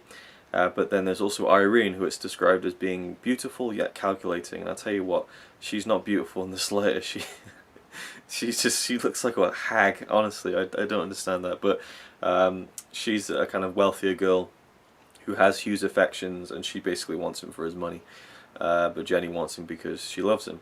And so he goes off, and then he comes back, and he's being chased by soldiers, and Jenny saves him without him even knowing it. She kind of leads them off and stuff, and she gets shot, and she's shooting at them. It's really, I enjoyed the character of Jenny. She had a lot of fire and heart to her, and Hugh was just kind of hopeless, really. And then Irene was suitably just, bitchy, I suppose. Just always stood there outside the house like, oh yes, you'll marry me and give me loads of money. Yeah, I quite like this one. It was pretty good, nothing special, nothing fantastic, but overall enjoyable, really. Nothing really wrong with it. Yeah, that's about it, really. I enjoyed it. It was good. It was a good one. Obviously at the end, you get the kind of happy ending with Hugh finally realising Jenny's worth and loyalty to him. But it kind of, for me, comes a bit too late. It's almost like, oh, so, you lose all your money, and now Irene doesn't want to know you, and so now you go to, to Jenny. I don't know. I guess it's about him realising, that she's a better person, but, with stories like that, I always just feel a bit like, well, you should have realised that to begin with before I don't know. Anyway, it just is what it is. It was a good little film, and now on to the final one, The Battle. Let's do it. Alright, there we go. That was the last one. I forgot what, The Battle. Right, The Battle from 1911. I think I missed something. It just, I don't know. It did what it said in the tin. It was a battle. There was a girl, there was a boy. I didn't really catch. Maybe I just missed a couple of. Maybe I looked away and missed an intertitle or two, but the story was just non-existent. Really, it was just the battle. It was just a battle. It was impressive battle scenes. Some good. Impressive choreography and things like that. It seems like Griffith loved setting things on fire. Generally, I just switched off. Wasn't great. Wasn't bad. The battle scenes were done very well. The whole film was a battle scene, I suppose. And you can see where he would get let loose with Birth of a Nation, and even Intolerance with battle scenes, so I guess it was a sign of things to come. But there we go, the 7 Civil War shorts by D.W. Griffith, done. So I've now seen like 10 of his films within the space of like a couple of weeks. It's pretty crazy, because I saw another one of his films about a week before I started this marathon. But anyway, there we go. That's D.W. Griffith done for this Silent Movie Marathon 2. In the Border States, I think I would give around an 8 out of 10. I really enjoyed that one. The House with the Closed Shutters, maybe about 6. It was good but not great. The Fugitive, I'd give probably a 7 out of 10. I really did like the the message in that one, even if it was you know, dragged a bit at times, even though it's quite short. Obviously all of them are. His Trust and His Trust Fulfilled, I'll both give about 4 out of 10. I just didn't really like the way that the black people were kind of portrayed. In fact, no, I give it a 3 out of 10. I just felt like it wasn't. It kind of said to me like, right, you know, a black person's place is to be the servant, and even when the master dies and you know, the mother dies, he has no obligation, but he should still be the selfless servant. And yeah, I wasn't too comfortable with that. So 3 out of 10 for those two. Wasn't really a big fan of them, even though I liked the little bits about them, and the general story, you know, I found quite sweet. That stuff made me really uncomfortable. A 4 out of 10. 4 out of 10 for both of them. Still on the fence, but you know, definitely below, you know, middle ground. So 4 out of 10 for His Trust and His Trust Fulfilled. Swords and Hearts I really, really liked. I give that a 7 out of 10. And then The Battle, I give a 5 out of 10 just for like how impressive the battle scenes were, but the story was pretty much non-existent. But there you go. That's my thoughts on all 7 of those. And now we're going to move on to a feature-length, a huge feature-length film. So excited to check this out. We've had in this marathon, we've had you know, we've had documentaries, we've had romance, melodrama, comedy, horror, thriller, you know, epic period pieces, and now it's time to go into some good old-fashioned fantasy. The Thief of Baghdad. Douglas Fairbanks, I believe, stars in this film. It's his pet project, and yeah, it was voted one of the 10 best fantasy films of all time from 1924. The Thief of Baghdad. Cannot wait to check this out, and it's 2.5 hours long, so better get started with it. Ooh, shame on you, Eureka. Man, I would not expect this from massive cinema.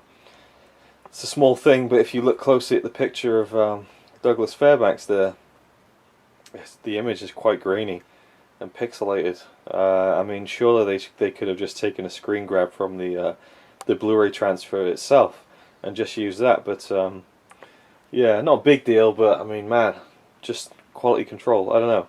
For me, that would really bug me, you know, if I was authoring this disc and I used you know, an image that wasn't really of the best quality and was pixelated and stuff. Anyway, let's just get on with the film. I'm dying to see it. Awesome. Progress report. I'm halfway through the film. I just can't keep I couldn't keep my eyes open. I don't know what it was. Maybe I should just vlog through the entire, you know, the next hour 15 minutes of the film. That'll keep me awake, right? I don't know what it is. It's not boring me. I'm loving it. The sets are fantastic. I'm absolutely in love with Douglas Fairbanks' performance. You know, he's just brilliant as the thief in this film, and just the exotic, you know, atmosphere and everything is just brilliant. But my eyes keep just drooping and dropping, and I keep rewinding back a few seconds to make sure I didn't miss anything, and I don't think I have really missed anything. But I thought, right, I'm just gonna go to bed, right, and have half an hour, you know, just have a nap, set my alarms, go into bed, close my eyes, put my head on the pillow, nothing, not even the slightest feeling like I was going to drift off to sleep. And now I come back, I sit here, and I try to watch it again, and my eyes start... So, what is this? What is this? Oh my god, right. I was going to try and continue. I just had to mark down my frustration of this moment, which is just doing my head in right now. Alright, done with The Thief of Baghdad. Got through it. Not that it's a film that should be gotten through, it's a film that should be savoured and enjoyed. Every frame was just gorgeous.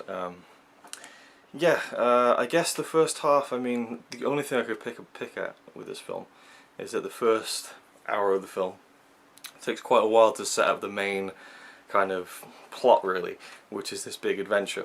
So you have like an hour and 10 minutes in Baghdad, and then you have like an hour and 10 minutes where the Thief of Baghdad himself goes off on this big adventure across the desert and to all sorts of different exotic locations.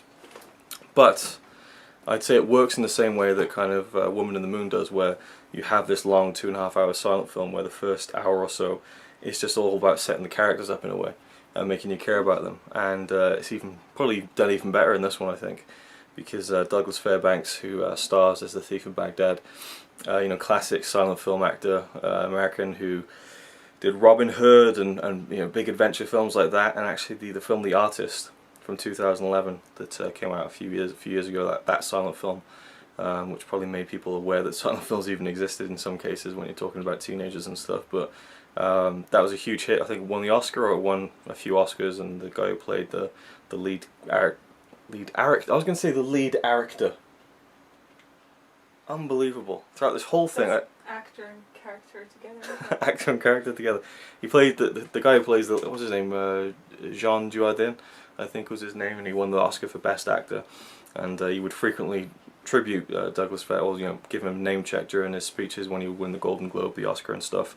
And I guess that film was kind of modelled on Douglas Fairbanks. I believe he didn't have too much success in the sound era, but was a huge star of silence as this big kind of hero in adventure films. And he really is plays the part in this. He's great. His performance is so physical and kinetic, and he's always just like, he just tells so much with his body movements and his facial expressions, which I guess is what you have to do in silent films for anyone. But he just had such a presence, such a charisma in the film that was brilliant. When he was at the beginning of the film, when you first see him and he's like snatching, like purses from people and stealing food and just being an absolute knobhead, but he does it with this big grin on his face, and you can't help but love him. It reminds me of like Eddie Guerrero, a great wrestler from days gone by. He passed away many years ago, but he was one of those guys who could kind of cheat in the wrestling ring, but he could make you like love him for it, And I think Douglas Fairbanks had that kind of cheeky kind of charisma that he could pull off a part like that, But you also see his character change and kind of realize that, being a thief is probably not the best thing to do, but his whole philosophy gets changed throughout the film. At the beginning, he's like, if I want something, I take it, and that is it. That's my life, And there's kind of this kind of spiritualism that comes into it, where he's kind of, I think he's running away from someone. He's stolen the magic rope, and he comes across this mosque, and there's a guy there who's preaching about, happiness needs to be earned. You need to suffer through sorrow to appreciate happiness and stuff like that. And the thief is like, you lie, you're full of shit. I just take what I want when I want, and that's it. I don't need anyone to tell me I need to be sad to appreciate being happy. And then he finds out throughout the course of the film how wrong he was, because he's stealing some jewels and stuff from the big palace in Baghdad, and he notices the princess sleeping, and at first he lusts over her and stuff, and again, what he wants to take, and so he plans to kidnap her. But when he kind of gets close to her, he realizes that there's more to it than that, and he kind of falls for her, and she falls for him, and she thinks that he's a prince, and lots of stuff goes along with it. But basically the king, I guess, or I've forgotten the name. It's the same name that was given in the Adventures of Prince Ahmed, the Caliph, I think. So the kind of the king of Baghdad. He wants his daughter, the princess, to marry someone, and she doesn't want to marry anyone until she sees the thief, and she falls for him because he seems to carry himself like a prince, and just his way, I guess, the way he climbs up to a balcony and stuff like that. And she's very superstitious as well. There's a rose tree that she believes that the first person who touches it is kind of destined to be her lover and her partner in life kind of thing, and he ends up being inadvertently the guy who touches it first. It's really fun and playful, this film. And then there's three princes that come in. There's the prince of, or there's the Indian prince, the Persian prince, and the Mongol prince. And the Mongol prince we've seen before. There was a kind of early scene where he's kind of plotting his domination of Baghdad, and he's like, I'll go into Baghdad. I've heard that what's it? Oh, I've forgotten already. I heard that the Caliph wants his daughter to marry, so I'll go in as a possible suitor, and if she doesn't marry me, then I'll just take the city by force anyway. So the Mongol prince is the big baddie of the film, and so he along with the other three princes, they go, and the thief tries to kind of pass himself off as a prince to be the fourth prince, to kind of vie for her hand in marriage kind of thing. And basically, when they find out that the thief is not a prince, the Caliph goes mad, and he's like, right, get him, no daughter of mine is marrying a thief and stuff. And then he has to confess to the princess that he's not the prince, but she still loves him anyway. And so she makes sure that he gets out of the palace safely, at least. But she doesn't want to marry because she's in love with him now. So she says to her father, right, tell the other three princes they can go away for 7 moons, and they can find the rarest treasures in the world and bring them back to me, and the person who brings the rarest, I'll marry them. Okay, she's just buying time really, and hoping that somehow the thief can redeem himself and find a way to make it work to be her husband and stuff. And so that's where the big adventure starts, and the three princes go off to find the rarest treasures of the world, of the land, and the thief is kind of forlorn and stuff, and he has a meeting with the guy in the mosque again about happiness, and he kind of tells him you need to go out and you need to, you know, kind of find yourself in a way. And he doesn't say that, but that's kind of what it means. And it's really funny because he leads him outside the palace, just outside the front gates, and he's like, "There's a box just down there with magic in it, so you can go and get that if you want." And he ends up going on like this film-long journey to get it. I mean, it literally was anything but just down there. First, he has to take, you know, he has to go across the desert, and then he has to go through a mountain. He has to go through a valley of fire. He has to go through a cave of monsters. He has to go, you know, through the stormy midnight seas and down underwater into an underwater city and fight a spider and a dragon and go up onto, you know, through the clouds on a flying horse and get a moon key and go to the moon and, you know, all this stuff and find the invisibility cloak. And it's just such a wonderful flight of fantasy. It really is. It's one of the best fantasy films I've ever seen. The effects are brilliant.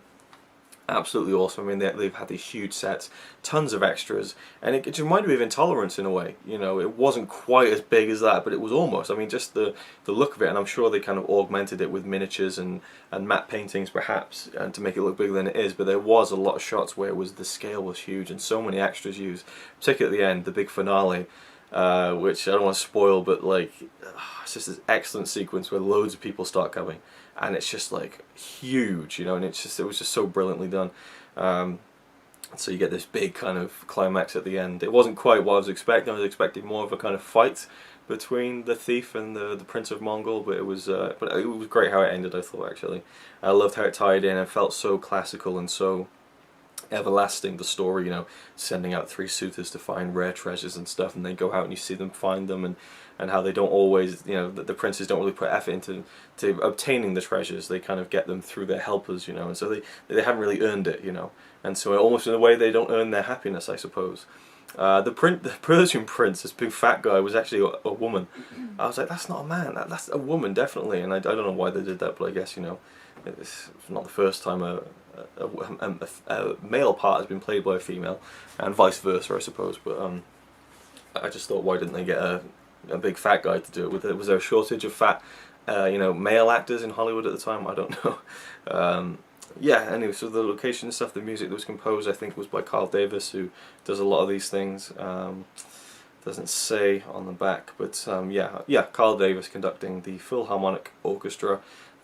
He conducted a great score for it, so it just was suitably epic and stuff, and fit the tone and feel of the film. The film has tinting and stuff, and some great effects, and just it puts you right in that world. You just feel like you're in this, you know, this wonderland in a way, and just I loved everything about it. It was just brilliant. Especially the quest part of the film. I love just like old school classic fantasy quests, finding items and fighting monsters and stuff. That's just the shit that I grew up loving. And seeing it in a film like this is, now that I'm a fan of silent films, was just like match made in heaven, pretty much, you know. So yeah, a couple of times it dragged maybe a little bit, but for a 2.5 hour film, it breezed by really, especially when you get to the end of the film, and the tension of the thief returning to kind of save the princess, and you know, all that stuff was really like, it was like, come on. It was almost like I was thinking about Monty Python, the Holy Grail, you know, where John Cleese just keeps running towards the castle, and they just keep showing the same shot over and over again, because you just, you know, it's like, oh, the princess is gonna have to get married to the, you know, the Mongol prince, and then you see him riding through the desert on his way to save the day, and then it cuts back, and oh, the Mongol prince has amassed an army inside the city of 20,000 strong, and then you see him riding through the desert, and it's just like, it's not the same shot, but it almost could have been, you know. It's like, when is he gonna get there? Come on.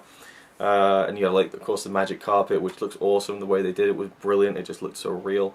Yeah, big fan of this. Absolutely loved it. I don't think there's anything else I can really... Yeah, Intolerance. I was thinking about that, really.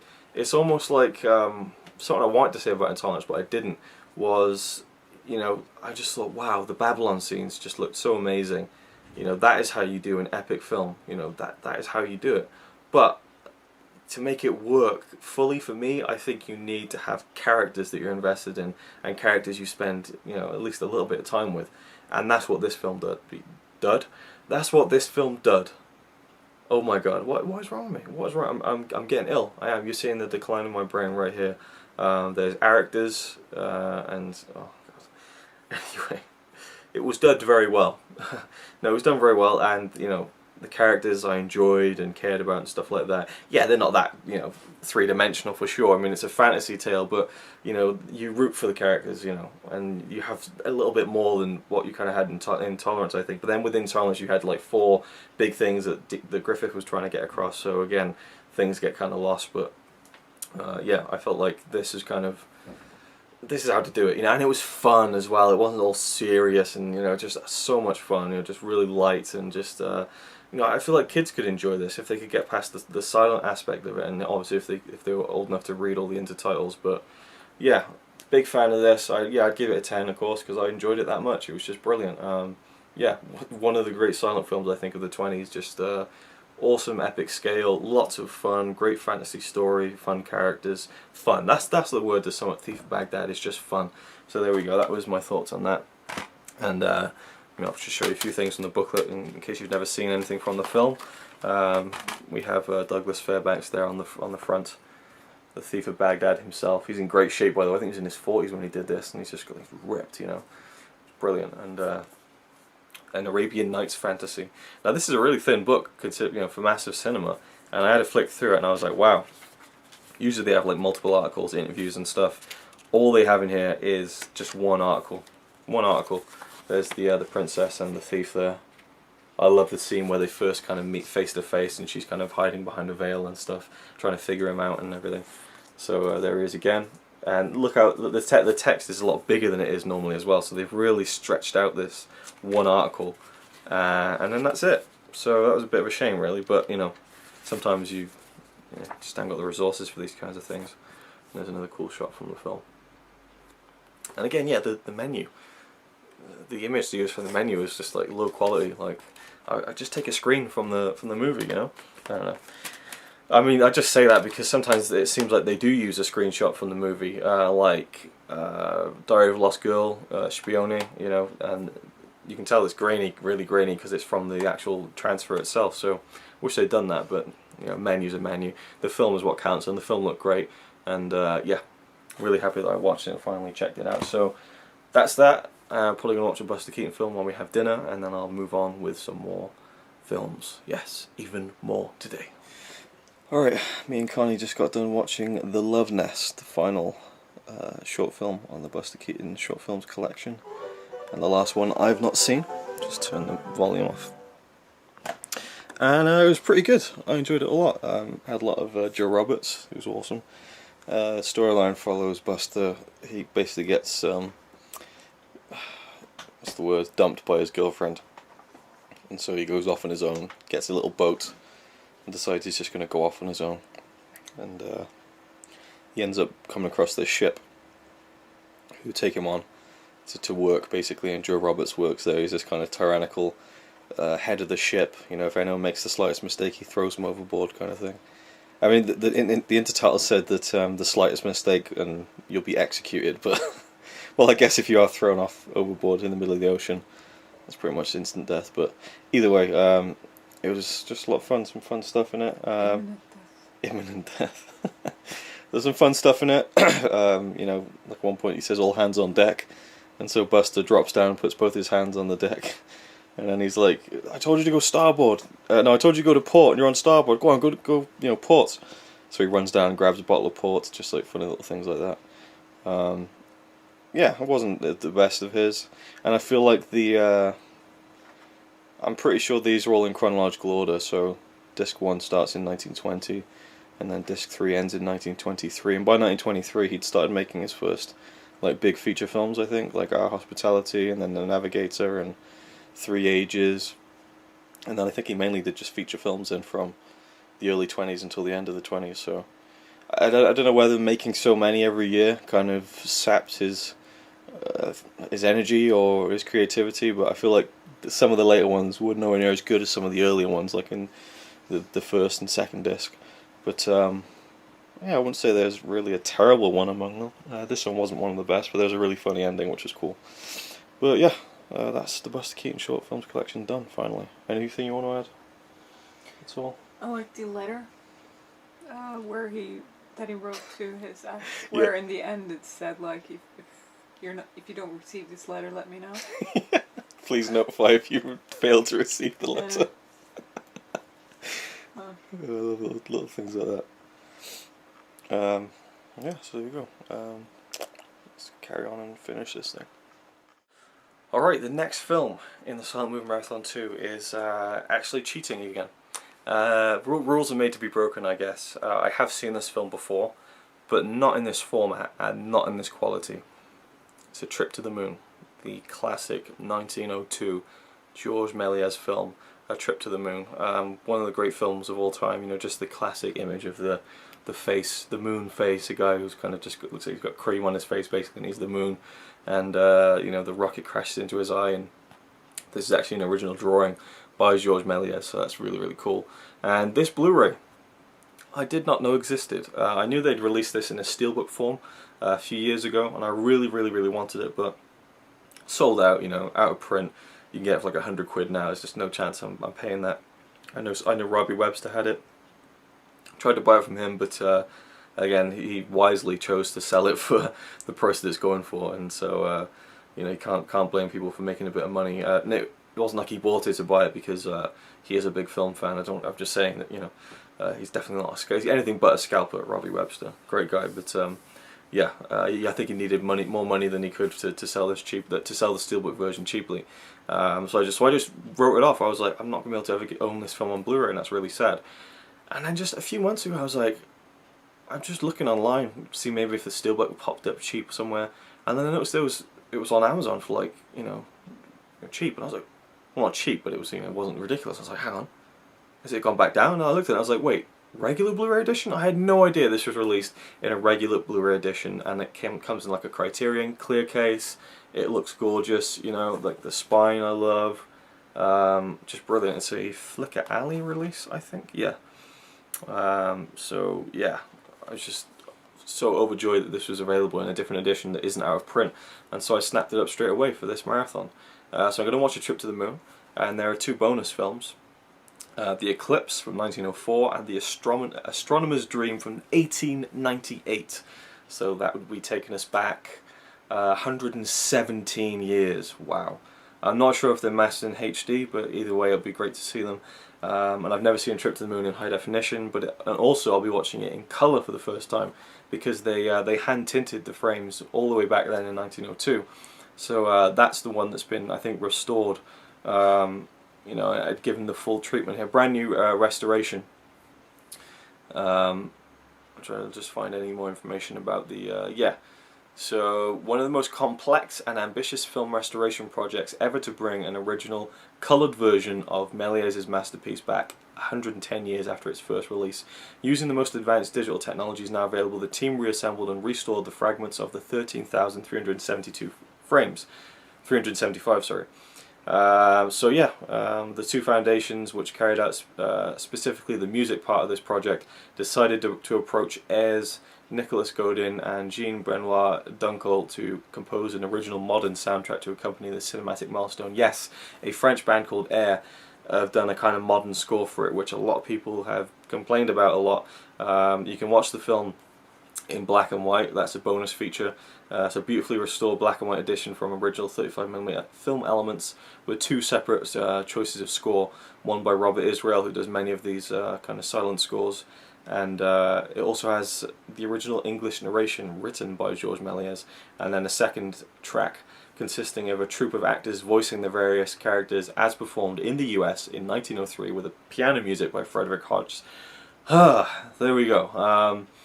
I'm not sure how I feel about not having just a nice traditional score and no dialogue, and the Air score apparently is not very good, so yeah, I don't know, but I'm going to check it out. I want to check out the colour tinted version, see what it looks like on Blu-ray and stuff, and then I'll watch the other two short films that go along with it. Also, worth just showing you, I mean, it looks great in the Criterion clear case, but I mean, open this up and it's gorgeous. You got the Blu-ray and DVD, you've got gorgeous inside artwork as well, which is just brilliant. I'll show you that when I take the booklet out. You got the women pushing the rocket in. I mean, just the level of detail they've taken from that is unbelievable. I don't know if that's from a still shot. It must be. Can't be a screen grab from the film, because that's just ridiculous quality. But yeah, I mean, it's just awesome. I think that's George Méliès himself, actually, up at the top. I'm not too sure. And the booklet itself is gorgeous. You know, that's the actual shot from the film, the moon face. Again, if you don't know, most people will know about this film, even if they're not even fans of silent cinema. And if you've seen the film Hugo, then you should definitely know about this film. So there's lots of great writing in here. Some nice thick quality booklet. You know, nice printing and stuff. This is this is his studio, George Méliès' studio.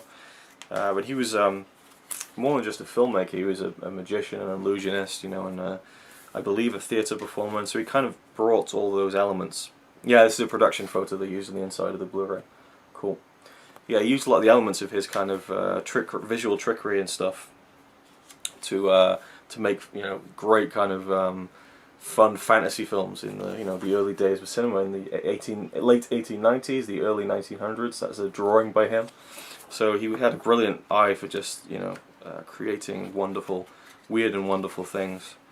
Another shot from the film there. So let's just, enough blabbering, let's get on with it.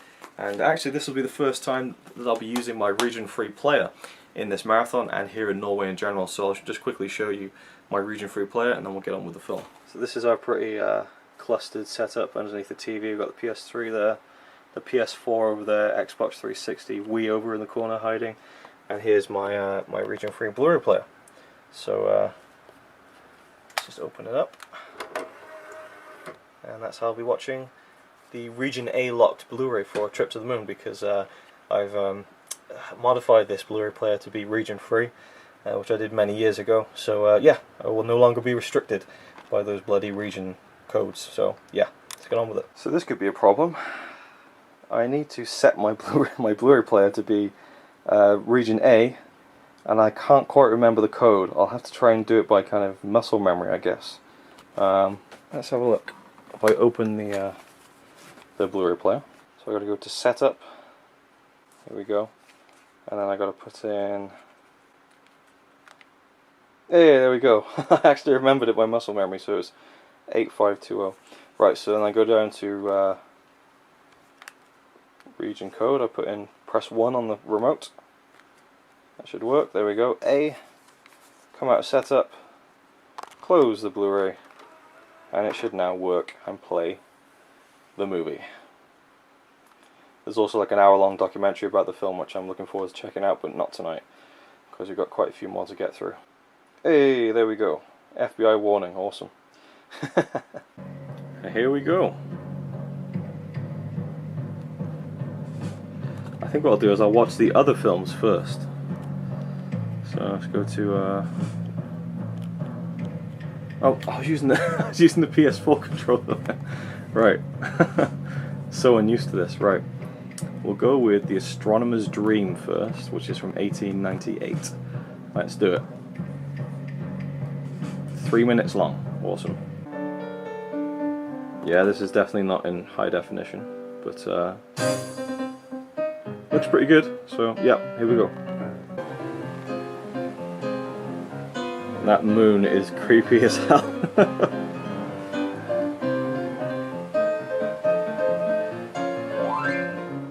Alright, that was actually incredible. Like, holy shit, for a 3-minute film, that was amazing. Like, so inventive, so funny. Just when you think you got it figured it out, Méliès just throws something else in there, like another gag, another, like, just the way he does things. Like, he'll do effects by just cutting the camera and then moving something around in the frame and then filming again, so it just appears out of nowhere, or it changes into something else, like the big moon face just starts eating the astronomer. And then just spits out all his body parts, like his head and his legs and shit. And then this woman comes out of nowhere, like the devil pops up, and then the woman puts all his body parts back together on the chair, and then she holds his hand, and then it cuts, and he's alive again, and it's just absolutely brilliant. Like, 1898. Just YouTube it. I am sure that there's multiple versions of it up on YouTube. You can just watch. Take 3 minutes of your time just to check that out and just see, like, one of the early, you know, masterpieces in a way. Oh, brilliant, absolutely loved it. Moving on now, we got The Eclipse, or The Courtship of the Sun and the Moon, which is 9 minutes long, and was made and released in 1907. Yeah, Eclipse, or The Courtship of the Sun and the Moon, wasn't that great. There's some good bits about it. Basically revolves around a a class being taught astronomy, and the teacher is showing them that an eclipse is about to happen, and the scene just drags on really too long, and then they go upstairs and you can see the eclipse just about to take place outside this archway in a room at the top of the building. It looks awesome. I love the painted set backgrounds and the way that Méliès uses like actual props to kind of integrate them with the painted. I mean, the perspective always looks so good and believable, especially in the Astronomer's Dream as well. There's some great painted sets in that. What I mean is, like objects like walls and like books and shadows will be painted onto the wall, and it's just a flat surface, but it looks like it's three-dimensional beyond that, and I just love the perspective stuff. Yeah, it was okay. I mean, they see the eclipse, and then you see two faces, the moon and the sun, kind of crossing past each other, and it just goes on for a while. Isn't that funny? And then there's like this scene with all these stars kind of like flying across the screen slowly, but I don't know if this is how it looked when it came out, or what, but on the print that's on the Blu-ray, you can see the ramps where the women sitting on the stars are going down, and you can even see a hand moving the curtain at one point. It just kind of took something out of it. I wonder whether they should have changed like the contrast so that you don't see that, or whether that would just be compromising the original kind of look of the film. I don't know. On the fence about that, really. But I guess it is what it is. And then there was just like loads of stars flying down, and a funny bit where he falls out of the building, but nothing really as good as other stuff I've seen Méliès do. I've seen some other of his films, not just Trip to the Moon. I've seen quite a few of his earlier ones as well, like some of his like horror themed ones I watched last October. Anyway, let's just get right on with the main event. A Trip to the Moon, Le Voyage dans la Lune, directed by Georges Méliès, 1902. Let's just go for it and round off this little Méliès sci-fi section.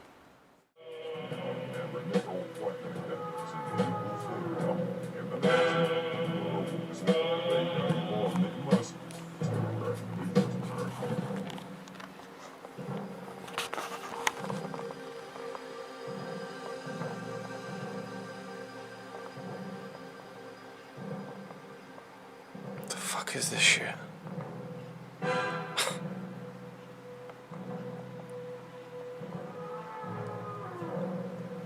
Fucking terrible. That's what it is.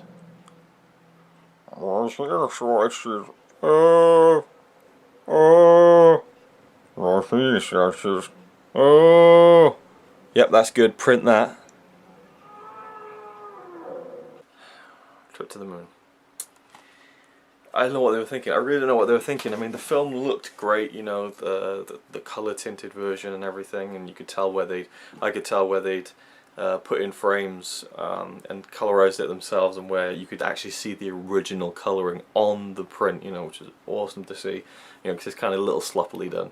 You know, it is 1902, and they did it by hand, frame by frame, but it was just awesome to see. The film's great, you know, basically just a group of astronomers. They lay out the plan. They're like, we want to take a rocket to the moon.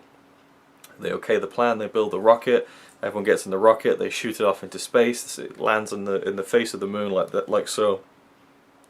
And then they have a little adventure on the moon, and the stars come out, and there's women's faces in the stars. I mean, it's just the amount of inventive stuff is brilliant. From hitting these aliens with an umbrella, and then Méliès would cut the camera and time it so that when he started filming again, all the actors were in the exact same position, but he put a puff of smoke where the alien was, so it looked like literally they were hitting these aliens and they were just disappearing on connection and then puffing into a smoke. I mean, the level of accuracy on cutting that was incredible. Really, really great stuff. You can barely tell really that they've done it almost. It just looked so real in a way. And I love the painted backgrounds. They're just gorgeous in this film, unbelievable. I just flicked through the black and white version, and there is a third audio option which is just the piano score, so at least they have that. But I feel like they should have offered. They have four options basically. They have the air score, which is shit. They have the Frederick Hodge piano music score. They have the Russell Merritt score / track, including a troupe of actors. The Robert Israel score with English narration. I just feel like you should have offered all four of those options for not only the black and white version but the colour version as well, and you would have had the best of both worlds, in my opinion.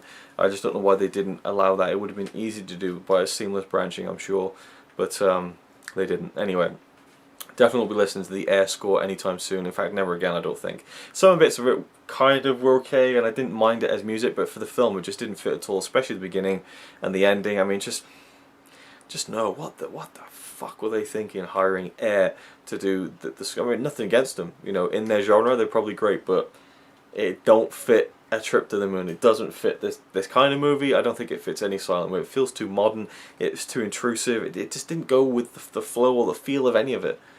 So I wasn't a fan of that at all, but it was great to watch this on Blu-ray at least. And yeah, anyway, that's A Trip to the Moon. And we're now going to pull into the final stretch. The final 3 films. It's going to be a trilogy of comedies.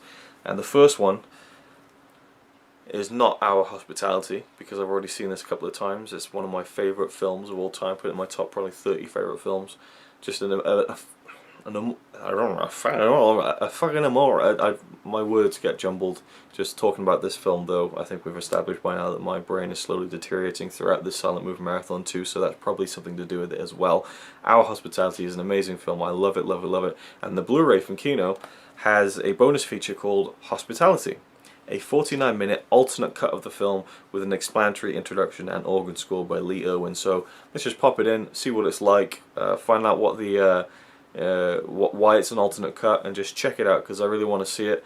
And yeah, it's technically a film I haven't seen before. It's an alternate cut. I'm hoping it's one of those things where it's made up of alternate shots, because a lot of times in silent films they would have 2 cameras rolling from slightly different angles but in the same general angle, so that they could make like duplicate copies to send abroad, and they wouldn't be like, you know, what's the word? They wouldn't be copies, so that they'd be in great quality and stuff. So I'm hoping that's the case. If not, it might just be alternate takes that they've stitched together after the fact. We will see. Let's just get on with it, because there's 3 films left and I'm itching to finish this, but at the same time I don't want it to end. But let's just get this one out of the way. And then there's 2 more original complete films I've never seen before that I'm dying to watch, so we'll do this one now. Hospitality, here we go. Alright, so I watched the introduction, and I don't think I'm actually going to watch Hospitality now. I think that it would be interesting, certainly for me as a Buster Keaton fan, but I don't think it really counts as a film. Again, 49-minute version of Our Hospitality, simply titled Hospitality, and there's a title screen that says Hospitality. It was found a few years ago, and it's really a mystery. And you know, the introduction says about how, you know, little was really known about the way Buster used to make films, no production notes or things like that, and yeah, so it was a bit of an oddity. People weren't sure what it was. The general theory is that Hospitality is kind of a work print cut, you know, while Buster was editing the film, just to kind of, you know, get the skeleton of the story down. A lot of the comedy is missing, but apparently it was released in the UK called Hospitality. Made a lot of money over there, but it was a longer version, and so this is kind of a weird mix. And there are slight, I don't believe it has different angles at all, but there are slight tiny little moments before, you know, at the beginning or ends of scenes, like a couple more frames that are included that have been cut for the main Our Hospitality version. So yeah, interesting, and I would like to watch it and check it out, but I think it'd just be pointless and futile, really. I don't need to add this just for the sake of having another film. I mean, I've watched far too many as it is anyway, but just to show you the state that the print is in for the most part. It's footage like this, so yeah, just check it out. There's stuff that can't really be repaired, so. But it is presented here as, if nothing else, a precious artifact from Buster Keaton's career, and a sobering reminder of the fragility of nitrocellulose film stock, and the importance of film preservation. I mean, I could watch it like that, but you know, it doesn't have alternate cuts. I'm pretty sure there is a version of Steamboat Bill Jr. that has alternate shots and things like that. But yeah, I think I'll just leave this one for now and crack on with the last 2 films in the marathon.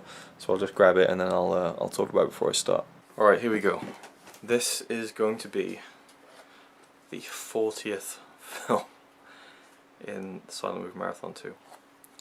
The Gold Rush. It's Criterion. Been waiting to watch this for a very long time. In fact, I've been waiting to watch this film in its original form for a very long time.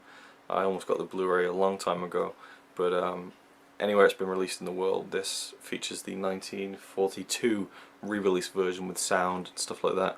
And I wanted to watch the original 1925 silent version. The only place you can get it in high definition is on the Criterion. So yeah, had to get this for this marathon if I was going to watch it. And this will be the 3rd Chaplin film I've seen.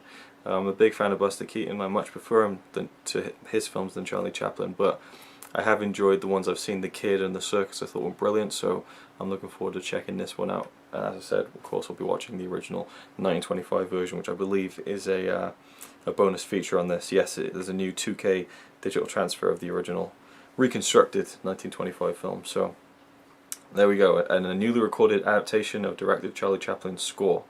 Very, very cool. Tons of special features on this, as you can probably imagine. I love the artwork and everything. You know how it kind of wraps around, and the same is on the booklet, which is a really, really nice touch. There, love that. But yeah, looking forward to checking this out. It's one of those acclaimed, I think, Chaplin films. So let's go on with the 40th film in this silent movie marathon. Good God.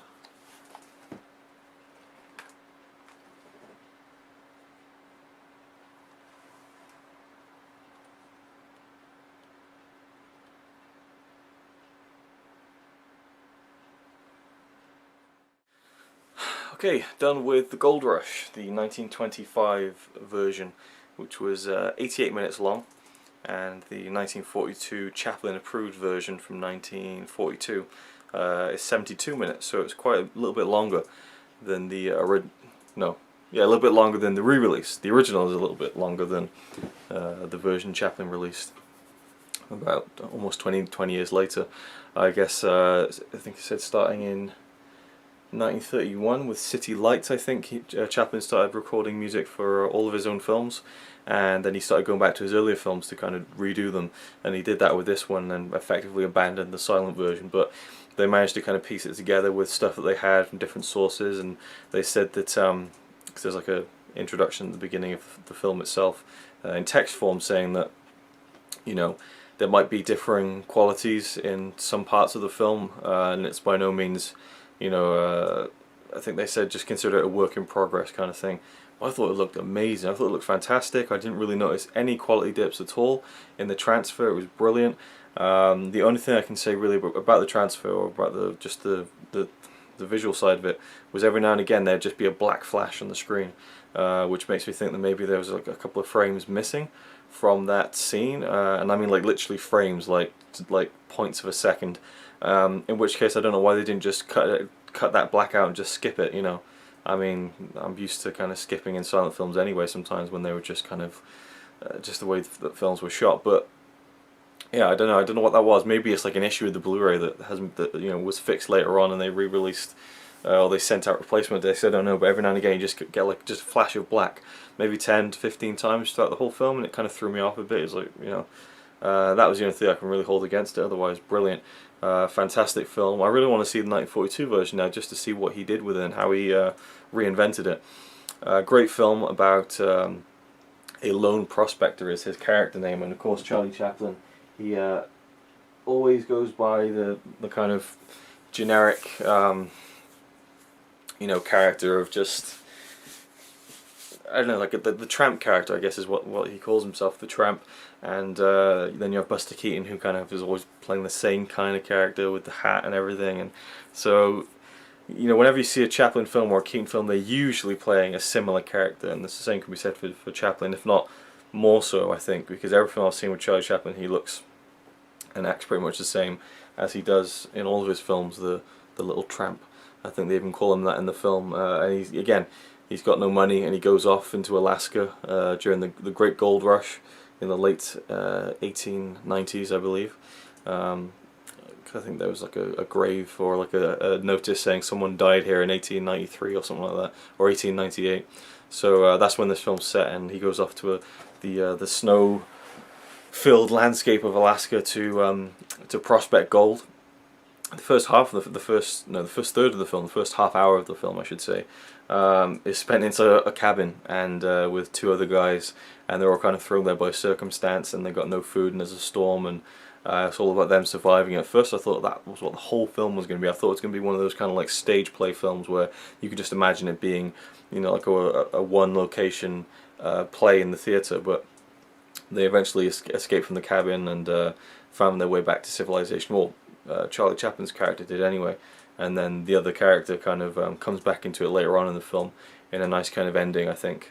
Well, nice kind of last 10-15 minutes.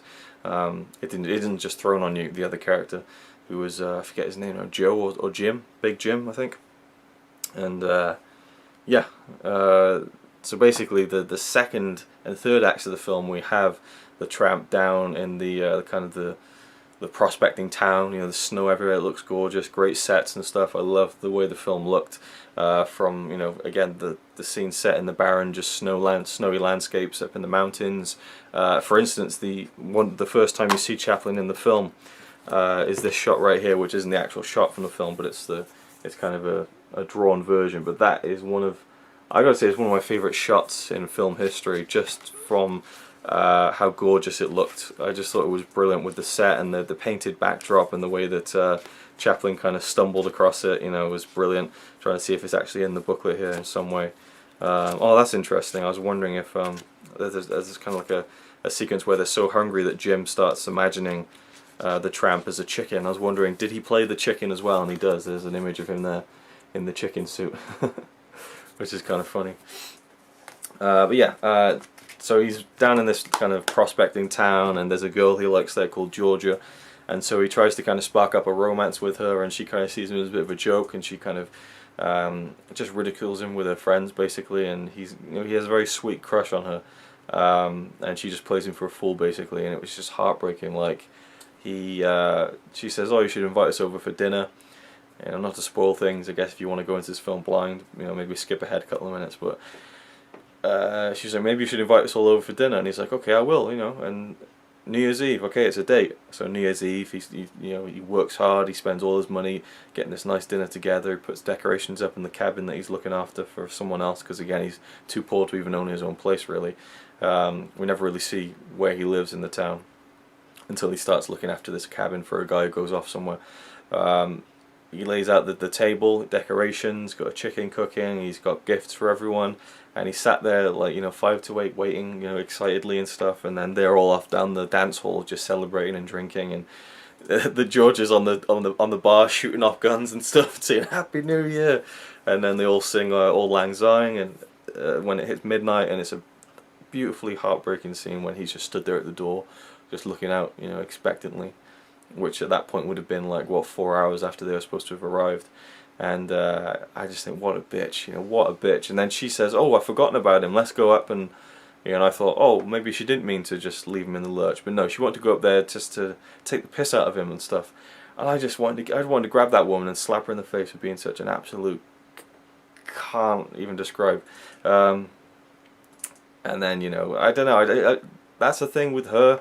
I felt it seemed like at first that she was charmed by his kind of more gentle approach, you know, to kind of winning over her affections, as opposed to another character in the film who's just this typical brutish man who's like, right, you're going to be my girl and all this and stuff, and she's like, oh, get away from me. She's like, in the early stages of the film, she's like, you know, why can't I find just a nice man, you know? But then halfway through, you know, later on, she's like, oh, you know, I love you and all that, and it's like, what? So suddenly she, you know, and the big guy is like, come on, kiss me, and she's like, no, and then he forces himself on her, so she slaps him, and then the next day she writes him a letter saying, I'm so sorry, I love you.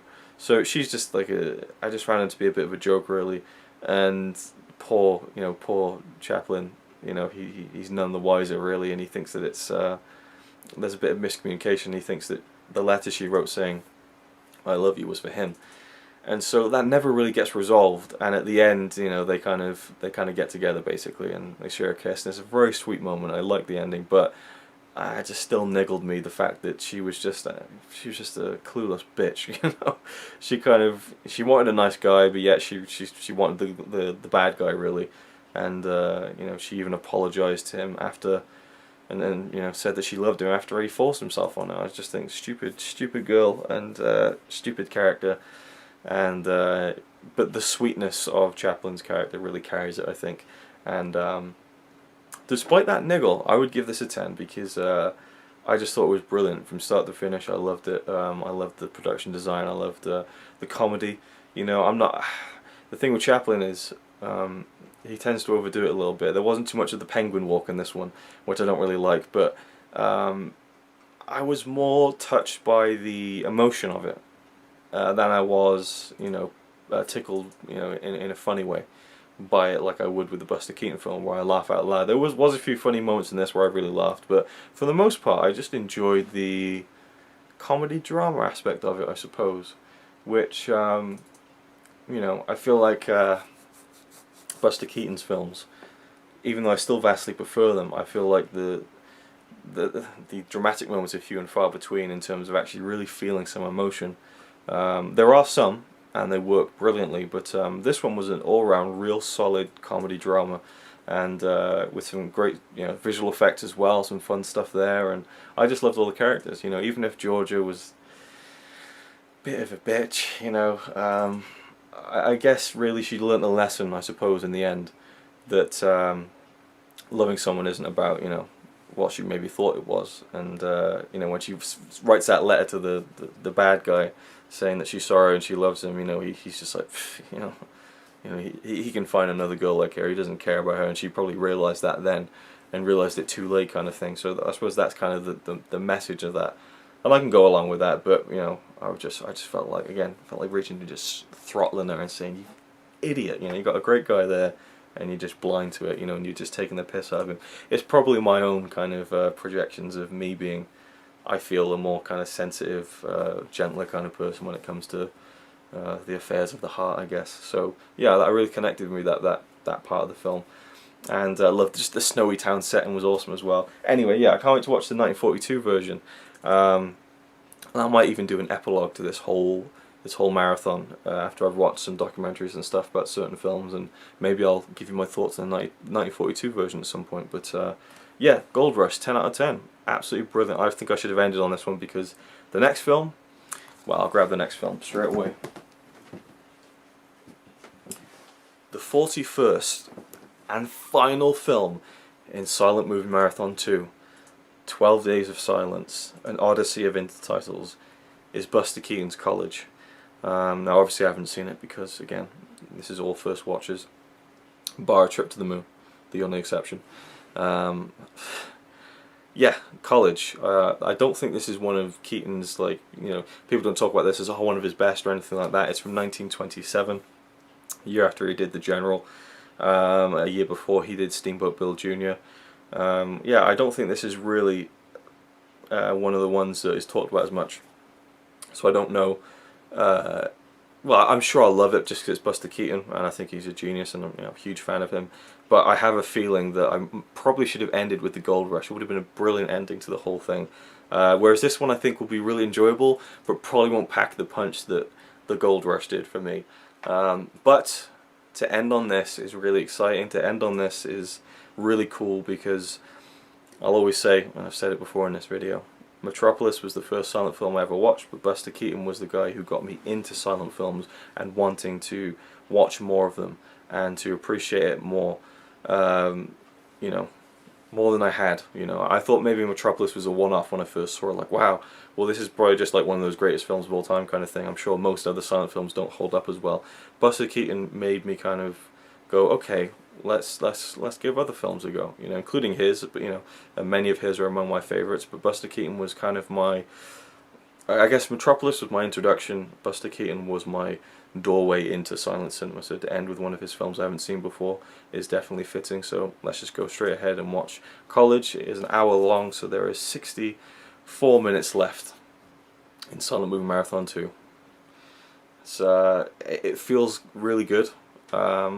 I wouldn't say I'm getting sick of them, but I'm definitely looking forward to not having to watch 40 films in less than 2 weeks. Well, I guess it's more than 2 weeks. I took both weekends off, but still, 12 days, 41 films, it's a lot. And it's been great, and kind of, well, I'll ramble and blather on about that at the end when I finish watching this, so let's just get on with College. So here we are, at the end of it all. 16 days later, 12 days worth of films.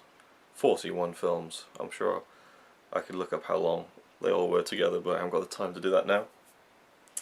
And I think I'll do an epilogue, kind of going over everything at a later date, which will either be at the end of this or in another video.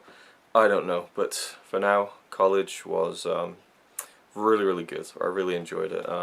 solid like 8, maybe 8.5 out of 10. I think definitely not one of Buster's best feature films, but definitely a really good one. I think the director for this was James W. Horn, and I thought, oh no, it's not one of the ones he directed himself, you know, because I think he's a great director as well as a comedic performer.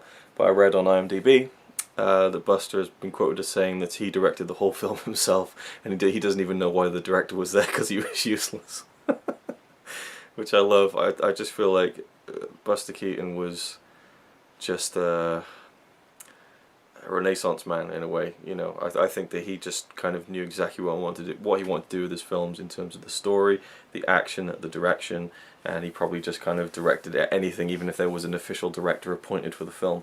You know, I've heard similar stories where there's been like another director on the set, but he's kind of basically done all the work with the putting the film together and everything, and directing the action and the frame and everything. So yeah, anyway, the film itself, he stars as Ronald. In the opening credits he's just called the boy, I think, and the girl Mary is just called the girl, but in the intertitles you learn that their characters are called Mary and Ronald is a bookworm. He's like, and it's quite rare actually to see a Buster Keaton character who's smart. And they graduate from high school, I believe, and they're going on to college. Well, he's not going on to college because he can't afford it, but she is, and he basically does this speech at the graduation where he gets this medal for being like the smartest guy in the school, I guess, and all the jocks are like kind of taking the piss and making fun of him and stuff because he's such a nerd basically, and they're all into like obviously athletics and stuff. And in his speech, Ronald kind of admonishes athletics and says, you people are just wasting their time doing sport when you could be actually learning stuff from books. And so they get all mad at it and stuff. And Mary, who they kind of have a thing going, she gets really upset at him and says, "How can you say that? Athletics is great, and you're gonna have to buck your ideas up if you want anything to happen with us, basically." So he decides he wants to go to college, but he's gonna have to pay for it himself. So there's a couple of scenes where he kind of has to try and take up jobs while he's in college. He goes to the same college as Mary, and he decides that he's gonna try and do something athletic. So most of the film is him just trying out all these like sports, from baseball to like what's the word? Not gymnastics, not Olympics either. Like just general, like the discus, the shot put, the javelin, all the like decathlon sports, I guess, and sprinting and hurdles and pole vaulting, things like that. He tries all that stuff out, and he's terrible at all of them. And Mary starts to see that, and she starts to at least appreciate that he's trying. And there's always the bigger, stronger, better looking, jock kind of character in these films, who is also vying for the attention of Mary. And so Buster has to try and compete with that, basically. And yeah, there's some great gags in the film, some really funny bits. I like the story. It could have very easily just been an hour-long series of just like sports-related sight gags and stuff, but there was bits of story in there that kind of held it all together. I thought not as laugh-a-minute as some of his other films, not as inventive as some of his other films, but there's some really great moments. There's a bit where all the jocks gang up on him and they put him on a rag and they kind of like sling him up like a big trampoline, basically, against his will. And he keeps going up past a window, and there's this old woman getting dressed. She sees him, his head popping up, and she thinks he's peeping on him. So she tries to hit him with her umbrella, and he grabs the umbrella and opens it as he goes up in the air. And obviously the gag would be that the umbrella would make him float in the air. Obviously that doesn't really work, so what they did was they actually made it go slow motion as he got high into the air on his descent, basically. So it almost gave the illusion that he was getting this extra kind of floatiness from the umbrella when he probably wasn't in real time. But it's a really impressive effect where they actually slowed down the, well, I guess it would be the frame rate, or the, well, not the frame, I'm sure they didn't do it after the fact. They must have done it in camera somehow, where they adjusted the frames per second while they were filming, and so it goes normal motion, then slow, and then back to normal. And I haven't seen that in a silent film. I'm sure, again, as I always say, never say it's the first of anything, but it's the first time I'd seen it, and it was a really, really cool moment. And then this ridiculous stunt where he grabs the woman and they both fall off the balcony. It's just some crazy stuff. There's a notable moment at the end of the film where he pole vaults into a second story window or first floor window, and that wasn't him. Probably one of the only times he doesn't do his own stunts. And apparently he said he just didn't have, you know, the time to spend months perfecting a proper pole vault, and so an actual gymnast came in to do it. But apparently he said later on he wished that he had actually taken the time to do it, and I'm sure it bugged him afterwards. Yeah, anything else to say? Right, okay, the one scene I have to talk about, the second job he tries, you just see a sign outside a building saying coloured waiters wanted. I was like, no, please no. And we cut to Buster / Ronald in a restaurant as a waiter in blackface, and it's just such a stark comparison between like Birth of a Nation, where you've got people in blackface and it's just so offensive, and then you've got Buster Keaton in blackface, and for me it just somehow wasn't that offensive. I mean, even though like he starts walking, and that's probably really racist, like he does this kind of walk that might make him look like he's black. I mean, probably quite offensive, I guess, but I just had to go with it, to be honest. And he accidentally smears some of his blackface off, and it's just hilarious. Like there's this one moment where he puts some soup down, and the guy who's being served says, "Can I have something that you can't put your thumb in?" You know, because obviously, and he gets really arsey with him. So Buster goes back into the kitchen. He comes back out and just puts a coconut down in front of him. And the way he just like looks at him as he's walking off, it's just so funny. Well, just that little, it wasn't so much the gag, like you can't put your thumb in the coke, just the way he looked at him like, yep, and then walked off just like eyeballing him was just brilliant. So that scene was probably my favourite in the film, even though it probably might ruffle some feathers nowadays, but you know, that was all good fun to me, I think. Yeah, that's about it. Anything else? The ending was great, like the way it all kind of built to the climax of the film was great. Really enjoyed that. Bit of a dark ending, I have to say, and I'll spoil it. And if you don't want to be spoiled, you can skip forward a minute. It won't take me much longer than a minute to tell you about the ending. Finally, him and Mary get together. It's a really nice moment. They go off, they get married, and then it cuts to them, you know, married with kids, and then it fades into them as an old couple, you know, sitting in their chairs doing their thing, and then it just fades into their gravestones. The end. What? It's like, okay, I get, you know, they're showing like, and they lived happily ever after to the grave, literally. Like, I guess it's just a bit of black humor, but it's just like, wow, okay, that was it then, you know, dead. Just a bit of a, I don't know, off-kilter ending, I think. Anyway, really, really good. Not amazing, you know, not like, you know, as great as some of his other films, but yeah, maybe 8. Maybe 8.5, I think. Probably 8. 8 out of 10. Really, really good. And a great film to end Silent Movie Marathon 2 on. Oh my god, 41 films. And part of me feels like maybe I should have done 50 just because I'm that close to it, but it is ridiculous. I mean, I planned this to be one video at one point. Jesus Christ, what was I thinking? Anyway, I will sum everything up in an epilogue portion of this extravaganza. You know, go through just very brief thoughts. Brief, that's me, but you know, go through all the films and just kind of add anything else I want to add. Maybe if I watch a few documentaries. I'm going to wait probably about a month before I do that, because it's going to be a while until this comes out. This is in September. I'm sure this whole thing won't be out until like November or something. But yeah, I'll let it all sink in. Maybe watch some documentaries on the Blu-rays, you know, every now and again, and then kind of give some, you know, added extra thoughts, maybe things I've forgotten about when I edit all of this, and I think, oh, I should have mentioned that, you know. Already there's a few things from the Gold Rush I think I should have mentioned, but yeah, I'll get to that later. But for now, this is the end of me doing it, and I'm glad to be done with it. It's been amazing. It's been amazing. The stack is there now. It's all up on the shelf. I'm trying to like count. We got 1, 2, 3, 4, 5, 6, 7, 8, 9, 10,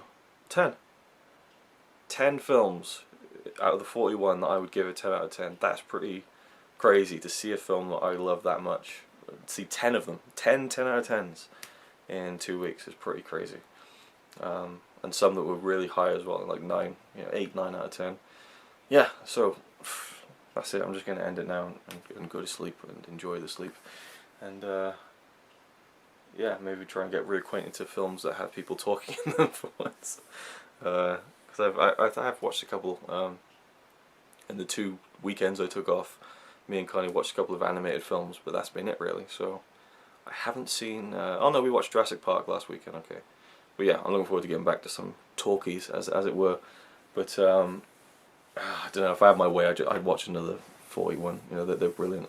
But yeah, no, a bit of a break is probably good. And anyway, that's it. Thank you for watching. I don't know how I'm going to edit this, whether this will be, I will put the epilogue on straight after this, I don't know.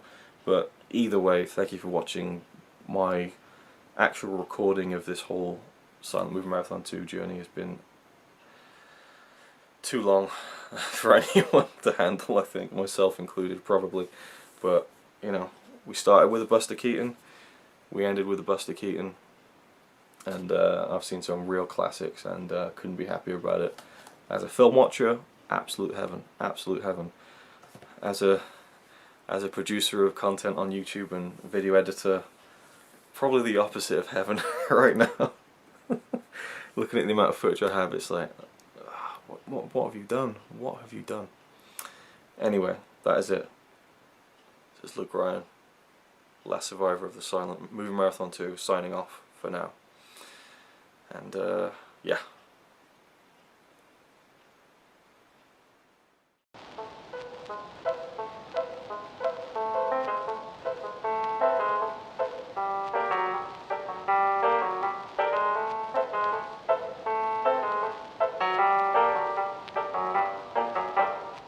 Okay, so this is the epilogue, this is the final part, the final installment, the final piece of the puzzle that is the Silent Movie Marathon 2. It is December 2015, 3 months after I did the Silent Marathon to begin with. And before I even get onto my kind of epilogic thoughts, I just invented a word, epilogic. Before I get onto my retrospective thoughts on the marathon, I filmed the marathon, did the marathon in the beginning of September. It was awesome, I loved it, but I looked at the footage afterwards and I was like, what have you done? As you'll probably know if you're watching this now, it's been a long one. It's been a very long one, whether you've watched this in parts or in the full whack. It's been a long one. If you call the 24-hour movie marathons that I do kind of my mainstream films, this has kind of been like my Shia LaBeouf art project. It's kind of, people are just kind of probably looking at it thinking, it's a bit weird that, isn't it? Why has he done that, you know? Anyway, it was fun to do. I've discovered so many great films that I'll probably watch again and again throughout my life, and for that it was awesome. And I hope you enjoyed it. But in September I did the marathon in the first couple of weeks of September, then I went back home to Wales for a week to see David Gilmour live, which was like a once-in-a-lifetime amazing experience. And I also, in London that weekend, went to see Steamboat Bill Jr., one of Buster Keaton's films from 1928, in a cinema. It was the first time I'd ever seen a silent film in the cinema before, and it was actually not even a week after I'd finished doing the Silent Movie Marathon, so I kind of felt like that was part of my Silent Movie Marathon, weeks long, adventure. And also they screened The Playhouse, one of his shorts before that as well. And just to go into that very briefly, I went to see it with James Merchant, fellow YouTuber. He got us free tickets, which was awesome, but it was great to see a silent film in a cinema. There was like this red curtain, there was like liner notes on the film for people to pick up and look and read. It was at the BFI in London, and just like the red curtain and stuff, and kind of like the playing of silent movie music kind of feeling before the movie came on. It was just so good, and then the film itself was fantastic, and people were laughing and enjoying it. And the best part of it for me, apart from seeing it on the big screen, and it wasn't a huge screen, but it was still quite a sizable theatre room. You had a lot of old people in the front, like even like between the gap of the short film The Playhouse and Steamboat Bill Jr., this old woman was in the front, and she said, near the front, and she said, "Oh, they don't make them like they used to." I was kind of like thinking, you probably weren't even born when this came out, but it's just such a stereotypical comment that I thought was funny. But the best part was when I was leaving, there was I could see who was sitting behind us, and there was this young girl. She must have been like no older than 30, probably like, it looked like mid to late 20s, and she got up and she said to the person she was with, "That was amazing." And I was like, yes, that was a yes. Like, oh, it was just such a great experience to see that. I had to then rush and kind of like power walk from South Bank to London Victoria to catch my coach with James Merchant, so that was a bit of a stress. But It was a great experience. And also, on my flight back home, on that trip, I watched Charlie Chaplin's Limelight, a film he made in the 50s, and I'm not going to get into that because I just loved it so much. It's probably one of my new favourite films of all time. I was inspired by the Gold Rush to watch more Chaplin, and then when I was home I delved into City Lights, I watched Modern Times, and so I still had that kind of, the silent movie marathon kick was still going, and then it kind of fizzled out a bit and I haven't watched any recently. But yeah, and also I was watching so many films I actually lost count by the end of it, because I think at the end I said I watched 41 films when it was 42. So yeah, awesome, you know, I loved it. But what I want to do was round up my 10 favourite films in order that I watched in Silent Movie Marathon 2, and also talk about one extra thing that I watched since the Silent Movie Marathon 2. I said throughout the video I was going to do like some kind of epilogue, like looking back and maybe like watching some of the documentaries I didn't have time to get to during the marathon. I didn't really do that except for one documentary that I really wanted to see, and that was on this Trip to the Moon Blu-ray. And it even says it on the front because it's kind of, you know, it's like 10 times longer than the film itself, but it is called The Extraordinary Voyage by Sergei Bromberg and Eric Lang. It is I believe, I'm not sure if it was made by French people, but either way, you know, the restoration of A Trip to the Moon was done in France and all that kind of thing. And it's an hour-long documentary about not only the restoration of A Trip to the Moon, but about the film itself, and also about Georges Méliès. So it's about an hour long. You get kind of 3 distinct segments. You get kind of the early history of cinema and how Georges Méliès factored into that. Then you take his idea and conception and production and release of A Trip to the Moon, and then kind of his downfall in the movie industry. And then the third part is all about the restoration of the colour version of A Trip to the Moon, which had been thought to be lost and destroyed. And this guy found, we didn't find it, he traded with this French collector traded with a Spanish film collector. They did a swap, because the Spanish guy said he had a colour version of A Trip to the Moon, and the French guy was like, wow, that's like the Holy Grail. So he swapped it. He knew it was in bad shape, and it was just like a block. It was just a big block. You couldn't move it. It was just all stuck together and stuff. And so he spent like a year, right, like putting the film reel into like this jar with like heated water, I think, and would leave it there for weeks so he could like carefully peel away the strips and try and preserve them. And then he would line up every single frame, and there's like tens of thousands, or I think over 10,000 in A Trip to the Moon.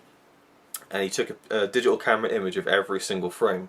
Unfortunately, this was in the early 2000s, so it wasn't super high quality images, so you couldn't really use that later on for the Blu-ray or anything like that. But he spent like a year trying to at least preserve what was there, and some of it was brittle and it cracked and stuff, and it wasn't complete in that sense because some of the frames were just broken. But many years later, when the technology caught up, in recent times, this American guy stepped in. He put the money into it. He funded the restoration, and I loved seeing the process of them restoring it, where they would take the black and white version they had and put that in with the color version, and they would digitally colorize it, but do it in a way that was kind of faithful to the original coloring, because of course the coloring of this film back in 1902 was done in like a factory with hundreds of women. They would sit down with little tiny paintbrushes and literally just on every single frame. I don't know about the frame rate actually, because film traditionally is 24 frames per second, so you'd have to paint 24 little images for just 1 second. That's why they had hundreds of people working, doing it in factories and things. But I'm not sure if I think the frame rate was lower than 24 back then, because it's like it looks quite fast. So I'm assuming frame rates were quite different back then. I know they are actually, but I'm not sure about Trip to the Moon because it's 1902. It's a bit earlier than the films I know about in the 20s. But yeah. A lot of frames need to be painted and all that kind of stuff, painstakingly done, and so it always looks kind of messy, but I kind of like the kind of messy, it's kind of like you just know that every frame has been painted by hand, and there's such a charm to that, and they really tried to have that sort of same kind of scrappy feeling and not be too clinical and clean, which I really appreciated. And it also just shows you like how like film reels can be destroyed and decomposed, and it was like heartbreaking to see. It was a really fascinating documentary, and you get people in there talking about Georges Méliès, and I really enjoyed that part of it, and hearing about his life and stuff, and how the story that's told in the film Hugo by Martin Scorsese is actually quite accurate. I wasn't really sure, to be honest, but he really had a downfall after his career as a movie director, and he kind of burnt most of his films as a kind of a career suicide, and you know, worked in a little toy shop in a train station. I mean, the movie is a lot more accurate, Hugo, than I thought, you know, George Méliès's life was. I can't wait to revisit that film now, because I loved it enough already. But anyway, really want to talk about that.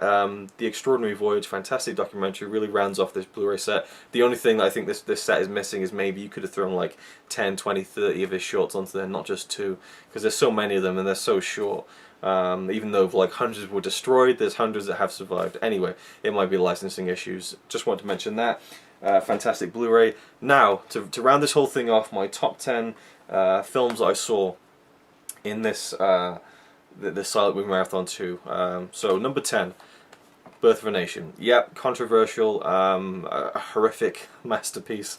It's generally one of the best films I've ever seen from, you know, that part of cinema history. Just how early it was and how ahead of its time it was, and how enjoyable it was in terms of the first part of the film. And then the second part of the film I think is just important from, again, I've said it before, a historical perspective, and to people to look at it and say, this is how you don't be a human, basically. But I have to give it credit for its place in history and how just impressive it was from a technical standpoint. Number 9, The Gold Rush. Despite a problem I had with the female character in the film, I just loved everything about this. Just the way it looked, the way it felt, the emotion that Chaplin put into the film, the comedy, just fantastic. Something about this film I just really loved so much. Number 8, we have The Thief. Is it The Thief? Yeah, The Thief of Baghdad, starring Douglas Fairbanks. I've gone over this before, I don't really need to recap, but I just love the fun and adventure of this film and the scope of it, and just the little messages as well, but just the overall production and how lavish it was. I mean, just awesome, awesome stuff. Number, what are we at? 10, 9, 8. Number 7, The Great White Silence, one of the best documentaries I've ever seen. Very moving experience. I just, again, loved it so much. Fantastic film. You really need to see it if you haven't. Just, it's something so eerie about it and so exciting at the same time, and just seeing how mankind has gone out and discovered, you know. And that's kind of, this is very emblematic of that kind of man-conquering nature, I feel. I need to keep track of the numbers. This will be number 6. Spies, Fritz Lang Spies. I can't wait to watch this again. This was so good. The direction is amazing. The characters are fun. I mean, it's just such a blast. It's you know, I mean, Fritz Lang could just do anything, couldn't he? Just the psychological thriller, you know, big science fiction, you know, space movie, a futuristic sci-fi dystopian movie, a sprawling crime epic, a massive fantasy adventure, and, you know, an espionage thriller. I mean, he just... Fritz Lang in the 20s is just about probably the best period of any filmmaker you'll ever see in the history of cinema, and this is no different. I think this deserves to be up there, in my opinion, with Metropolis and with all those other films that he made that was so great. Number 5 and number 4, I don't know where to put these two. I really have to watch them again to decide, but I have to go with Seventh Heaven and Lucky Star. Love these two films by Frank Birzegi with... what's her name? Oh my god, I've forgotten her name. She's one of my favourite actors of all time now, and I've forgotten her name. I'm not going to look. Janet Gaynor and Charles Farrell. The pairing of those two actors in both of these films is fantastic in very different ways in both of them. And Seventh Heaven is just... I need to watch it again, I feel, but I just loved it. You know, even if the ending didn't emotionally hook me like the way I wanted it to, I still loved the film start to finish. And Lucky Star was maybe even better. And I loved how different they both were. Both their characters in both films are so different. It just showed what great actors they were, and they still had great chemistry with different roles and with different relationships. Moving on to the top 3 now. Wings, amazing. You know, the aerial fight scenes are fantastic and all that. It's very impressive from a technical point of view, but the characters really drew me in. I loved how it was pretty much a love story between two men, and in a very platonic way, and a very moving ending. It shows you the horrors of war, and also just all the little bits and pieces that went along with this film. The fun of them getting drunk and that kind of thing, and letting off steam after the war, but then how it, you know, the war never really ends, you know, until it does end. But I mean, it's just, you really get the feel of the price people had to pay back then, while also delivering a really entertaining movie. And that is that's probably one of the best things you can do with the film, I think, is have a great message but have an overall really entertaining film. Number 2, Nah, do you know what? I'm gonna go back on this. This isn't number 2. This is number 3. I'm gonna bump Wings up to number 2. Wings is number 2. This is number 3, but it is a better film than Wings. Battleship Potemkin. What a fantastic film. So just powerful and yeah, full of propaganda. But it's sorry, my right eye is really itchy for some reason. Yeah, just such one of the most well-crafted films I think I've ever seen, and just the whole ending, just I just got my blood pumping, like what is going to happen, what is going to happen. There's the soundtrack, I'm like, I got so engrossed in this film. Maybe it should be number 2, but I enjoy Wings more as a film, but this one is just, oh, I can't wait to watch this one again as well. Battleship Potemkin is required viewing in my opinion. So number 1, I'm quite kind of surprised I'm putting this in number 1, but it just, I think it's the element of surprise, how much it blew me away. I was intrigued by it, I wasn't like really excited to check it out, but when I watched it, it was just like, it was revelatory, it really was. It's the adventures of Prince Ahmed, by Lotte Reiniger, who is just a pioneer, this woman who pretty much almost invented animation in a way. I mean, this is the first ever surviving feature-length animated film, as I've talked about. I don't know why I'm going into it again. I guess it's been 3 months and I've kind of forgotten some of the stuff I've said, but you know the story, and I was just taken away by it. So taken away by it that it's one of my favourite films I think of all time. Absolutely brilliant, just such a great adventure, and so unique and different and innovative, and such a weird way to tell a story back then with bits of cardboard, and it just works so well. And I just have to give credit to how she was able to pull that off with what seems to be a very rudimentary, basic, primitive form of storytelling, and yet it really hit me in a, you know, quite a impactful way. So that's my favourite, I think, of all of them. But really, these 10 are like I just love all of them so much. And then the other ones were really great too. I mean, these are the ones that I give 10 out of 10. And there's probably another one I give 10 out of 10 as well, but I've forgotten what it was. But there's other ones I loved, you know, Taboo, and yeah, I love the whole thing. I love the whole thing. A few that weren't so great, but for the most part, it was just an amazing, fantastic experience. So I hope you enjoyed it. It's been a long ride, and we're finally at the end. And yeah. What's next? Silent Movie Marathon 3? I don't know, you tell me. I'll do it, I think, at least for myself, but I don't know whether I'll be filming it because, well, maybe if I do film it, I'll be more wise with the films I choose, because I definitely bit off more than I can chew here. Don't know whether it worked or not, you can tell me about that, but that has been my journey into the silent era of movie history, and there's still so many more for me to watch. I'm really excited to see. I've already started piecing together lots of different Blu-rays that I can get for next year to do that marathon. But I think next time I might be a bit more lenient and watch films that aren't available in HD yet, and kind of broaden my horizons a little bit more in terms of that as well, because that'll take me out of more of the mainstream stuff. We'll see what happens. I hope you've enjoyed it. Thank you for sticking around if you have, and that's about it. My Facebook Messenger is belling me, you know. That's something you never hear in a silent film, is someone's Facebook Messenger going off on their phone. So that's an appropriate way to end. I think we're done here. Thanks.